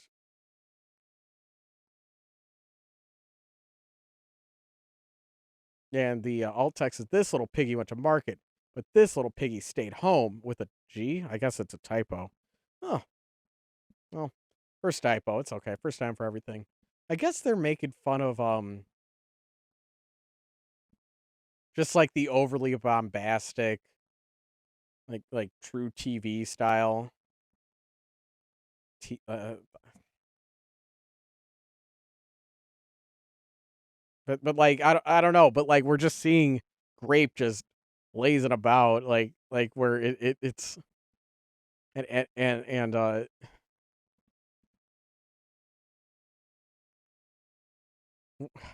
where it's like it's not funny enough. Like it's not funny enough, right? Okay. All right. So King is going to start us off on our next strip, and then he's sitting under a chair with what the fuck's his name, Fox. King says, "I hate summer. It's too hot to do anything except barbecue." Oh yeah. Oh boy. Yep. Yep. Yep. All right. Yep.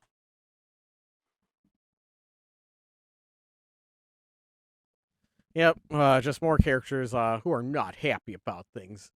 And Fox says, "Speaking of, have you thought about going to the good old Dogs Club 4th of July cookout?"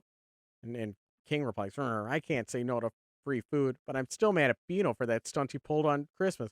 "Oh, don't worry, the K9 unit will be there, and that's supposed to make me feel better." And then Fox says, "King, at some point you'll have to talk to someone that's not me. With a face like yours, you could be a real lady killer." And King says, "Good grief, it's hot. If I pant any harder, I'm going to either hyperventilate or swallow a June bug. Pant, pant, pant." Wait, what? Oh boy.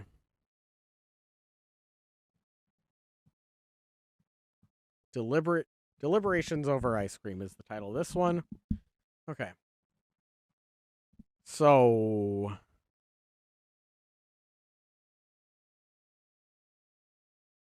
what the fuck? Fox says, "King, come on, you can't go hating everyone like this." Um, I gotta say, like him being surprised that he's called a lady killer. Sorry, I've already paged back. Um, I gotta. I feel like. I feel like.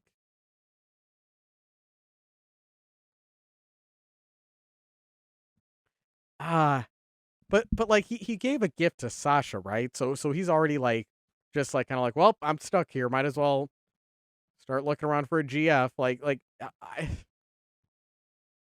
then he's like shocked that he's called a lady kill. I don't know. Like I guess like it'd be hard to judge your attractiveness level when you're transformed into a new species. I guess. Uh, all right. Let's see. So Fox says, so it looks like they got ice cream, and Fox says, King, come on, you can't go on hating everyone like this. You don't understand. I don't hate anyone except for Beano. Seriously, I would really, really, really like to go. Really. But it's so intimidating. Police dogs make me nervous. Beano makes me angry. Now you're trying to hook me up when I didn't ask for it. I didn't mean anything by it. I know, and I would be anxious to go if I didn't have to deal with any of that. Okay, then how's this? I promise, cross my heart. Nothing will get in the way of your good and deservedly awesome time. And then we cut to King and his human, and the human says, You're not going. And the alt text is wish fulfillment occurs in other ways. When you have your own comic as well, sometimes they come with gumball eyes, and the title is Deliberations Over Ice Cream. I mean, yeah. All right. This is titled Free Will Free You. Oh boy, we get more arguing. We get more arguing. And is this because like Rick Griffin was just talking about his inner critic? Is it like is there anything besides the inner critic? I guess. Like oh man. This is rough. Like so King is talking to the human and he says, Okay, I'll bite. Why not? I have plans on that date, and I can't have you wandering about. Yeah, what are you gonna do about it? I've already figured it out, you old bird. You can't read my mind or mess with my free will. You're playing by some vague supernatural rules that prevent you from doing much more to me than this whole dog thing. Okay, that's as far as I've gotten, but the point still stands. You can order me to stay here as my owner, but not as God. I dare you to try to keep me here against my will. And then, last panel, we cut to him in a kennel, and it says, I am such an idiot. And this is called Free Will Free You. Alt text is, this is why you keep your muzzle closed and your plot secret.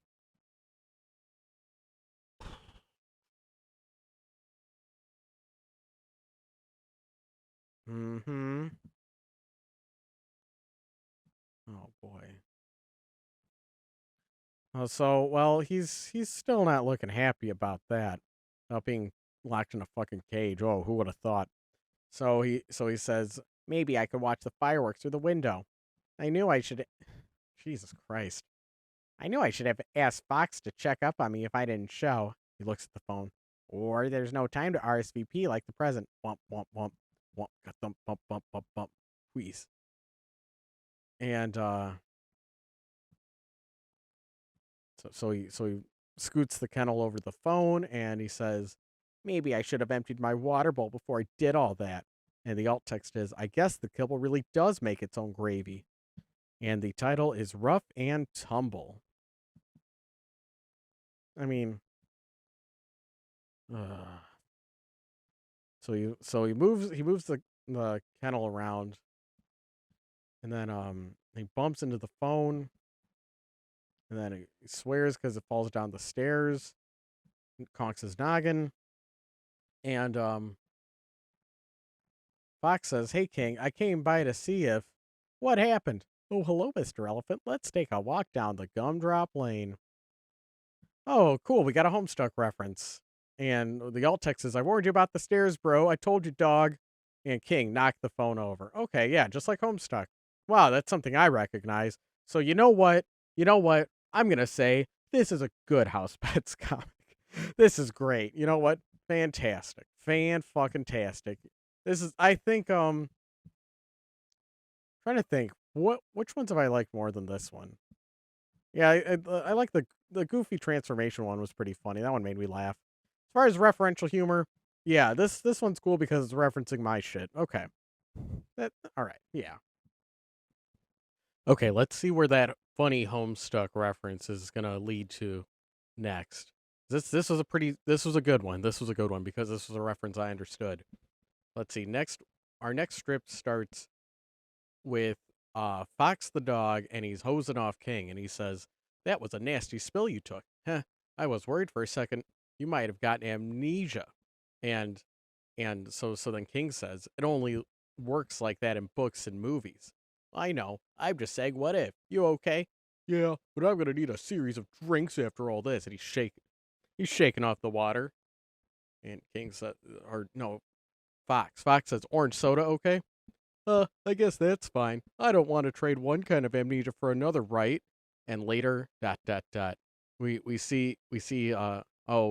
you see, he only wanted one orange soda, but you see in this last panel, we see he's saying, everybody get naked, woo, and he's taking off his collar, holding up the soda. And Fox says, no, he's only had one so far. And the alt text is, I might have only done this so I had a title for the third book. You know, if I ever get around to that. Um, what was the title of the third book? The first book was House Pets Are Naked All the Time. I guess It's Getting Hot Out Here. That's the name of the strip. Yeah, what was the name of the um House Pets Can Be Real Lady Killers? Oh, I see. That's the third book. Okay. Okay, and it's King taking off his collar, and everyone and all the girl dogs are looking at him. Ew. Okay. Okay. I'm uncomfortable. um what's the description of this? House Pets Can Be Real Lady Killers follows on the heels of the award-winning comic series, detailing the continuing adventures of the animals of Babylon Garden as they, do things. Watch as they sleep in a haunted mansion, star in a pet food commercial. Man, we've only cracked a little bit of book 3 in that case. Obsess over fantasy fiction and become embroiled in a battle for their souls, one soul. And we have pull quotes from the characters. Well, that's fucking adorable. How many how many books are there? Okay. I'm curious how like if the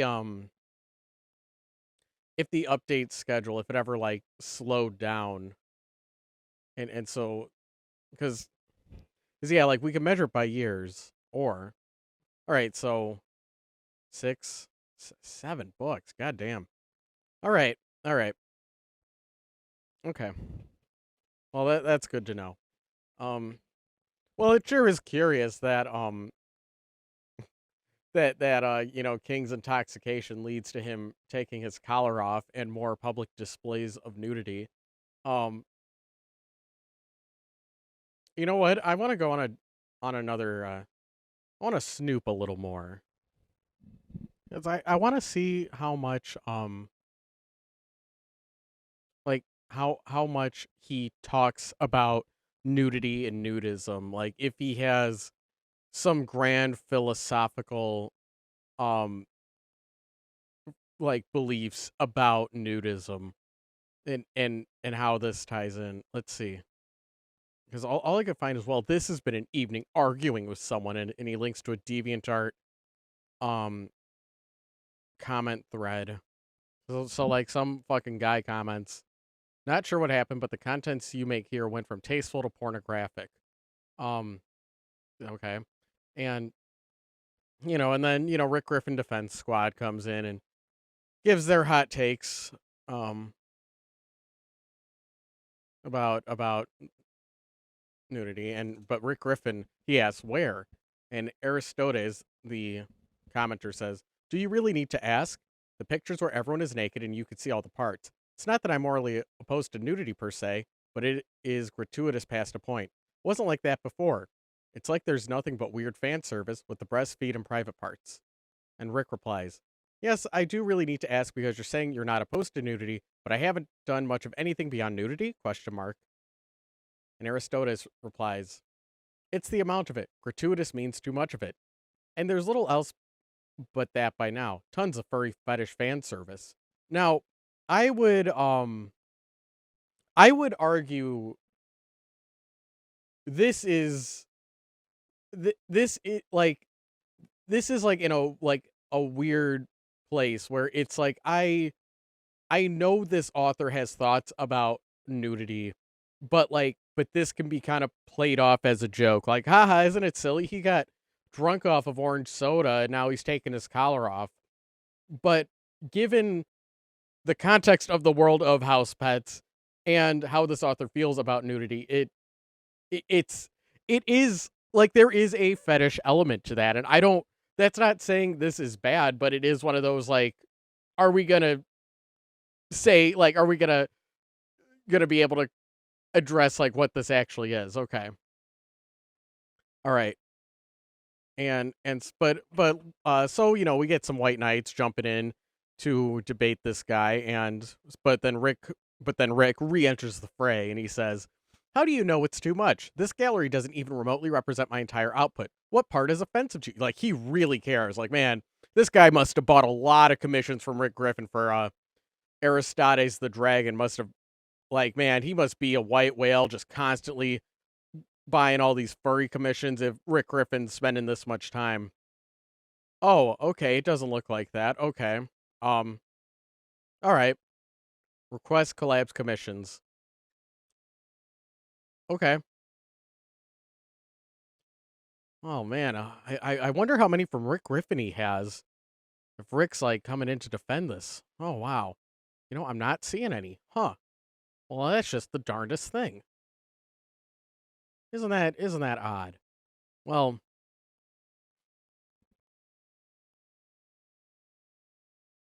and Aristodes replies to Rick Griffin, what part is offensive to you? And Aristotle says, not the whole thing, just what it has become recently. It used to be a much better gallery, less filled with nudity. The recent pictures have almost everyone going naked. It wasn't like that before. How many times do I have to say it? Mm. And Rick replies, this was in 2017, I should note. So and then this comic in particular, this one, it was 2010. So just so we're having an idea of the timeline. And then Rick says, I just find it weird you say that there's nothing wrong with nudity, and turn around and claim some arbitrary level of nudity is suddenly pornographic. There's only a small handful of pictures in my gallery recently where characters are even in overtly sexual situations, and those aren't all even very recent. Okay. So it sounds like Rick's the kind of guy that just that says that nudity does not equal porn, which I agree with. Yeah, like it does like it like the scenario like is what will make it like a figure drawing class or a statue at a museum is not pornographic. I do think that there's but you look at his art style and where it because I think because of the stylization because it is furry. Um I don't know if you could just draw like a like here let's pull up one of his muscle guys where it's like, man, this feels like it's like, yeah, technically you're not showing anything, but because furry is a fetish, because you are projecting these feelings, because it is a fantasy scenario, it's not like you're not just sketching a guy. You're like, okay, but what if this guy was like a buff raccoon, and you're thinking of it in those terms. I mean, yeah, then it does kind of become up for debate, like where it is unfortunate that art can't just exist, that if you do a figure drawing, you're gonna have to label it as NSFW. But yeah, like yeah, I'm reading through these because like I really do want to get a sense of like what what the hell is just like what deeper things does he feel about nudity? What maybe if we search nudism. So I searched Rick's writing nudity. Yeah, I'm not seeing anything. It's interesting. I would expect him to have like a grand statement on like here are my here's my enlightened thoughts about nudity, because it shows up a lot in his work. Well, maybe if we keep reading, we'll get to the bottom of it. All All right, so our next strip starts, and King is just, oh, he's looking blasted. He's got the shades on, his collar's off, he's holding a drinky drink, and he says, "So Sasha, how about you ditch the mud and we go walkies?" And and Sasha says, "No, that wouldn't be fair to Beano. Tuesday instead." Sasha says Beano from off screen. And hi, I'm Daisy. That's Daisy introducing herself. And King says, "Daisy, honey, give Kingy a hug." And she just smiles and says, "Hi, I'm Daisy." Oh, uh-oh. And then the King goes up to Taro. I think that, yeah, Taro the dog, and he says, "Hey babe, how would you like to howl at the moon with me later?" And Taro says, "Sorry, I don't date humans." What? Oh no. Oh, and the alt text is pop. And the title is "That Would Be Weird." Oh, so yeah, I guess because she knows about, like, she could see into the soul. Oh. Ooh. Yeah, that's cool. That's cool. Yeah. All right. So how's it gonna? Ooh, looks like this grape looks like it's like an art, like an art evolution up. Like now it's starting to look like Rick Griffin's current art style. Like, okay, that's cool. That's cool. It's nice seeing the art evolution. So King is talking to himself and he's splashing himself with water. Okay, King, get a hold of yourself. Get a hold of yourself. One of them knows your secret. Why? And stop flirting. And and so King says, "Say, cat," and he's pointing to Grape. "You wouldn't happen to know who that beautiful dog is? She's short, has a green collar with the eye of Ra." "Oh, that's Taro." "Oh, that's Taro. I didn't know she was here. I was sitting on her. I was hitting on her, and she said some really weird stuff. Do you know why? That's because she's psychic, like a dolphin, only she can read minds too." "Okay, that's a perfectly normal explanation. Also, she's my best friend's girlfriend.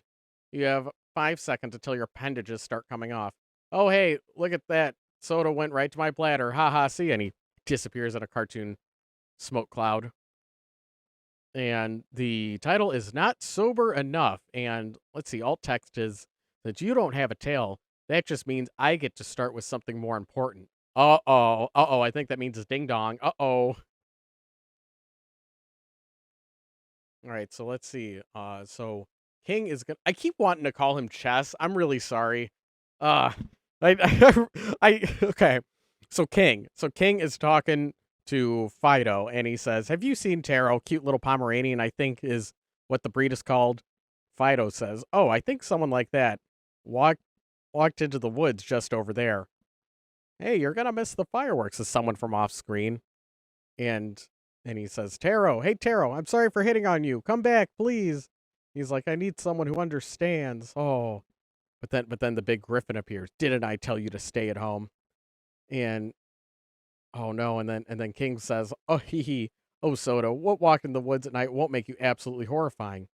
And the alt text is, "It's just that time of night when you find everything absolutely hilarious."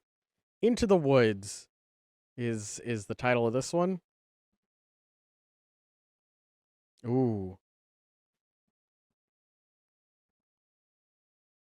"You're going to ruin everything," says someone from off screen. I think that's the Griffin. Then King drops his soda. And Pete, stop this at once. We see the Griffin and King looking over. And Taro's eyes are glowing green. Oh, and she got some cool magic stuff around her. All right, so she's charging up. And looks like the alt text is relevant. So pew, pew, pew, pew, pew, explosions, fireworks. Yeah. Well, that's appropriate. That's not just you being quirky. That seems, yeah, we get a little extra sound effect. Okay. Oh, very cool. Oh, so Taro has now turned into a big ass dragon. Fuck yeah. That is cool. So let's see. The Griffin says, so it was you who called me here. And Taro says, "You've been abusing the rules, Pete. Naughty, naughty birdie." And someone from off screen says, "This would be so awesome if I didn't just wet myself." Okay. Now that's the see, that one I do believe is just characters being funny. Because I haven't seen a lot of uh toilet humor or ABDL stuff with Rick Griffin's work. So I'm gonna take that one as like, okay, that's just That's just silly, just being silly animals, right? Okay. Okay. Like we don't got to uh go through the Twitter archives and see what he what he's had to say about soiling yourself. Damn, that's pretty cool. That is a cool dragon design. Yeah. Yeah, and seeing like her collar turned into this marking. Yeah. This I feel like this dragon kind of explains why because I'm thinking back to how the humans, their character designs, like the faces were kind of wonky, but it's like, okay, I'm seeing that same mode of thinking for the dragon, but it looks really good for the dragon, if that makes sense. That's really cool. All right. Oh man. The Truth, the Whole Truth. That's the name of this one. It's another long strip. And King says Tarot, and Tarot says Tarot is my avatar. I am known as the Spirit Dragon. Wait, you said rules. I knew it. I knew I was in the middle of a cosmic chess game. And and Tarot says chess, to compare the game to chess would be like comparing all of civilization to an amoeba. The stakes are far higher than creation itself, and the rules are more intricate and complex than the foundation of this world. Behold! Phew. It can't be. The cosmic game is D&D. Oh no!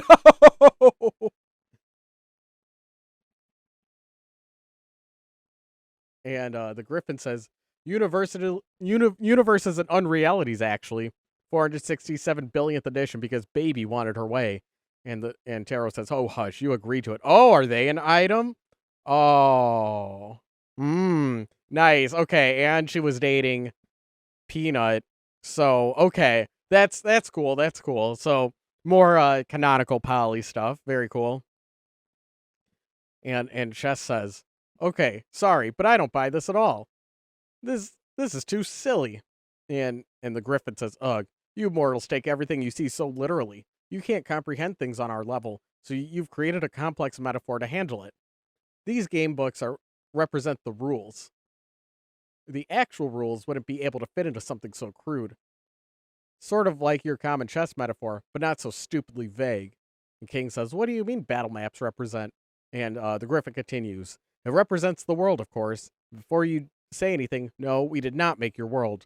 There are an infinite number of low-order universes, so why make a new one when we could just pick one we like? Similarly, the dice represent fate and chance. And so he points to a can of soda and he says, what does the can of soda represent? And the Griffin says, they represent I'm thirsty, so shut up. Okay. Uh yeah, yeah, I think we've all come to expect tagging very very deep moments with a little quip and a joke. Okay. Um I am worried that they will start using like, oh, you can't comprehend this as like a way to go around explaining anything. That I guess that's my worry. But this is an interesting twist. Yeah, Tarot is a dragon. That's pretty cool. Yeah, I fucking love Dragon TF. That's awesome. Oh, who's this Kitsune? Oh, that's cool. That is cool. Yeah. Yeah. All right, so the Kitsune says they're sitting at the D&D table, and Kitsune says, all right, squares, what did you have to go up and get me here for? I have a dispute. Me first. And the Griffin says, she moved the temple. That was explicitly against the rules. And Taro says, I did not. A third party moved it, and I couldn't intervene, even if I wanted to. And the Kitsune cuts in, I already know. Dragon's favor. Pete, stop being such a crybaby. Now, what's your issue, Dragon? Our dual packs rules were strict. The only allowed parties were dogs and cats. And then I learned that the avatar that Pete chose, this dog, was not a dog in his past. And Pete says, that doesn't matter. He's canine now. Oh, man. Uh-oh. Uh-oh.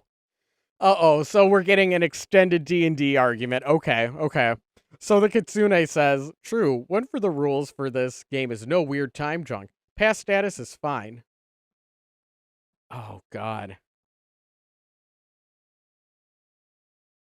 Even so, my second complaint, I think this is Taro talking. My second complaint is that he forced King to change without his express permission, against the free will and free agency rule. That's not true. Then explain. Huh? That's not. So, and we see King's cutting in with his commentary. So then the Griffin says, "First you tell me, even though you've already prevented me from gaining the cat as my avatar, why is your avatar still with the dog?" Oh, and then the dragon says, Taro still loves him. Oh. Yeah. Oh. And the Griffin says, "Dragon's in love with a low order being." Hee. Shut up. I am not. And and King says, "Is this also a metaphor for something? Because I'm really confused now." And the alt text is, "For those of you who thought the comic strip was over because it got weird, it wasn't. Welcome back." And the title is "And Nothing But." Okay. Bro. Oh man, we're still guess we're still talking about D&D. Okay. And this one is titled "Slave to the Details." Oh man. Wow, yeah, I guess these um these all-knowing cosmic beings also really love arguing about D&D. Okay. Man, there's like a lot of good Volo art of him as Kitsune or Ninetales. Can we look at that? Can All right, E926. There we go. Yeah. That's cool. Oh. Wow. Yeah. How about this one? Hmm. Yeah. I love this one where he's like gradually turning and we see the reveal of, oh, he's turned into a fox. Oh. I don't know. I think I didn't really get like Ninetales or foxes until I saw stuff like this. Oh, it's so cool. Yeah, and then some Zoroark transformation. Wow. Over here. Yeah, it's like those creatures all fit Volo. I think that works. Wow. See all my garbage. I'm just I'm just pretending like it isn't there. Okay. Well, okay. Well, I'm just gonna how I don't lightly give a Volo headcanon or like, oh, this is an AU of Volo very lightly. Though I do like to use him. Like I do like to re-roll that character in my manga. I'm looking over at my Volo, making sure he's okay. Like he knows that I do that. So so let's see. So King is pointing at the Kitsune and he says, "Hold on. I don't know exactly what's going on between you three, but I do know that I never wanted to be a dog." And the Kitsune's got the giggles and he says, "I'm okay. No. The rule's not always about what you want. I play in your universe because I like you guys. I don't want you getting hurt on my account, so I have a policy of intrinsic benevolence. We're not monsters, except maybe for Pete. Hey." And that means that if you're deemed part of the game, your choice can be overridden in some cases. Namely, that the action performed is for your own good. And so King says, "What if I didn't want any help? What if I didn't like the help that I got? What if I didn't even want to play?" And so the Griffin says, "You could still imply consent." And now he's quoting what King said, and he said, "I see where this is going. You're going to teach me a lesson. Let's get this over with. Are you going to change me into a dog or what?" And King says, "Stop imitating me, you big parrot. Even if that counts as making me play, you tricked me into thinking I had no choice. Not only was the consent after the fact, it did not include locking my tongue from saying my own name." And the Kitsune says, "Sorry, Pete. He's right.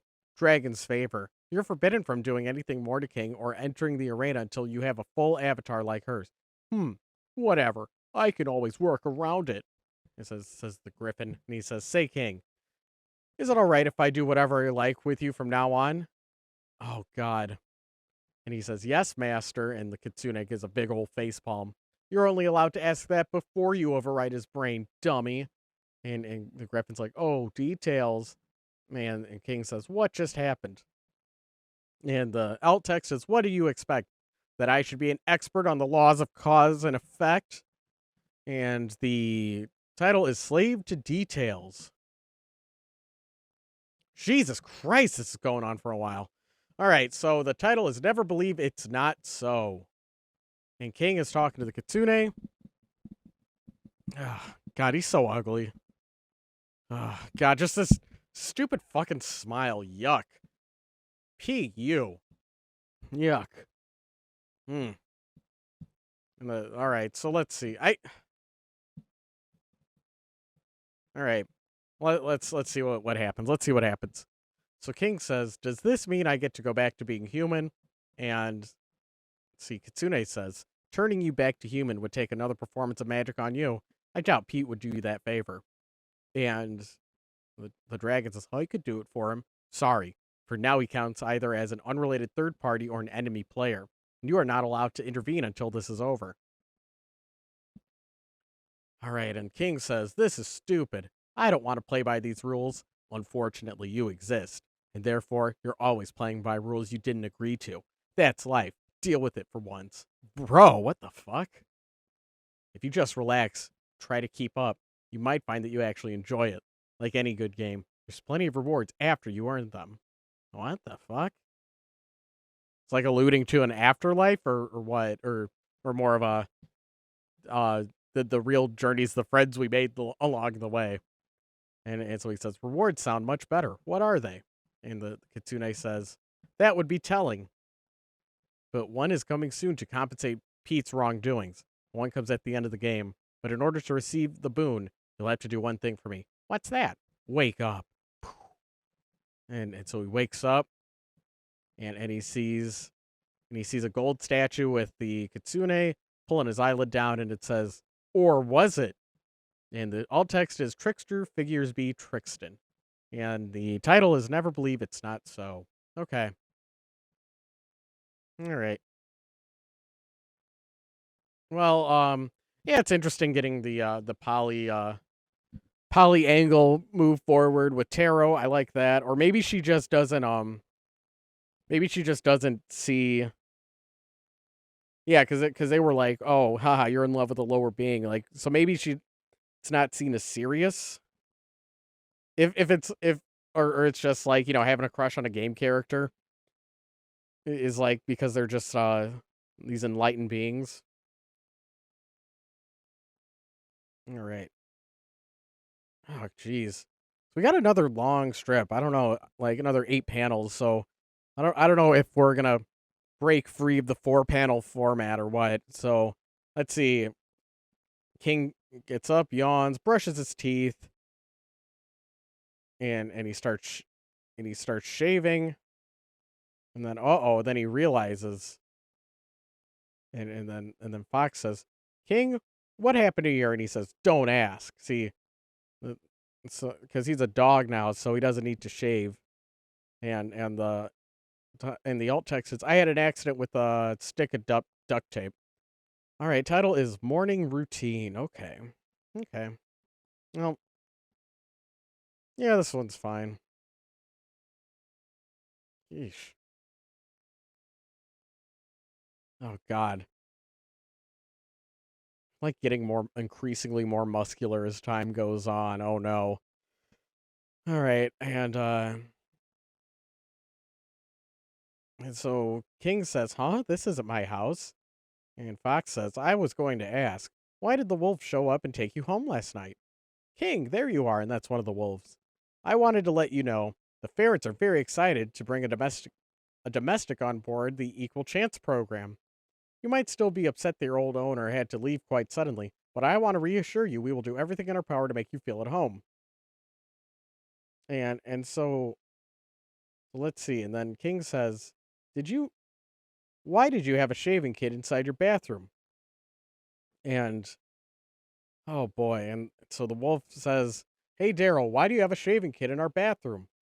And from off screen, we hear a wolf has to have his secrets. And the title is This Is Not My Beautiful House.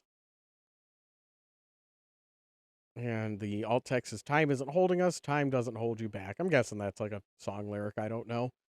Hmm. Hmm. Well, okay, so I guess we're now I wonder like what will be like will he still want to turn back into a human if he's no longer if he's no longer has to be a pet. Oh boy. So let's see. A ferret in sunglasses comes up to King. Okay, and he's shaking his hand, and he says, "Good morning, King. I am Keen Milton, your new owner. Though, ahem, don't go around saying that because it's technically not true for three separate legal reasons." The King says, "Can I ask what happened? I'm a little behind." And the ferret replies, "Our steward got a call that your owner, one of our residents, vanished last night. We thought for a while you went with him, but then the canines found you passed out in the woods. So I had him add you to our little program. At least until your owner returns, if he does. Are you fine with all that?" And he's looking around. "Actually, I do have a small request in case he does return." "What's that?" "Please, please, please grant me asylum." And the ferret says, "Funny, most of our other prospects asked the same thing. After running and screaming from this house." Okay. So the joke is the ferrets have a pretty rambunctious house. And the title is I Beseech Thee. And alt text is, and then the house sort of vanished with a few possessions littering the ground where it had stood. We don't know why. Swamp gas, maybe. Right, and so let's see. I think that's all right. That's Fox. Sorry, I'm still learning their names. Okay, so Fox says, "Mr. Milton, are you sure that King is going to fit in here?" And the ferret says, "I'm sure he'll grow to it. He'll grow to like it." Okay, all right. So the wolf said, now a wolf says, "Kids, what did I tell you about burying your prey in the lawn?" And the baby wolf says, "That sod is expensive to replace. We're sorry." Though the wolf says, "It's fine, just don't do it again." Ahem. "Oh, sorry, King, let me get the shovel." And the ferret says, "Yep, he'll be just fine." Okay. So the joke is that the wolves buried King thinking that he was prey. Okay. And the title is That's What It's All About. And the alt text is, "It's still better than my old home."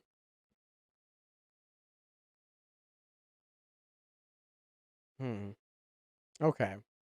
We have a single panel strip called Cordiality, and we see Peanut is waving to the mailman, and Beano says, "Traitor," with his arms crossed. And the alt text is, "Whatever happened to the good old days?" Okay, I get it. I get it. This is a joke. This is a joke. This is something that happened. Um, again, it's just kind of feels like feel like I'm looking at a bad New Yorker cartoon. like, um, well, that's that. That's that. Oh, uh,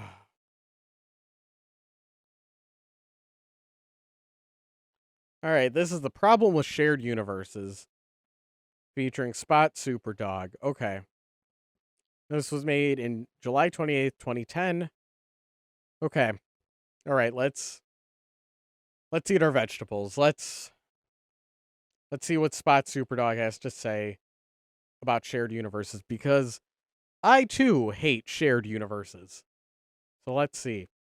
Spot Superdog is the last of his kind, the only being in existence with his powers. He is unique. Dramatic billow as Spot clenches his fist.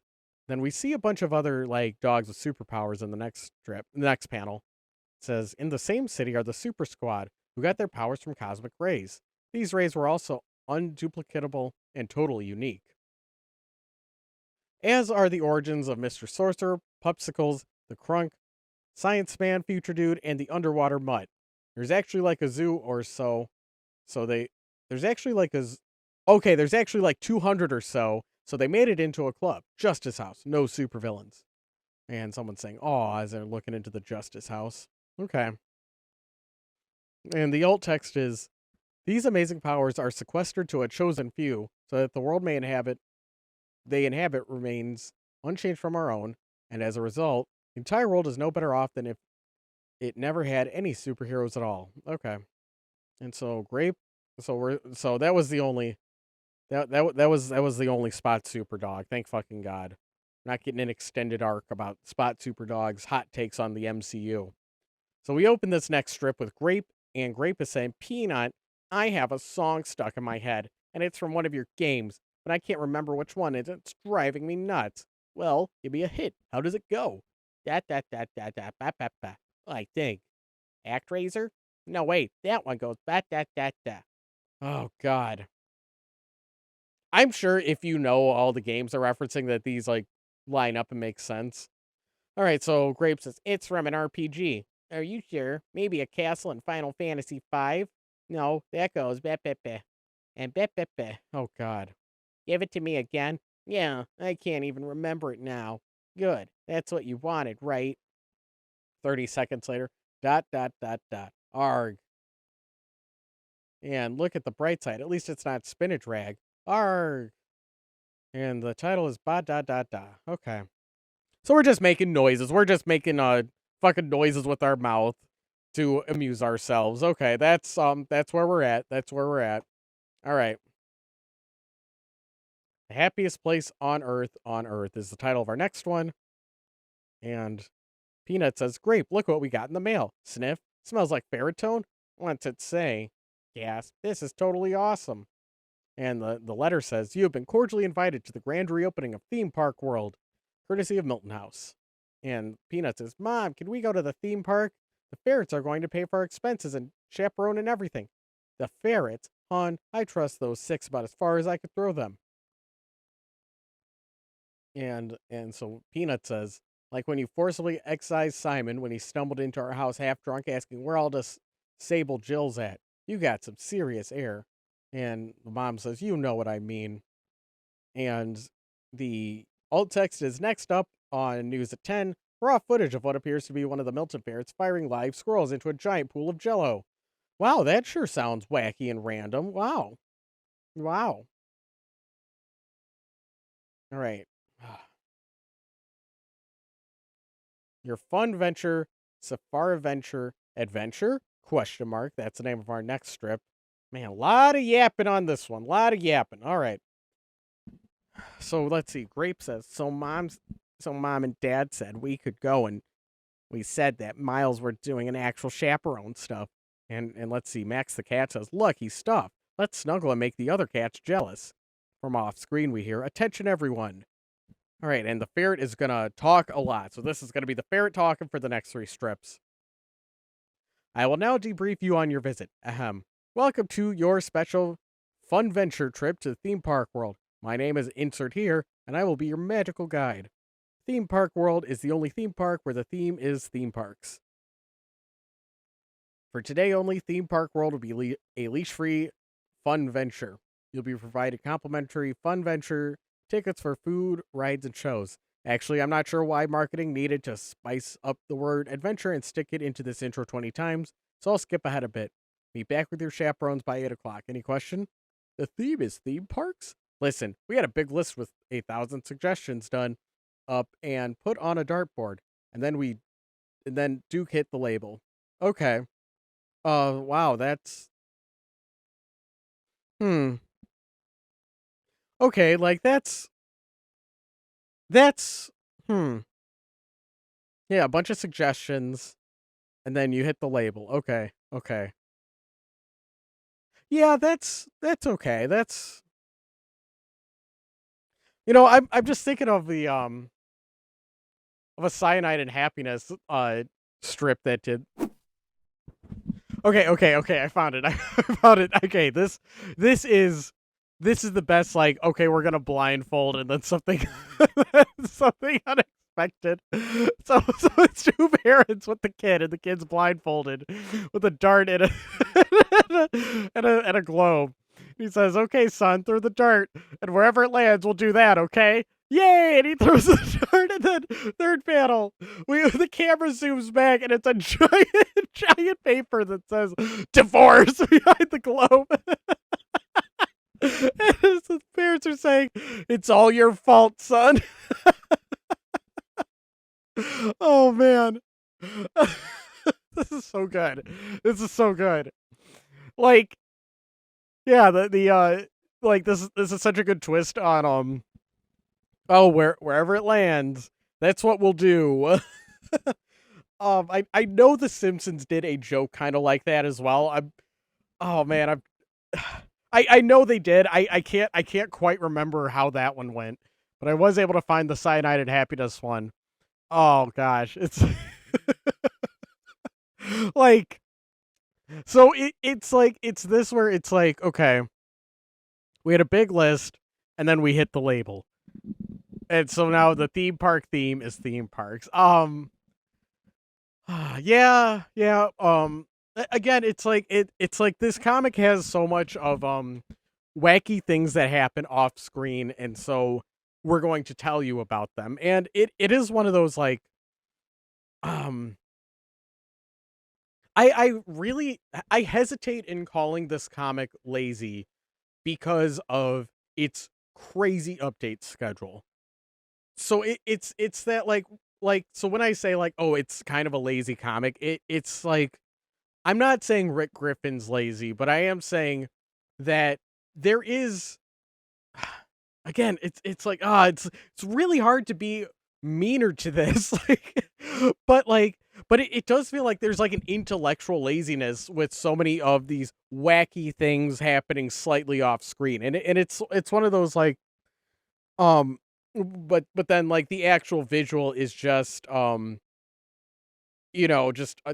redrawing the same ferret, like in roughly the same pose for three panels. Whereas I like, compared to this one, it's like every frame, like, even though it's like, okay, you could say like this is a lower art quality, it's stick figures, the character designs are less detailed. Like, it's like there's all these like critiques you could do and say like, oh, this is quote unquote worse art than House Pets. I would argue that, here's my hot take, that this is better art than the House Pet strip, with a similar punchline, because every frame there's a different camera angle, and and and and it's like, and there's a lot more variety, where like where like, even though like the expressions aren't like as exact, like, I guess it would be fair to say that these expressions are a little more toned down than the House Pets art style, with them being little stick figures with little dot eyes. But like, but like this zoom in this final panel of "It's all your fault, son," and like, and they have the same like big smile as when they're going "Yay!" and cheering on the dart being thrown, and then the son just looking horrified. Like, it's like, it's it's like, even though it's like these are like, they're like, there's less happening with the face, I would say that there's a lot more being conveyed. And I think like, with like this establishing shot of like the camera's right behind the globe, and we see the happy family and like in the way it's positioned, how like you could see the dart like so clearly, and the eye, and the what the hell is it called, the mask covering up his eyes. Yeah, like, and then the way the camera swivels back around to the back. And I like this. This is a nice touch of divorce. Like in the third panel, just big banner that says that says divorce, and we see the son lifting up the eye cover, and then but we don't see the parents, for this panel, and then having them lean into the son and like get into his personal space to say it's all your fault. Like, yeah, like there's a lot more happening in this, and it delivers a way better punchline. Like,